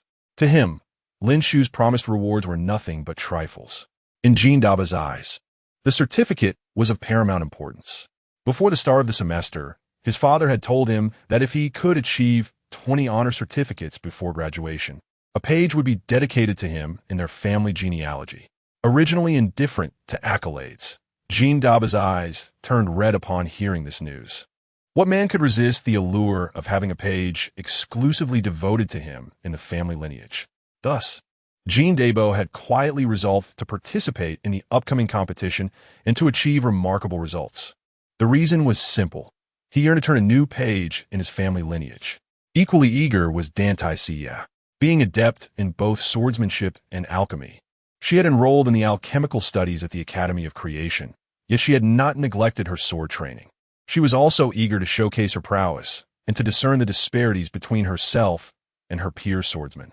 Furthermore, she wished to demonstrate that not all alchemists are inept in offensive capabilities. Dan Xiu aspired to be the remarkable woman who could refine exquisite elixirs and tranquility while wielding her sword to vanquish foes.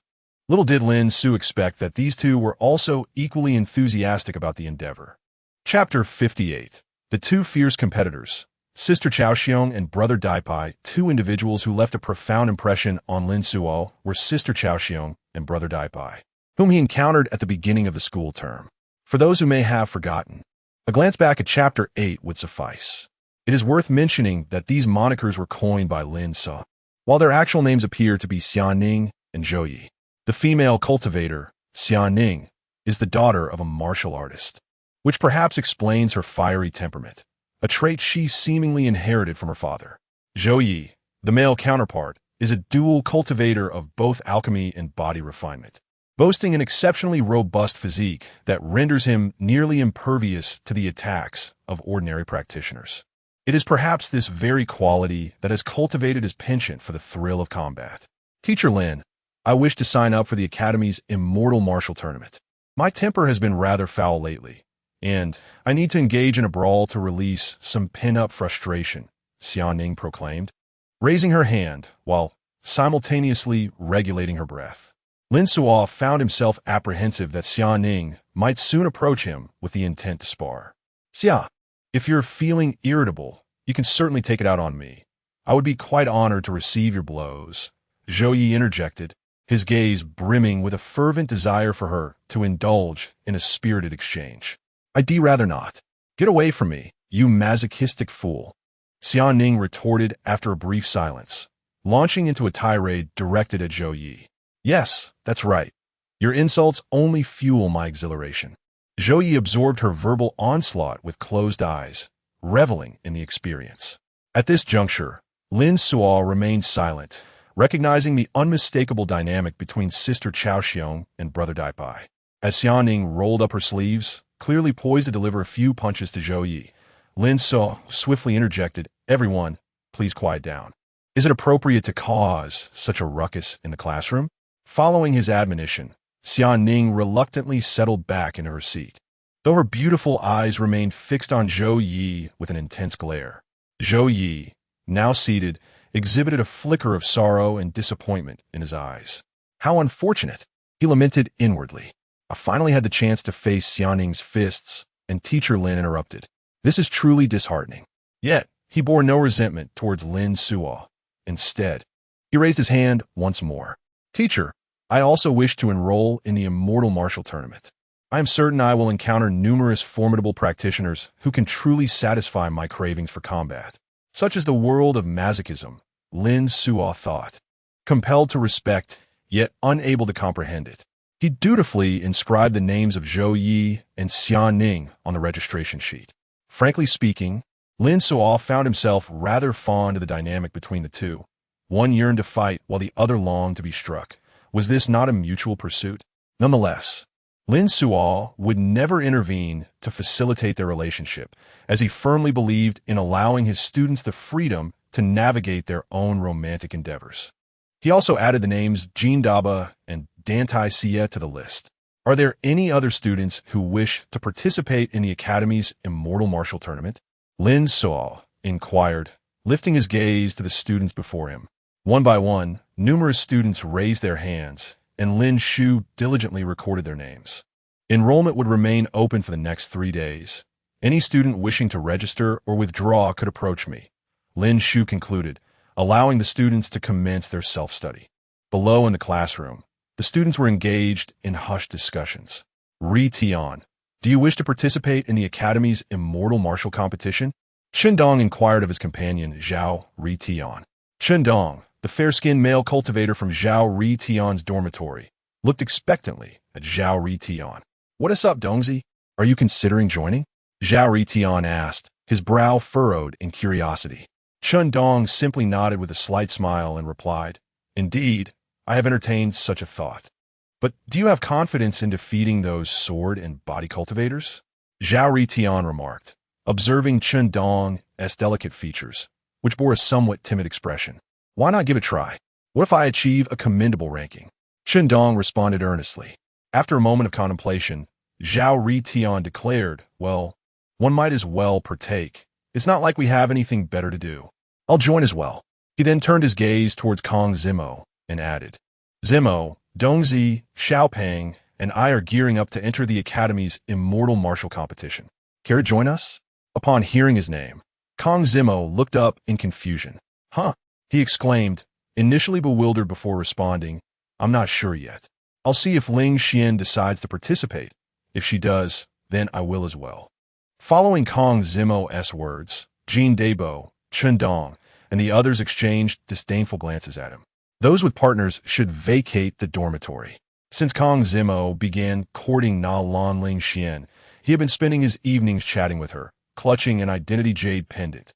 Much to the envy of his 3 single roommates. Unfazed by their scornful looks, Kong Zimo continued to text Na Lan Ling Xian. Xian, are you planning to join the Academy's Immortal Martial Competition? Meanwhile, in the Beastmaster Academy, Na Lan Ling Xian, engaged in evening self-study, noticed Kong Zimo's message. The Academy's Immortal Martial Competition? Her beautiful eyes were filled with curiosity, as their dean had yet to inform them about the event. Thus, she was quite perplexed. What is the Academy's Immortal Martial Competition? Na Lan Ling Xian directly messaged Kong Zimo, who patiently explained the details to her. It sounds intriguing. I'm inclined to participate. She responded, her interest piqued after hearing Kong Zimo's explanation. Shall we team up for the group competition? Kong Zimo proposed. That sounds good, Na Lan Ling Xian agreed. After exchanging a few more words, Kong Zimo reluctantly set down the Academy jade pendant. Na Lan Ling Xian glanced at her companion Mu Feiyu and spoke. Mu Feiyu, will you participate in this competition? The strategist of Nalan Ling Xian briefly explained the rules of the contest to her. After pondering for a moment, Mu Feiyu replied, I shall participate. Upon hearing her response, a glimmer of excitement appeared in Nalan Ling Xuan's eyes. Would you like to form a team with us? Mu Feiyu gently shook her head and, with a teasing glint, remarked, I think I'll pass on teaming up with you. I have no desire to indulge in the dog food of you and your companion, ZMO. I shall compete as an individual. Nalan Ling Xian merely responded with a soft, Oh. Chapter 59. The Art of Alchemical Explosions. In the following 3 days, the deans of other academies gradually informed their students about the upcoming Academy Martial Arts Tournament. Subsequently, the Academy's notice board published details regarding the event, including the schedule and specific rules. Students from each academy eagerly registered, particularly those from the Swordsmanship Academy, where nearly all students in the swordsmanship program participated. The sword practitioners were not merely motivated by a desire to compete. Their eyes gleamed with the hope of securing one of the top 10 rewards. Their financial situation was dire, and this tournament represented a legitimate opportunity to earn money, prompting their enthusiastic participation. Why was this considered a legitimate opportunity? Recently, a scandal had marred their reputation when a student named Niu Zhixiao brazenly advertised himself for sale on the Academy's notice board, causing significant backlash. Consequently, the Swordsmanship Academy faced severe criticism from Kong Daoxian, who announced that strict regulations will be imposed on the part-time work of sword practitioners in the near future. Kong Daoxian had stated sternly, Swordsmanship Academy students are permitted to take on part-time jobs, but they must maintain ethical boundaries. Do not engage in any unscrupulous business. The sword practitioners harbored a deep resentment toward Niu Xiao, blaming him for jeopardizing their opportunity to earn money through legitimate means. Meanwhile, Lin Suo found himself inundated with students seeking to register for the martial arts tournament over the course of 3 days. As he surveyed the densely packed list of names, he prepared to share the underhanded tactics he had devised for them. Coincidentally, Lin Suo had a class scheduled for that afternoon, making it an opportune moment to impart these strategies to the students, as he would eventually need to teach them anyway. That afternoon, within the confines of the Alchemical Academy's Xiandan Hall, Lin Suo stood before the podium, casting a sweeping glance over the assembly of students before proclaiming, "Today, I shall teach you some tactics for combat during alchemical confrontations." Of course, some students who are absent will miss out on this invaluable lesson.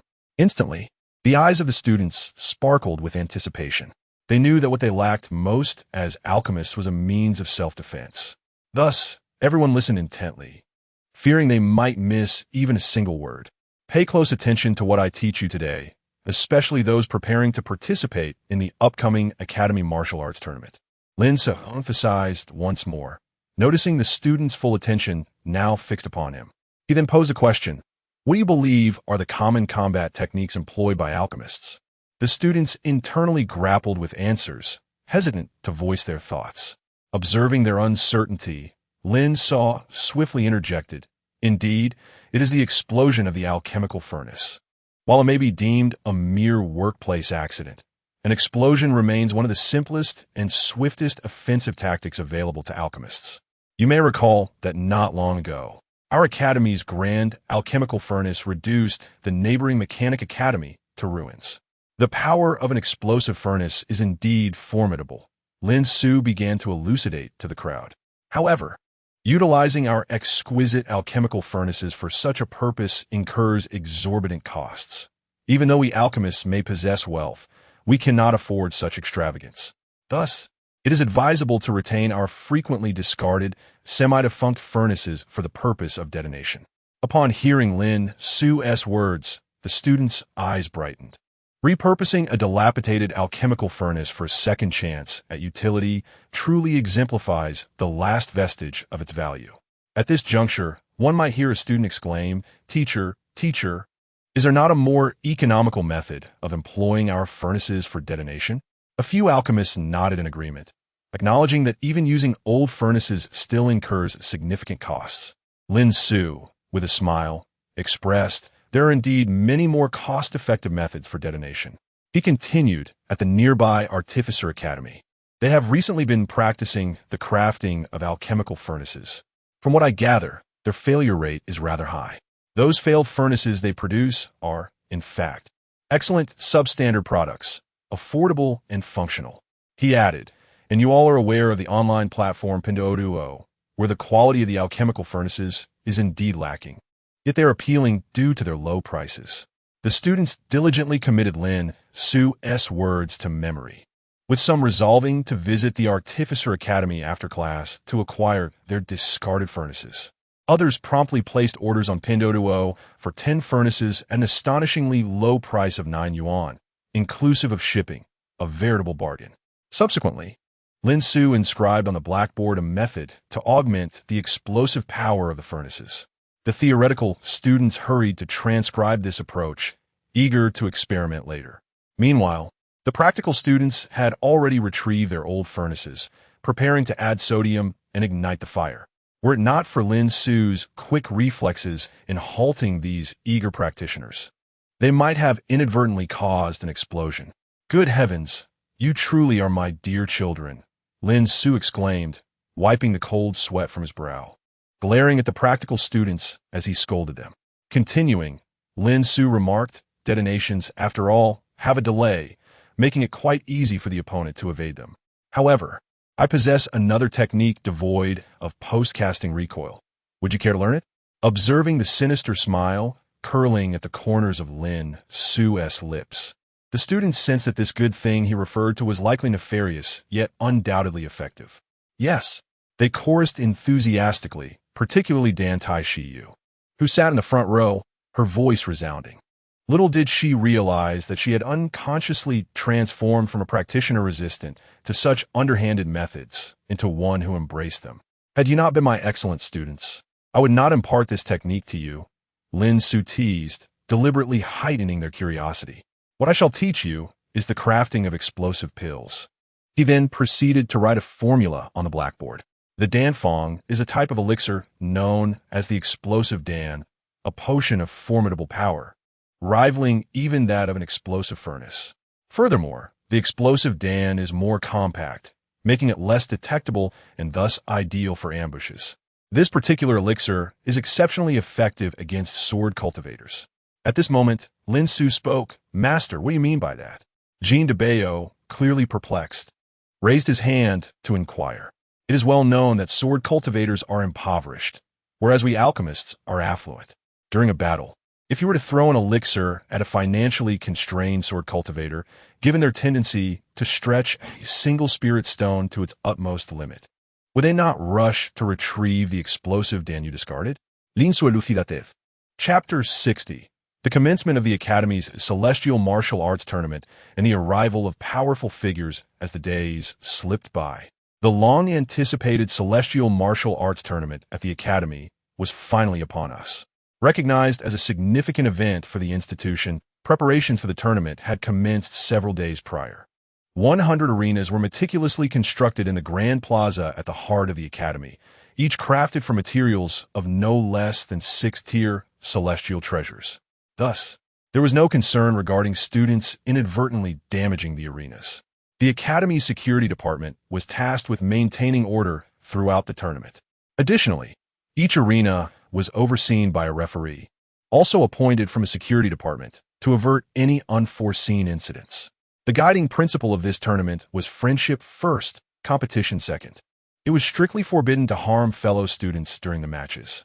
Should an opponent concede or be unable to continue, the combat must cease immediately. Any violation would result in judgment under the Academy's regulations. The Academy's infirmary was on high alert, prepared to provide prompt medical assistance to any injured students. Moreover, a most delightful announcement had been made. During the tournament, all secondary colleges would suspend classes, including evening study sessions. Lin Xiu stood at the periphery of the Academy's plaza, within the domain designated for the alchemy department. After surveying the surroundings, he was reminded of his own university days, where athletic events were similarly grand. Notably, students from disciplines not participating in the tournament had voluntarily organized cheer squads to support their peers. However, it seemed rather absurd that the Harmony Academy had enlisted male cultivators to don skirts and perform dances in support of the competitors. With still a bit of time before the official commencement of the tournament, students and faculty from each college had gathered. Beside Lin Xiu stood Xiao Qingdai and several other instructors from the alchemy department. "Good day, Dean Lin," greeted Xiao Qingdai, leading a chorus of salutations from the faculty. "Greetings, esteemed teachers," Lin Xiu replied with a gentle smile to all present. At that moment, two figures descended from the sky. One was Kong Daoxian, the principal of the academy. Beside him stood a burly middle-aged man, surrounded by crackling purple lightning, his bare arms adorned with an array of scars. The man regarded each cultivator present with a cold, unyielding gaze, instilling a palpable sense of trepidation among the students. "This old man still relishes the opportunity to intimidate the youth," Lin Xiu remarked with a faint smile, observing the imposing figure in the sky. "Oh, Dean Lin, do you know this individual?" inquired one of the teachers beside him, curiosity piqued by Lin Xiu's comment. Nodding, Lin Xiu proceeded to elucidate the identity of the formidable man. "He is the legendary Thunder Extreme, who has absorbed the essence of half of the eternal Thunder Sea, achieving the pinnacle of body cultivation and transcending to the great perfection of the Tribulation Realm." After listening to Lin Xiu's introduction, the teacher could not help but swallow hard. His eyes filled with astonishment. It was indeed the formidable Lei Ji. Why did Lin Xiu say that the old master Lei Ji still had an affinity for pressuring young practitioners? He recalled that when Lin Xiu was younger, he too encountered a grand event in the realm of immortals, overseen by Lei Ji. At that time, Lei Ji reveled in unleashing his immense power, leaving young cultivators gasping for breath under the weight of his presence. Ladies and gentlemen, this esteemed figure beside me is Lei Ji, a perfected tribulation stage cultivator forged through the might of half the thunder from the eternal Thunder Sea. Today, Senior Lei will join us to witness the inauguration of the inaugural Immortal Martial Conference of the Zhao Hua Academy. Kong Dao Xian hovered in the air, introducing Lei Ji's identity. Now, I hereby declare the commencement of the Zhao Hua Academy's Immortal Martial Conference. Upon finishing his proclamation, Kong Dao Xian departed alongside Lei Ji. Shortly thereafter, an elder's figure appeared in the sky, enveloping his voice with spiritual energy. Students participating in the individual battles of the Immortal Martial Conference, please come forth to draw lots. Lin Xiu, observing the anxious students behind him, smiled and encouraged. All right, everyone, stay spirited and don't lose your composure. Remember to apply the techniques I taught you well. If you truly cannot prevail, concede gracefully. Just avoid sustaining serious injuries. With Lin Xiu's light-hearted encouragement, the tension in their hearts diminished significantly. Eventually, it was the class leader, Dan Xiu, who took on the responsibility, guiding the students of the Dan Xiu Academy to the elder's location for the lot drawing. Lin Xiu watched the departing figures of the students, his expression unchanging. "Teacher, aren't you nervous?" Beside him, Xiaoqing Dai, clad in a flowing azure gown, inquired, observing Lin Xiu's calm demeanor. "Why should I be nervous?" Lin Xiu replied gently, smiling at Xiaoqing Dai. His rhetorical question left her momentarily speechless. "I have taught them numerous techniques. I believe they will achieve commendable results, for in my eyes, they're the finest students." Lin Xiu continued to explain. The individual battles of the Immortal Martial Conference were conducted through a lottery system, with only 100 arenas available, meaning that only 100 pairs of cultivators would compete at a time. Once the matches on all arenas concluded, another 100 students would take the stage. For instance, if you drew number 1, you would face an opponent who also drew number 1. As for the specialties of the opponents drawn, it was purely a matter of luck. After about half an hour, the students from the Dan Xiu Academy returned. "How'd it go?" Lin Xiu inquired, looking at them. "Teacher, I drew number 300-something, so I won't need to go up yet." Zhao Ritian waved his number slip at Lin Xiu, announcing his draw. "Teacher, Xiaoning drew number 17 and is already preparing to take the stage." Dan Xiu stood at the forefront of the group, providing an explanation to Lin Xiu. After listening, Lin Xiu nodded in agreement, eager to witness the prowess of the formidable sister named Xiaoning. "Now, you may return to your seats and watch the match with peace of mind." While also preparing diligently, he addressed the students who had the day off. With that, his gaze fixated intently on the 17th arena. Although the distance was considerable, as a cultivator, his eyesight was remarkably keen. After a brief moment, he caught sight of Xiaoning. At that moment, she donned a sharp white robe, her hands encased in a pair of boxing gloves. Her expression one of icy resolve and pride. Observing Xiaoning's attire, Zhou Yi from the Alchemy Academy couldn't help but be captivated. Chapter 61. The indomitable Xiaoning. Zhou Yi gazed at Xiaoning, his eyes lighting up with admiration. That proud little expression was utterly captivating. Especially with Xiaoning sporting a pair of boxing gloves, Zhou Yi could hardly fathom the thought of being struck by her in such a state. The experience would surely be overwhelming. Lin Xiu looked at Zhou Yi, whose eyes sparkled with excitement, and he couldn't help but wish to advise. "Might you calm yourself a bit, Zhou Yi?" However, before Lin Xiu could utter his caution, the first round of the competition commenced.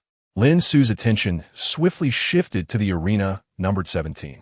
At that moment, Xiaoning, with her enchanting phoenix-like eyes, fixated on the cultivator standing opposite her, Ku Jiuhan from the Law Cultivation Academy. The man, adorned in a long robe and cradling a blue gemstone, greeted Xiaoning. "Dan Xiu Academy, Xiaoning." She confidently introduced herself after a brief moment of surprise at his self-introduction. As the referee shouted the command to begin, he leaped into the air, relinquishing control of the arena to Ku Jiuhan and Xiaoning. The smile that had adorned Ku Jiuhan's face vanished the instant the match commenced. Endless vitality spell. Ku Jiuhan gestured with one hand, invoking a spell designed to accelerate the recovery of spiritual energy. Typically, practitioners of law would cast this buff upon themselves before engaging in combat. A verdant glow enveloped Ku Jiuhan, causing his hair to shimmer with a green hue, embodying the adage that one must embrace a touch of green to lead a prosperous life. Celestial fire manifestation, fire burn. Ku Jiuhan chanted once more, executing another incantation with a single hand. The blue gemstone in his grasp resonated with energy, unleashing a fiery serpent that surged towards Xiaoning. Unfazed, Xiaoning regarded the approaching serpent, emanating intense heat with an icy demeanor. She tightened her right fist, preparing for her response. 5 Elements Battle Fist, Tidal Strike. Xiaoning unleashed a formidable punch, the shadow of her fist seemingly embodying a vast ocean. Observers could almost visualize colossal waves crashing, obscuring the sky and sun. Her punch obliterated Ku Jiuhan's fiery serpent, the residual force propelling toward him in an instant. Empty Ethereal Dragon S. Roar Step. Golden Bell Shield, Golden Bell Technique. As the tumultuous imprint of her punch surged forth, a flicker of astonishment crossed Ku Jiuhan's eyes. In his understanding, practitioners of alchemy were typically seen as weaker. He was taken aback by the overwhelming pressure she emitted. Yet, Ku Jiuhan quickly regained his composure and executed a swift movement. A series of dragon roars echoed as he evaded much of Xiaoning's onslaught. However, a portion of her formidable force still struck him. At the last moment, he cast a defensive spell, ensuring his safety.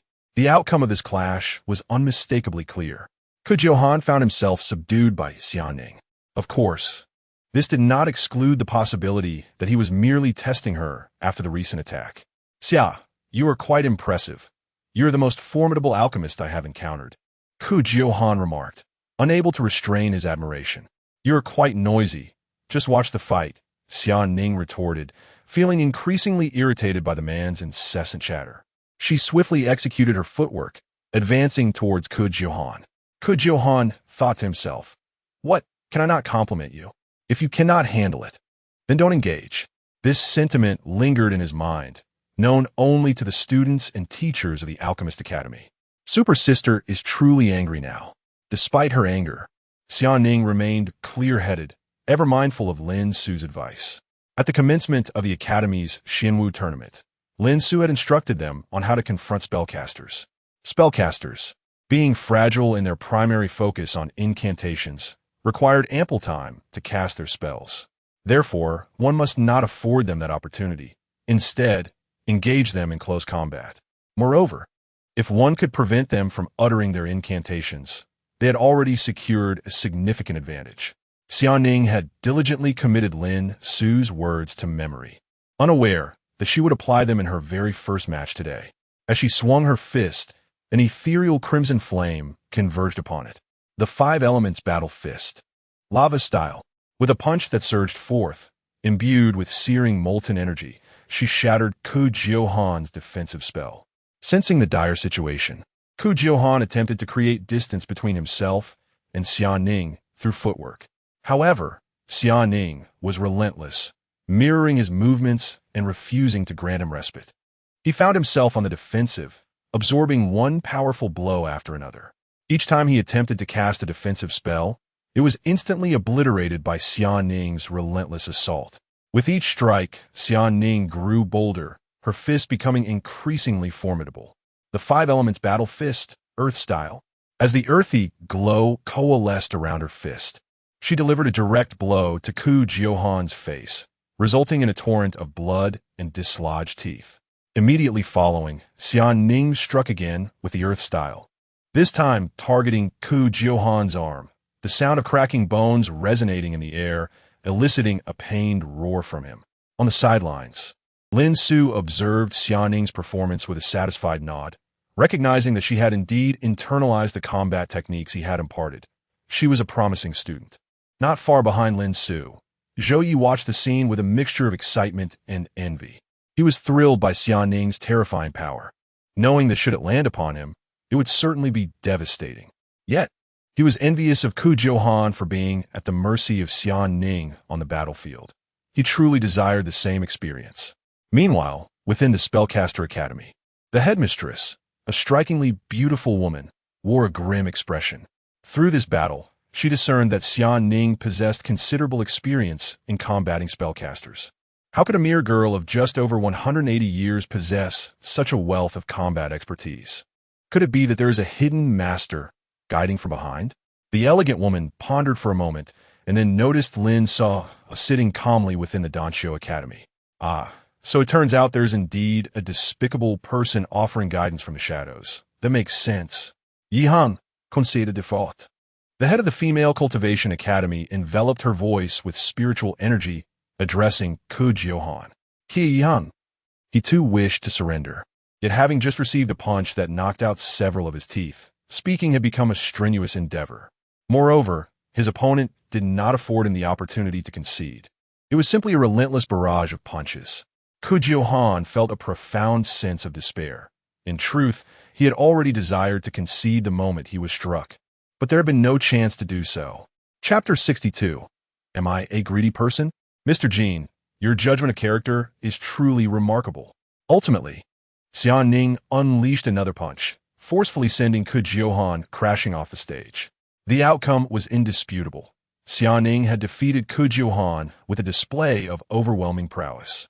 I hereby declare the winner of Arena 17 to be Xian Ning from the Dan Xiu Academy, the referee announced with a resonant voice.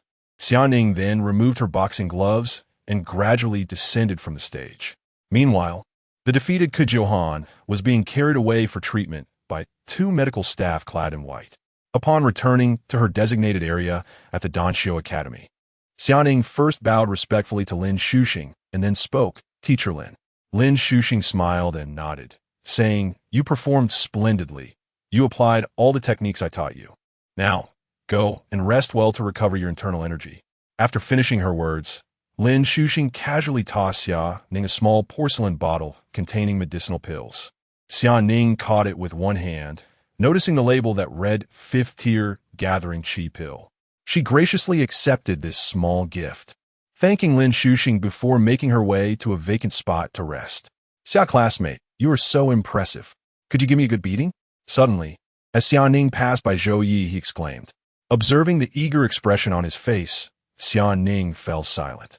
Don't make me scold you. She shot him a glare before continuing on her way. Having just finished a strenuous match, Xian Ning felt fatigued and was reluctant to engage in pointless banter with Zhou Yi, who was being quite the nuisance. What is the point of scolding me? It would only bring me pleasure, and I wouldn't change a bit, Zhou Yi remarked nonchalantly. At that moment, Lin Xuxing spotted a familiar figure on the battlefield, though not quite an acquaintance, more of a familiar demon.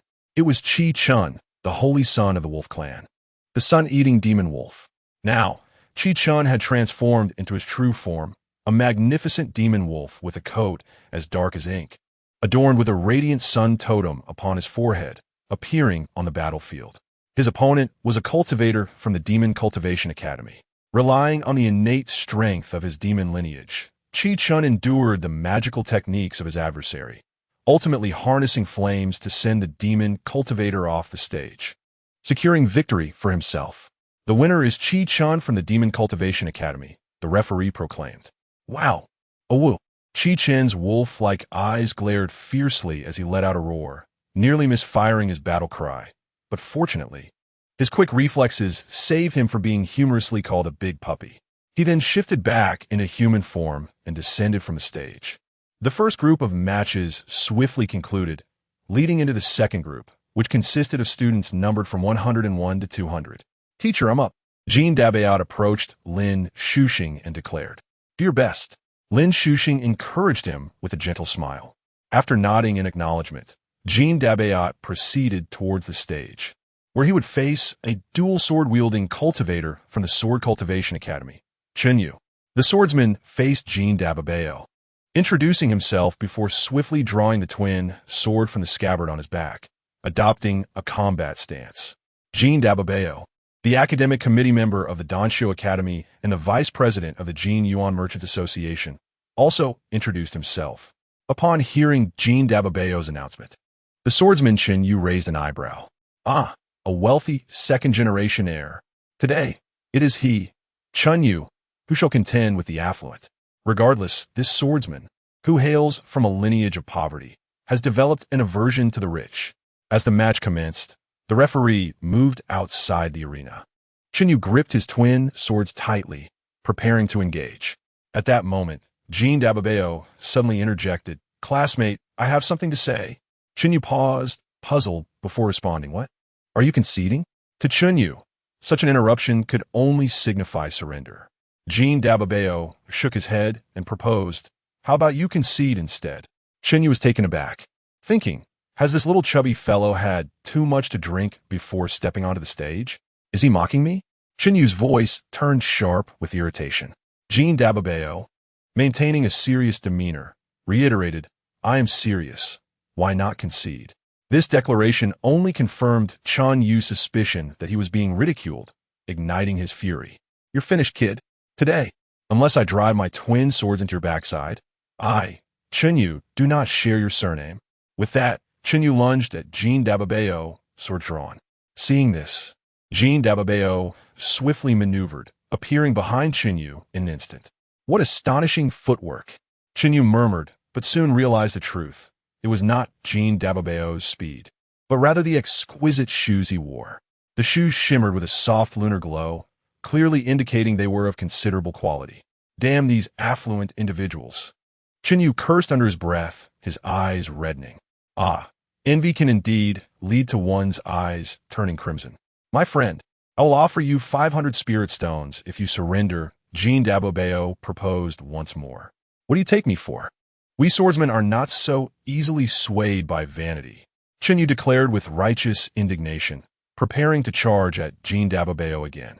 1,000 spirit stones. Jean Dababeo persisted.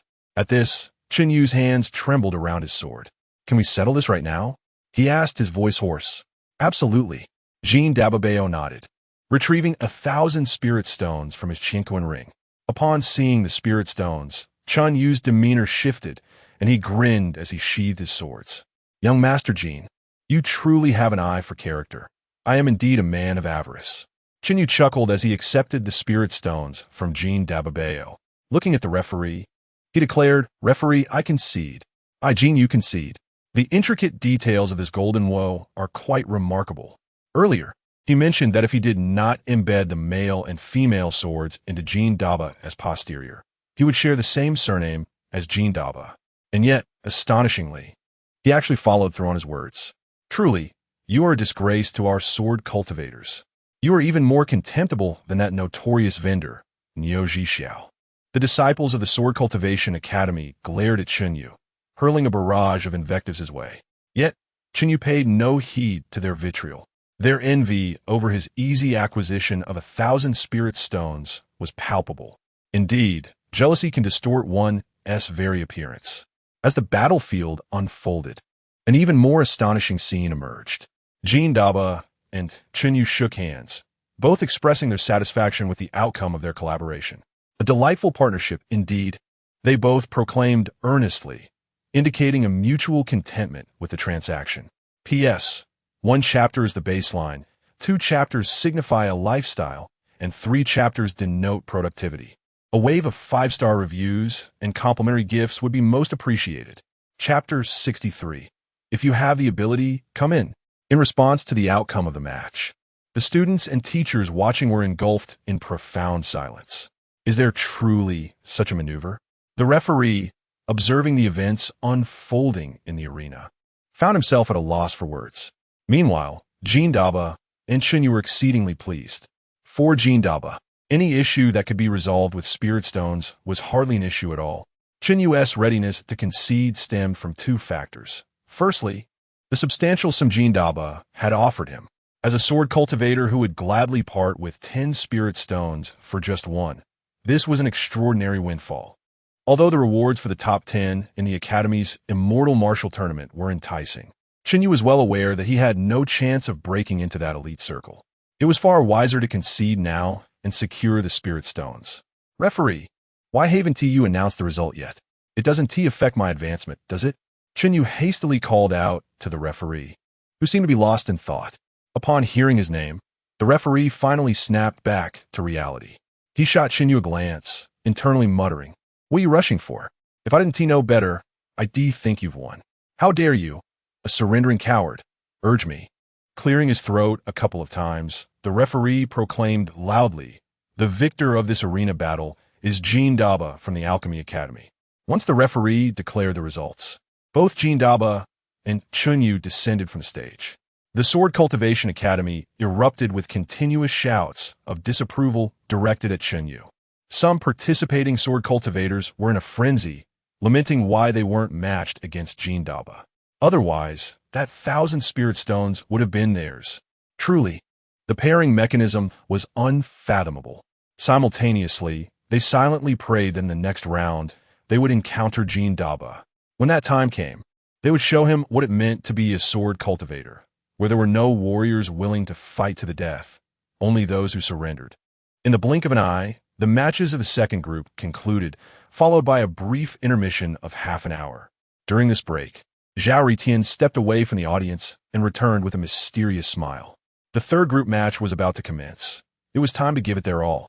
Dan Xiu glanced at Zhao Ritian and Dan Xiu, then spoke to them. "I will do my best, teacher," Dan Xiu replied, cradling an unsheathed long sword in her arms. "Wait for my good news," Zhao Ritian declared with utmost confidence. Subsequently, Dan Xiu and Jin Daba, along with a few others, departed from the audience, each making their way to the arena. Zhao Ritian's opponent was yet another cultivator from the Sword Cultivation Academy. Due to the overwhelming enrollment from the Sword Cultivation Academy, such pairings were inevitable. Just like in the previous two groups, the referee announced the start of the match before stepping away from the stage. Fellow cultivator, before his opponent could finish his greeting, Zhao Ritian swiftly produced a pill from his Chinquan ring and deftly tossed it into the mouth of the opposing sword cultivator. Instantly, the opposing sword cultivator doubled over. Retching on the ground, the swordsman engaged in battle with Zhao Ritian found himself overwhelmed by an odd taste that surged into his consciousness. After a considerable time, he finally managed to rise from the ground, glaring at Zhao Ritian and exclaiming, "What on earth did you feed me? Was it a Foundation establishment pill? It only tastes like smelly socks." Zhao Ritian, with a mischievous grin, replied to the swordsman. The reason Zhao Ritian acted first upon hearing the adversary's introduction was twofold. Firstly, he disregarded martial ethics, and secondly, Dan Xiu had advised him that when confronting swordsmen, one must never allow them to speak first. A mere greeting of fellow cultivator could very well be a deceptive name for their spirit sword. Should one fall for it, they might find themselves pierced through the heart in the next instant. The swordsman, his face alternating between red and pale with fury, finally shouted, "I'll kill you." He then summoned his spirit sword and lunged at Zhao Ritian. "May fellow cultivators be well, please wait, senior." The enraged swordsman bellowed twice as his sword box sprang open, unleashing two streaks of light from within. Upon witnessing this, Zhao Ritian exclaimed, "Goodness, you really intend to ambush me." Just moments ago, the swordsman had been about to utter the words, "May fellow cultivators be well," and fortunately, Dan Xiu's counsel to strike first had saved him from potentially being mortally wounded. As the two flying swords charged directly at him, Zhao Ritian remained unfazed. "I have a pot capable of refining pills, smashing foes, cooking, and providing defense. Halt! Come forth." With that, he dramatically produced a large black iron pot from his spatial ring and placed it atop himself. The two swords struck, but merely produced sparks upon the pot's surface before being deflected. The sudden appearance of the iron shell on the stage left the opposing swordsman speechless. The audience, comprising students watching the match, was equally astonished. Zhao Ritian showcased a comical display of a pot atop his head. "Senko, come out. I'll make sure to teach you a lesson." The swordsman, growing increasingly frustrated, swung his two long swords at the pot while hurling insults. "If you're capable, come in here. I'll make sure you regret it." Zhao Ritian's cheeky voice emerged from within the pot. The two remained in a stalemate across the pot. The swordsman could do nothing to Zhao Ritian, who simply reveled in his adversary's impotent rage. It must be noted that Zhao Ritian's family heirloom pot was of exceptional quality, as the swordsman's furious slashes, even supplemented with several sword techniques, failed to breach Zhao Ritian's defenses. "What's the matter? Haven't you eaten? You're so weak." Zhao Ritian's head poked out from the pot, disdainfully taunting the swordsman. He then retracted his head back into the iron pot, performing yet another comical display. After the series of antics, the swordsman felt his anger boil over, channeling his spirit energy to unleash sword techniques, determined to force Zhao Ritian out. "Today, if I do not give that despicable wretch a good thrashing, his future path will be obstructed." "Dean Lin, this method is not intended for Zhao Ritian, is it?" In the audience of the Alchemy Academy, Xiao Qingdai gazed at Lin Su with a peculiar expression. Similarly, the other alchemy instructors regarded him with a mixture of bewilderment and intrigue. "Lin Su, am I truly perceived as such a contemptible and wretched figure in your eyes? Well, I must concede that I do possess certain unsavory qualities, yet I assure you, I did not instruct Zhao Ritian in such repugnant tactics. I merely taught them to be assertive when dealing with sword cultivators. I certainly did not impart upon them such loathsome and cowardly strategies. For the truth remains that I did not teach what I did not teach. Is that so, Dean Lin?" A look of skepticism filled Xiao Qingdai's face. Chapter 64. The Despicable Alchemist and the Malevolent Dan Master. What peculiar individuals have emerged from this batch of alchemy students? The headmaster of the Sword Cultivation Academy gazed upon the turtle-like figure on the arena, reminiscing about how Jean Debo had once offered 1,000 spirit stones for Chun Yu surrender. He could not help but lament the curious nature of this year's alchemy students. The instructor of this cohort was certainly not of high regard. As he pondered, the headmaster's gaze shifted toward the Alchemy Academy. Indeed, Lin Suo was far from being a commendable figure. He was rather contemptible. It was truly said that a genuine dog had arrived in the Alchemy Academy. Who could have taught these students to be such a spectacle? In the highest viewing platform, Lei Ji and Kong Dao Xian observed the various matches unfolding on the arenas. Lei Ji found himself amused by Zhao Ritian's timid tactics. Who else could it be but that dog, Lin Suo? Kong Dao Xian sighed in resignation, reflecting on what Lin Suo had turned the Alchemy Academy students into. Oh, the students nurtured by little Lin indeed exuded a certain essence reminiscent of him. Upon hearing this, Lei Ji finally understood. It was Lin Suo's influence, and thus there was no cause for concern. Lin Suo had truly come to appreciate the saying that prejudices in the human heart are like towering mountains. He found himself at a loss for words. Having never instructed Zhao Ritian in such a sneaky and psychologically manipulative strategy, resigning himself to the situation, he decided to divert his attention from Zhao Ritian, whose antics were infuriating, and instead focused on the match featuring Dan Xiu. On another stage, Dan Xiu wielded a long sword that shimmered with a moonlit glow, pressing her adversary, a demon cultivator, to the brink of defeat. In the blink of an eye, she had cornered the demon cultivator against the edge of the arena. Sensing impending doom, the demon cultivator hastily transformed from its massive toad form into a humanoid shape. Having diminished in size, it hoped to endure a few more rounds. The toad demon exhaled a cloud of toxic mist, aiming to incapacitate Dan Xiu. However, upon realizing her opponent was a toad demon, she had already preemptively held a detoxifying elixir in her mouth. The toxic mist had no effect on Dan Xiu. Instead, she seized the opportunity to gather her strength and unleashed a crescent of moonlight, sending the toad demon hurtling off the stage. The victor was Dan Xiu of the Alchemy Academy. The referee returned to the arena to announce the results of the match. At that moment, Dan Xiu glanced towards the arena where Zhao Ritian was situated.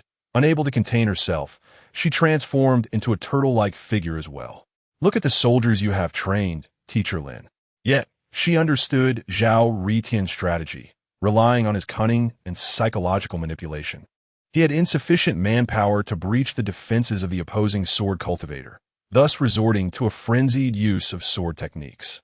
Once the opposing sword cultivator's spiritual energy was depleted, he would counterattack.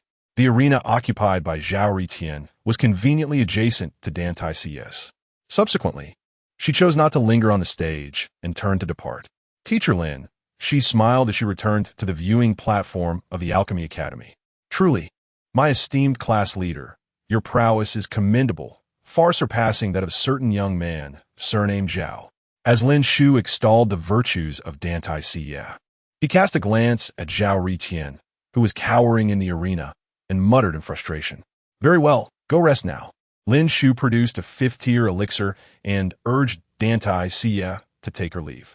Certainly, teacher, Dan Xiu replied, retreating to a quiet corner to recuperate. Regardless of victory or defeat, Lin Xiu generously gifted each of his students a fifth-tier elixir as a token of appreciation.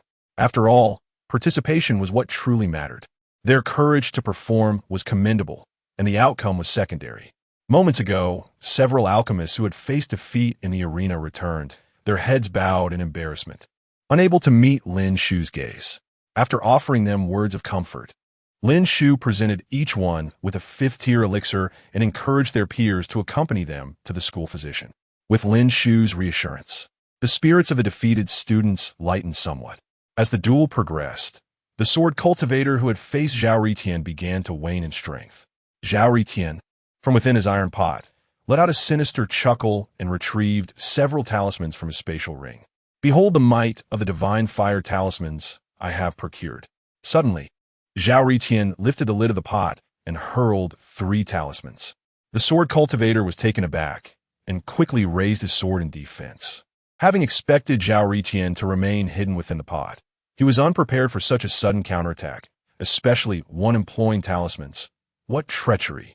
While he too had contemplated a surprise attack on Zhao Ritian, he was not above chastising him.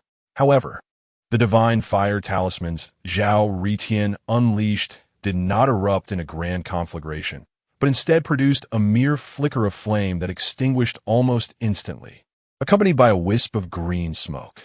Both Zhao Ritian and the opposing sword cultivator were left bewildered. What kind of farce was this?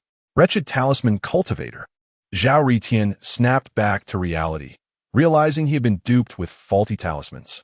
Yet, he remained unfazed, for the elixirs he had traded with that talisman cultivator had been enhanced. Are you jesting? The sword cultivator sneered, brandishing his sword with renewed ferocity as he charged toward Zhao Ritian. At last, this fellow has emerged from his shell. I shall make him pay dearly. The sword cultivator's fury surged, his expression contorting into a grimace. Retreating into the iron pot was no longer an option. He would have to rely on the ultimate technique of the alchemist, the furnace explosion method. Meanwhile, on another stage, a talisman cultivator had been locked in a stalemate with a physical cultivator for dozens of rounds, his vital energy completely depleted.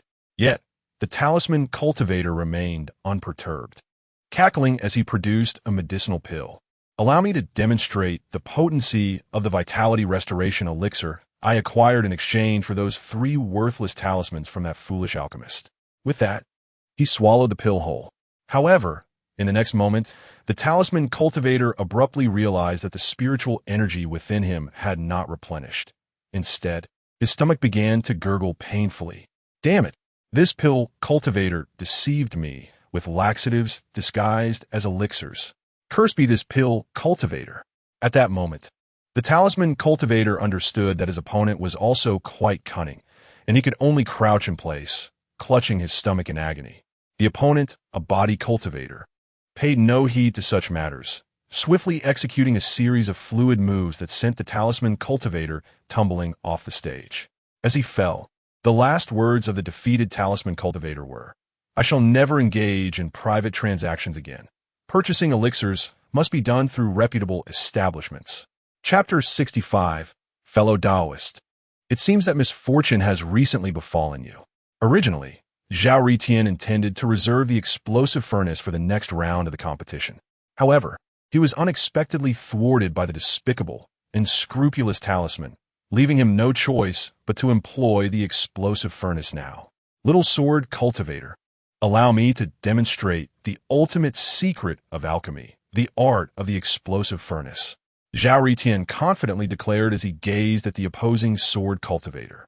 Regardless of whether you can detonate the furnace, witness as I shatter it with a single strike. The sword cultivator, at this moment, gathered the remaining spiritual energy within him, preparing for a final desperate attempt. Zhao Ritian retrieved a dilapidated alchemical furnace, sparking with embers from his cosmic ring. The furnace exhaled flames as Zhao Ritian hurled it into the air. The instant the furnace was cast, he dove back into his large iron pot. The sword cultivator wielded his dual swords, aiming to sever the furnace before it could explode. Yet before his blade could reach its target, the furnace detonated mid-air. With a resounding blast, fragments of the furnace were propelled in all directions by the shockwave. The sword cultivator shifted from offense to defense, but was still sent flying by the force of the explosion. Fortunately, he did not tumble off the stage. Instead, he found himself pushed to the edge of the arena, perilously close to elimination. "Oh, you haven't fallen yet? Then allow me to serve you another helping." Zhao Ritian's mocking voice echoed as the sword cultivator turned toward the sound. Suddenly, a massive iron pot came crashing down upon him. In that final moment, the sword cultivator could only curse in frustration, ultimately being struck down to the ground below the arena. The victor is Zhao Ritian of the Alchemy Academy. The referee appeared atop the stage to announce the results of the match. Although Zhao Ritian's reclusive strategy was indeed rather exasperating. A victory is a victory. This is an undeniable fact. If only the pot had never existed, I would not be in this predicament. The cultivator, who had been toppled by the iron pot, stared blankly at the sky, murmuring to himself. Had he been defeated by a formidable opponent, he would not have felt such despair. The crux of his sorrow lay in being bested by a cunning trickster wielding a pot. As he continued his self-reflection, two medical staff clad in white uniforms arrived to carry him away on a stretcher. Zhao Ritian descended from the stage and returned to the viewing area of the Alchemy Academy. "Teacher Lin, I emerged victorious," Zhao Ritian exclaimed with a hint of joy. "Well done indeed. Although your method was rather unscrupulous, winning is what truly matters." Lin Xiu nodded in acknowledgement. "Now go rest." Lin Xiu handed Zhao Ritian a vial of elixir and urged him to take some time to recuperate. All thanks to Teacher Lin's excellent instruction. Zhao Ritian grinned widely as he accepted the medicinal potion. Observing the gazes of his colleagues, including Xiao Qingdai and others, Lin Xiu sighed inwardly, realizing that he could not wash away this predicament, even if he jumped into the Yellow River. Initially, other instructors had suspected that this reclusive strategy was taught by Lin Xiu, and only after a vigorous defense on his part did they reluctantly come to believe him. However, Zhao Ritian's words had rendered Lin Xiu's explanations utterly futile. Upon contemplating this, Lin Xiu cast an irritated glance at Zhao Ritian, who was indeed a student that brought trouble to his teacher. Zhao Ritian, bewildered by Lin Xiu's glare, pondered what he might have said to displease him. Hastily, he clutched the elixir given by Lin Xiu and scurried to the rear of the academy, anxious to avoid further incurring Lin Xiu's ire. The day's competition had concluded, and students from various disciplines gradually departed from the Central Plaza. As evening self-study sessions were suspended during the Xinwu Grand Assembly, some students returned to their dormitories to rest, while others meandered through the academy with their beloved peers. Kong Zimo had betrayed their dormitory and rushed off to the Beast Tamer Academy in search of Nalan Lingxian. Observing Kong Zimo's retreating figure, Zhao Ritian and his companions humorously berated him as a traitor. The trio then decided to take a stroll outside the academy, seeking to alleviate their boredom. At this moment, by the roadside of the Academy of Creation, a young diviner had set up a small stall, adorned with a sign that read, "One divination, all matters resolved. No spirit stones, no fortune." This young diviner, named Gu Wushuang, was renowned as one of the most gifted students within the Divination Academy. The reason for his decision to establish a fortune-telling stall was simple. He was out of spirit stones as the month drew to a close. Coincidentally, a group of cultivators passed by his stall. Observing one of them with a contemplative gaze, Gu Wushuang called out, "Esteemed friends, please pause." Unfortunately, the group paid him no heed. Are the students from other disciplines so aloof? He mused. "Esteemed seniors, please halt." At that moment, the band of cultivators turned in unison. "Friend, are you addressing me?" they queried in near synchronization. Gu Wushuang was taken aback by their audacity. "Indeed, I was calling to you, esteemed seniors," he replied with a forced smile. "Might you be from the Apothecary Academy?" The group, intrigued, inquired, "Oh, How did you deduce that? I am a diviner, a professional. Gu Wushuang proudly gestured to his sign. I perceive a lingering misfortune surrounding you. It seems that within the next couple of days, you may encounter some unfortunate events. Gazing at their visages, he discerned varying degrees of ill fortune and a thick atmosphere of misfortune enveloping them. Upon hearing this, the smiles vanished from the faces of the apothecaries, and they promptly turned to leave. As they walked away, one remarked, "This kid is clearly a charlatan." Another chimed in, "Exactly. He claims we will face calamities, yet I found a spirit stone this morning. Clearly, my fortunes are on the rise." As several individuals gradually distanced themselves, Guo Shuang gazed at their receding figures, letting out a resigned sigh. Ignoring Guo Xiu's counsel had led them to their current predicament, he mused to himself. Yet, he found himself intrigued by the heavy aura of misfortune that clung to these practitioners of medicinal arts. Being a diviner, curiosity was an inherent trait. Promptly, Guo Shuang retrieved a tortoise shell and some coins, preparing to divine. After a considerable time, beads of sweat began to form on his brow. With just a slight calculation, he discerned that every member of the entire medicinal academy was enveloped in this ominous energy. The sheer number of individuals involved deterred him from delving further into the matter. Each person represented a thread of fate, and with countless threads converging, he feared he might be overwhelmed. Ultimately, he decided it would be wiser to keep this matter to himself, to refrain from involving himself further, and to remain silent about it. Chapter 66. Ransacked. My graduation project. Upon reaching the outer wilderness of the Alchemy Palace, this group of alchemists was utterly bewildered by the scene before them. The expanse of land, once a flourishing field cultivated by the students and teachers of their alchemy academy, now lay barren. Previously, these fields were adorned with various spiritual herbs, each carefully planted by the students as part of their graduation project, which would serve as the foundation for their final thesis. However, at present, the once bountiful fields were devoid of any life.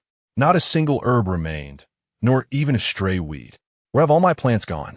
one alchemist lamented, staring vacantly at the area that had once housed his graduation project. "It must be a hallucination. I've been seeing things," another student muttered, slapping himself across the face, leaving it reddened and swollen, his cries of pain echoing through the air. "This isn't a hallucination. My graduation project is gone," he shrieked, his voice piercing the silence. Initially, they had merely come to water the herbs, but were met with this devastating news. Gradually, the shock on their faces faded as they approached the barren plots, only to confirm that not a single herb had been spared. Even the high-grade spiritual herbs, painstakingly cultivated by their professors and the dean, had been ruthlessly taken. "This is a robbery. The Alchemy Academy has been plundered." Realizing the gravity of the situation, they hastily retrieved their identification tokens to report the distressing news to their instructors. "Dean, bad news. Something terrible has happened," the students exclaimed. The dean of the Alchemy Academy, accustomed to maintaining composure in crises, responded with a hint of exasperation. "How many times have I told you to remain calm in the face of adversity? Now what has transpired?" "Dean, all the herbs we planted have been stolen. Even your prized moonlight starred wrasse has vanished." The dean, who had been leisurely sipping herbal tea in his office, abruptly stood up, the tea he had yet to swallow splattering everywhere. "What?" he exclaimed, letting out an incredulous curse before hastening towards the fields. As he rushed forth, his speed far exceeded the Academy's regulations. "Dean, you are exceeding the speed limit. Please halt and submit to our inquiry," called out the patrol team from the Academy's security department, witnessing the dean's reckless haste. "Damn it," the dean growled, momentarily disregarding decorum as he continued his sprint towards the fields. Upon his arrival, he found several instructors had already gathered there. "What's going on?" the dean inquired, regaining some semblance of composure as he addressed the assembled faculty. The expressions on everyone's faces were decidedly grim, and silence enveloped the crowd as they quietly parted to allow the dean of the Medicine Refining Academy to pass. Upon stepping forward, the dean was nearly overcome with rage. The scoundrel had thoroughly pilfered their precious spiritual herbs, leaving not a single trace behind. To add insult to injury, This rogue had even absconded with 2 pounds of the sacred soil from their spiritual fields. I shall not rest until I confront this thief. The dean of the Medicine Refining Academy exclaimed, nearly fainting from indignation.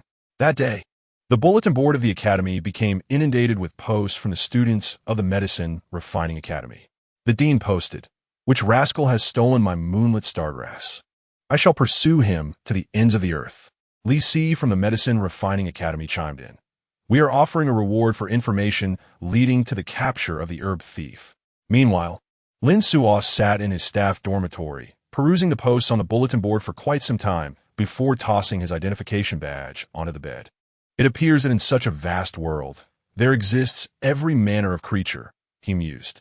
I wonder which student from a different academy lacks such decorum as to steal a graduation project from the Medicine Refining Academy. Surely, it cannot be my beloved students. After a moment of self-reflection, he entered into a meditative state for cultivation. On the other side, in the dormitory of the Alchemy Academy, Jean Debao, Chen Dong, and Zhao Ritian exchanged glances as they regarded the spiritual herbs laid out before them on the table. They had certainly seen the posts on the Academy's bulletin board. Did we inadvertently pilfer the graduation project of those medicine refining students?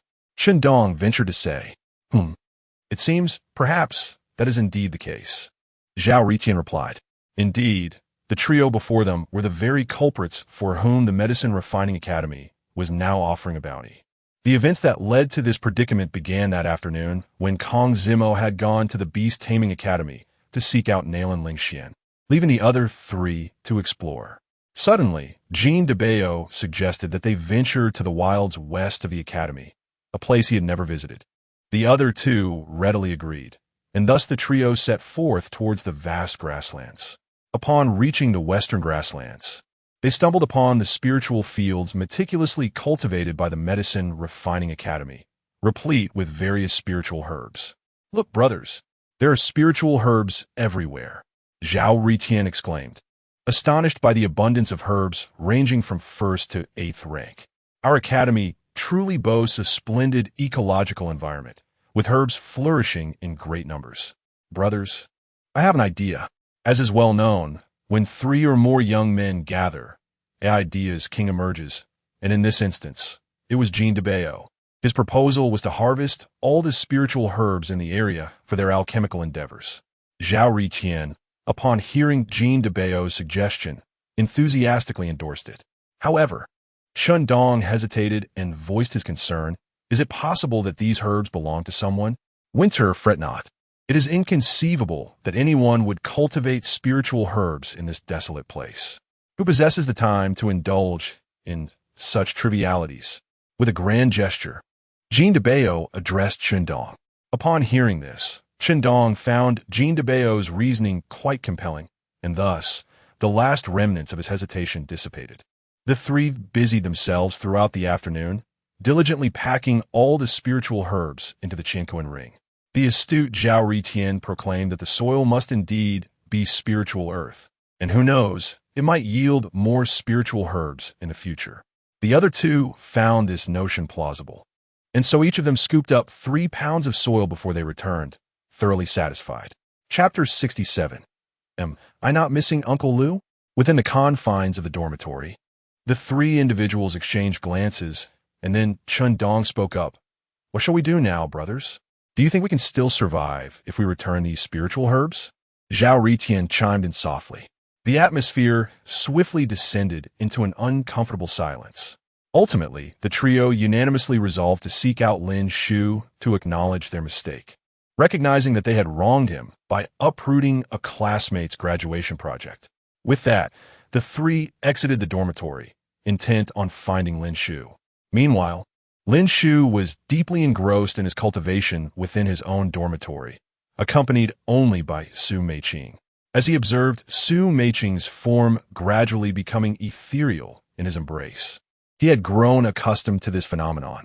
After experiencing numerous dreams, Lin Xiu was well aware that this signified the impending conclusion of the dream. Next time we meet, Su Meiqing said, her gaze soft and enchanting. Lin Xiu, momentarily taken aback by her words, replied, until next time. The scene shifted abruptly, and Lin Xiu awoke, instinctively grasping the identity badge beside him to check for any messages. He noticed a message from Jean Daba, sent just minutes prior. "Teacher Lin, are you available? We need to discuss something with you." Lin Xiu responded, "I'm available. Please come over." While Lin Xiu was now at ease, he had just moments ago been in a rather inconvenient situation. He then began to await the arrival of Jean Daba and the others. After a considerable time, there was a knock at Lin Xiu's door. He rose and opened it to find Jean Daba and two others standing there. Lin Xiu immediately detected the unusual expressions on their faces, reminiscent of children who feared reprimand for misdeeds. "Come in," he invited, ushering them inside and motioning for them to take a seat. "Would you like some tea?" Lin Xiu inquired, observing the three. They simultaneously shook their heads in response. Lin Xiu chuckled softly before settling into a chair, gazing at the trio. "Speak candidly. What is it that you wish to discuss with your teacher? You seem to bear some unspoken burdens." Zhao Ritian let out a sigh and recounted how they had inadvertently harvested the graduation spiritual herbs belonging to a student of the Medicine Cultivation Academy. Upon hearing this, Lin Xiu's expression remained inscrutable, his fingers gently tapping the table. He had initially thought such behavior could never be attributed to his students. Yet reality had delivered a swift rebuke. These were indeed his diligent students. However, it was not an insurmountable issue. Which alchemist had not engaged in similar antics during their youth? Alchemists, by nature, were warm-hearted and eager to assist their medicinal counterparts in gathering herbs from the spiritual fields. It was merely a matter of convenience. The crux of the matter was that those medicine cultivators had been exceedingly impolite, failing to utter even a word of thanks. "Is that all there is to it? I had thought you had committed some grave misdeed." Lin Xiu stood up from his chair, stretched lazily, and addressed the three individuals. "Huh?" Jean de Bayo and the others echoed in bewilderment, initially expecting Lin Xiu to reprimand them harshly. Their anticipation did not align with the actual outcome. Lin Xiu's reaction was far too composed. "What are you so surprised about?" Lin Xiu observed their expressions, clearly puzzled. "By the way, do we still have those spiritual herbs?" he inquired once more. Yes, yes," Chun Dong replied eagerly, pulling out a Qinquan ring and presenting it to Lin Xiu. Within this ring lay the spiritual herbs they had gathered. After accepting the Qinquan ring, Lin Xiu addressed the group. "All right, there is nothing more to discuss. You may return now, but do remember this was indeed your mistake. You are required to write a self-reflection and submit it to me." Upon hearing this, Jean de Bayo and the others promptly assured they would not repeat such errors in the future, and then they bid farewell to Lin Xiu as they departed. Lin Xiu glanced at the Qinquan ring in his hand, chuckling softly to himself before picking up 2 boxes of 8th-grade medicinal tea and rising to leave the dormitory. After all, it was his duty as a teacher to manage the mistakes of his own students. In truth, Lin Xiu felt quite pleased that the three had bravely admitted their fault. Before long, Lin Xiu's figure appeared outside the office of the dean of the Pharmacy Institute.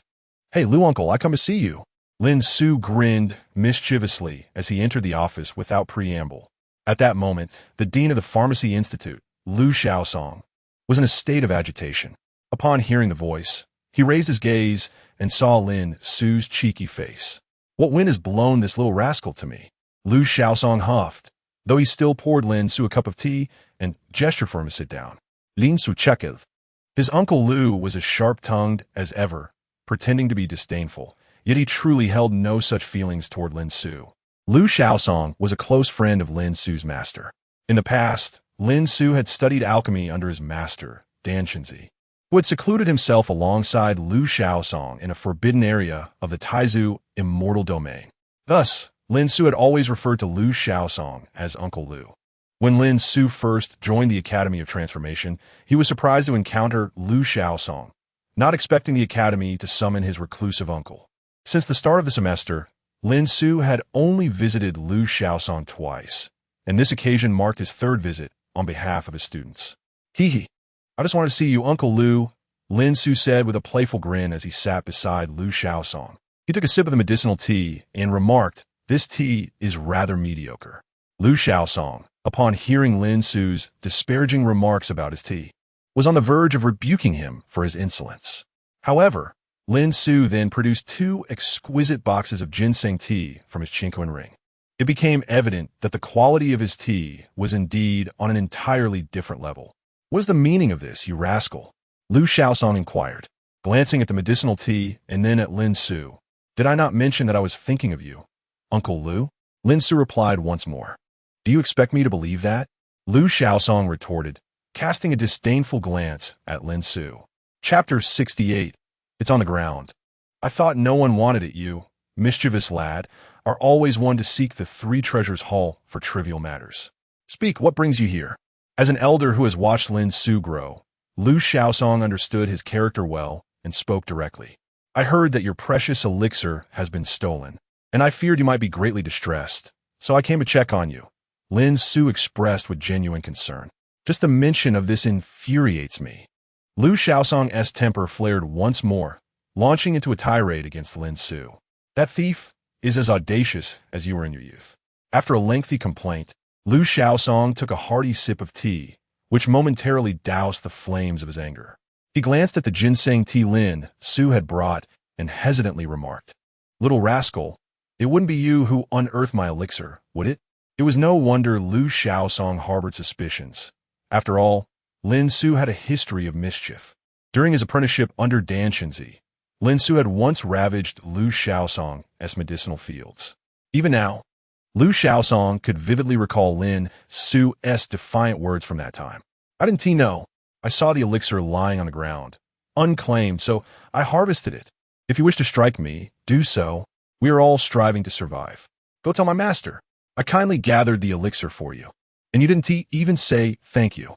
Lin Xiu's past words echoed in Lu Xiaosong's mind, making his suspicions somewhat understandable. "Uncle Lu, I have matured. I have not engaged in such antics for many years," Lin Xiu explained to Lu Xiaosong. "However, I do know who the actual thief of your elixir is." In the next instant, Lin Xiu shifted the conversation and revealed the misdeeds of Jin Debo and his companions from that day. Before Lu Xiaosong could respond, Lin Xiu continued, "Uncle Lu, they are merely children. Mistakes made in youth warrant forgiveness. Could you grant me this favor?" As he gazed upon Lin Xiu's earnest expression, Lu Xiaosong struggled to suppress the urge to slap him, casting a disdainful glance instead. "You think you have any leverage here, you rascal?" "Heh, I may have none, but someone does," Lin Xiu replied with a mysterious grin. Lu Xiaosong scoffed. In his presence, no one held any influence. Lin Xiu then retrieved a plaque from his Chinquan ring, inscribed with the name of his revered master, Dan Xiu. Suddenly, Lin Xiu burst into tears, his demeanor transforming into one of profound sorrow. Cradling the plaque, he sobbed, "My esteemed master, please watch over us from above. It has only been a few years since you departed, and already my Uncle Lu has turned against me. He seeks to harm your disciples, aiming to annihilate your lineage." The more Lin Xiu spoke, the more outrageous his claims became. Lu Xiaosong, what an astonishing turn of events. This fellow has truly struck a blow upon himself, shocking everyone by invoking the name of his own master. It seems he has willingly adorned himself with every conceivable accusation. Lu Xiaosong felt an overwhelming urge to utter a curse. While others might feel embarrassed in Lu Xiaosong's presence, the reputation of Lin Xiu's master, Dan Xiu, undeniably carries weight. "Cease your lamentations. When have I ever declared that I would not forgive your group of students?" Lu Xiaosong addressed Lin Xiu. Upon hearing Lu Xiaosong's words, Lin Xiu dried his tears, cradling the memorial tablet of his master, and proclaimed, "Master, I told you that my Uncle Lu is a person of great virtue and righteousness. He even offered me a 9th-tier spiritual herb the last time we spoke, which I humbly declined, yet he insisted on giving it to me regardless." Having lived a long life, Lu Xiaosong witnessed firsthand the swift turn of allegiance that could rival the turning of a page. Yet, he cannot recall ever promising Lin Xiu a 9th-tier spiritual herb. This rascal, Lin Xiu, truly believed in taking advantage wherever he could. With Lin Xiu mentioning it in front of Dan Xiu's tablet, how could he possibly refuse? Their already meager stock of herbs was about to suffer even further. Lu Xiaosong glanced at Dan Xiu's tablet and suddenly remarked, "If Brother Dan Xiu were to witness your accomplishments today, he would surely feel delighted." Upon hearing this, Lin Su ceased his frivolity and gazed intently at the tablet he held. Alas, his master had perished beneath the tribulation of lightning. Subsequently, Lin Su and Lu Xiaosong reminisced about many past events. After a considerable time, Lin Su handed over a spatial ring containing the spiritual herbs to Lu Xiaosong. Uncle Lu, these are the spiritual herbs collected by those students. They are all contained within. Lu Xiaosong accepted the ring and, using his spiritual power to examine its contents, discovered that most of the herbs retained their potency and vitality. With proper care, they could be revived. Enough. You have no further business here. You may leave, Lu Xiaosong said, putting away the ring while casting a glance at Lin Su. Uncle Lu, have you forgotten about my 9th-tier spiritual herbs? Lin Su said mischievously. Lu Xiaosong shot him a glare. This rascal was indeed unrelenting in his pursuits. With a single wave of his hand, over 39th-tier spiritual herbs flew out from the spatial ring, leaving Lin Su utterly dazzled. Goodness, Uncle Lu, you have quite a collection, Lin Su exclaimed, his eyes gleaming with fervor as he surveyed each herb. If you fancy one, take it quickly and be on your way. Lu Xiaosong admonished him with a tone of disdain. Only children make choices. I want them all. Lin Su declared boldly. Have some semblance of decorum, Lu Xiaosong retorted, still irritated. Uncle, consider this. You have no descendants. Once you depart this world, all these 9th-tier spiritual herbs will rightfully belong to me. As I am indeed a descendant of your former acquaintances, Lin Su explained shamelessly, earning nothing but a derisive chuckle from Lu Xiaosong. Upon my demise, I shall bequeath none of these precious spiritual herbs to you, not even a single one. Faced with Lu Xiaosong, Lin Xiu felt a sense of helplessness and ultimately chose a 9th-tier spiritual herb before taking his leave. That rascal. Watching Lin Xiu's retreating figure, Lu Xiaosong couldn't help but chuckle and scold him lightly. After all, he was the disciple of his dear friend, a youth he had watched grow up. Though Lin Xiu often displayed eccentric behavior, how could he truly harbor any disdain? As Lin Xiu walked along the path, he sent a message to Jin Daba and the others, informing them that there was no need for concern as the matter had been resolved. Upon reading Lin Xiu's message, Jin Daba and his companions expressed their heartfelt gratitude. P.S. Here are 3 chapters for you, dear friends. After the conclusion of the Xianwu Grand Assembly, the plot shall accelerate rapidly, filled with all the elements you love. A wave of free gifts and 5-star reviews would be greatly appreciated, the humble author pleads. Chapter 69. Are you capable, you little dog? The following day, the grand event of the Xianwu Academy unfolded with fervor and excitement. During the morning's trio of matches, the students from the Dan Xiu Academy encountered a stroke of misfortune, facing formidable opponents from the sword and body cultivation factions. Consequently, the elimination rate for the Dan Xiu Academy was rather disheartening.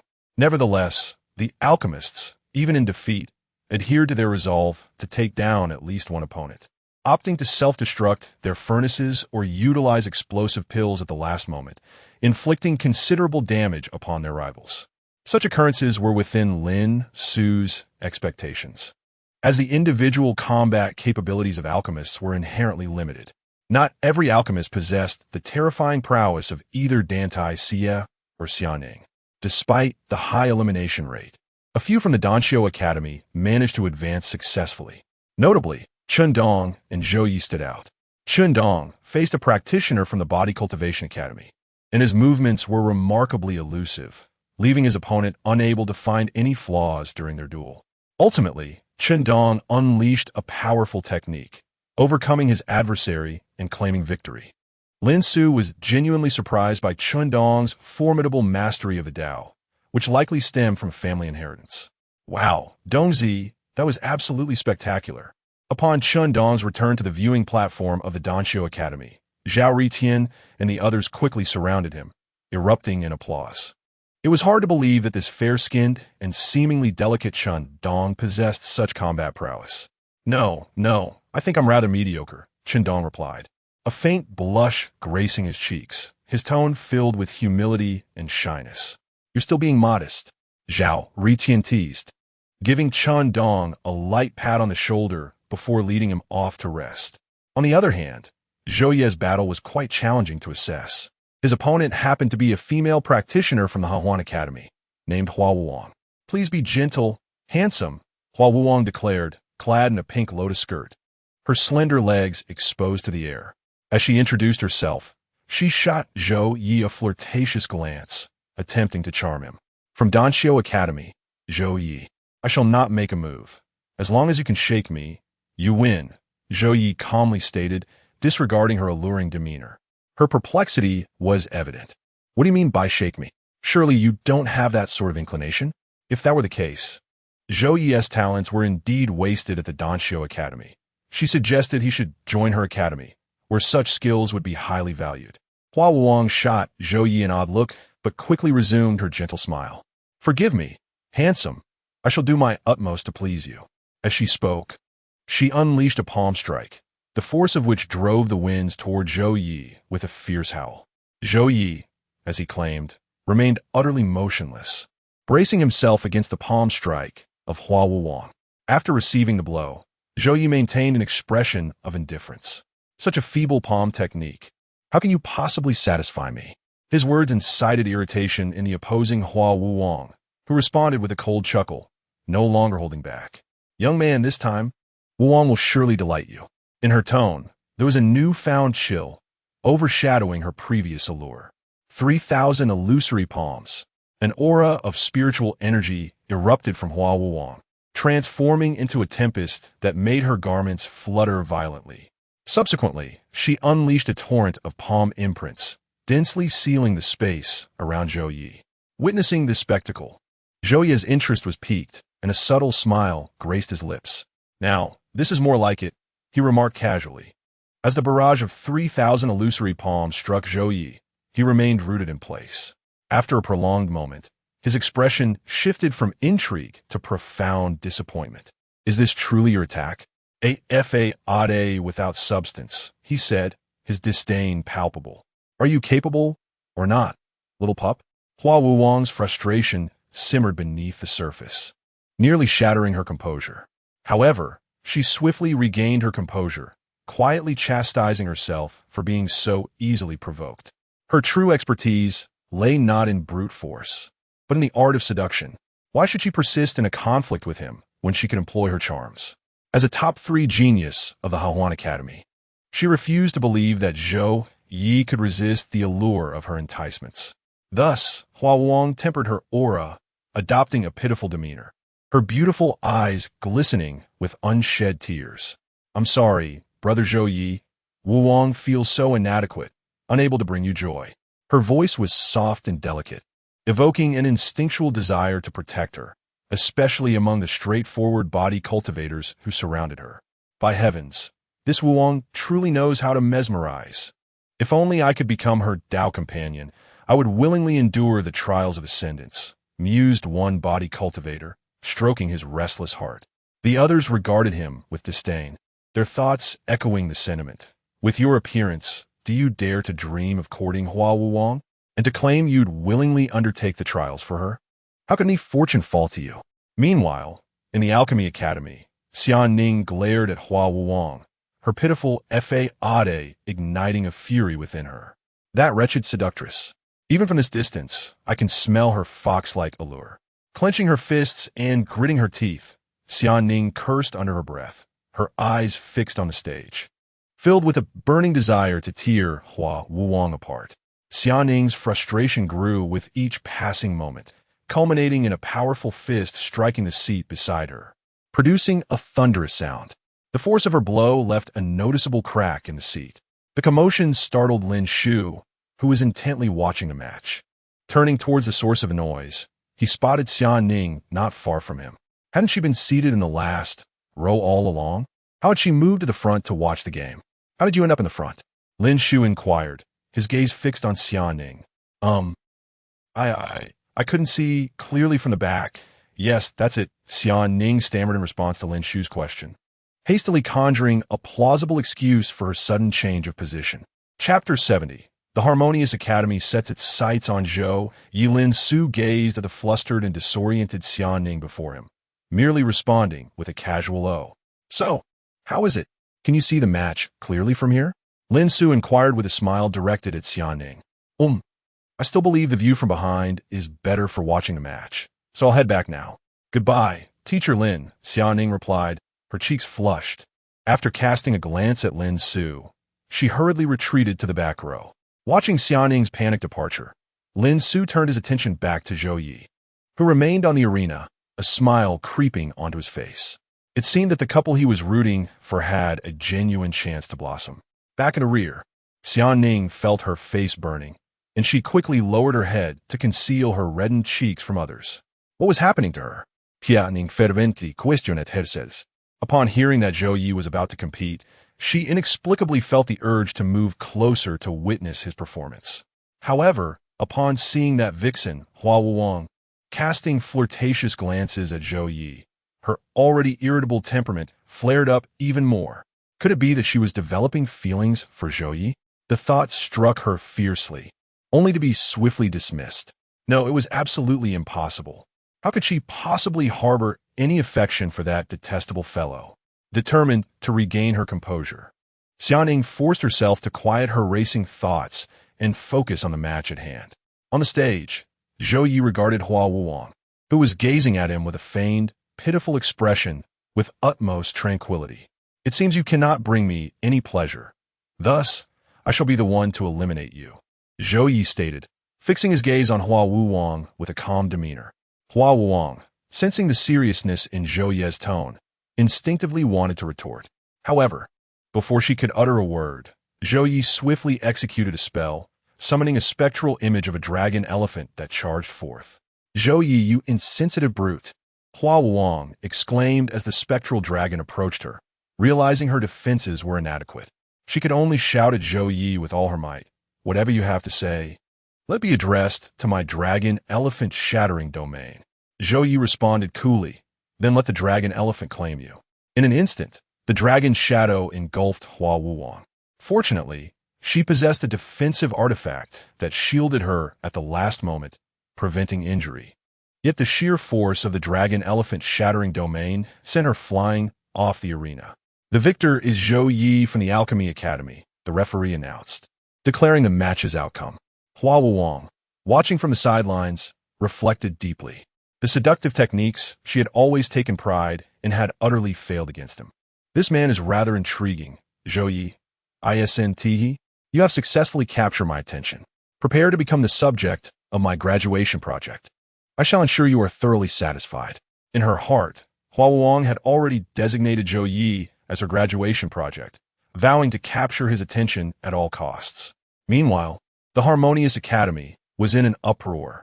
Many female disciples of the Joyful Union sect were also watching the match. Upon hearing Zhou Yi's remarks about seeking pleasure, their eyes sparkled. Was this not the exquisite gem they had been fervently searching for? Emotionally stable, not lacking in appearance, robust and resilient. How they longed to engage with him. It seemed a grave injustice for such talent to be relegated to alchemy. His absence from the Joyful Union Academy was truly disheartening. Unbeknownst to Zhou Yi, he had already captured the attention of the female cultivators. At that moment, he had just returned to the spectators' platform of the Alchemy Academy. Fantastic, simply fantastic. The final dragon elephant shattering domain strike was breathtaking. Lin Su smiled as she applauded Zhou Yi enthusiastically. You flatter me, Teacher Lin, Zhou Yi replied, a hint of shyness creeping into his demeanor. Subsequently, Lin Su presented Zhou Yi with a 5th grade elixir, suggesting he take some time to rest. As Zhou Yi made his way to the back row, he happened upon Xiaoning. What are you staring at? Scram! Xiaoning shot him a disdainful look, scolding him before quickly turning away. At that moment, her heart raced uncontrollably, a rosy hue blooming on her cheeks. After receiving Xiaoning's reprimand, an expression of enjoyment surfaced on Zhou Yi's previously bland face. Yes, this was the feeling he sought. It was exhilarating, a delightful thrill. After relishing in the verbal chastisement from Xiaoning, Zhou Yi settled contentedly in the back row, beginning to recover his expended spiritual energy. Hua Wuwang returned to the Joyful Union Academy, glancing at Su Meiqing with a hint of embarrassment. Director Su, I lost. It's all right, you did your best. Your charm techniques were ineffective against Zhou Yi, which left you at a disadvantage, Su Meiqing reassured her. After offering comfort to Hua Wang, Su Meiqing's gaze shifted toward the Alchemy Academy, or rather, to Lin Su. Captivated by Lin Su's handsome visage, Su Meiqing momentarily lost herself in thought, recalling scenes from her dreams. Ahem, let us return to the matter at hand. At this moment, the female disciples of the Joyful Union Academy began to spring into action. Many took to the Academy's confession wall to express their interest. Joyful Union's sex-mature lady, Wall. Du Pol Zhou Yi, the little brother from the Alchemy Academy. He seemed so emotionally stable. I wanted meanwhile, Zhang Yamo, who was managing the confession wall's postings from his office, was inundated with a flood of posts seeking Zhou Yi. He had no time to watch the match. Who was this Zhou Yi that had bestowed upon him such an overwhelming workload? In the central plaza of the Academy of Transformation, the Immortal Martial Assembly continued fervently. Lin Su's attention was riveted on the competition, only to sense someone sitting in the empty seat beside her. Glancing over with her peripheral vision, she spotted a figure clad in a resplendent golden robe, plump and rotund. Given the figure's stature, who else could it be but Jean de Bayo? Without a second thought, Lin Su reached over and embraced the plump figure beside her. Ah, Dean Lin, with so many students around, isn't it rather inappropriate for us two grown men to be embracing each other here? At that moment, a figure beside Lin Su suddenly spoke. P.S. Gratitude is extended to Smilt for the 5 encouragement tokens, Tian Gua Jimeng for 1, and Ai Chi Luo Boban Shui Fengjian for 1 as well, along with every brother who has presented gifts. There are too many to name individually. To express my appreciation for the unwavering companionship of my brothers, I have decided to deliver 10 updates over the weekend as a token of gratitude. May my brothers enjoy delightful encounters every day, savoring 10 exquisite moments in a single evening, free from the taste of cilantro. Chapter 71. The president of the Golden Yuan Chamber of Commerce invests in 3 teaching buildings. Lin Su quickly discerned that the voice beside him did not belong to Jean de Bayo, but rather to a middle-aged male cultivator. Was it Director Jean Miao from the logistics department? No, that was not the case either. As Lin Su turned to look, he found himself embracing a stranger. May I inquire who you are, my friend? Lin Su pondered for a moment, realizing that he had no recollection of this cultivator in his mind, and thus proceeded to ask. Director Lin, could you please remove your hand? The plump middle-aged cultivator whispered to Lin Su. It was then that Lin Su noticed his arm resting on the man's shoulder. He quickly cleared his throat softly and withdrew his arm. Indeed, there had been a hint of ambiguity between them. I apologize, I was a bit inappropriate just now, Lin Su said with sincere regret to the cultivator before him. By the way, may I ask your name? Now, truly regarding the man before him, Lin Su observed that although he was portly, his eyes gleamed with shrewdness, and his appearance exuded a sense of affluence. I am Jean Xiu, the president of the Golden Yuan Chamber of Commerce, and also the father of Jean de Bayo, the middle-aged man said with a smile, bowing slightly as he introduced himself. Upon hearing Jean Xiu's introduction, Lin Su recognized the resemblance between Jean de Bayo and his father. However, Jean de Bayo appeared somewhat fairer and undeniably more handsome. Perhaps it was due to Jean de Bayo's privileged upbringing or the fact that he resembled his mother more. So, you're the parent of de Bayo. I must say, I was rather disrespectful just now. Lin Su quickly returned the gesture of respect and remarked, by addressing him as de Bayo's parent rather than President Jean. Lin Su inadvertently bridged the gap between them. Moreover, to Lin Su, Jean Xiu bore no burdensome titles. He was simply Jean de Bayo's father, a parent of one of his students. Even though Lin Su often engaged in trivial pursuits, he would never indulge in vanity or seek to curry favor with the Golden Yuan Chamber of Commerce. Observing Lin Su's composed and respectful demeanor, Jean Xiu felt a growing fondness for him. As a man who had navigated the treacherous waters of business for a lifetime, Jean Xiu had cultivated an acute ability to discern character. Otherwise, he would not have begun with 10 spirit stones and persevered to establish the Golden Yuan Chamber of Commerce as one of the top 10 chambers in the Taizu Xinyu. While introducing himself, Jean Xiu had been appraising Lin Su. He noticed that upon hearing his name, Lin Su's eyes showed no signs of surprise, as if he were merely listening to a mundane announcement. Director Lin, You are too modest. It is I, Jean, who intruded without prior notice. My apologies for the abrupt visit. Jean Xin smiled as he addressed Lin Xiu. Subsequently, Lin Xiu escorted Jean Xin to his office. To be honest, this was the first time Lin Xiu had brought a guest into his office.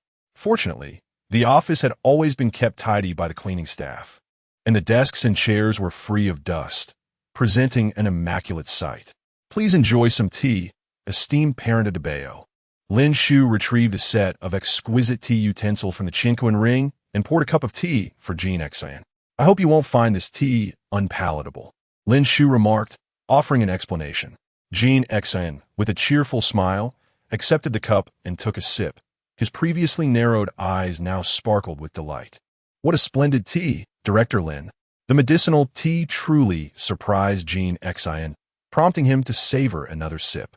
This tea must contain calming fruit, enlightenment grass, and Tianqing lotus seeds. Jean Xin gradually articulated the key ingredients of the medicinal tea. Now it was Lin Xiu's turn to be astonished. After all, he had personally concocted this tea, and it was rare for someone to discern such intricate details of the recipe. I didn't expect you to be well-versed in pharmacology. Lin Xiu chuckled. Please don't find this amusing, Director Lin. I was once a 7th-tier alchemist, but I later ventured into the business world, allowing my alchemical skills to languish. Jean Xin replied, a hint of embarrassment in his tone as he demonstrated his alchemical flame to Lin Xiu. Observing the flickering golden flames in Jean Xion's hand, Lin Xiu suddenly realized, no wonder Jean de Bayos had awakened the golden transformation flame. His father's alchemical fire was indeed the golden transformation flame. This could be seen as a legacy of family lineage. Jean Xion had always harbored a passion for alchemy, as who wouldn't dream of becoming a 9th-tier alchemy master. However, he eventually chose the path of commerce. Later, he discovered that his son, Jean de Bayos, also possessed an innate talent for alchemy. After consulting with Jean de Bayos, he decided to enroll him in the Alchemy Academy. After all, he had little hope of becoming a 9th-tier alchemy master himself, but having built the Jinyuan Chamber of Commerce, it was only right that he nurtured his son's talents in this domain. After a round of pleasantries, Lin Xiu inquired about Jean Xion's purpose for visiting the Academy of Transformation. Jean Xin, upon hearing this, did not keep him in suspense. With a light chuckle, he revealed his intentions. Jean Xin had made a substantial investment in the Academy of Transformation, which had now granted him the honorary title of director, along with a token permitting him unrestricted access to the Academy. He had come today at the invitation of Kong Daoxian to attend the Academy's Immortal Martial Arts Conference. However, during a casual conversation with Kong Daoxian, he learned that Jean de Bayos and his companions had inadvertently harvested the spiritual herbs cultivated by the Herb Cultivation Academy. Lin Xiu had intervened to resolve the matter, and Jean Xin had come specifically to express his gratitude. Upon hearing this, Lin Xiu merely waved his hand with a smile and replied, "This is simply part of my duties as a teacher. There is no need for thanks." Director Lin, you are mistaken, Jean Xin countered, shaking his head. Gratitude must be expressed when warranted. However, I am aware that you would not accept gifts of rare materials. Therefore, I propose that the Jinyuan Chamber of Commerce invest in the construction of 3 new teaching buildings for the Alchemy Academy. After listening to these words, Lin Xiu was equally astonished. Goodness, he had heard tales of the wealthy generously donating entire teaching buildings during his university days in his previous life. Yet he had never witnessed such an act. To his surprise, after traversing into this realm of cultivation, he encountered it firsthand. A mere wave of the hand resulted in the donation of 3 teaching buildings, and Jean Xin did not even blink. Noticing Lin Xiu's gaze upon him, Jean Xin mistakenly assumed that his sincerity was insufficient. Consequently, he continued for the next 20 years. Our Dan Xiu Academy's teaching equipment will be fully sponsored by our Jinyuan Chamber of Commerce. Furthermore, just as Jean Xin was about to elaborate, Lin Xiu promptly interrupted him. P.S. Today, 3 chapters are presented. Once again, I express my heartfelt gratitude to all the brothers for their unwavering support.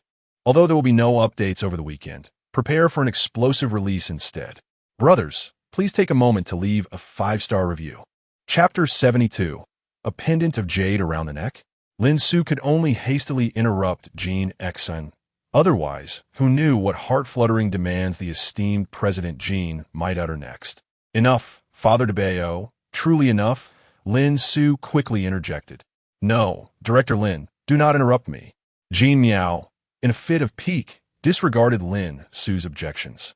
Furthermore, any student graduating from our program, provided they possess good character and commendable alchemy skills, shall be employed as our chamber's exclusive alchemist, with the highest salary offered. Upon hearing Jean Miao's words, Lin Su gasped in astonishment. This is akin to a guaranteed job placement upon graduation. In a historical context, Lin Su would have adorned Jean Xin with a yellow robe, saying, "My lord, dawn approaches. Do put on an additional garment. These gifts are from our chamber to the Alchemist Academy. Additionally, I have some personal gifts for you, Director Lin." As he spoke, Jean Xin retrieved a golden token from his spatial ring, inscribed with the character Jin Yuan. This is the Jin Yuan token from our chamber. With it, you may enjoy a 50% discount on purchases. After finishing his statement, Jean Xin attempted to place the token into Lin Su's hands. As a qualified educator, how could our Director Lin possibly accept gifts from a student's parent? Lin Su quickly rose, waving his hands in refusal. No, this is far too precious. I cannot accept it. The two then engaged in a playful tussle, with Jean Xin insisting Lin Su accept the Jin Yuan token, while Lin Su resolutely declined. Suddenly, Lin Su felt an inexplicable attraction emanating from Jean Xin. Upon closer inspection, he realized it was the yellowish-white jade pendant around Jean Xin's neck that captivated him. "Stop!" Lin Su exclaimed suddenly, startling Xin. Seizing the moment, Lin Su stepped back, distancing himself from Jean Xin. "This Jin Yuan token is far too valuable. I truly cannot accept it," Lin Su explained, locking his gaze on Jean Xin. However, he did indeed wish to request something from him. Just as Jean Xin was about to inquire what Lin Su desired, he was met with Lin Su's fervent stare. Jean Xin swallowed hard, suddenly envisioning a terrifying prospect. During his inquiries about Lin Su's background, he had uncovered no hints of such peculiar inclinations. "Director Lin, this is unacceptable," Jean Xin declared, gritting his teeth. Lin Su was about to say that if Jean Xin was unwilling to part with the pendant, then so be it. But Jean Xin's subsequent remarks left Lin Su utterly astonished. "I cannot betray my wife. I love her dearly, and moreover, my son is your student, Director Lin. I never imagined you were such a person. If you can indulge in someone like me, you must be truly starved." "Lin Su? Wait, why does it sound as though I am engaging in some unsavory conduct with Jean Xin? I have no inclination towards the affections of man, nor do I harbor any proclivities for such inclinations."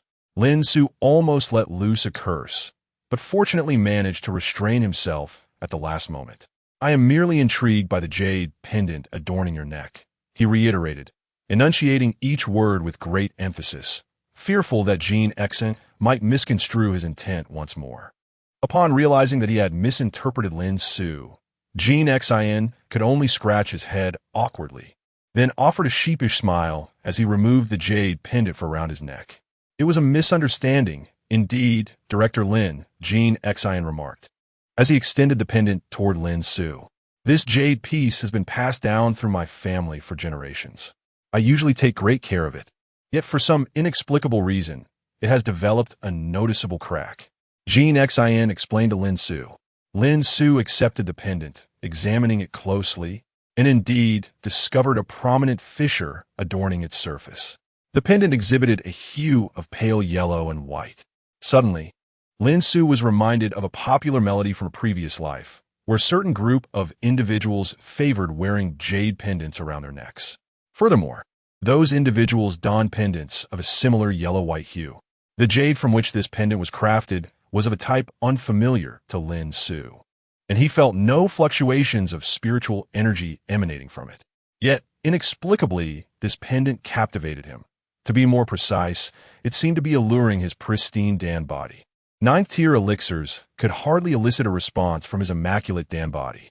Could it be that this jade pendant harbors secrets related to ninth-tier elixirs? Or perhaps even the mysteries of imperial tier elixirs? Alchemists in the Taosu immortal domain believed that imperial tier elixirs represented the pinnacle of alchemical creation, with no possibility of superior quality elixirs existing beyond them. However, Dan Xiu, being a disciple of Dan Xiu, was informed by his master that perhaps there were indeed elixirs of a higher grade above the imperial tier. It was even possible that the imperial tier elixirs were merely the starting point of the path of alchemy. After years of relentless searching, Dan Xiu had unearthed fragments of ancient texts suggesting that there exists a continuation of alchemical knowledge beyond imperial tier elixirs. Yet, no one had ever laid eyes upon an elixir surpassing the imperial tier, and many ninth-tier alchemists spend their entire lives without ever witnessing a single imperial elixir. This underscores the rarity and preciousness of such elixirs. Director Lin, what piques your interest in this jade pendant? Observing Dan Xiu's serious appraisal of the pendant with curiosity. The pendant exhibited no signs of spiritual energy fluctuations, clearly indicating it was not a spiritual jade. The only plausible explanation was that it was an heirloom of the Jin family, possessing some collectible value. Beyond that, Dan Xiu genuinely could not discern what could possibly attract Dan Xiu to this piece. If Dan Xiu had an affinity for jade, he could easily select some exquisite spiritual jade from the Jin Yuan Commerce Association to present to Dan Xiu. Dan Xiu glanced at the pendant in his hand, then at Dan Xiu, ultimately deciding to reveal the secret of the pendant to him. Dan Xiu could certainly fabricate a lie, perhaps claiming that he simply has a fondness for this jade tablet.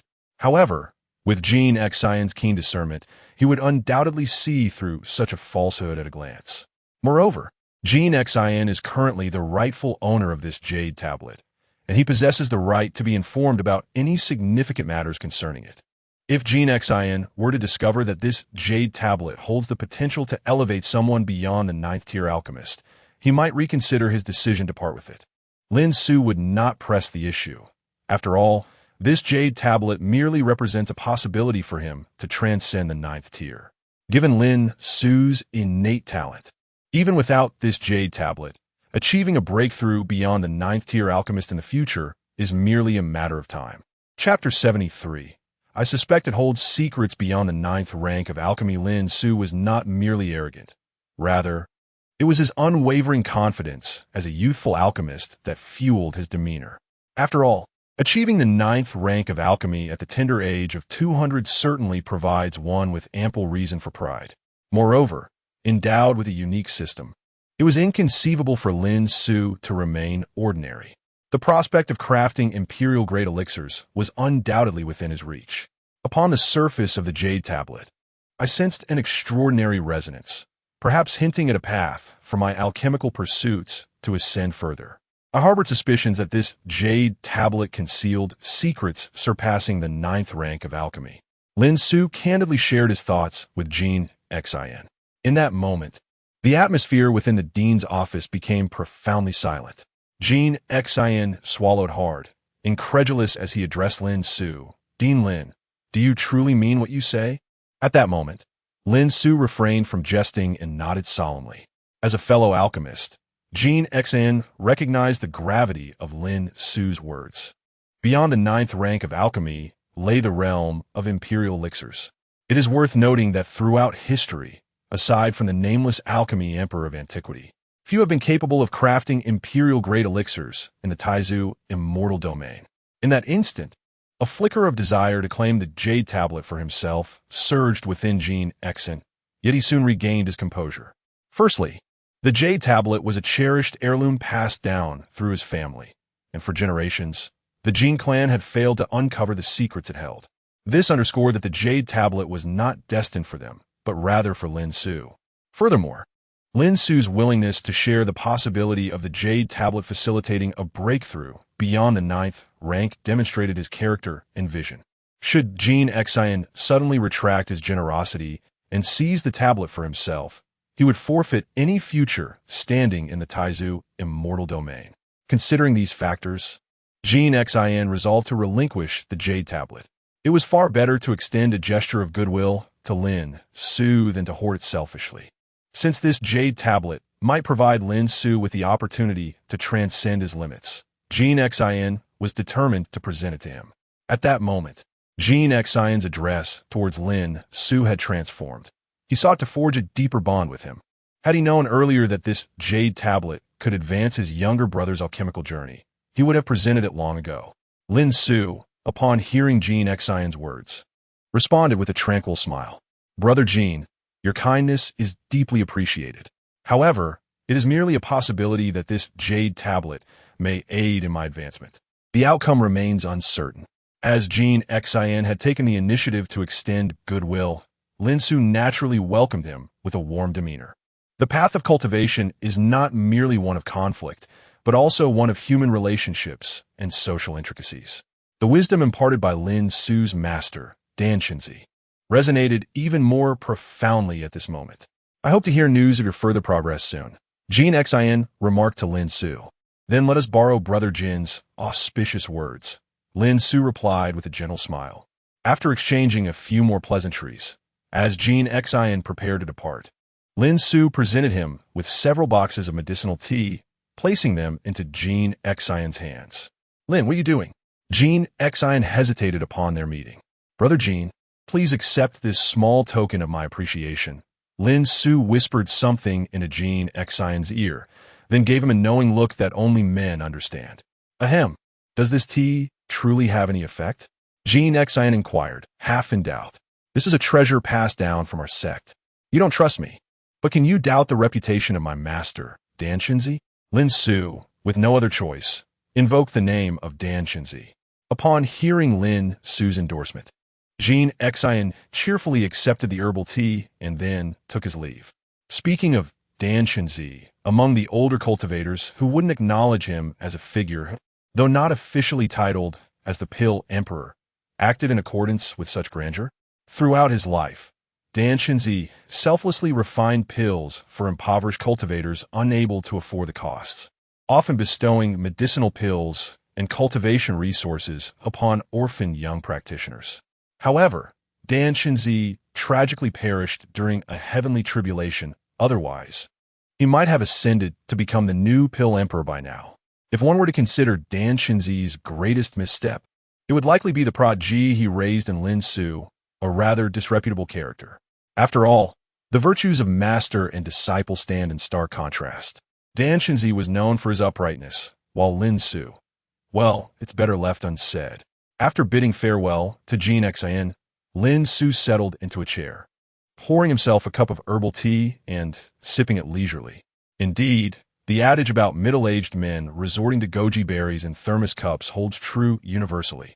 Initially, Jin Xian intended to refuse the 2 boxes of herbal tea Lin Xiu offered. It wasn't until Lin Xiu mentioned that the tea could nourish the kidneys and enhance combat prowess that Jin Xian's eyes lit up.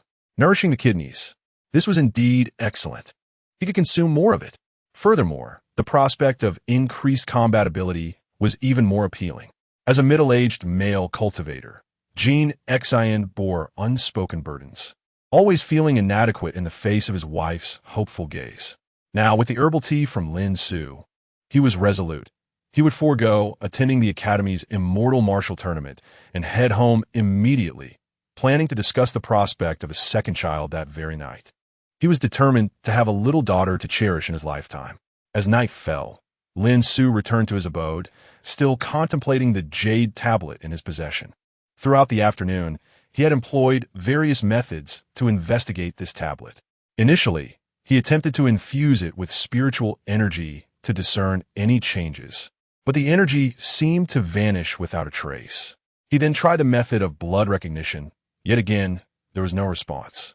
Ultimately, in frustration, he summoned the Xian Huang Zhao Hua Yin to scorch the tablet, but remained unyielding. This only served to underscore the tablet's extraordinary nature, as even the formidable flames could not alter it. What, then, is the method to unlock this jade tablet? Lin Xiu pondered aloud, ultimately still unable to unravel the mysteries contained within. Lin Xiu casually placed the jade tablet upon the table, where 2 vials of 8th grade elixirs rested, potions he had recently concocted. After setting down the jade tablet, Lin Su began his cultivation. However, he remained oblivious to the fact that the potent essence from the two vials was surging furiously towards the jade tablet at that very moment. After a while, the jade tablet shimmered with an added luster, while the 8th grade elixirs he had crafted lost all their efficacy, transforming into mere waste containing toxic residues. Upon absorbing the essence of the elixirs, a hidden aura emanated from within the jade tablet, as if something had awakened. Chapter 74. You understand me too well. Lin Su directly activated the one-click cultivation feature, preparing to embark on today's enchanting dream. Ah, how foolish.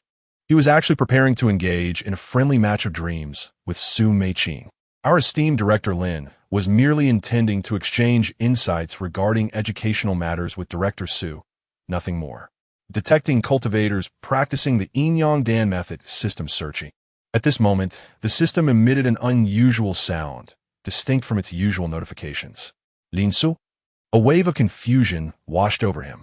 Could this unfortunate system be experiencing a bug? In the next instant, the scenery before Lin Su shifted dramatically, and he found himself in an entirely new space. Previously, during friendly matches with Su Meiqing, they had always convened in a familiar room, whose furnishings Lin Su had memorized long ago. However, this new environment was entirely different, surrounded by towering bookshelves, each adorned with ancient tomes. This scene resembled a library. Lin Su mused as he wandered, glancing around. Wait, a library? Suddenly, he recalled some rather unorthodox films he had watched in his previous life. Libraries, classrooms after school, trains. Ahem. If the system had orchestrated such a plot, Lin Su would undoubtedly applaud its ingenuity. Praise be to the system. He chuckled to himself, plotting to seek out the heroine. Lin Su even contemplated shaving his head, believing it would pay homage to the classics. On the other hand, at the Hahuan Academy, Su Meiqing had donned an elegant white gauze dress, her long hair cascading down her shoulders like a waterfall. She was preparing to join today's friendly match. Ah, how naive. She was ready to begin her cultivation. As her technique commenced, Su Meiqing realized she had genuinely entered cultivation mode. Wait, why was this a serious cultivation session? She had desired something far less conventional. In a flurry, she halted her technique, opened her eyes, confusion evident in her captivating phoenix-like gaze. After all the effort she had invested in her appearance, it was all for a friendly match. Yet, the matchmaking window had closed on her, and the Grand Lin Su was now beyond her reach. Reluctantly, she attempted several more times, but each effort yielded no connection with Lin Su. Damn it! Su Meiqing grumbled as she reclined on her bed, staring at the ceiling, perplexed about where she had gone awry. Meanwhile, Lin Su continued to meander through the rows of bookshelves, searching for Su Meiqing. At this moment, Lin Su was still under the impression that tonight's duo would once again be with Su Meiqing, as it had always been. He had long since accepted this notion. It wasn't until he traversed a series of bookshelves that he arrived at a vast hall. In the center of the hall stood an ancient and imposing alchemical furnace, beneath which blazed a dual-colored flame, black and white.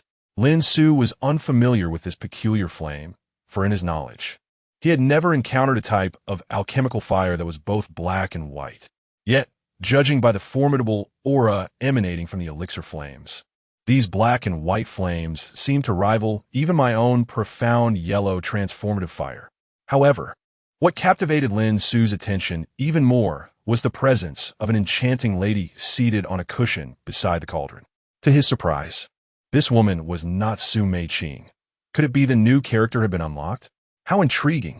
Lin Su then scrutinized the woman before him with great care. She wore a long dress adorned in shades of black and white, her long hair casually pinned up with a wooden hairpin, and her eyes were tightly shut. An air of frigid aloofness surrounded her, and even from 10 meters away, Lin Su could sense an unsettling chill.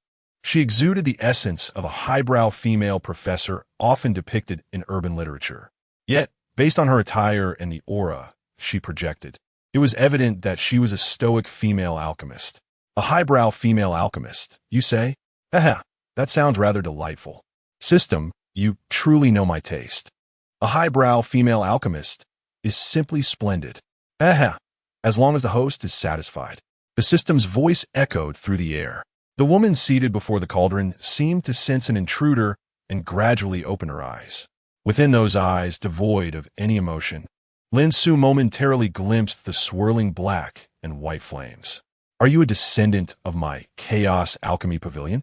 How long have I been in slumber? What year is it tonight? The woman gazed at Lin Xiu, her voice laced with confusion, her memories still a chaotic tangle.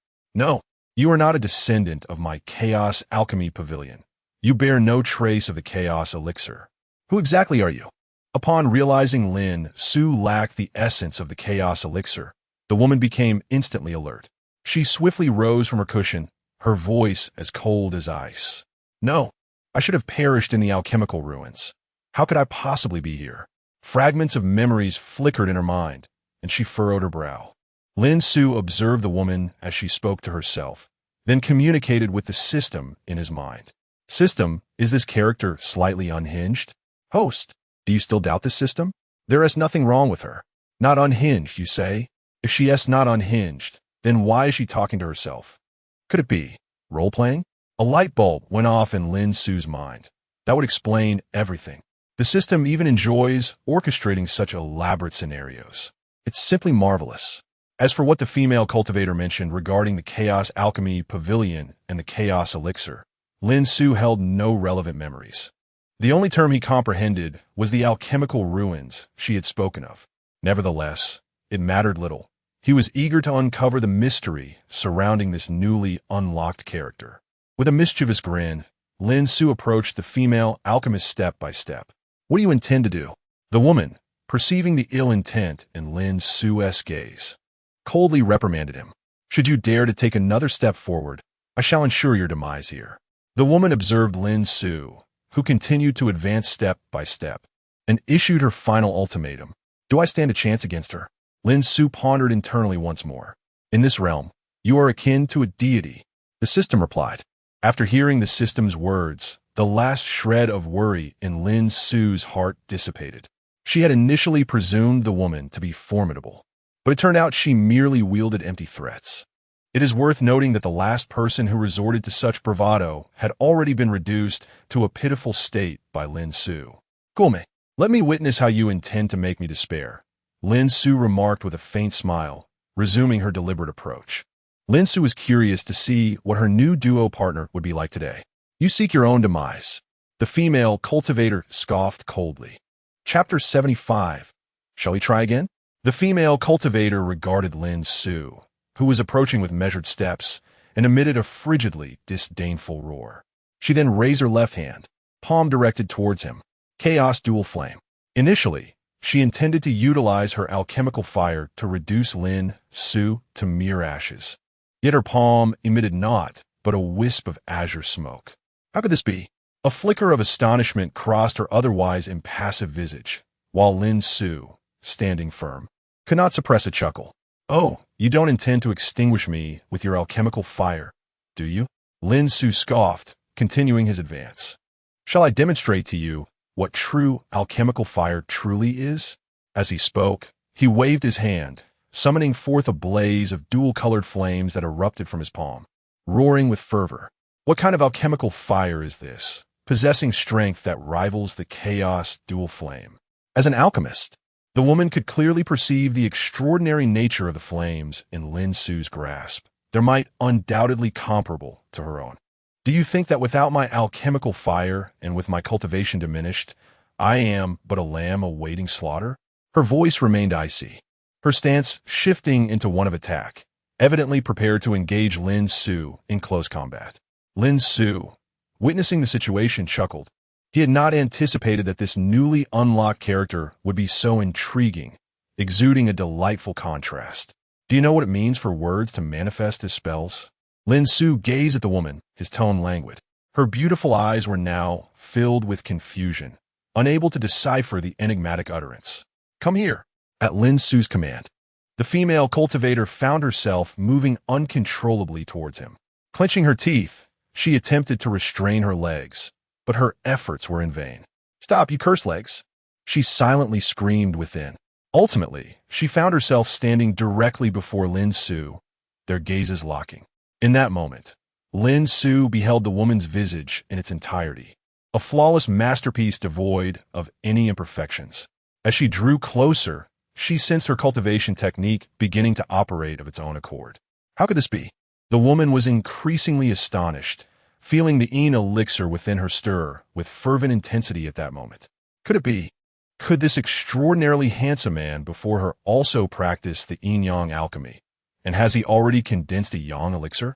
Simultaneously, Lin Su experienced a similar sensation, a heat rising within him. He had initially thought it was merely his own inability to maintain composure. The yin-yang alchemy was indeed a dual cultivation method.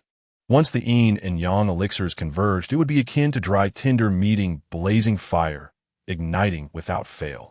Moreover, with the woman so close to him, she could distinctly scent the fragrance of the elixirs emanating from him. Her heart raced tumultuously, and gazing at Lin Su, her most primal desires were awakened. It is not her fault. Rather, it is the allure of the yin dan that draws the yang dan, which culminates in this predicament. As Lin Su discovered that the woman before him gazed at him with an altered expression, he was about to inquire, "What is the matter?" When the female cultivator extended her delicate arms, resembling slender lotus roots and as pure as sheep fat jade, and wrapped them around Lin Su's neck, leaning in to kiss him. Lin Su? No, he had intended to indulge freely. How is it that he is being so boldly pursued by this woman? Just moments ago, she had exuded an air of aloofness, yet now, she was a stark contrast. Having been unexpectedly kissed, Lin Su refused to be outdone and reciprocated, engaging in a fervent exchange of tongues. The yang dan within him was irresistibly drawn to the yin dan, and the last vestiges of rationality dissipated, leaving only base desires. The subsequent events are understood, hence we shall refrain from elaborate explanations. After the encounter, Lin Su regarded the silent female cultivator in his embrace, and he too remained silent. At this moment, he realized that his comprehension of alchemy had significantly deepened once again. Could it be a result of the friendly match with this newly unlocked female character? This was the only explanation Lin Su could conceive. Engaging in a friendly contest with Su Meiqing had indeed aided Lin Su's understanding and recovery in alchemy. Yet it could not compare to the magnitude of this newfound enhancement. Likewise, the woman in Lin Su's arms had also experienced considerable gains. Primarily, her cultivation began to gradually recover, and her fragmented memories began to merge. Though many details eluded her, she had at least recalled some critical information. With her misty-eyed gaze, she fixated on Lin Su's profile. Was the effect of the encounter between the yin dan and yang dan truly this potent? Yet, the thought of having taken such initiative to kiss Lin Su caused her cheeks to flush with embarrassment. After all, it was her first time. Feeling shy was a perfectly natural response. In that moment, Lin Su ceased his musings and lowered his gaze, coincidentally locking eyes with the female cultivator. In that fleeting moment of connection, her gaze turned frigid once more. Noticing the chill emanating from her, Lin Su couldn't help but smirk. Just moments ago, she had been so ardently responsive, and now she presented an air of icy detachment. Was it truly a case of forgetting once the pants were pulled up?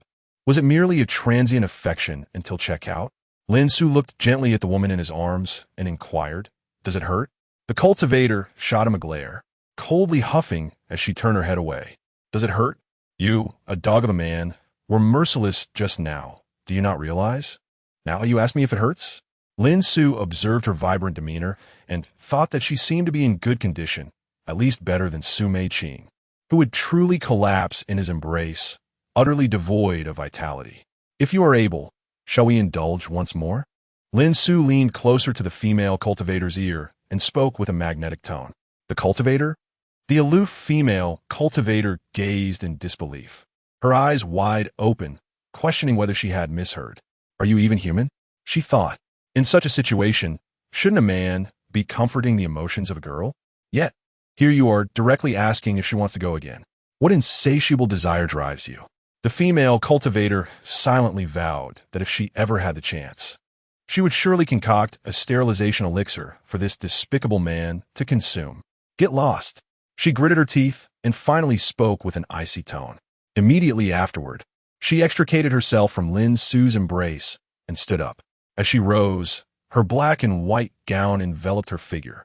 The female cultivator distanced herself from Lin Su, her cold gaze fixed intently upon him. Chapter 76.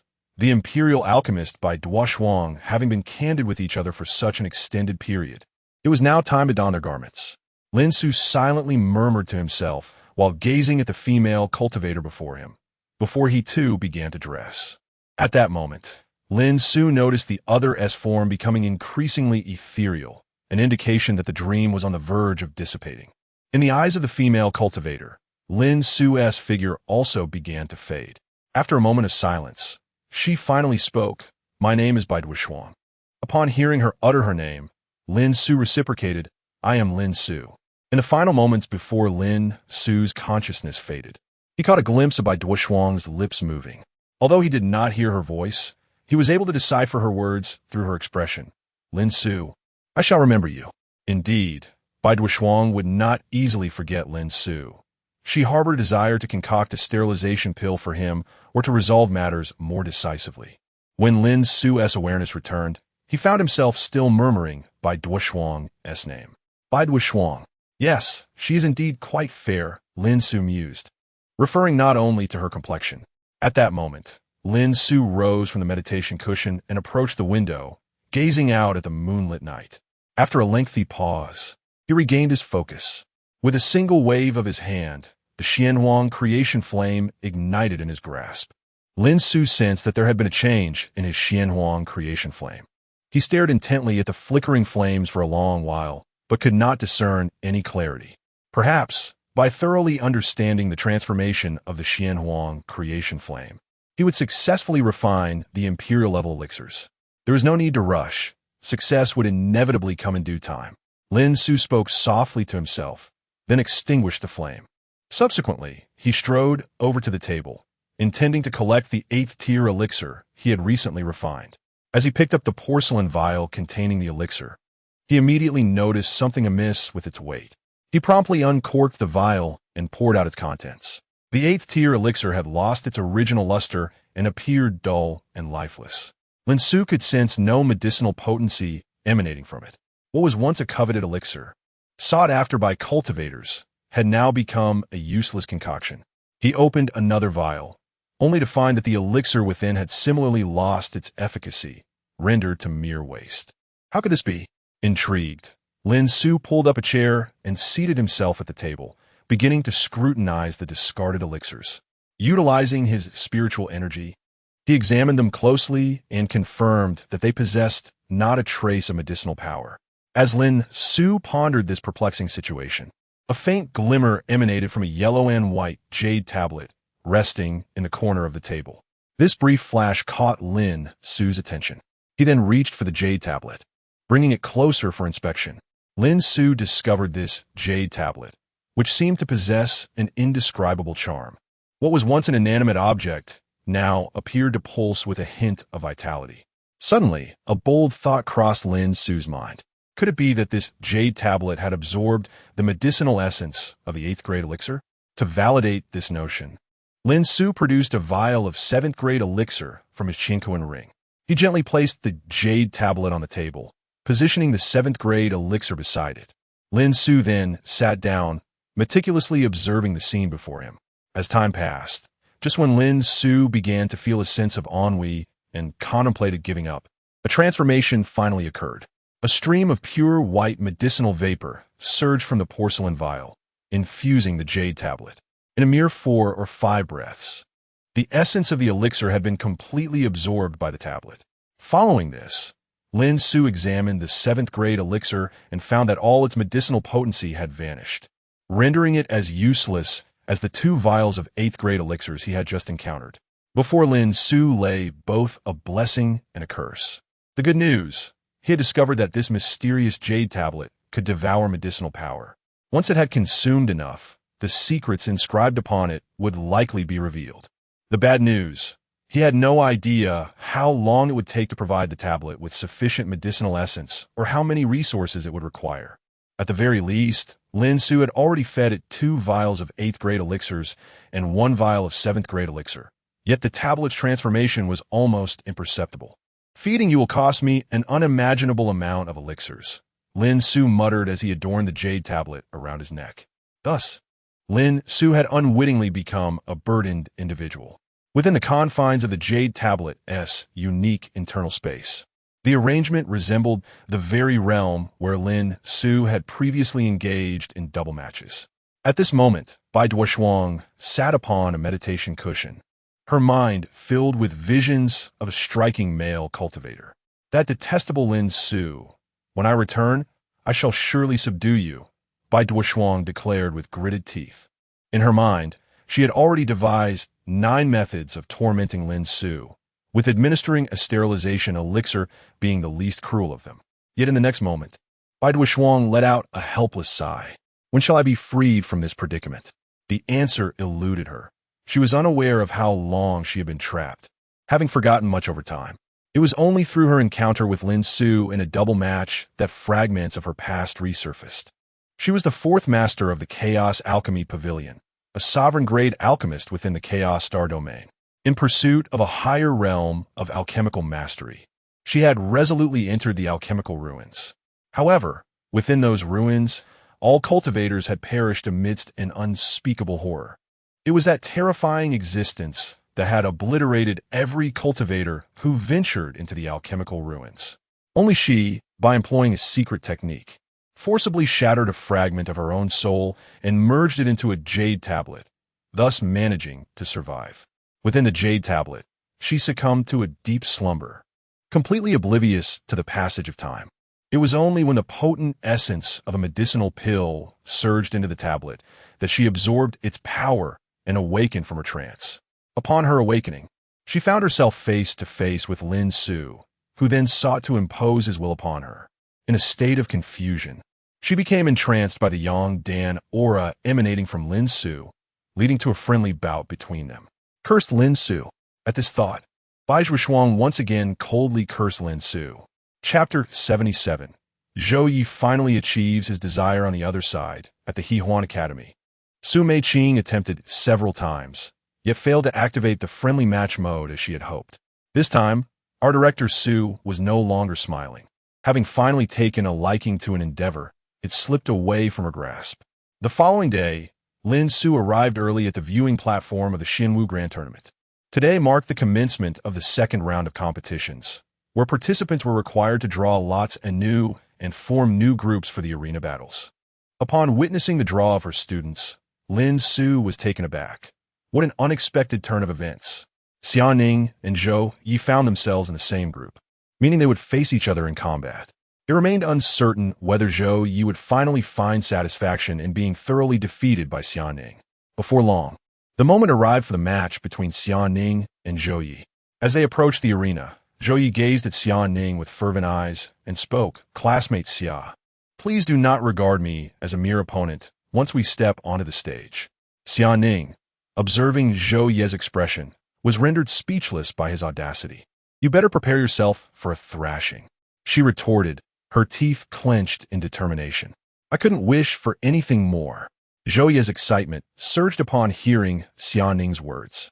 Xiaoning found herself questioning the absurdity of fate, wondering how it was possible that she had to face this insufferable individual in the second round. Truly, it seemed like a cruel twist of the matchmaking mechanism. Sometimes, it left her at a loss for words. Ignoring Zhou Yi, she strode purposefully toward the arena, with Zhou Yi trailing eagerly behind, resembling a puppy chasing its master. As the referee shouted for the match to commence, Zhou Yi and Xiaoning stood facing each other. "Classmate Xia, I implore you to proceed," Zhou Yi said, though he concealed his excitement beneath a calm fa. "How dare you hold back during my turn? Yet now you feign restraint?" Xiaoning silently cursed, her frustration boiling beneath the surface. You have as a fool." With that, she launched her first strike, a powerful punch that unleashed a tempest of energy. The 5 elements combat fist title style. The force of this title style was barely half of what Xiaoning had displayed in her previous match. Observing from his stands, Ku Jiuhan could no longer remain seated. Witnessing the might of her punch, he exclaimed, "When you fought me, you unleashed your full power. And now you only use half? Can you not be more disingenuous?" Yet, no one paid heed to Ku Jiohan's impotent fury. All eyes remained fixed on the match that captivated their interests. As the tidal fist surged toward him, Zhou Yi merely sighed, sensing that Xian Ning had indeed held back. He chose not to evade, bracing himself to absorb her blow, his expression unwavering. Why doesn't he dodge?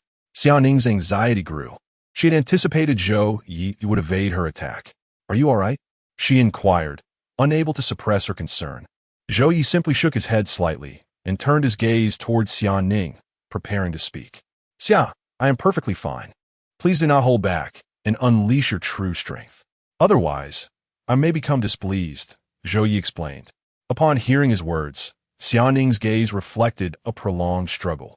After a considerable pause, the turmoil in her eyes faded, leaving behind a profound sense of determination.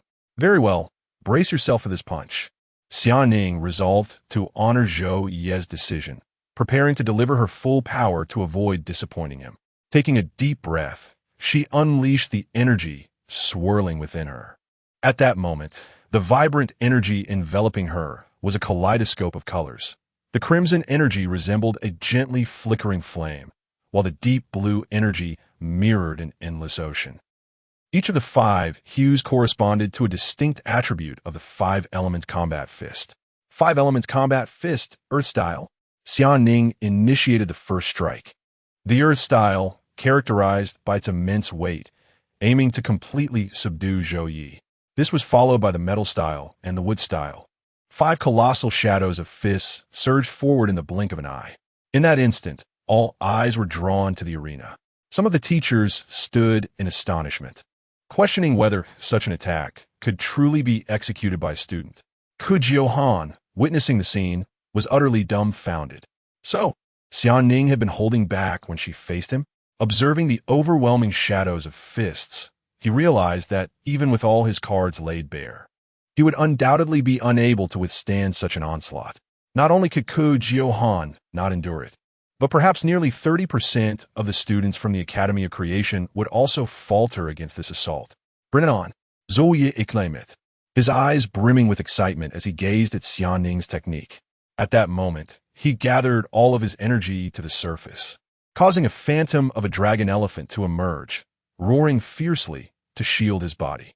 As the 5 fist shadows crashed down, the entire arena was engulfed in chaotic energy and dust, obscuring the scene within. Only the teachers, using their spiritual senses, could discern the situation. Although Zhou Yi sustained some injuries, his vitality remained robust. Upon witnessing this, Dan Xiu felt relieved. He genuinely feared that Zhou Yi might overexert himself to the point of collapse. As the tumultuous energy dissipated, everyone beheld Zhou Yi standing in the arena, his body battered and bruised, marked by numerous wounds. Cough, cough. In the next moment, Zhou Yi coughed up blood once more. Seeing this, Xian Ning expressed concern and asked, "Are you all right?" Zhou Yi lifted his head, excitement radiating from his face as he looked at Xian Ning and replied, "Ning, I'm perfectly fine. Your punch was exhilarating. Truly refreshing." Noticing Zhou Yi's peculiar delight in his condition, Xian Ning realized he was likely not in grave danger. As for Zhou Yi's earlier address of her as a Ning, she chose to pretend she had not heard it. In the past, she would have certainly pointed a finger at Zhou Yi and scolded him. "How do you call me by that name?" she exclaimed. "As for now, let him shout as he pleases. It matters not to me." With palpable excitement, Zhou Yi declared to the referee, "I concede. I admit defeat." The referee found Zhou Yi's abrupt surrender puzzling, especially after such an exhilarating exchange. Yet he ascended the ring to announce Xian Ning's victory. "Is this truly your surrender?" Xian Ning inquired, her expression one of bewilderment. "Indeed, you've thoroughly bested me, so why should I not concede?" Zhou Yi replied, his words tumbling forth in a rapid stream. The two then gracefully descended from opposite sides of the stage. Once off the platform, Zhou Yi approached Xian Ning. "P.S. A heartfelt thank you to the generous Meow Meow for the explosive update. There will be 2 more updates this afternoon, and I will swiftly conclude this little arc. The next volume, The Secret Realm of Dan Xiu, will purely showcase the protagonist's personal journey. Stay tuned. Chapter 78. Enemies converge, the strategist strikes. Zhou Yi approached Xiaoning and whispered, "Ning, could you please hit me once more?" Upon hearing Zhou Ye's request, Xiaoning instinctively felt the urge to scold him. "Are you out of your mind, buddy?" Ultimately, she refrained from voicing her thoughts, as Zhou Ye's condition was indeed quite serious. Get lost. After contemplating various eloquent retorts, she settled on the universally impactful phrase. Xiaoning genuinely dared not unleash her wrath upon him, for it was a fact that berating him would bring her a peculiar sense of satisfaction. After scolding Zhou Yi, she strode ahead briskly, while Zhou Yi followed her with a grin. Dan Xiu, seated in the stands, observed this scene with keen interest. A smile crept across Dan Xiu's lips, indeed. Shipping couples could become quite addictive. The current round of the Academy's Immortal Martial Arts Tournament was rather absurd. Not only pairing Zhou Yi and Xiaoning together, but also reuniting Zhao Ritian with an old acquaintance on the stage.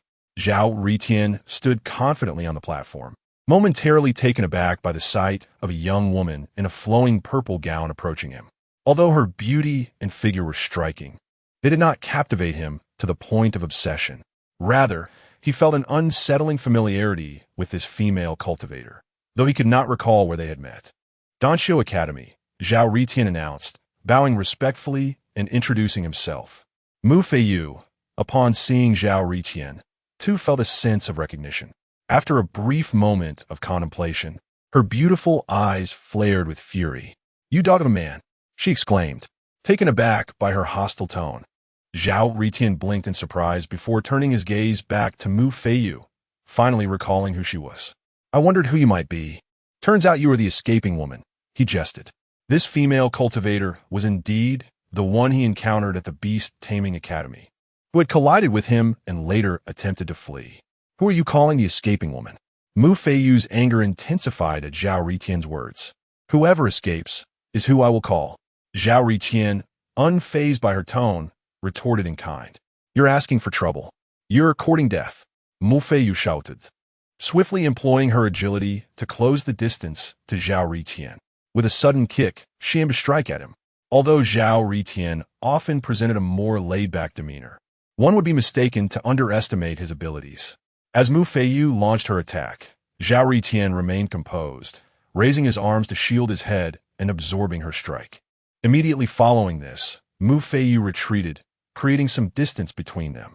She had hoped to catch Zhao Ritian off guard, but she was unprepared for his swift reaction. "Duman, watch out for the blade." At this moment, Mu Feiyu retrieved a resplendent tang knife from her universe ring, its surface radiating a brilliance akin to that of the stars. "You have a knife, and so do I. Come, let's clash blades. Do you think I fear you?" Zhao Ritian boldly declared upon seeing Mu Feiyu brandish her weapon. In the next instant, he produced a spatula from his universe ring. "My apologies. I seem to have grabbed the wrong item." Afterward, he swiftly drew a kitchen knife. Mu Feiyu stood across from him, speechless. The onlookers were equally stunned. "Are you here to entertain us?" Zhao Ritian explained, "My family has been in the culinary profession for generations. Carrying a kitchen knife is hardly excessive." Indeed, this kitchen knife, along with the spatula he had just revealed, was a cherished heirloom, similar to the large iron pot he had used in the previous round. Furthermore, his universe ring contained an array of pots, bowls, and various kitchen utensils. "You intend to duel with a kitchen knife?" Mu Feiyu scoffed. "You underestimate chefs, do you? Today, I shall demonstrate the culinary prowess of the Zhao family to you," the fleeing maiden, Cao Ritian retorted sharply. "My name is Mu Feiyu." The moment she heard Zhao Ritian refer to her as the fleeing maiden, her anger flared. Without hesitation, Mu Feiyu, wielding her tang knife with one hand, charged at Zhao Ritian. He met her advance with his kitchen knife, and soon the two were locked in a fierce duel, blades clashing with fervor. Dan Xiu, observing from above, exclaimed in admiration. Having witnessed many cold confrontations, this was his first experience of an outright clash. Each time Mu Feiyu caught a glimpse of Zhao Ritian's face, she was reminded of the spiritual sword confiscated by the safety department of the academy. It was the fruit of her hard-earned labor as a part-time student. Had she not struggled to save enough money, she would not have been able to purchase it. In the stands, Nailan Lingxian and Kong Zimo held hands, gazing into one another's eyes. Xian, you look beautiful today, Kong Zimo complimented. You're quite handsome as well, Zimo. Nailan Lingxian replied with a calm demeanor. Ah, yet another pair of lowly puppets exchanging pleasantries. At this moment, while Kong Zimo and Nailan Lingxian were engrossed in their conversation, the strategists on the arena were locked in an equally fervent exchange. Ultimately, it was Zhao Ritian who triumphed, disarming Mu Feiyu and causing her Tang knife to fall. Seizing the opportunity during her moment of distraction, he retrieved a pill from his universe ring and hurled it towards her. Take this explosive pill. Upon hearing its name, Mu Feiyu quickly enveloped herself in spiritual energy for protection. She had witnessed the terrifying power of the explosive pill when other alchemists had employed it during her previous observations. Its might was indeed formidable. After a prolonged pause, however, Mu Feiyu heard no explosion. Look at your cowardice. It's merely a milk candy. Zhao Ritian chuckled at her panicked expression and then produced an explosive pill from his universe ring, popping it into his mouth. Tasty indeed, it truly is milk candy. During the confrontation, the enemy's words were merely fabrications, yet how could one still place unwavering trust in them? Zhao Ritian spoke once more. Thus, I have been deceived. Zhao Ritian, I shall have your life. Mu Feiyu, consumed by rage, picked up the Tang sword from the ground and unleashed her blade techniques once more. She was nearly driven to the brink of madness. How could such despicable cultivators exist in this world? Lin Su stood atop the platform, watching Zhao Ritian's antics with a sense of disbelief. Another teacher approached Lin Su, inquiring whether such underhanded tactics were indeed taught by him. Lin Su could only lament silently. He truly had not instructed him in such a disgraceful manner. Whenever Zhao Ritian took to the stage and employed any abstract techniques, he, as the mentor, will be subjected to online ridicule. P.S. Brothers, Lao Feng is currently in the hospital, recently diagnosed with acute bronchitis, and is now receiving intravenous treatment. This chapter was written with one hand. There is another chapter waiting to be composed upon Lao Feng's return. If it cannot be completed today, it will be posted tomorrow. Lao Feng will not leave any debts unpaid. Chapter 79. The Stir of the Pure Pill Body. As Lin Su gazed upon Zhao Ritian, he felt a profound sense of the relentless tides of the Yangtze River, where the old waves perish upon the shore. Perhaps, centuries hence, when Zhao Ritian ascends to the esteemed rank of 9th-level alchemist, he might inherit Lin Su's illustrious title, the Dog of Alchemy. Truth be told, Zhao Ritian's audacious style bore an uncanny resemblance to Lin Su's youthful days. Both were the same ilk, both from humble beginnings. On the arena, Zhao Ritian and Mu Feiyu were locked in a fierce duel. Watch as I alter my blades dance, Zhao Ritian proclaimed, wielding a cleaver and executing a flourish. After several exchanges of strikes, he bellowed once more, behold my ultimate technique, pill escape, exploding furnace technique. Mu Feiyu merely scoffed at Zhao Ritian's declaration. How could she be ensnared by the same trick twice? This time, she eschewed any defensive posture, exuding an air of confidence. What? Why would I avoid his onslaught? She thought. In the next moment, two fiery alchemical furnaces emerged from Zhao Ritian's Qinquan ring, belching black smoke as they arced through the air, hurtling directly toward Mu Feiyu. At that instant, Mu Feiyu's expression shifted to one of astonishment. Had he truly unleashed such a tactic? Her confidence had perhaps exceeded its bounds. With no means of evasion left, she could only retreat from the arena as an explosion resonated, engulfing the space in a cloud of smoke.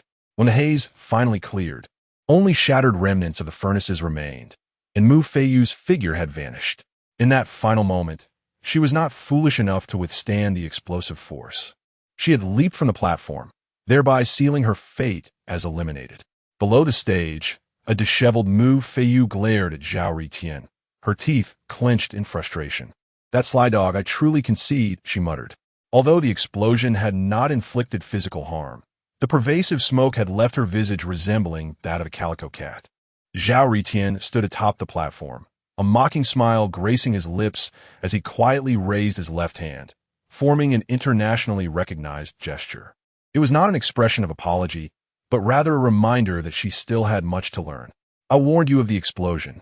Yet you chose not to believe me. Now, are you humbled? He cackled. After delivering his final taunt, Zhao Ritian turned and strode down from the arena with nonchalance. That fellow is insufferable, the referee muttered under his breath. Had it not been for the regulations prohibiting referees from physically reprimanding students, he might have been tempted to deliver a slap at that moment. Zhao Ritian's audacity had certainly stirred public ire. "Is this the kind of soldier that Lin Xiu has fostered?" exclaimed Kong Daoxian, incredulous from his vantage point above. It was indeed astonishing. Just at the start of the term, Lin Xiu had been entrusted with a promising group of alchemical talents, and in less than a semester, he had cultivated a cadre of formidable practitioners. Lin Xiu interjected, "I cannot bear this blame. I truly have done nothing." Upon returning to the observation area of the Alchemy Academy, Zhao Ritian cheerfully approached Lin Xiu, eagerly anticipating words of praise from him. However, Lin Xiu merely cast him a disdainful glance and walked away in silence. Zhao Ritian, puzzled, wondered what he had done wrong to upset his teacher. Was it possible that Lin Xiu was experiencing an early onset of a midlife crisis? Yet, it seemed rather premature for such a phase. Meanwhile, Lin Xiu's thoughts were consumed by the fact that, having dominated the realm of alchemy without rivals, he had now transitioned to the field of education, only to be humiliated by Zhao Ritian. As nearly half a month of competition passed, the individual battles of the Academy's Immortal Martial Tournament finally concluded. In the realm of the Alchemy Academy, Dan Xiu secured third place, while Jean DeBeo, with his captivating charm, managed to clinch eighth place. Of course, Jean DeBeo encountered several individuals unresponsive to monetary persuasion, forcing him to resort to action. Armed with an arsenal of high-tier artifacts and treasures, he swiftly dispatched his opponents, akin to a fully equipped character in a video game effortlessly defeating a novice. It was a complete and utter domination. Following the conclusion of the individual battles, the focus shifted to the team competitions. Ordinarily, as the Academy's headmaster, Lin Xiu was expected to remain in the observation area throughout the tournament to preempt any unforeseen incidents. Yet, at that moment, he was engulfed by an indescribable sensation, a tremor, a stirring within his pure alchemical body. It seemed as though his unblemished alchemical physique sensed something, igniting a profound excitement within him. Complicated emotions swirled within Lin Xiu as he departed the observation area of the Alchemy Academy at the onset of the team battles, seeking out Kong Daoxian. At that moment, Kong Daoxian, leisurely indulging in a spiritual fruit, surveyed the competition from an elevated position with an air of nonchalance. Upon noticing Lin Xiu approaching, he beckoned, "Old Lin, come sit and have some fruit with me." As he spoke, he extended a spiritual fruit toward Lin Xiu, who did not reach out to accept it. It was then that Kong Daoxian observed the complexity of Lin Xiu's expression. What could possibly be troubling him? Surely, he couldn't have discovered my disparaging remarks behind his back and come to confront me. Kong Daoxian mused inwardly, though his outward demeanor remained one of curiosity. "What's the matter? Old Lin, I may need to enter seclusion for a while," Lin Xiu replied to Kong Daoxian. "What's going on? Are you on the brink of a breakthrough?" Kong Daoxian inquired, his gaze fixed intently on Lin Xiu. Typically, practitioners enter seclusion primarily to prepare for a breakthrough in their cultivation. Not for a breakthrough, but rather, "I have encountered some complications in my alchemical path." Lin Xiu shook his head and explained, "Alchemical path." Hearing this, Kong Daoxian hastily set down the fruit he had been holding, rising to his feet with an expression of excitement as he gazed at Lin Xiu. "Could it be that you are about to take that pivotal step in the realm of alchemy?" The step within the Kong Daoxian signifies the ascension to the esteemed rank of the 9th tier Dan Xiu, a threshold that leads to the mastery of crafting Imperial tier elixirs, a distinction also known as the Imperial tier alchemist. Kong Daoxian perceives Lin Xiu as poised to transcend into the realm of Imperial tier alchemists, which stirs a sense of exhilaration within him. It is noteworthy that in the Taizu Immortal Domain, since the era of the nameless Dan Emperor, few have attained the status of Imperial tier alchemist over countless ages. Furthermore, those who have achieved such a rank often do so only at the twilight of their lives, having grasped the profound intricacies of Imperial tier alchemical arts. Yet, Lin Xiu, having reached this pinnacle at the remarkable age of over 500 years, exemplifies an extraordinary talent. Should Lin Xiu successfully break through to become an imperial tier alchemist, his name will once again resonate throughout the Taizu immortal domain. And even the surrounding great immortal realms will come to acknowledge his formidable reputation. P.S. After 2 days of intravenous treatment, I am beginning to recover slightly. Today, I can only release 3 chapters. However, rest assured that the remaining 3 will be supplemented within the week, as I shall not leave any debts. Additionally, I express my gratitude to the owner of Sweet Flour Not Brewed Chicken for a generous update. I regret that I neglected to post my thanks yesterday due to my poor condition, and I hereby rectify that oversight. Chapter 80. Acting Dean Xiao Qingdai prepares for alchemy. I am uncertain whether I can ascend to the imperial tier. Lin Xiu glanced at Kong Daoxian's expectant gaze, hesitated momentarily, and ultimately spoke the truth. "Oh, that's not a significant issue," Kong Daoxian casually remarked after hearing this. "For this seclusion, what heavenly materials and earthly treasures will you require? I shall swiftly assist in their preparation," Kong Daoxian continued. Indeed, Lin Xiu had several precious materials that he needed Kong Daoxian to procure, as time was of the essence, and he simply could not manage the preparations himself. After detailing his needs to Kong Daoxian, Lin Xiu returned to the observation platform of the Alchemy Academy. His eyes immediately fell upon Xiao Qingdai, who was quietly watching the competition. After all, her elegant azure attire, coupled with her intellectually captivating beauty, rendered her strikingly conspicuous. "Professor Xiao, could you come here for a moment? I have something to discuss," Lin Xiu called out. Though uncertain of Lin Xiu's intentions, Xiao Qingdai approached him nonetheless. As they walked, she found herself unable to restrain her curiosity, several times on the verge of inquiring about the purpose of his summons. Eventually, Lin Xiu led her into the dean's office. "Would you care for some tea, Professor Xiao?" Lin Xiu inquired, seated across from her. "No, thank you, Dean Lin. What brings me here?" Xiao Qingdai replied, her light azure eyes fixed upon him. "I will be entering seclusion for an indeterminate period, and I may require your assistance in managing the Academy's affairs during my absence," Lin Xiu explained. Upon hearing this, Xiao Qingdai chuckled lightly and responded, "Are you suggesting that I serve as the acting dean?" Lin Xiu nodded, affirming his intention. Among all the faculty, Xiao Qingdai possessed the most astute perspective on the bigger picture, making her the most suitable candidate for the role of acting dean. This proposal had just been discussed with Kong Daoxian, who had also concurred with Lin Xiu's suggestion. However, it was essential to seek the opinion of the concerned party. "Serving as acting dean is agreeable, but how will my compensation be determined?" Xiao Qingdai jested. Lin Xiu understood her playfultone. Yet he was earnest in his request for her assistance in handling the Academy's matters. He assured her, "Rest assured, during my seclusion, your compensation will be fully accounted for, and I shall additionally craft 3 9th-tier elixirs for you, or assist you in attaining the 9th-tier alchemist status."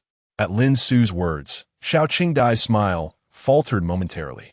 She regarded him with a hint of disbelief, her eyes glimmering with fervent anticipation. "Dean Lin, are you serious? You could truly assist me in becoming a 9th-tier alchemist?" For many alchemists, ascending to the 9th tier was a cherished dream, and Xiao Qingdai was no exception. Yet, she had believed reaching the 8th tier was her utmost limit, and the prospect of the 9th tier seemed almost unattainable. Lin Xiu's declaration reignited the spark of hope within her. "I speak not a word of falsehood. Lin Xiu seriously stative." After taking a few deep breaths to calm her excited emotions, Xiao Qingdai finally spoke. "I assisted Dean Lin with his busy schedule. Thank you, Teacher Xiao." Lin Xiu hurriedly expressed his gratitude with a respectful gesture. "Why still call me Teacher Xiao?" Xiao Qingdai elegantly raised her brows, casting a glance at Lin Xiu. Lin Xiu paused for a moment before responding. "Then I shall thank Dean Xiao." Upon hearing Lin Xiu address her as Dean Xiao, a smile graced Xiao Qingdai's face. After all, who could resist the allure of vanity? Even the beautiful and intelligent teacher, Xiao, was no exception. Days passed, and for the past 3 days, Lin Xiu had sequestered himself in his dormitory, not venturing out. This was not due to an early retreat into seclusion, but rather preparation for future endeavors. Just then, a knock resounded at his door. Rising from his mat, Lin Su approached to open it. Outside stood two individuals, Mei Wuda, the dean of the Body Cultivation Academy, and Dan Xiu, the dean of the Sword Cultivation Academy, cradling a long sword in his arms. "Please, both of you, come in and enjoy a cup of tea." Lin Su warmly welcomed the two deans into his abode, pouring tea for them both. "Brother Lin, who on earth are you planning to confront that you summoned both me and Dean Jian?" Mei Wuda asked after taking a hearty sip of tea. "Indeed, Dean Lin, one is curious about whom you wish for me to deal with," Dan Xiu added. Lin Su took a sip of his tea, smiled, and urged them to remain calm. A couple of days prior, Lin Su had messaged the two deans, requesting their assistance in dealing with an individual offering 10 8th-grade elixirs as a reward upon successful completion. As a financially constrained sword cultivator, Dan Xiu readily accepted the offer without hesitation. Mei Wuda, with a straightforward nature, likewise agreed without a second thought. "Brother Lin, you can't possibly mean for us to confront Principal Kong, right?" Mei Wuda jested. Just as he finished speaking, another knock echoed at the door, prompting Lin Su to open it once more. He then entered with Kong Daoxian. "Mei Wuda, is this the manifestation of my own ill-fated words?" Lin Su couldn't truly expect him to engage in combat with Kong Daoxian. At that moment, Dan Xiu and Mei Wuda exchanged glances, both filled with bewilderment. While the allure of 10 8th-grade elixirs was indeed tempting, they understood the stakes. If they were to confront Kong Daoxian today, it was likely they would find themselves submitting their resignations by day's end. "Oh, both deans are here." Kong Daoxian greeted Dan Xiu and Mei Wuda with a smile. "Principal Kong, this is all a misunderstanding. I have no intention of engaging with you." Mei Wuda nervously stood from his chair, hastily clarifying. Kong Daoxian. "Lin Su?" Mei Wuda's words left both Lin Su and Kong Daoxian utterly perplexed. "Not all, Director Wu, what are you talking about?" Kong Daoxian said, puzzled. Subsequently, Mei Wuda explained to Kong Daoxian the matter of Lin Su calling them over. Upon hearing this, Kong Daoxian burst into hearty laughter and remarked, "Rest assured, Lin Su did not send you to confront me. I am merely here to deliver the spiritual herbs to Lin Su." As he spoke, Kong Daoxian began to retrieve various spiritual herbs from his Chinquan ring and handed them to Lin Su. After inspecting the herbs, Lin Su confirmed that they met his standards for use. Casting a glance at Kong Daoxian, Lin Su realized that obtaining these herbs in such a short time must have required considerable effort on Kong Daoxian's part. Chapter 81. The Heart Demon Transformation Pill, Why a Group of Old Foxes? Lin Su provided an explanation to Kong Daoxian and the others regarding the next steps. Initially taken aback, they soon nodded with smiles, eager to engage in such endeavors. They would gladly hand over spirit stones to Lin Su and even partake in confrontations. Subsequently, Lin Su summoned his alchemical furnace, a 9th-tier device known as the Xianhuang Creation Furnace, alongside his alchemical fire, the Xianhuang Creation Flame. He began to meticulously place the spiritual herbs brought by Kong Daoxian into the furnace, embarking on the process of alchemy. The potion he sought to concoct was a rare 9th-tier elixir known as the Heart Demon Transformation Pill. The Heart Demon represents the malevolent thoughts that manifest within a cultivator, becoming a formidable calamity that recurs throughout their spiritual journey. As long as malevolent thoughts linger in a cultivator's mind, the Heart Demon persists. When these negative thoughts accumulate to a significant extent, they manifest as a heart demon tribulation. Successfully overcoming this tribulation brings clarity to the Tao heart and exponentially accelerates one's cultivation, while failure leads to being ensnared by these malevolent thoughts, ultimately becoming a puppet of the heart demon. Throughout the history of the Taizu immortal realm, there have been numerous instances of once righteous cultivators succumbing to the path of slaughter, their original intentions manipulated by the heart demon tribulation. Why is the Heart Demon Transformation Pill considered a rare elixir? Firstly, the materials required for its concoction are exceedingly difficult to procure. Additionally, few cultivators would willingly summon their own heart demons. The heart demon, being a manifestation of their malevolent thoughts, is notoriously hard to tame, and inciting trouble could lead to dire consequences. However, our Lin Su, with an abundance of leisure, is undeterred. The heart demon transformation pill? Not even a dog would dare to concoct it.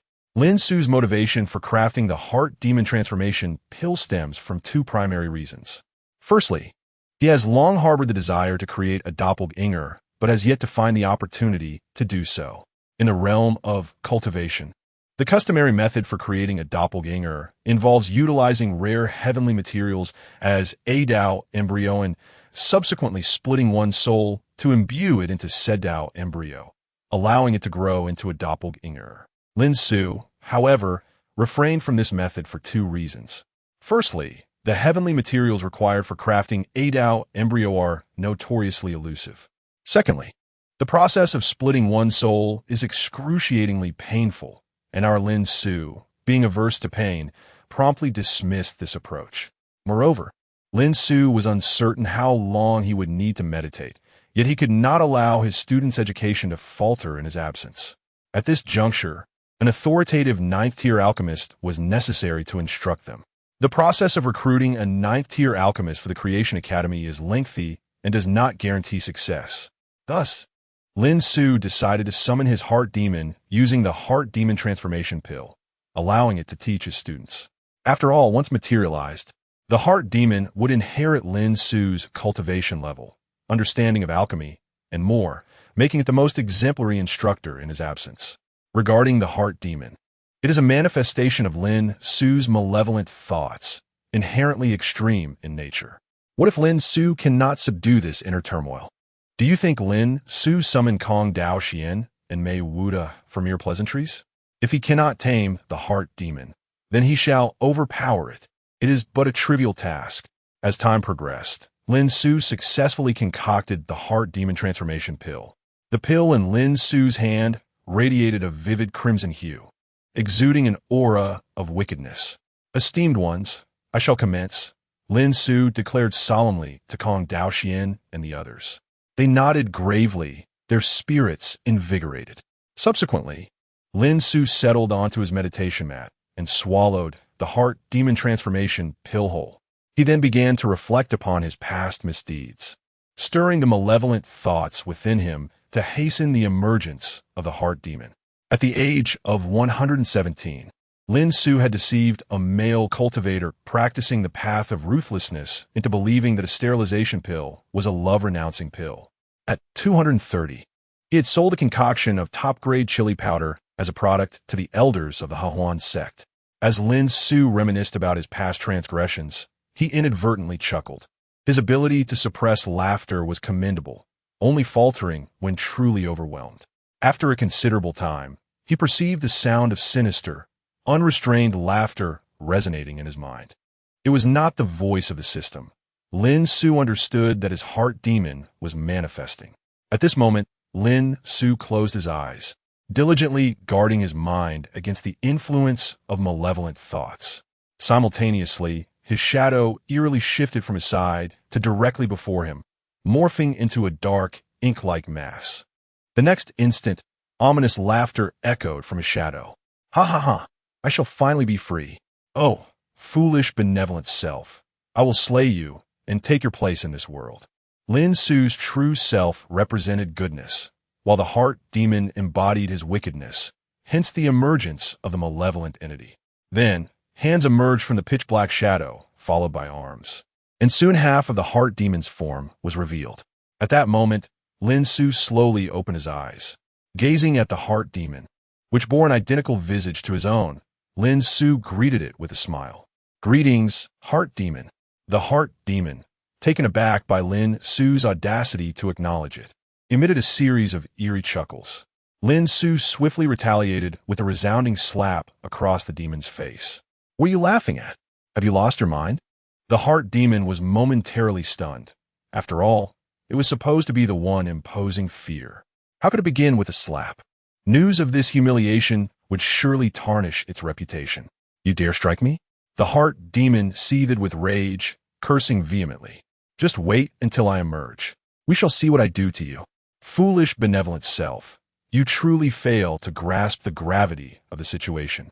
The heart demon continued its ascent from the shadow, while Lin Su wore a sinister smile. Unaware of the gravity of the situation, it was you, Lin Xiu, who spoke while gesturing towards the entity behind the heart demon. The heart demon, perplexed, discerned from Lin Xiu's smile an insidious intent. Subsequently, it turned its gaze in the direction Lin Xiu indicated. To its dismay, what it saw terrified the newly manifested heart demon, which had barely taken shape for a mere moment. Behind it stood 3 men, their gazes fixated on it with an unsettling intensity, akin to that of a woman exposed in the absence of clothing. The heart demon swallowed hard, anxiously fixating on the trio before it. Goodness, what a predicament! Why was there a group of ruffians awaiting its arrival? Chapter 82. It was fine when I came, but now I cannot return. Good afternoon, my family. The heart demon gazed at the 3 rugged men before him, forcing a grimace that was more grotesque than tears. You too, they replied with sinister grins, acknowledging the heart demon. Meanwhile, Lin Suk remained silent, merely chuckling at the heart demon's expression, which was more repugnant than if he had consumed excrement. You all carry on with your tasks. I had merely intended to refine some elixirs at home. I shall take my leave now, the heart demon said, attempting to slip into the shadows. He truly wished to evade the 3 grinning brutes. He never anticipated that the benevolent figure would stoop so low as to employ such tactics, luring him out under false pretenses only to have 3 hulking men lying in wait.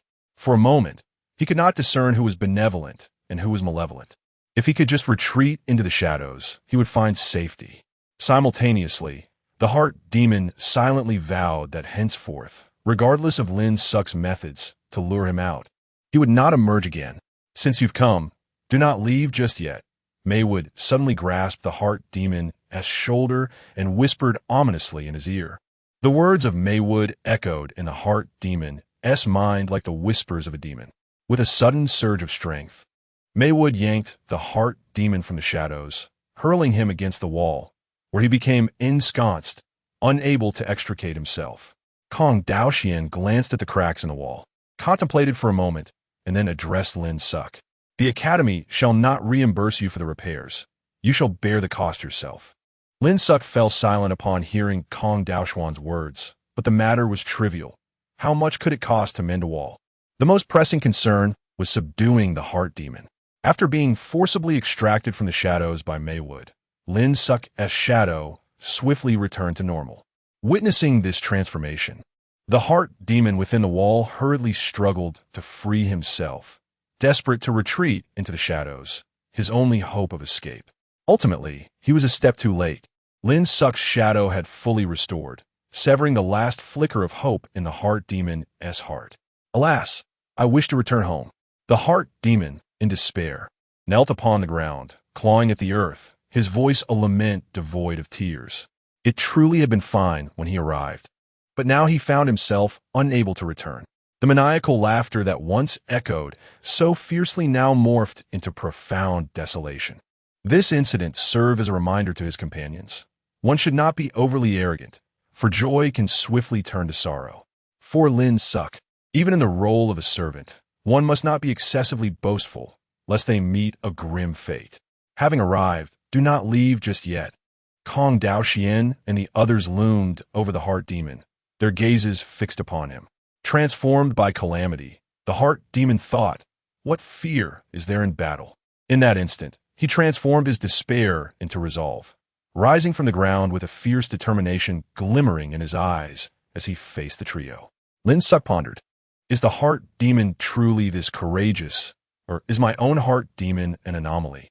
Upon witnessing the formidable resolve emanating from the heart demon, Kong Daoxian and his companions exchanged glances imbued with a semblance of concern for the seemingly bewildered individual. Old Mei, did you perhaps exert too much force and leave him dazed?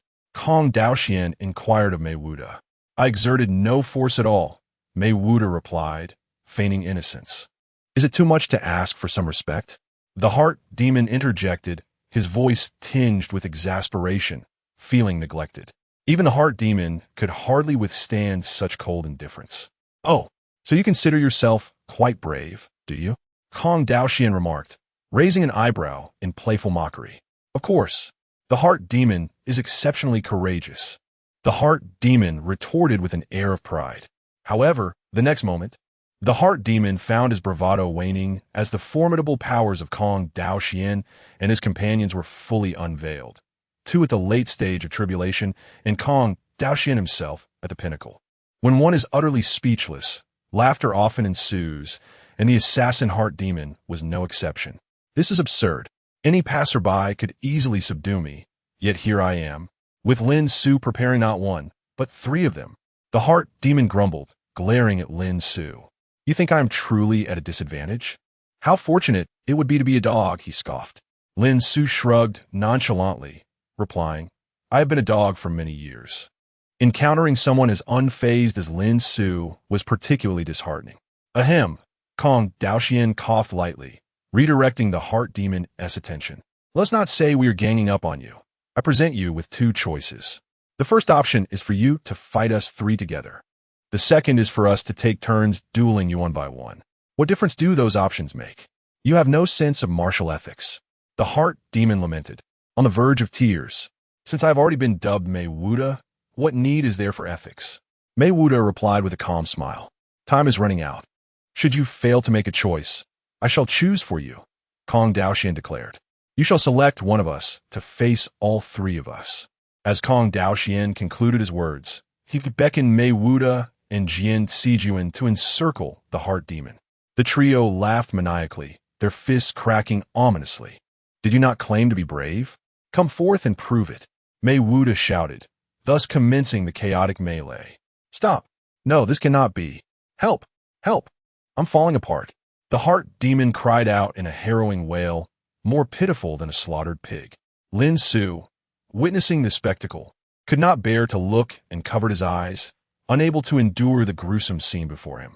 It was a sight that Lin Su could only describe in 4 words, utterly brutal. Meanwhile, he pondered within system, this heart demon cannot divulge my binding to you. Can he?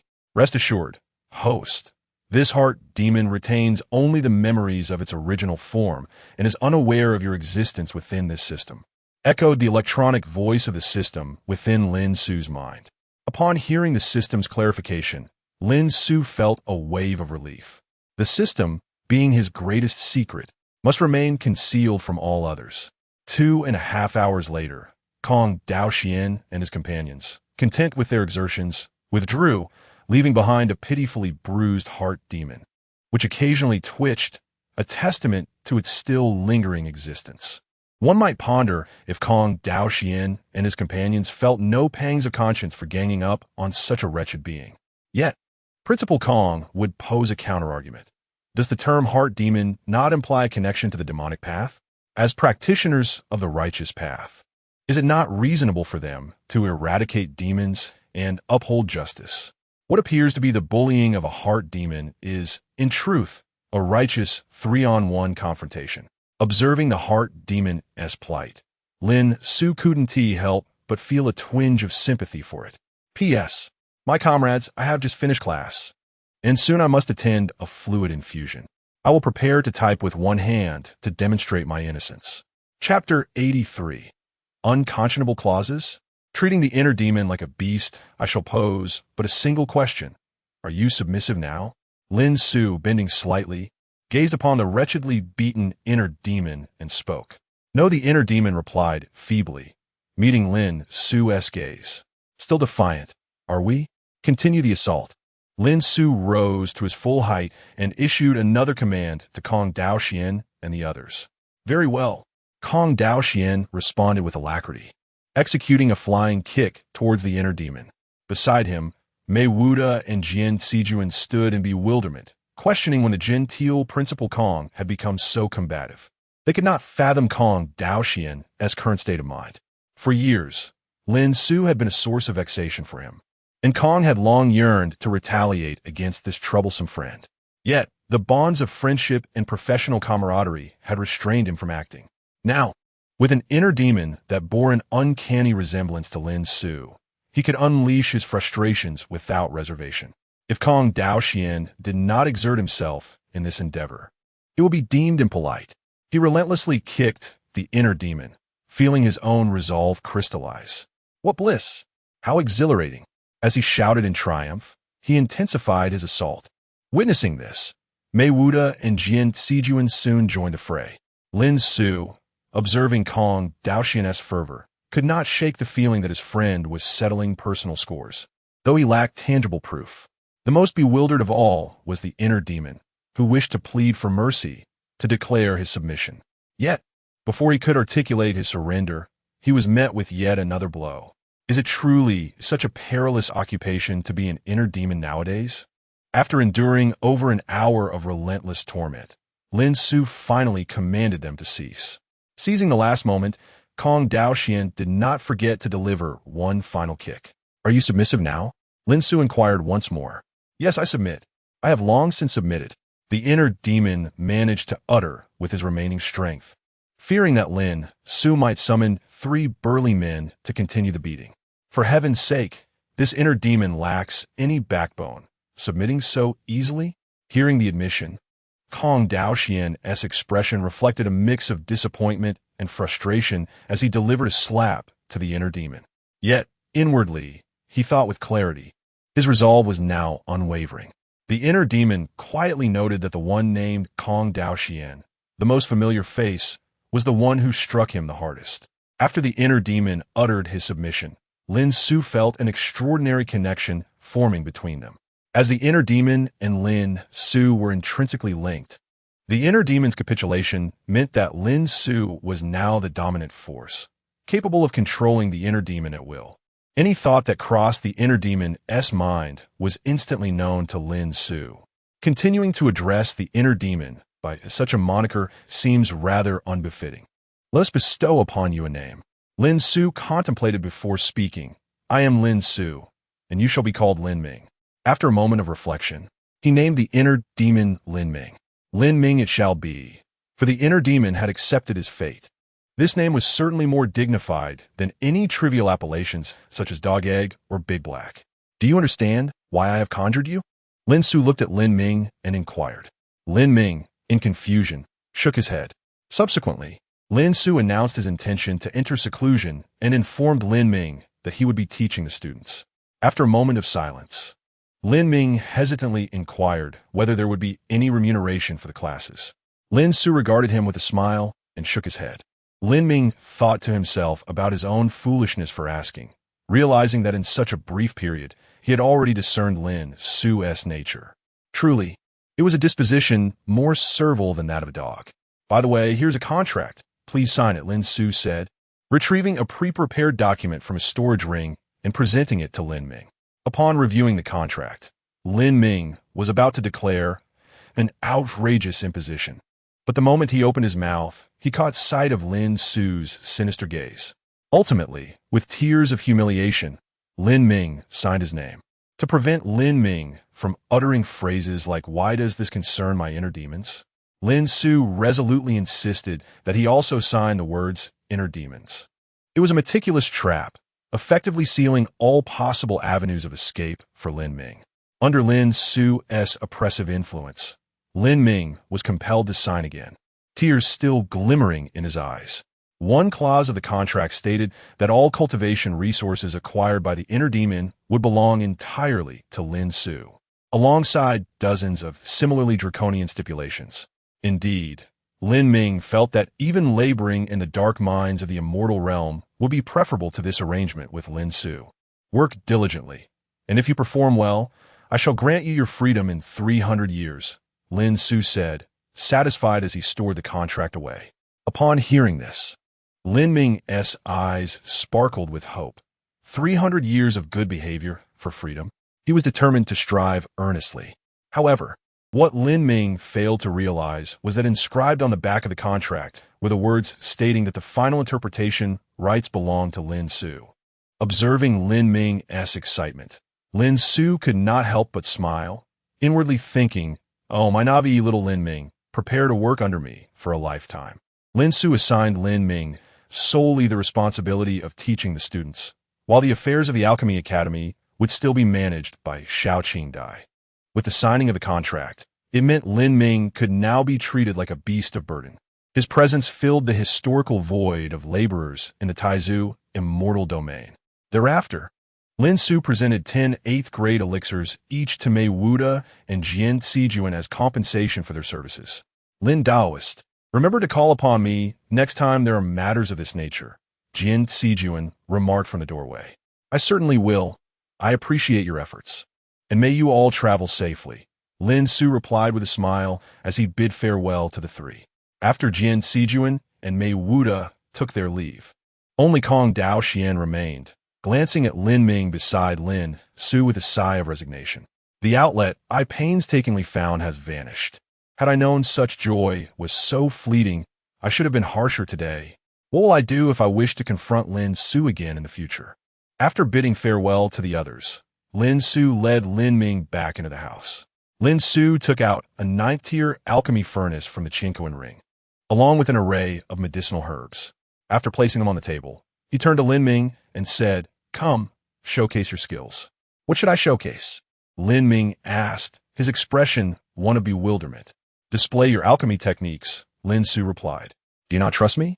Lin Ming exclaimed, astonished. "I am, after all, your inner demon, just as proficient in alchemy as you are. How can you doubt me?" Lin Su nodded slightly and remarked, "Indeed, I harbor some skepticism." Upon hearing this, Lin Ming's temper flared, feeling compelled to prove his abilities. Observing Lin Ming's reaction, Lin Su merely smiled faintly, thinking how easily youth can be swayed. A little provocation, and they fall for it. "Peace. My dear friends, I can no longer endure. I feel as though I am at my wit's end. Recently, I shall limit my updates to 2 per day until I regain my strength to return to 3. My sincerest apologies. Bowing deeply, I'm truly sorry." Chapter 84. The 9th Order Breakthrough Pill is complete, heading to the Hahuan Academy upon observing the ingredients laid out before him. Lin Ming discerned Lin Su's intention to concoct the 9th Order Breakthrough Pill. With a knowing expression, he turned to Lin Su, who nodded in affirmation yet questioned, "Indeed, but are you capable of crafting it? If you find it challenging, simply bow to me, and I shall guide you." Lin Ming, taken aback, retorted, "Who do you look down upon?" Being young and impetuous, Lin Ming felt a surge of determination after Lin Su's provoking words, resolutely intent on proving his prowess. "Do not address me as good body, but call me elder brother," Lin Su instructed. Lin Ming scoffed at the suggestion, but his laughter was abruptly halted by a sharp pain from a wound on his face, reminding him of the consequences of defiance. Under the metaphorical eaves of life, one must concede. Accepting his predicament, he resolved that for the sake of freedom 300 years hence, addressing Lin Su as elder brother was a small price to pay. With this newfound understanding, Lin Ming donned a facade of feigned amiability. "Good brother," he called, causing Lin Su to shudder in distaste. "Just call me elder brother." "Spare me the absurdity," Lin Su replied, looking at Lin Ming with evident disdain. Lin Ming simply acquiesced and commenced the alchemical process. Suddenly, a vivid crimson flame erupted from his palm. "This is my alchemical fire, the heart erosion demon flame," Lin Ming elucidated, prompting Lin Su to observe the flame's formidable power. Though impressive, it paled in comparison to his own Xianhuang creation flame. "Enough of the chatter. Hasten your alchemy," Lin Su urged, yet inwardly he felt satisfaction. The greater Lin Ming's talent, the more value he could bring to Lin Su. A mischievous thought crossed Lin Su's mind. "Foolish Odo, you shall toil for your elder brother for a lifetime, and perhaps I shall find you a sister-in-law in return." As Lin Ming wielded the heart erosion demon flame, he began the intricate process of crafting the 9th Order Breakthrough Pill. Lin Su, seemingly bored, leaned on the table, yet he was discreetly observing Lin Ming's technique. He noted that, although Lin Ming was his inner demon and had inherited his alchemical skills, their methods were starkly divergent. Lin Su's approach was more restrained and harmonious, a characteristic inherited from his master, while Lin Ming's style was assertive and unyielding, marked by the ferocious heart erosion demon flame. After some time, Lin Ming extinguished the heart erosion demon flame and prepared to retrieve the pill. At that very moment, ominous clouds began to gather above the Creation Academy, and a scarlet thunderbolt flickered ominously within the tempest. "Why is there a thunder tribulation?" Kong Daoxian murmured to himself, gazing out the window of the principal's office at the ominous storm above. Meanwhile, the formidable individuals from various academies were drawn to the Crimson Thunder Tribulation. After a considerable time, however, the anticipated blood lightning did not strike. Instead, the tribulation clouds gradually dispersed, and the sky once again basked in the bright sunshine. Lin Ming's alchemical endeavor had also attracted a thunder tribulation, yet he ultimately fell short by a fraction, and thus, the lightning did not descend but dissipated naturally. Upon opening the furnace, an intoxicating aroma of medicinal herbs wafted through the air. Lin Ming meticulously examined the two ninth-tier breakthrough pills in his hand, and a satisfied expression graced his face. "What do you think?" Lin Ming's tone brimmed with pride.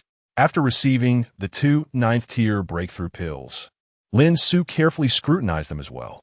"To be honest, they are quite mediocre. They are passable at best," Lin Xiu remarked with a hint of disdain. Subsequently, placing the two pills into the Qinkuan ring. "I have some matters to attend to. Don't just laze around at home. Fix that wall," Lin Xiu instructed, pointing at the humanoid hole in the wall. He then placed a Qinkuan ring on the table and addressed Lin Ming. Without allowing Lin Ming a chance to respond, Lin Xiu swiftly exited the room with an air of nonchalance. After inspecting the Qinkuan ring left on the table, Lin Ming discovered that, aside from some spiritual herbs and stones, it contained a pile of bricks and tools for plastering. "Seriously, this rascal Lin Xiu really considers me a laborer," Lin Ming thought to himself. After a lengthy pause, he resignedly retrieved the bricks to begin rebuilding the wall, mixing mortar and applying a fresh coat of whitewash. It must be said that Lin Ming demonstrated a degree of professionalism. He quickly made significant progress on the wall. Indeed, being an alchemist is a primary pursuit. Yet one must also possess skills in other trades. Otherwise, one is bound to face starvation sooner or later. Meanwhile, Lin Xiu, clutching the two ninth-tier breakthrough pills, departed from the Alchemy Academy and headed straight to the Harmony Academy. Upon entering the Harmony Academy, Lin Xiu found himself utterly captivated, his gaze drawn to the students and teachers bustling about, their legs strikingly long and fair. "Who the hell has disrupted my focus?" Just as Lin Xiu lamented his infrequent visits to the Harmony Academy for scholarly exchange, a gruff male voice suddenly interrupted him. "Hey, can we exchange contact information?" Upon turning, Lin Xiu was met with the sight of a poised woman in a black dress standing before him. Confused, he pondered the source of the voice he had just heard. "Don't just stare. Can we exchange contact information or not?" The woman in black said in a gruff voice. At that moment, Lin Xiu was completely taken aback. "Wait, what on earth is this?" After a brief silence, he finally managed to ask, "Are you a man or a woman?" "I'm a man," the black dress lady replied. "Then what else with the getup?" Lin Xiu inquired, gazing at the black-dressed lady. "You mean this?" "It's silicone," the person explained directly. Lin Xiu was astonished. He had thought that such deceptions only existed in his past life, never expecting that such trends had permeated the realm of cultivation as well. Subsequently, that fellow inquired whether Lin Xiu wished to exchange contact information. Lin Xiu firmly expressed his unwillingness to comply, prompting the individual to relent. Later, upon catching sight of the fair legs of a student from Hahuan Academy, Lin Xiu dared not gaze too freely, for one could never ascertain whether the figure one glimpsed was male or female. Following the roadside signposts, Lin Xiu effortlessly located the office of the Academy's president. Standing at the threshold, he knocked on the door of the presidential office. "Please enter." A melodious female voice resonated from within, allowing Lin Xiu to push the door open. "Oh, Brother Lin, what brings you to Hahuan Academy?" Su Meiqing exclaimed in surprise upon seeing Lin Xiu enter her office. Chapter 85. By day, call me Mayor. By night, Lin Xiu smiled tenderly, his eyes fixed on Su Meiqing, and spoke. "What is the matter? Is Mayor not welcoming my presence? Should I take my leave?" Su Meiqing quickly rose, explaining to Lin Xiu, "Of course not. Mayor warmly welcomes Brother Lin." She then invited Lin Xiu to take a seat and poured him a cup of tea. Sitting across from him, her enchanting eyes regarded Lin Xiu as she inquired, "What brings you to the Hahuan Academy, Brother Lin?" Lin Xiu smiled without a word, retrieving two breakthrough pills from his Qinkuan ring and placing them on the table. As a cultivator in the Tribulation Transcendence realm, Su Meiqing could undoubtedly sense the extraordinary nature of the pills before her. A flicker of understanding crossed her mind, though she hesitated to confirm her suspicions. Brother Lin? Su Meiqing tentatively asked. I promise to concoct the 9th-tier breakthrough pill for you. As I am about to enter seclusion, and the duration of my absence is uncertain, I prepared the pills for you in advance. If Lin Ming were present to hear Lin Su's words, he would surely scold. Have you no shame? Did you brew these pills yourself? You pride yourself on your abilities while using my hard work to woo women. Lin Su spoke to Su Meiqing with a gentle smile, then shifted the topic. However, you must be certain that you want to use this 9th-tier breakthrough pill. He reiterated the effects and potential drawbacks of the pill, which he had previously discussed with her. Brother Lin, I'm truly grateful, but my mind is made up. Su Meiqing expressed her gratitude for Lin Su's efforts in crafting the breakthrough pill, yet her eyes radiated unwavering determination. Thus, Lin Su felt it inappropriate to further persuade her. I wish you success, Lin Su said before rising to take his leave. As he turned to depart, Su Meiqing hesitated, ultimately calling out, Brother Lin, please wait. Hearing her call, Lin Su paused and turned back, only to see Su Meiqing's face resembling a ripe apple. What is it? He asked, puzzled. Since you have already helped Mayer with a breakthrough pill, I must fulfill my promise to you. Su Meiqing summoned her courage to declare. At that moment, Lin Su merely expressed confusion, then suddenly recalled the playful banter he had shared with Su Meiqing, where he jested that if he crafted the 9th-tier breakthrough pill, she would grant him a favor in return. Wait, are you serious? Lin Su exclaimed, taken aback. What?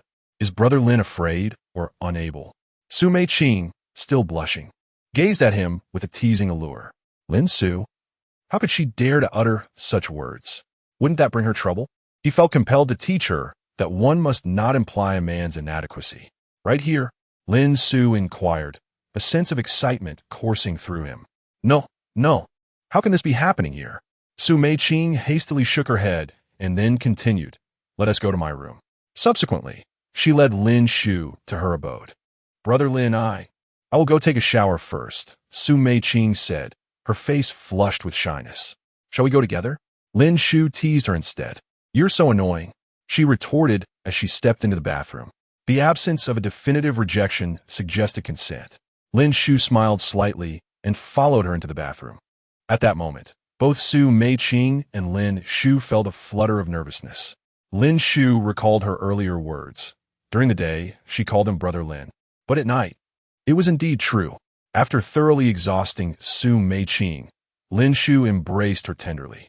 Brother Lin, when do you plan to enter seclusion? Su Meiqing, resembling a small kitten nestled in his arms, inquired softly. I'll take care of a few matters in the coming days. Then I shall begin my retreat, Lin Xiu explained to her. Brother Lin, do you know what date is today? Su Meiqing asked again. Lin Xiu responded with a puzzled sound. Today is the day of partners, she revealed. Only then did Lin Xiu recall that today coincided with the day of partners in the realm of cultivation, akin to Valentine's Day in his previous life. However, this held little significance for him. In his past life, he had been perpetually single, and this life was no different. Thus, he had little interest in such festivities. Brother Lin, if I'm still alive when you emerge from seclusion, could I be your partner? Su Meiqing's eyes sparkled with hope. All right, Lin Xiu replied without hesitation. Brother Lin, once I avenge myself, I will leave the Harmony sect and dedicate my life solely to you. If I perish, you must choose to forget me and live well, Su Meiqing said, tears streaming down her cheeks. This sight rendered Lin Xiu momentarily speechless, for he could not bear to see a girl cry. Without uttering a word, he gently wiped away her tears. May I know who your enemy is? Lin Xiu asked directly, rather than questioning her grievances. Should Su Meiqing truly fall in battle after his seclusion, he would ensure that her enemy faced dire consequences. After a moment of hesitation, Su Meiqing finally spoke under Lin Xiu's persistent questioning. The 9 Heavens Immortal Domain, Demon Hawk Tian. Lin Xiu had not heard of this individual, yet he etched the name into his memory. Enough of that. Brother Lin, shall we have another go? Su Meiqing perched herself atop Lin Xiu, looking down at him. Are you sure about this? Lin Xiu inquired with a faint smile. Yes. Su Meiqing nodded resolutely, her determination evident. After a long while. Brother Lin, I was wrong.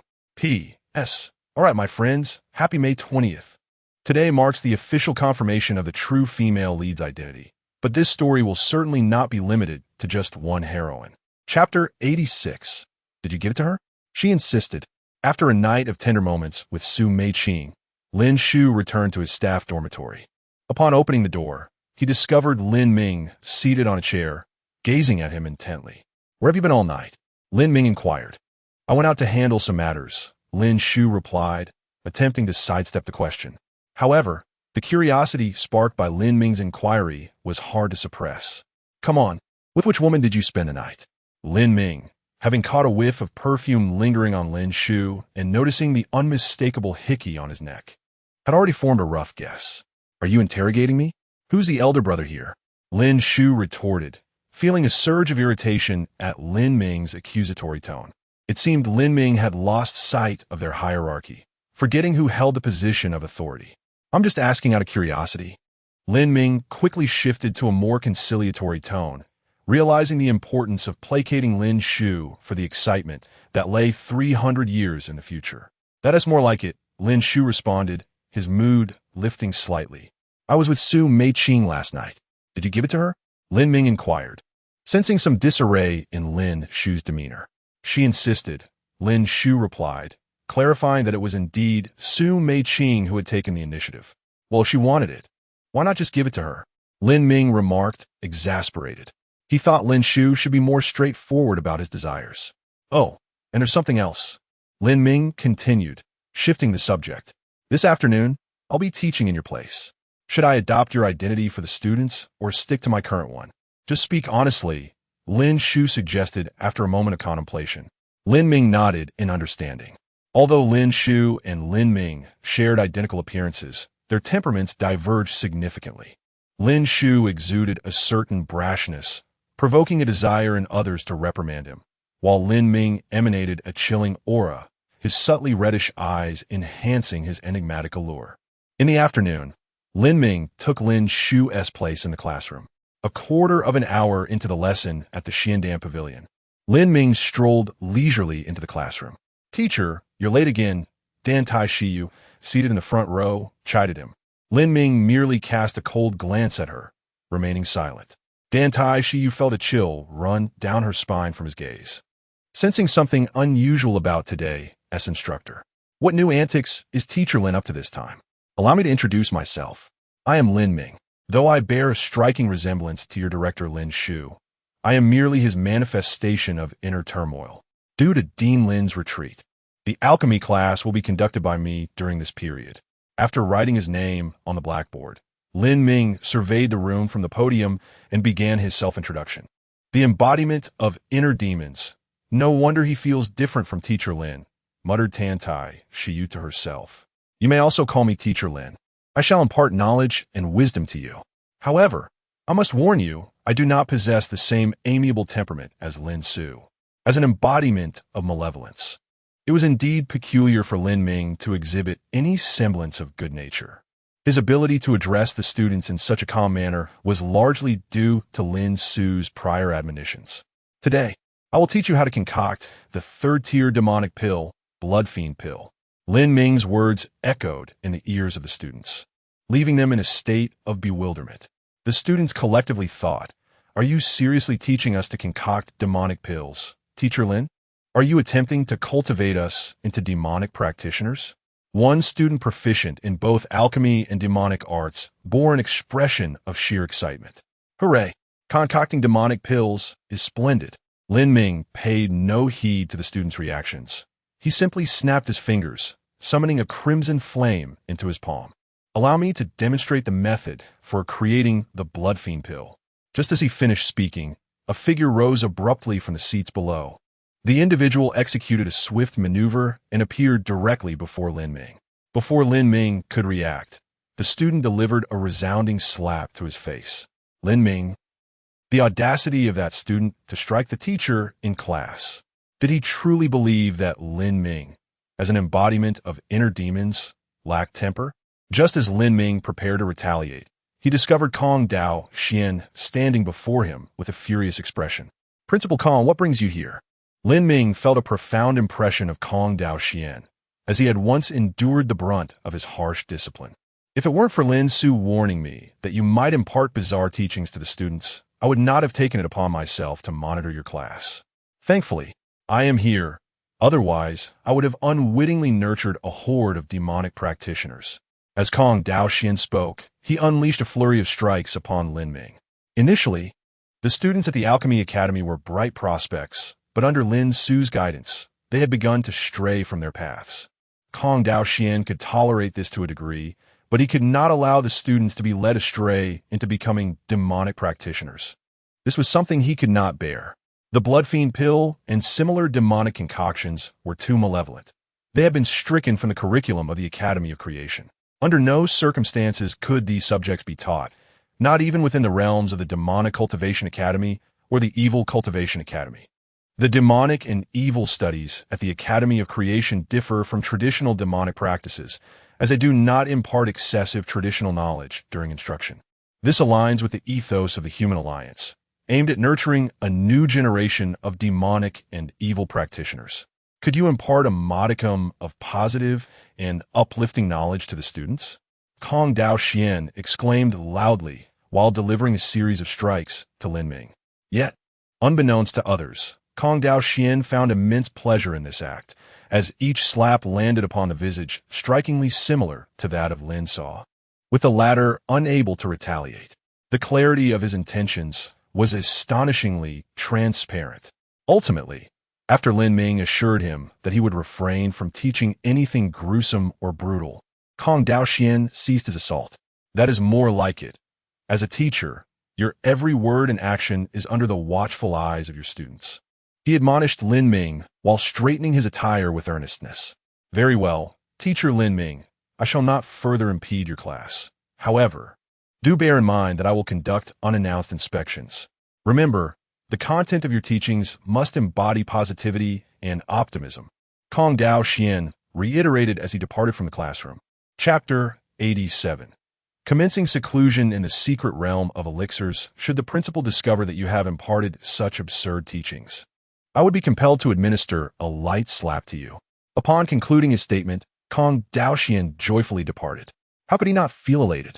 He had finally found a legitimate reason to vent his pent-up frustrations towards Lin Ming. Furthermore, Kong Daoxian had resolved to seek more excuses in the future to administer further reprimands to Lin Ming. After all, following his encounters with Lin Ming, his own path of enlightenment felt remarkably clear.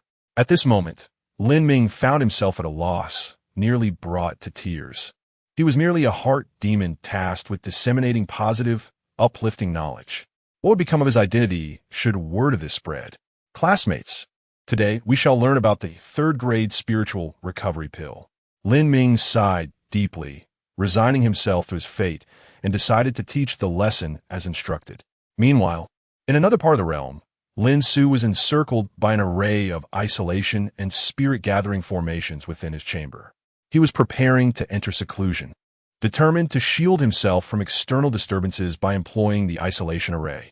Lin Xiu placed a yellow-white jade token before his meditation cushion and seated himself upon it. With unwavering resolve, I shall break through to the Imperial Tier Alchemist, Lin Xiu murmured as he focused intently on the jade token. Subsequently, he retrieved 3 vials of 9th-grade elixirs from his Qinkuan ring. May these 3 vials of 9th-grade elixirs bring forth some transformation, Lin Xiu said, a pang of reluctance coursing through him. Even for a 9th-grade alchemist, such elixirs were treasures, and to part with 3 vials for a mere jade token was no trivial matter. To claim it did not sting would be disingenuous. Lin Xiu arranged the 3 vials around the jade token and awaited its transformation. After a considerable period, the vials began to release streams of pure medicinal energy. 3 torrents of energy surged directly into the enigmatic jade token. Lin Xiu, eyes wide with anticipation, dared not blink, fearful of missing any significant moment. Suddenly, Lin Xiu's consciousness was drawn into a peculiar space, awash with elixirs of all grades, from the 1st to the 9th. Various elixirs whizzed by him, some familiar and others unknown even to him. In the next instant, a mysterious and resonant hum emanated from the depths of this space, forcefully ejecting Lin Xiu's consciousness. What was happening? Lin Xiu questioned, gazing at the jade token with confusion. Where was the mysterious space that had just unfolded before him? And what was the source of that enigmatic hum? Yet, all these changes were instigated by the jade token. After the 3 vials of 9th grade elixirs were consumed, the jade token regained much of its original luster. Lin Xiu noted that the cracks upon its surface seemed to have elongated. If the token were to shatter, would its secrets be unveiled? This notion took root in Lin Xiu's mind. Never mind, let us continue. Lin Xiu subsequently retrieved 5 bottles of 9th tier elixirs from the Qinquan and began to feed them to the enigmatic jade tablet. Time passed without his awareness, and he lost count of how many 9th tier elixirs he had consumed. Several times, Lin Xiu glimpsed mysterious scenes within the jade tablet. Initially, he beheld an endless array of elixirs, a colossal hand seared by countless flames, and an ancient bronze alchemy furnace towering in the starry sky, obscuring the sun and the moon. Faintly etched upon the furnace were 2 characters, yet Lin Xiu could not discern what they were. Each day, apart from nourishing the jade tablet with elixirs, Lin Xiu dedicated himself to the restoration of his realm.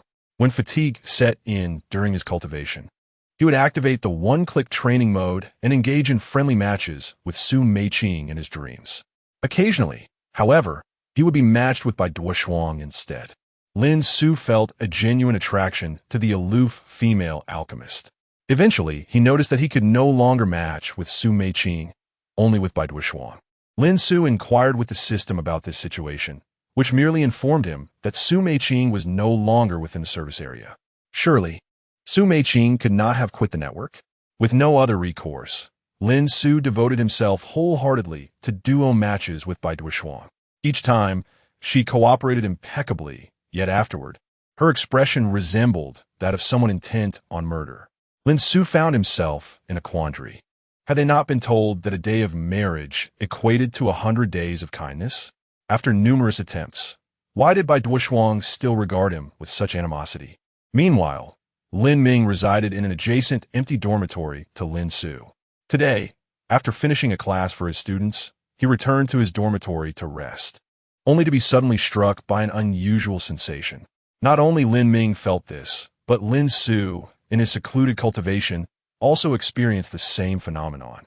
The 8th and 9th tier alchemists of the Tai Su celestial domain simultaneously sensed this peculiarity, as if a treasured elixir of alchemy were about to manifest. At the residence of the Kong family, in a bamboo grove courtyard, Kong Ao sat in a pavilion, while Chu Tinglan played the guqin beside him.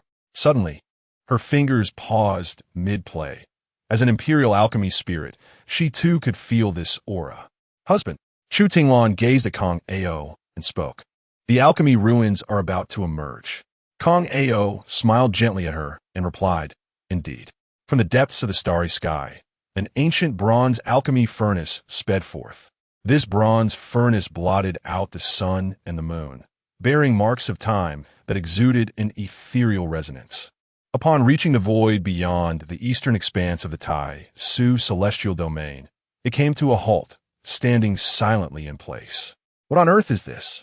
An elderly man, a top-tier human powerhouse, stood in the void, gazing at the imposing bronze alchemy furnace, uttering a gasp of astonishment. This elder was also a formidable figure of the Tai Su celestial domain, having fought in the great battle against the Nine-Heaven celestial domain alongside Wu Gang. The elderly man had long held a steadfast belief that within the boundless expanse of the starry sky resided a colossal creature formed entirely of stars, and his fervent wish was to capture this celestial behemoth within his lifetime. Thus, he meandered through the infinite void surrounding the Taizu fairy domain. Consequently, he was the first to uncover the ancient bronze alchemy furnace. As he gazed upon the furnace that overshadowed the heavens, his expression was one of astonishment, quickly overshadowed by a profound sense of dread. Indeed, it was fear, as a formidable champion of the human race. He found himself stifled by the oppressive aura emanating from the bronze furnace. Without delay, he reported the discovery of the bronze alchemy furnace to the Human Alliance, not only in the Taizu fairy domain, but also on the celestial shores of the other 8 great fairy domains, stood a bronze alchemy furnace in resolute defiance. Chapter 88. At this moment, the alchemist breaking through the imperial stage Lin Xiu, still in seclusion, repetitively fed the mysterious jade tablet with medicinal pills. In the blink of an eye, the stock of elixirs he had stored was nearing depletion. Little golden swallowing beast, are you truly intent on exhausting me? Lin Xiu gazed at the enigmatic jade tablet, letting out a sigh of exasperation. Subsequently, he retrieved the last 3 vials of 9th-tier pills and a dozen vials of 8th-tier pills, offering them up for the tablet's absorption. Perhaps having heard Lin Xiu's expression of admiration, the mysterious jade tablet seemed to manifest a benevolent spirit. After absorbing the potency of the elixirs, a luminous orb emerged from the cracks of the tablet, vanishing directly into Lin Xiu's consciousness. Upon its entry, Lin Xiu felt an influx of profound insights regarding alchemy flooding his mind. As a 9th-tier alchemist, he had long since committed the common principles of alchemy to memory. Yet the new revelations within his mind proved unexpectedly esoteric. Could this be the understanding of alchemy at the imperial stage? Lin Xiu's eyes sparkled with delight as he exclaimed. He then settled into a meditative state, diligently striving to assimilate the imperial-level insights. Unbeknownst to him, he gradually fell into an oblivious trance. Time slipped away unnoticed, and eventually, Lin Xiu slowly opened his eyes, rising from the meditation mat. It was only then that he noticed a thick layer of dust coating his garments and the floor of the room. How long have I been in seclusion? Lin Xiu chuckled wryly, then performed a cleansing technique to shake off the dust. Simultaneously, he tidied his unkempt beard and disheveled long hair. From his spatial ring, Lin Xiu retrieved a white robe adorned with golden cloud patterns. After changing into the fresh attire, he dismantled the magical array surrounding the room. With that, he pushed open the door and stepped outside. As he was greeted by the glaring sunlight, he momentarily felt out of sorts. I've truly been in seclusion for far too long. I'm rather unaccustomed to this, he mused. Lin Xiu walked over to the adjacent sleeping quarters and knocked on the door. It was Lin Ming's room. Who is it? Stop knocking, it's annoying, came Lin Ming's impatient voice from within. In the next moment, the door swung open, revealing Lin Ming, who stared in astonishment at the figure before him that bore an uncanny resemblance to himself. Who is this person? How could he be so strikingly handsome? It dawned on him that this must be his esteemed elder brother. Wow, Lin, big brother, you've emerged from seclusion, Lin Ming exclaimed, his surprise evident. Originally intending to address Lin Xiu by his full name, he suddenly recalled that this scoundrel had requested him to call him big brother. Lin Xiu merely responded with a soft acknowledging him. Yes, I have emerged from seclusion. At that moment, Lin Xiu scrutinized Lin Ming. His light red eyes were filled with an otherworldly allure, while Lin Ming's once black hair had turned striking white. With white hair and blood-red eyes, he exuded the aura of a formidable demon lord. How long have I been in seclusion? Lin Xiu inquired of Lin Ming. My elder brother, you have been in seclusion for 2 years. Lin Ming explained, well, have you advanced to the rank of an imperial alchemist? With his crimson eyes fixed on Lin Xiu, he could hardly contain his curiosity. Lin Xiu nodded and summoned the Xianhuang Zhaohua flame. Can you discern any changes in this alchemical fire? He asked Lin Ming. After observing the flame for a considerable time, Lin Ming silently shook his head. To be honest, he could not perceive any alterations in Lin Xiu's alchemical fire. I guess you wouldn't be able to tell. After all, not everyone is an imperial alchemist, Lin Xiu remarked with a hint of sarcasm, subtly informing Lin Ming of his advancement. Noticing the deepening redness in Lin Ming's eyes, Lin Xiu chuckled and teased. Oh dear brother, are you perhaps envious? Lin Ming responded with a clenched jaw. Not at all. After 2 years, your insufferable demeanor has not changed. Inwardly, however, he could not help but feel envious of Lin Xiu, an imperial alchemist, nonetheless. I still have preparations to make. I must attend class this afternoon, so I shall not chat with you any longer. With that, Lin Ming turned and retreated to his room, genuinely wishing to avoid further conversation with the insufferable Lin Xiu, which only served to irritate him further. He resolved to abandon his complacency and strive to become an imperial alchemist himself, unable to tolerate Lin Xiu's pretentiousness. Concerned for his elder brother's hardships, yet wary of his ostentation, Lin Xiu merely smiled in silence before rising to head to the office of the academy's dean. He was to meet Xiao Qingdai, having promised to assist her in reaching the rank of a ninth-grade alchemist upon his emergence from seclusion. Upon arriving at the dean's office, he found the door wide open and glimpsed Xiao Qingdai diligently reviewing documents. After 2 years apart, Lin Su sensed her intellect had only deepened. "Dean Xiao," he called as he approached the doorway. At the sound of his voice, Xiao Qingdai looked up from her work and initially mistook him for Lin Ming, only to realize that the aura he exuded could only belong to Lin Su. "It is indeed I," Lin Su replied with a smile. Entering the office, he settled into a chair and inquired, "What is keeping you so busy, Dean Xiao?" With a sigh that revealed a trace of worry on her lovely face, Xiao Qingdai explained, "With the end of the term approaching, I must prepare exam questions for the students. These are drafts from various teachers, and I need to review them to select the most suitable ones for the final exam." "You have worked hard these past 2 years, Dean Xiao," Lin Su remarked. At this moment, Lin Shu gazed at Xiao Qingdai with profound gratitude. After all, he had secluded himself for 2 years, entrusting all matters of the academy to her, undoubtedly exhausting her during this period. "It's nothing," Xiao Qingdai replied, pouring a cup of water for Lin Shu and waving her hand dismissively. "By the way, I couldn't promise you back then, but once I emerge from my seclusion, I shall assist you in ascending to the rank of 9th-tier alchemist." As Lin Shu spoke, he retrieved a scroll from his Qinquan ring and handed it to Xiao Qingdai. "This contains all my insights since I became a 9th-tier alchemist, meticulously recorded within. Use it for now, and should you have any questions, feel free to ask me." Chapter 89. Su Meiqing resigns. Kong Ao's letter as Xiao Qingdai gazed upon the scroll in Lin Su's hand. She felt as though she had stumbled upon a precious treasure. Her eyes sparkled with excitement, prompting Lin Su to extend the scroll towards her. Upon receiving it, Xiao Qingdai did not immediately unfurl the scroll. Instead, she engaged Lin Su in further conversation. "By the way, what events transpired during my 2 years of seclusion?" Lin Su inquired, directing his gaze toward Xiao Qingdai. "Well, Zhao Ritian sold counterfeit elixirs and subsequently received a thorough beating from a body cultivator. Does that count?" She mused, reflecting on the recent happenings. "It seems that the moment I emerge from seclusion, I am greeted with tales of my wayward disciples' exploits. Nevertheless, such antics are typical of Zhao Ritian. He certainly brought this upon himself. Is there anything else?" Lin Su's expression turned slightly frosty as he pressed for more information. "Indeed, the dean of Hahuan Academy, Su Meiqing, has resigned," Xiao Qingdai continued. Upon hearing this news, Lin Su was not overly astonished. He had anticipated it during his seclusion. Throughout his retreat, he had not encountered Su Meiqing in dreams, a sign that the system had indicated her absence from the vicinity.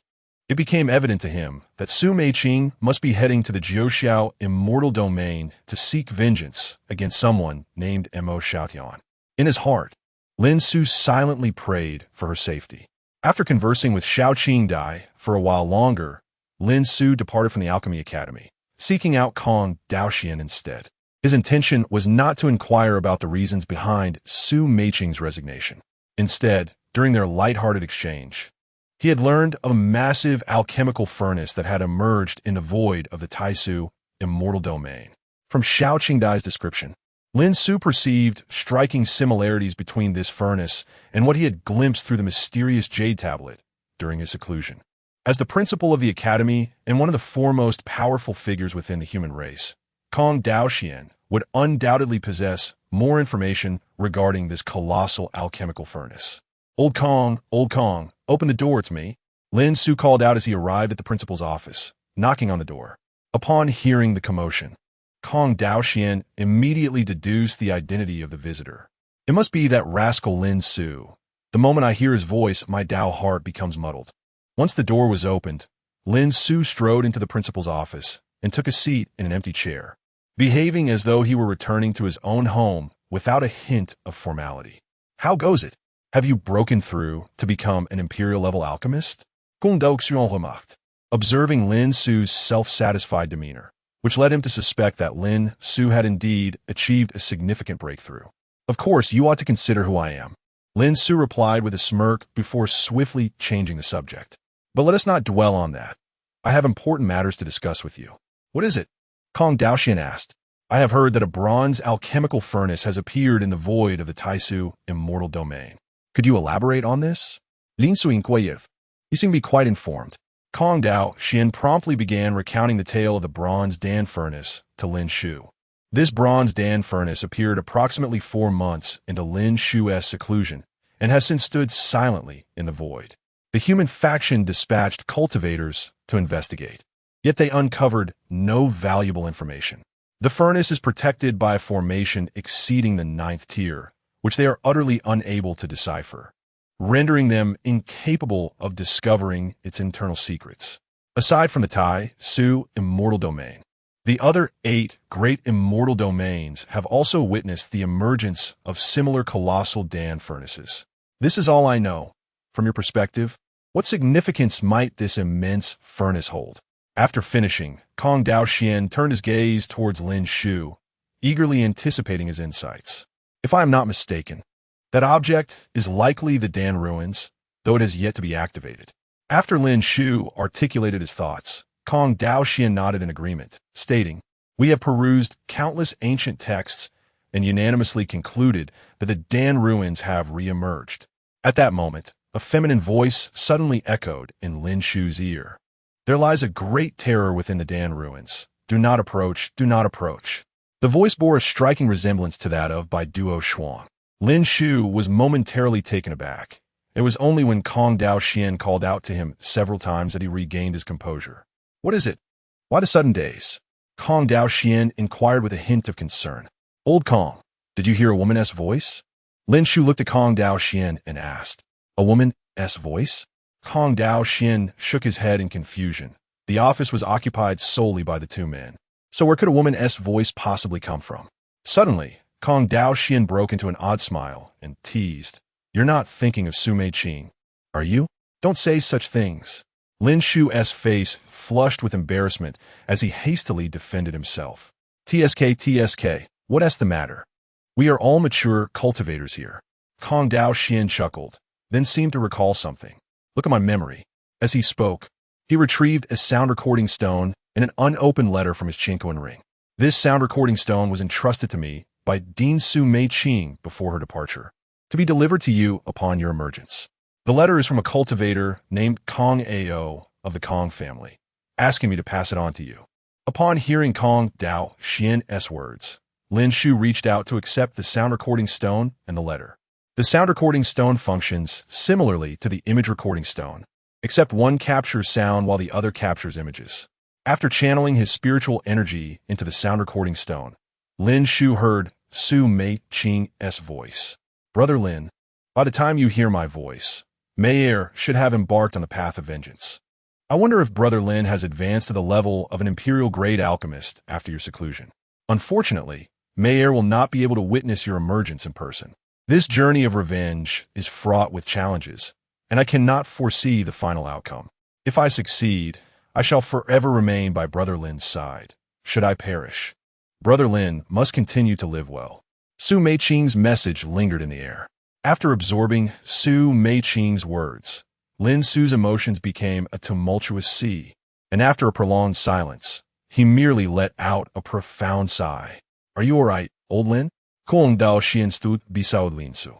Having heard Su Meiqing's message and observed the shift in Lin Su's expression, concerned that Lin Su's mindset might be affected, he quickly spoke up. Rest assured, I am fine, Lin Su replied, adjusting his emotions and offering a faint smile to Kong Daoxian. Subsequently, Lin Su began to read Kong Ao's letter. Chapter 90, The Eldest Brother's Many Affairs. You should strive hard. The content of the letter that Kong Ao wrote to himself was quite simple. He requested Lin Su to meet him at the Bamboo Grove cottage after he exited his seclusion. After reading the letter, Kong Daoxian suddenly spoke up. Are you planning to venture into the Dan Xiu secret realm? Lin Su smiled faintly in response. Indeed, the Dan Xiu secret realm holds numerous opportunities, and having just ascended to the rank of an imperial alchemist, it is only natural for me to explore. Kong Daoxian wanted to caution him, stating that while the Dan Xiu secret realm is filled with treasures and opportunities, the mortality rate is alarmingly high. Lin Su, you have just achieved the status of an imperial alchemist. Why risk yourself in such a perilous venture? Isn't it better to remain in the Taizu immortal domain, where you are revered by many? However, these words remained unspoken. After a long pause, Kong Daoxian finally said, "Old Lin, I wish you success." After chatting for a while longer, Lin Su returned to the Alchemy Academy.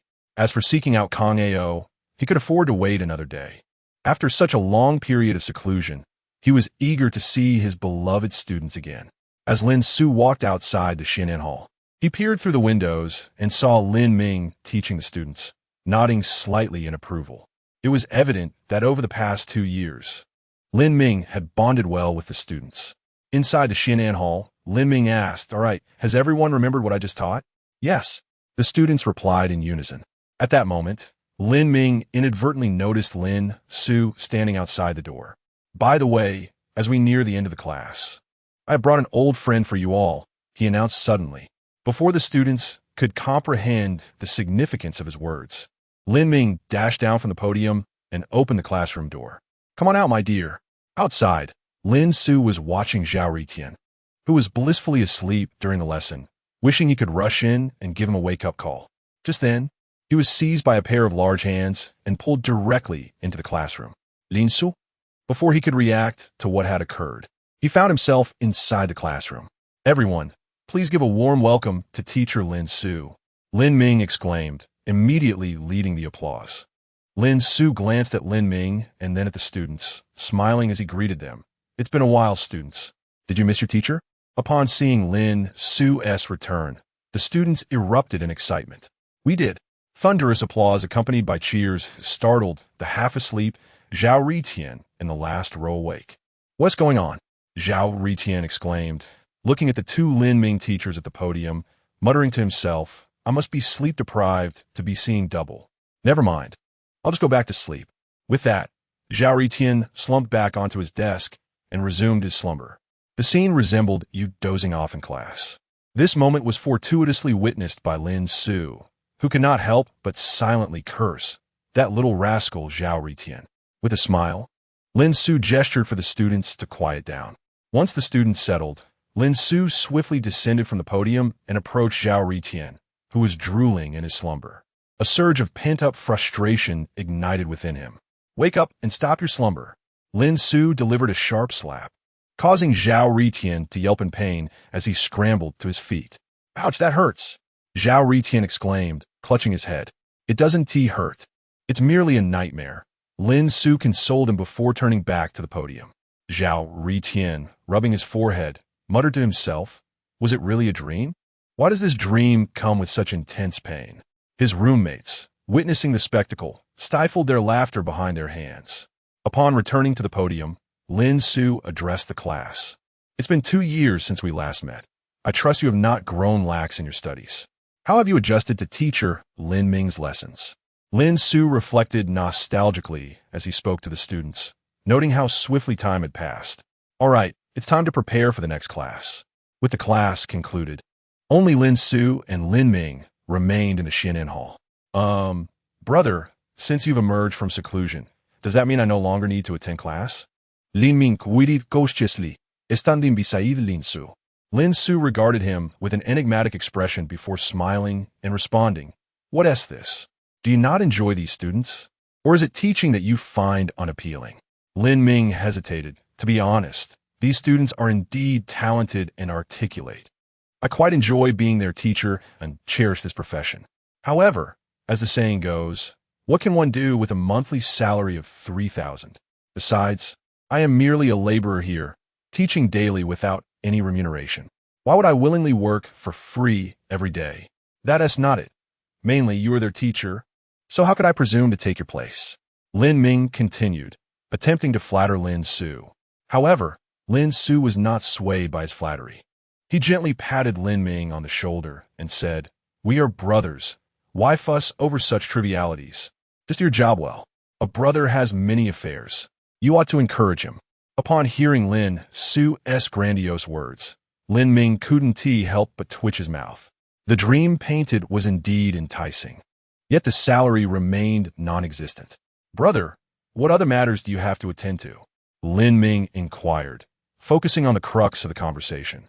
Lin Su, not intending to conceal anything from Lin Ming, replied, "The Dan Xiu secret realm is about to open, and I plan to embark on an adventure. If you find no joy in teaching, we may as well swap roles. I shall instruct at the academy, while you venture into the perilous depths of the Dan Xiu secret realm." Lin Su, with his eyes gleaming brightly, regarded Lin Ming thoughtfully, seemingly contemplating the feasibility of this proposition. However, Lin Ming promptly interjected, "Elder brother, it is you who must embark upon the daunting quest of the Dan Xiu secret realm. Such a monumental responsibility is far beyond my capacity. You may boldly pursue your fate, engage in the battle at Dan Xiu, while I shall dutifully remain here, imparting knowledge." Although Lin Ming's words were grandiose, the truth was that he was merely afraid for his life. As Lin Ming's inner demon, he had inherited a fragment of Lin Su's character, which was characterized by an instinct for self-preservation. He was well aware of the Dan Xiu's notorious reputation for high mortality rates. He would never dream of venturing there. Chapter 91. Will you take Lin for? It has been said that with a monthly salary of merely 3,000, why would one gamble with their life? Moreover, Lin Ming is not the type to risk his life for trifling gains in the Dan ruins. Such endeavors are best left to Lin Su. Suddenly, Lin Ming found solace in his role as a teacher, setting aside the absence of a salary. He enjoyed complimentary meals and accommodation, and most importantly, a lack of peril. His daily routine consisted of imparting knowledge, and during his free time, he either practiced in his dormitory or visited the Hahuan Academy to admire the beautiful instructors. This modest existence seemed far preferable to the chaos of battle. "Brother, I see you're not particularly fond of teaching. Why not venture out?" Lin Su raised an eyebrow and smiled at Lin Ming. No. Lin Ming hastily waved his hand in refusal, stating, "I absolutely love being a teacher and sharing lessons with my students. The outside world is too treacherous for me. I shall remain in the academy." Upon hearing this, Lin Su decided not to tease Lin Ming further about the matter. "By the way, be sure to seek out Kong Daoxian later and have him prepare an employment contract for you, officially making you a teacher at the academy." He instructed Lin Ming before preparing to depart. Brother, will that salary count as yours?" Lin Ming inquired cautiously. "My dear brother, that salary is your rightful earnings. Of course, it belongs to you," Lin Su replied and exited the classroom. Even then, he could still hear Lin Ming's jubilant cheers echoing within. "Brother, you're amazing. Brother, you rock." Lin Su merely smiled at this, recognizing that his naive younger sibling was blissfully unaware of the world's inherent malice. As Lin Su made his way to meet Kong Daoxian, he had already discussed Lin Ming's formal appointment and salary. However, Lin Ming's remuneration would be slightly less than that of the average teacher. Lin Su had negotiated for Lin Ming to receive just 10% of the salary, ensuring he wouldn't starve, while the remaining 90% would be directly transferred to Lin Su's account. Lin Su reasoned that a man with wealth may stray from the righteous path, and as the elder brother, it was only natural to help his sibling save money. Kong Daoxian, while begrudgingly acknowledging Lin Su's cunning, complied with his request and prepared the contract. After all, how could one expect anything less from someone who played along with Lin Su? Lin Su felt as though he embodied the archetype of a ruthless capitalist. Even a small favor rendered to Lin Ming was met with overwhelming gratitude. He resolved to visit the Kong family the following day to meet with Kong Ao. As a lingering thought troubled Lin Su's mind, he recalled the ominous warning he had overheard in Kong Daoxian's office. Terrifying entities exist within the Dan ruins. Do not venture there. Lin Su originally thought that the voice resembled that of Bai Duoshuang, but upon further reflection, it was unmistakably her voice. Why was Lin Su so certain? After numerous friendly matches, they had reached a level of understanding where each knew the other's strengths and weaknesses intimately. Upon returning to his dormitory, Lin Su prepared to enter the realm of dreams once more, intent on deciphering the meaning behind Bai Duoshuang's enigmatic words. What truly lay within the so-called Great Terror of the Pill Ruins? If possible, perhaps they could engage in another friendly match as well. System, initiate one-click cultivation. Upon voicing his command, the system sprang to life. In the next moment, Lin Su found himself once again in that ethereal space. Surrounding him were countless bookshelves, each laden with tomes on the art of alchemy. At the center of the grand hall sat Bai Duoshuang, poised upon a meditation mat. Sensing the arrival of someone, she slowly opened her eyes, locking onto Lin Su as he greeted her from a short distance away. "Hello." Bai Duoshuang regarded Lin Su with a frosty gaze, remaining silent as she lowered her head to untie the jade belt at her waist. Lin Su, taken aback, exclaimed, "Stop! Calm down. This is not the time for a friendly match. We must first comprehend what the great terror within the Pill Ruins truly is." Bai Duoshuang's delicate hands paused momentarily before she lifted her gaze to Lin Su, her expression one of confusion. "What? Does this woman have nothing but nonsense in her head? What do you take me for?" Lin Su, with a tone of righteous indignation, replied, "You ought to know who you are. I summoned you for an important matter." He continued, "Earlier today, you mentioned that there is great terror within the Pill Ruins, correct?" Bai Duoshuang nodded in response. During Lin Su's seclusion, he had been nourishing the mysterious jade tablet with elixirs, which had transferred a portion of the medicinal energy to Bai Duoshuang. As a result, her soul had solidified and strengthened considerably, allowing her to periodically observe the external world through the jade tablet. Today, she happened to overhear Lin Su and Kong Daoxian discussing matters concerning the Pill Ruins. Recalling her own experiences within the Pill Ruins, Bai Duoshuang used nearly half of her strength to convey a secret message to Lin Su, urging him to refrain from venturing there. After confirming her nod, Lin Su pressed further, "Can you tell me what the great terror within the Pill Ruins is?" Upon hearing Lin Su's inquiry, Bai Duoshuang fell into a deep reverie.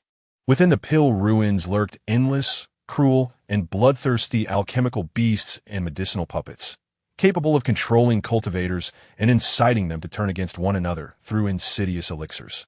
There existed even more terrifying entities, surpassing the peak of tribulation, seemingly of a mortal caliber. As she contemplated these thoughts, her complexion paled slightly. After a prolonged silence, Bai Duoshuang gritted her teeth, her gaze resolute as she began to speak. Within the depths of the Dan Xiu, it seemed that, however, before Bai Duoshuang could complete her sentence, Lin Su was abruptly drawn away from that enigmatic space by an unfathomable force. "Lin Su?" Initially bewildered, Lin Su then addressed the system. "System, what on earth is happening? Come forth and elucidate."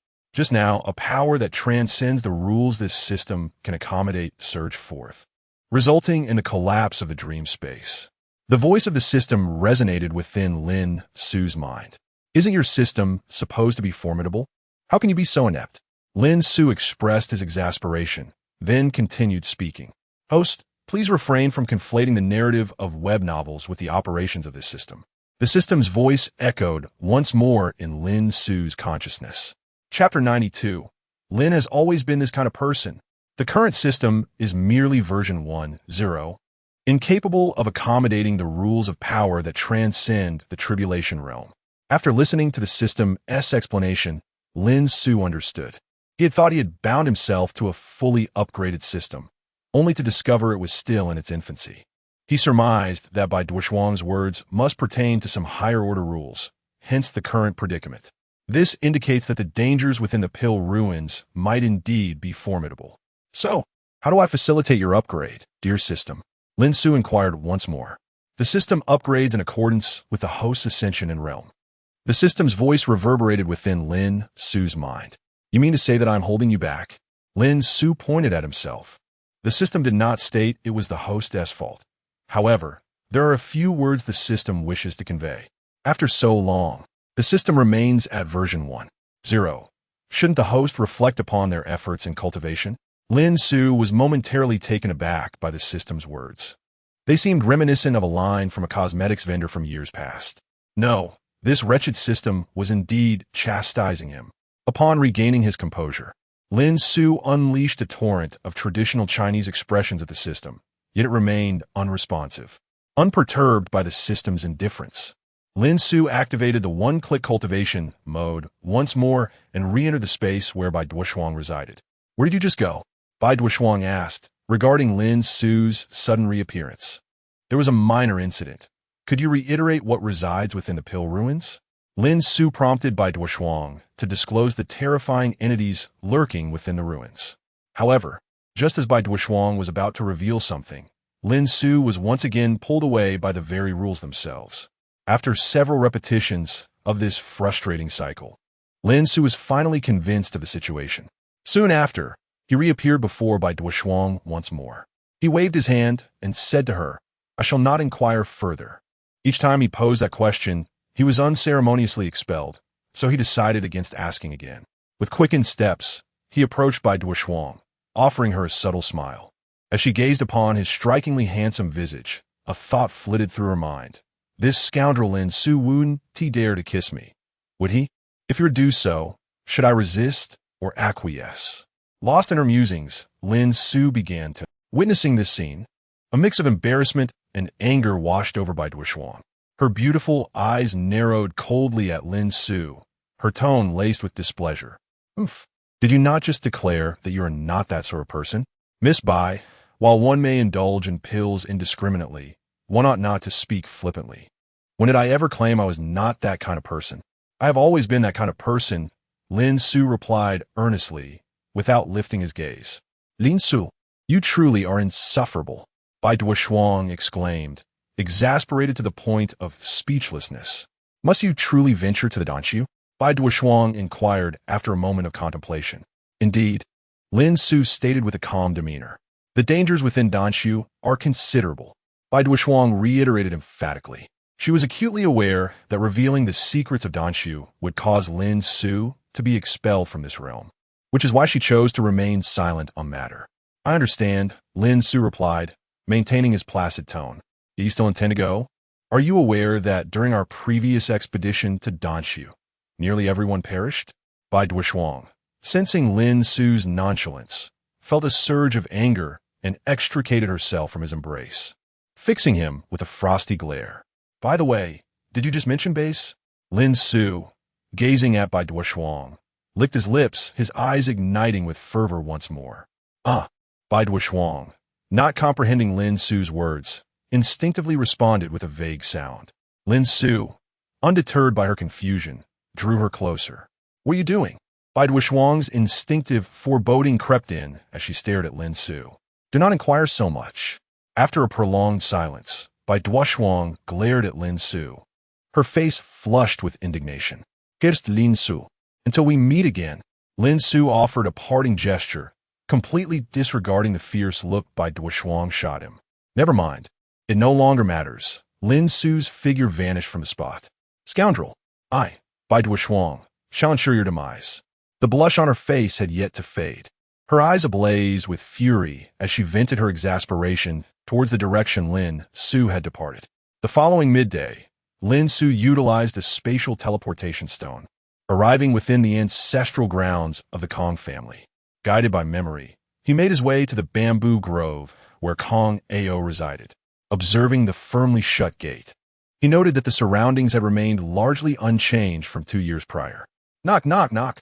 Lin Su rapped on the door, and shortly thereafter, it creaked open. The one who answered was still Chu Tinglan, who, upon recognizing Lin Su, greeted him with a gentle smile. "Young Master Lin, it has been a while. You still possess such charm. And you, Tinglan, are as lovely as ever," Lin Su responded warmly. "I come in search of Brother Kong. Is he at home?" "Indeed, my husband is at home." "Young Master Lin, please come in," Chu Tinglan invited as she ushered Lin Su into the courtyard. "Husband, young Master Lin has arrived," Chu Tinglan called out as she walked ahead into the house. After a brief interval, a man emerged from within. It was none other than Kong Ao. "Old Kong, it has been far too long," Lin Su greeted him with a smile. "Indeed, it has been a while," Kong Ao replied in kind. "When I visited the Creation Academy in search of you, I heard news of your seclusion for rigorous training. Now that you have emerged, have you made any gains?" Kong Ao observed Lin Su intently as he spoke. "Nothing seems to escape your keen perception, Old Kong," Lin Su remarked. "My friend has ascended to the rank of an imperial alchemist." Lin Su raised an eyebrow, revealing his accomplishment. Upon hearing this news, the usually composed Kong Ao revealed an expression of astonishment. "You have ascended to the rank of an emperor-level alchemist." It is worth noting that in the Taizu immortal domain, those who have transcended to the emperor level in alchemy typically did so only after surpassing the age of 3,000. Yet Lin Xiu at this moment is merely over 500 years old. Chapter 93. Surely, you haven't ventured into the Dan Xiu, have you? The Dan Xiu secret realm has descended. Within the pavilion, Lin Xiu and Kong Ao sat across from each other, reminiscent of their initial meeting 2 years prior at Kong Ao's residence. I understand, Lin Xiu replied with a slight nod after listening to Kong Ao's words.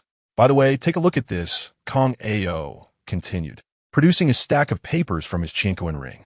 Lin Xiu accepted the documents and began to scrutinize the contents. The first sheet depicted a token, embellished with the image of an alchemical furnace. This is the Dan Xiu token, the key to entering the Dan Xiu secret realm, and ultimately, it is also essential for departing from it. Kong Ao elaborated, explaining the significance of the token in detail.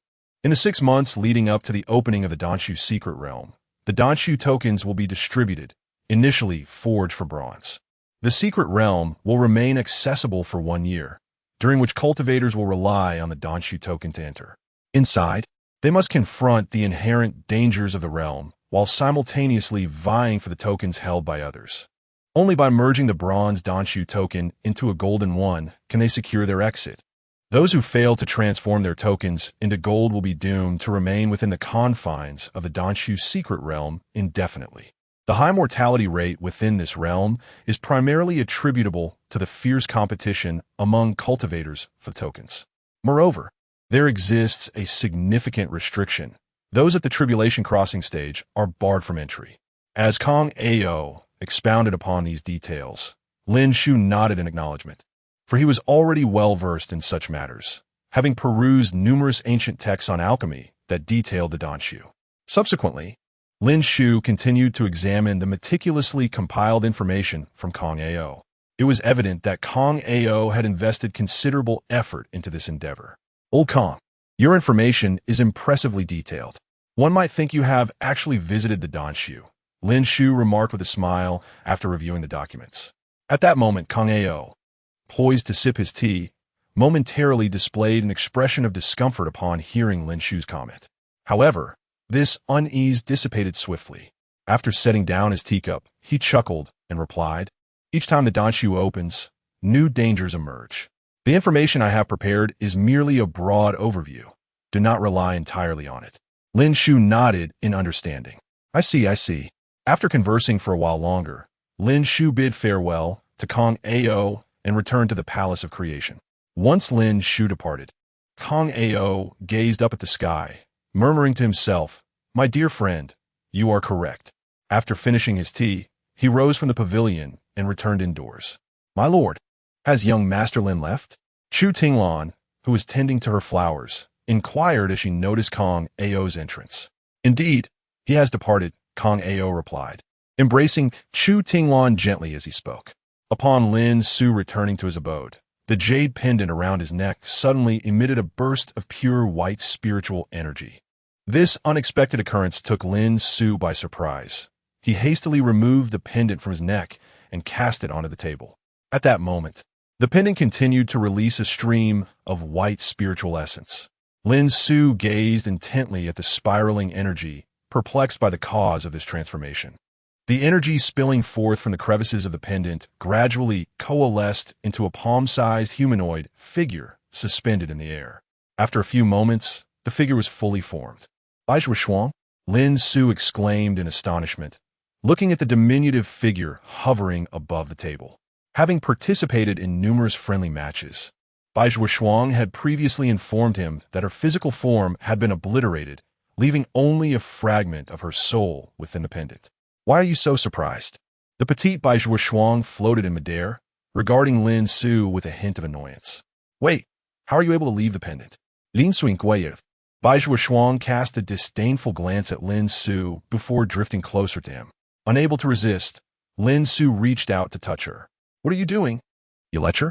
Bai Shuang exclaimed, swiftly dodging Lin Xiu's hand. Lin Xiu merely shrugged at her reaction. "What do you mean by lecher? We've fought countless times, seen what needs to be seen and what is not. My soul was once too weak to exist outside the pendant, relying on it for nourishment. However, your generous provision of elixirs has partially revitalized my essence, allowing me to temporarily manifest in this form, Bai Shuang explained. After a moment of contemplation, Lin Su fixed his gaze upon her and remarked, "So, in essence, the elixirs I crafted have indirectly benefited you?" Bai Shuang nodded in affirmation. "You could say that." Upon hearing her response, Lin Su promptly declared, "I want payment." Bai Shuang. Noticing her bewildered expression, Lin Su continued, "You must acknowledge that you consumed my elixirs, so shouldn't you compensate me with spirit stones? Or do you intend to indulge in my generosity?" Bai Shuang's irritation flared as she glared at Lin Su. "Lin Su, you are utterly shameless." In response to her scolding, Lin Su appeared unfazed and retorted, "What do you mean I am shameless? My title is the Dog of Alchemy." Bai Shuang was left speechless, having never encountered such an audacious male cultivator before. "You demand money but offer nothing in return," she huffed. Lin Su merely cast a fleeting glance at Bai Shuang, silently reflecting on the absurdity of the situation. Without money, one can still indulge in laughter. Observing the lewd smile curling at the corners of Lin Su's lips, Bai Shuang realized that this scoundrel was once again conjuring perverse thoughts. Last night, within the confines of the jade pendant space, Lin Su had sported a similar grin while coercing her. "What devilry occupies your mind now?" Bai Shuang remarked with evident disdain. "I'm contemplating some rather amusing matters. After all, you've already endured considerable torment during that brief moment." Bai Shuang. She truly did not wish to engage in conversation with this rogue any longer. After delivering another scathing rebuke, she retreated back into the jade pendant. Could we chat for a moment?" Lin Su softly called out to the pendant. "Get lost." An irate roar echoed from within the jade pendant. "Brothers, the pace is too swift. The editor has scrutinized our work, and revisions are needed. Today, only one update will be made." Chapter 94. The Origin of Bai Shuang in the Realm of the 3,000 Celestial Domains. Lin Su held a jade tablet, speaking sweetly for an extended period. Yet, Bai Shuang remained unwilling to emerge from the tablet once more. During this time, Lin Ming made an appearance, witnessing Lin Su conversing with the jade tablet. Leaving him utterly bewildered, Lin Ming pondered whether the state of his elder brother's mental faculties had deteriorated to such an extent that he could engage in lengthy dialogue with a mere tablet. "Why have you come?" Lin Su inquired upon noticing Lin Ming standing at the door. Brother, Principal Kong has agreed to my becoming a teacher at the academy," Lin Ming replied, a hint of joy illuminating his face. Upon hearing this, Lin Su cautiously probed, "Are you satisfied with your salary?" "Very much so. I am exceedingly pleased." Lin Ming nodded enthusiastically, his eyes reflecting gratitude towards Lin Su. In his heart, Lin Ming thought that his elder brother had finally accomplished something commendable. Seeing the expression in Lin Ming's eyes, Lin Su felt a fleeting pang of guilt. However, he quickly reassured himself that it was merely an illusion. Lin Su, besist no conscience. Since you have become an official teacher at the academy, you must work diligently, understood? Lin Su said solemnly, casting a look at the naive Lin Ming. "Of course, brother," Lin Ming replied earnestly with a nod. "Work hard, and in due time, I shall find you a sister-in-law," Lin Su added, patting Lin Ming's shoulder. Although Lin Ming did not fully grasp the meaning behind his brother's words, he nodded in agreement. He reasoned that since his elder brother had secured him a job, surely he would not lead him astray. After painting a bright future for Lin Ming, Lin Su allowed him to take his leave. Once alone in the room, the voice of Bai Shuang emerged. "Really? How could you deceive your own dear brother?" Bai Shuang floated out from the jade tablet, her tone laced with disdain directed at Lin Su. Within the tablet, she had endured Lin Su's relentless persuasion of Lin Ming, nearly reaching her limit. Phrases like "work hard," and "I shall find you a sister-in-law," and the notion of a good brother in his mind, while contemplating a potential disaster, were truly words unbecoming of a cultivator. Why hadn't the tribulation struck down this scoundrel Lin Su already? Hearing Bai Shuang's contempt, Lin Su merely smiled faintly. He had long since grown accustomed to it. "By the way, that white-haired, blood-eyed figure must be your manifestation of inner demons, correct? Bai Duoshuang suddenly remarked. The description of a bloodthirsty, white-haired demon indeed aligned with the characteristics of an inner demon's manifestation. Oh, Miss Bai, you possess quite an understanding. That foolish lad was indeed conjured by me using the inner demon transformation pill, Lin Xiu admitted graciously, impressed by her insight into Lin Ming's identity. Your audacity is truly remarkable. Do you not fear losing control over your inner demons and inviting calamity? Bai Duoshuang exclaimed in disbelief, her eyes widening. In Bai Duoshuang's eyes, Lin Xiu resembled a madman, audacious enough to employ the heart demon transformation pill.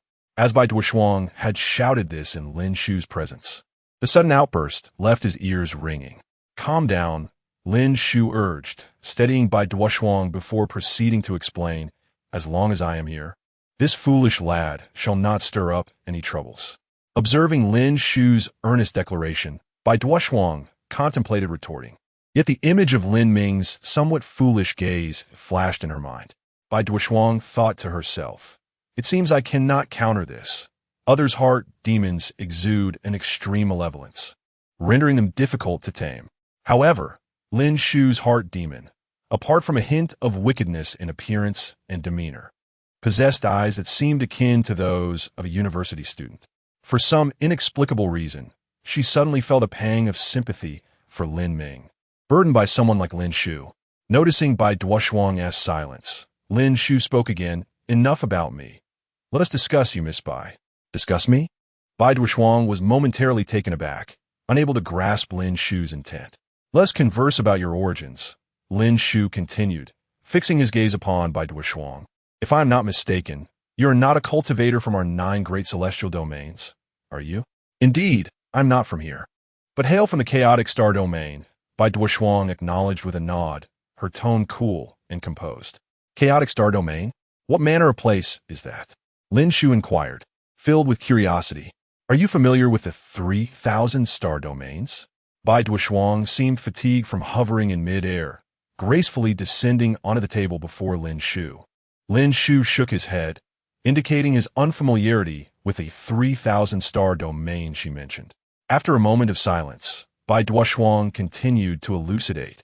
The realm we inhabit is known as the Order World. Within this expanse of stars, there exists a multitude of star domains, each teeming with diverse races and countless sacred spirits.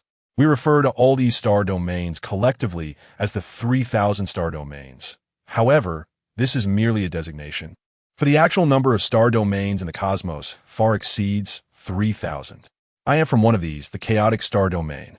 Upon hearing Bai Duoshuang's explanation, Lin Xiu nodded slightly, finally gaining a rudimentary understanding of this world. Simultaneously, he connected her words to a tale once recounted by his master, Dan Xiu.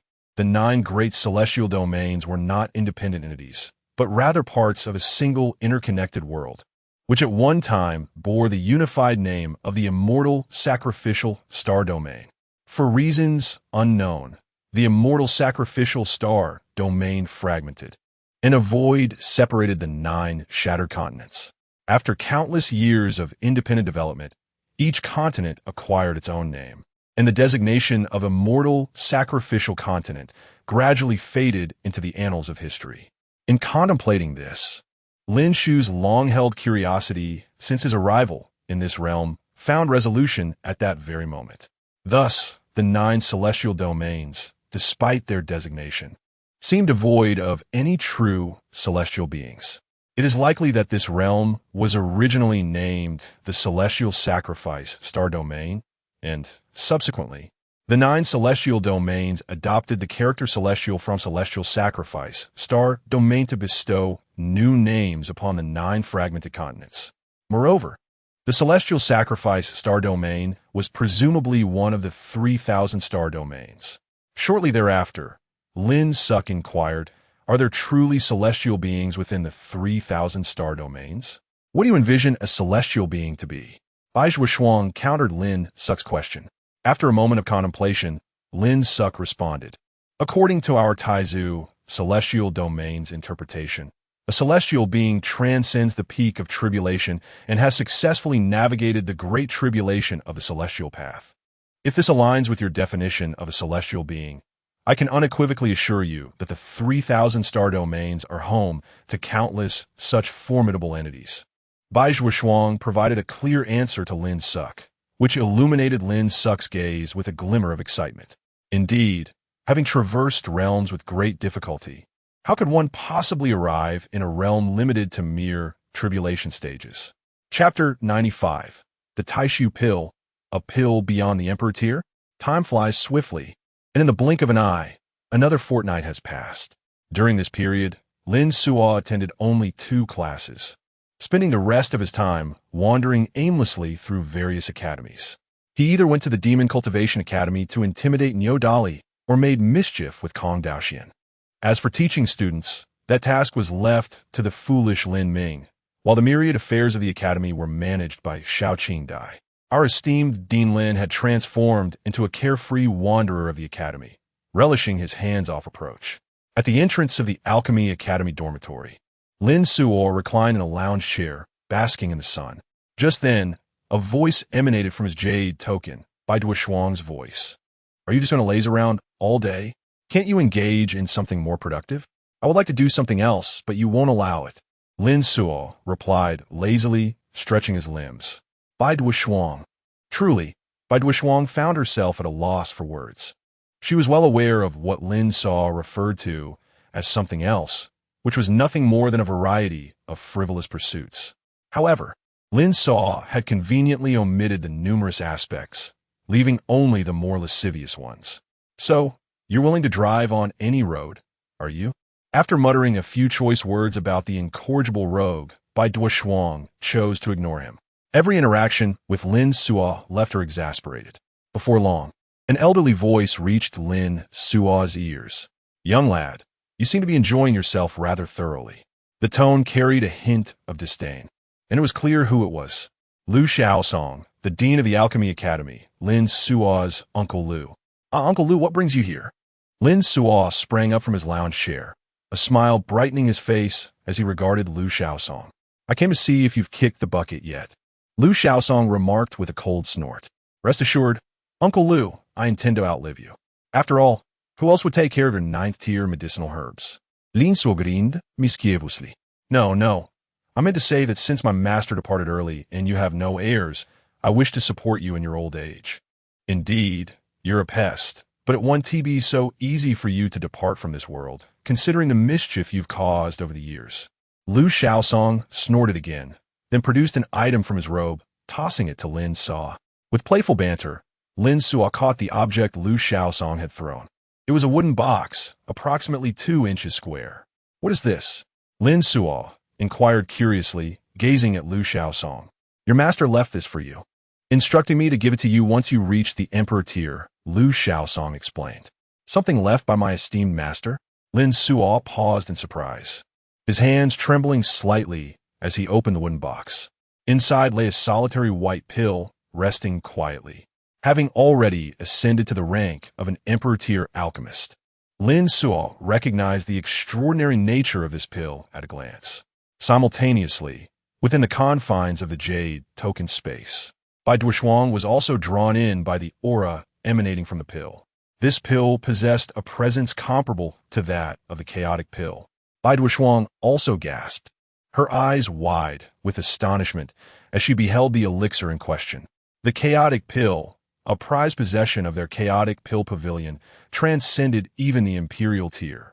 Could it be that the pill in Lin Su's possession also surpassed the imperial level? What kind of elixir was this? Lin Su gazed at the pill in his hand before turning to Lu Xiaosong for clarification. Your master referred to this pill as the Taishu pill, Lu Xiaosong explained. Just then, he witnessed Lin Su raising the Taishu pill to his lips, which startled him greatly. Young lad, do exercise some caution. Lu Xiaosong swiftly employed his footwork to reach Lin Su's side, snatching the Taishu pill from his grasp. Lin Su looked at Lu Xiaosong in confusion, questioning why such a fuss was being made over merely consuming a pill. Can this pill really be so dangerous? This elixir is of an exceedingly high grade. Ingesting it now could easily lead to your demise, Lu Xiaosong admonished, glaring at Lin Su. Goodness, it can truly kill? Lin Su murmured, glancing at Lu Xiaosong. Why didn't you mention the dangers of this pill sooner? This pill is not meant for consumption, but for self-defense. You need only carry the Taishu pill with you. In dire circumstances, it can save your life, Lu Xiaosong elaborated. After explaining for quite some time, and ensuring Lin Su promised not to consume it, he finally returned the Taishu pill to him. Lin Su stared at the pill in his hand, seemingly lost in thought. What troubles you? Are you missing your master? Lu Xiaosong assumed Lin Su was reminiscing about Dan Xiu, his master. He couldn't help but reflect on his old friend's choice in disciples.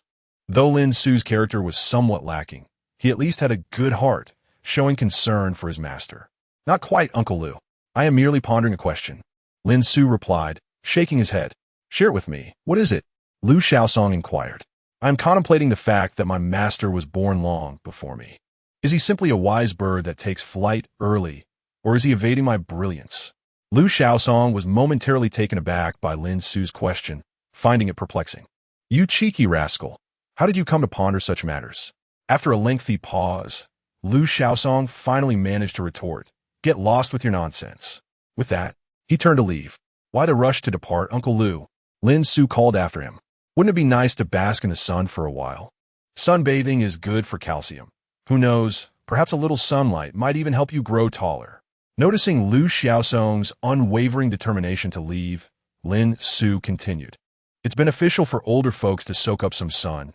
It aids in calcium absorption and can prevent osteoporosis. Lu Xiaosong dared not linger, fearing he might inadvertently harm the sole disciple left to him by his dear friend. He was now certain that Lin Su was deliberately trying to provoke him, perhaps in hopes of inheriting all his ninth-tier spiritual herbs. The audacity of Lin Su's remarks was truly infuriating. Not only did Lu Xiaosong share this sentiment, but Bai Zhuoshuang, within the jade pendant space, harbored similar thoughts. Such a handsome male cultivator, yet regrettably equipped with a rather loquacious mouth. A fleeting impulse surged within her to concoct several poison pills to render Lin Su mute. The more she pondered, the more feasible it seemed. A silent groom would undoubtedly be preferable to a loquacious Lin Su. At that moment, Lin Su gazed at Lu Xiaosong's retreating figure, a faint smile gracing his lips as he softly uttered, Thank you, Uncle Lu. Lu Xiaosong, truly a close friend of Dan Xiu, may have often displayed a harsh demeanor towards Lin Su, yet his heart was soft beneath that sharp tongue. He could have easily concealed the Tai Su Dan for himself, especially since Dan Xiu had passed away, leaving no one to uncover the truth. Nonetheless, Lu Xiaosong adhered to Dan Xiu's wishes, presenting the pill to Lin Su after he had ascended the imperial tier. As the saying goes, old Lu was a man of benevolence and integrity, someone truly worthy of companionship. Subsequently, Lin Su tucked the Tai Su Dan away and returned to his recliner, surrendering himself once more to slumber. Chapter 96. The emergence of the Dan Xiu order and the arrival of otherworldly practitioners in the Taisu immortal domain beyond the void. The once motionless bronze alchemical furnace began to tremble, causing the surrounding stars to shatter in an instant. The colossal furnace, shrouded in shadow, emanated a mysterious, dark radiance. Subsequently, tens of thousands of luminous streams erupted from the furnace, piercing directly into the Taisu immortal domain. The Dan Xiu order had emerged in a tranquil bamboo grove. Kong Ao spoke softly, then turned gently to Chu Tinglan. My dear, I must depart for a while. Will you accompany me, or shall you remain at home awaiting my return? With a faint smile, Chu Tinglan replied, Of course, I shall follow my husband. Excellent. Kong Ao nodded. As her form gradually dissipated, a single ancient yellow elixir floated in midair. With a wave of his hand, Kong Ao summoned the elixir into his grasp. My dear, once I enter the Dan Xiu and seize 9 imperial elixirs, I shall reconstruct your body. He spoke tenderly to the elixir before placing it within his robes. With that, Kong Ao turned and departed the bamboo grove, making his way beyond the confines of the Kong family estate. It had been quite some time since he had last left. His current purpose was to obtain a Dan Xiu order, allowing him entry into the Dan Xiu realm. Simultaneously, The bronze alchemical furnaces in the other 8 immortal domains experienced similar disturbances, as countless ancient orders surged into these realms. The alchemists and formidable practitioners in each domain began their fierce contest for the Dan Xiu order. Within the Palace of Creation, the petite Baizhua Shuang hovered anxiously before Lin Su, urging him, "You fool, the Dan Xiu order has emerged. Why are you still idling here? Hurry and contest for it." "All right, I understand,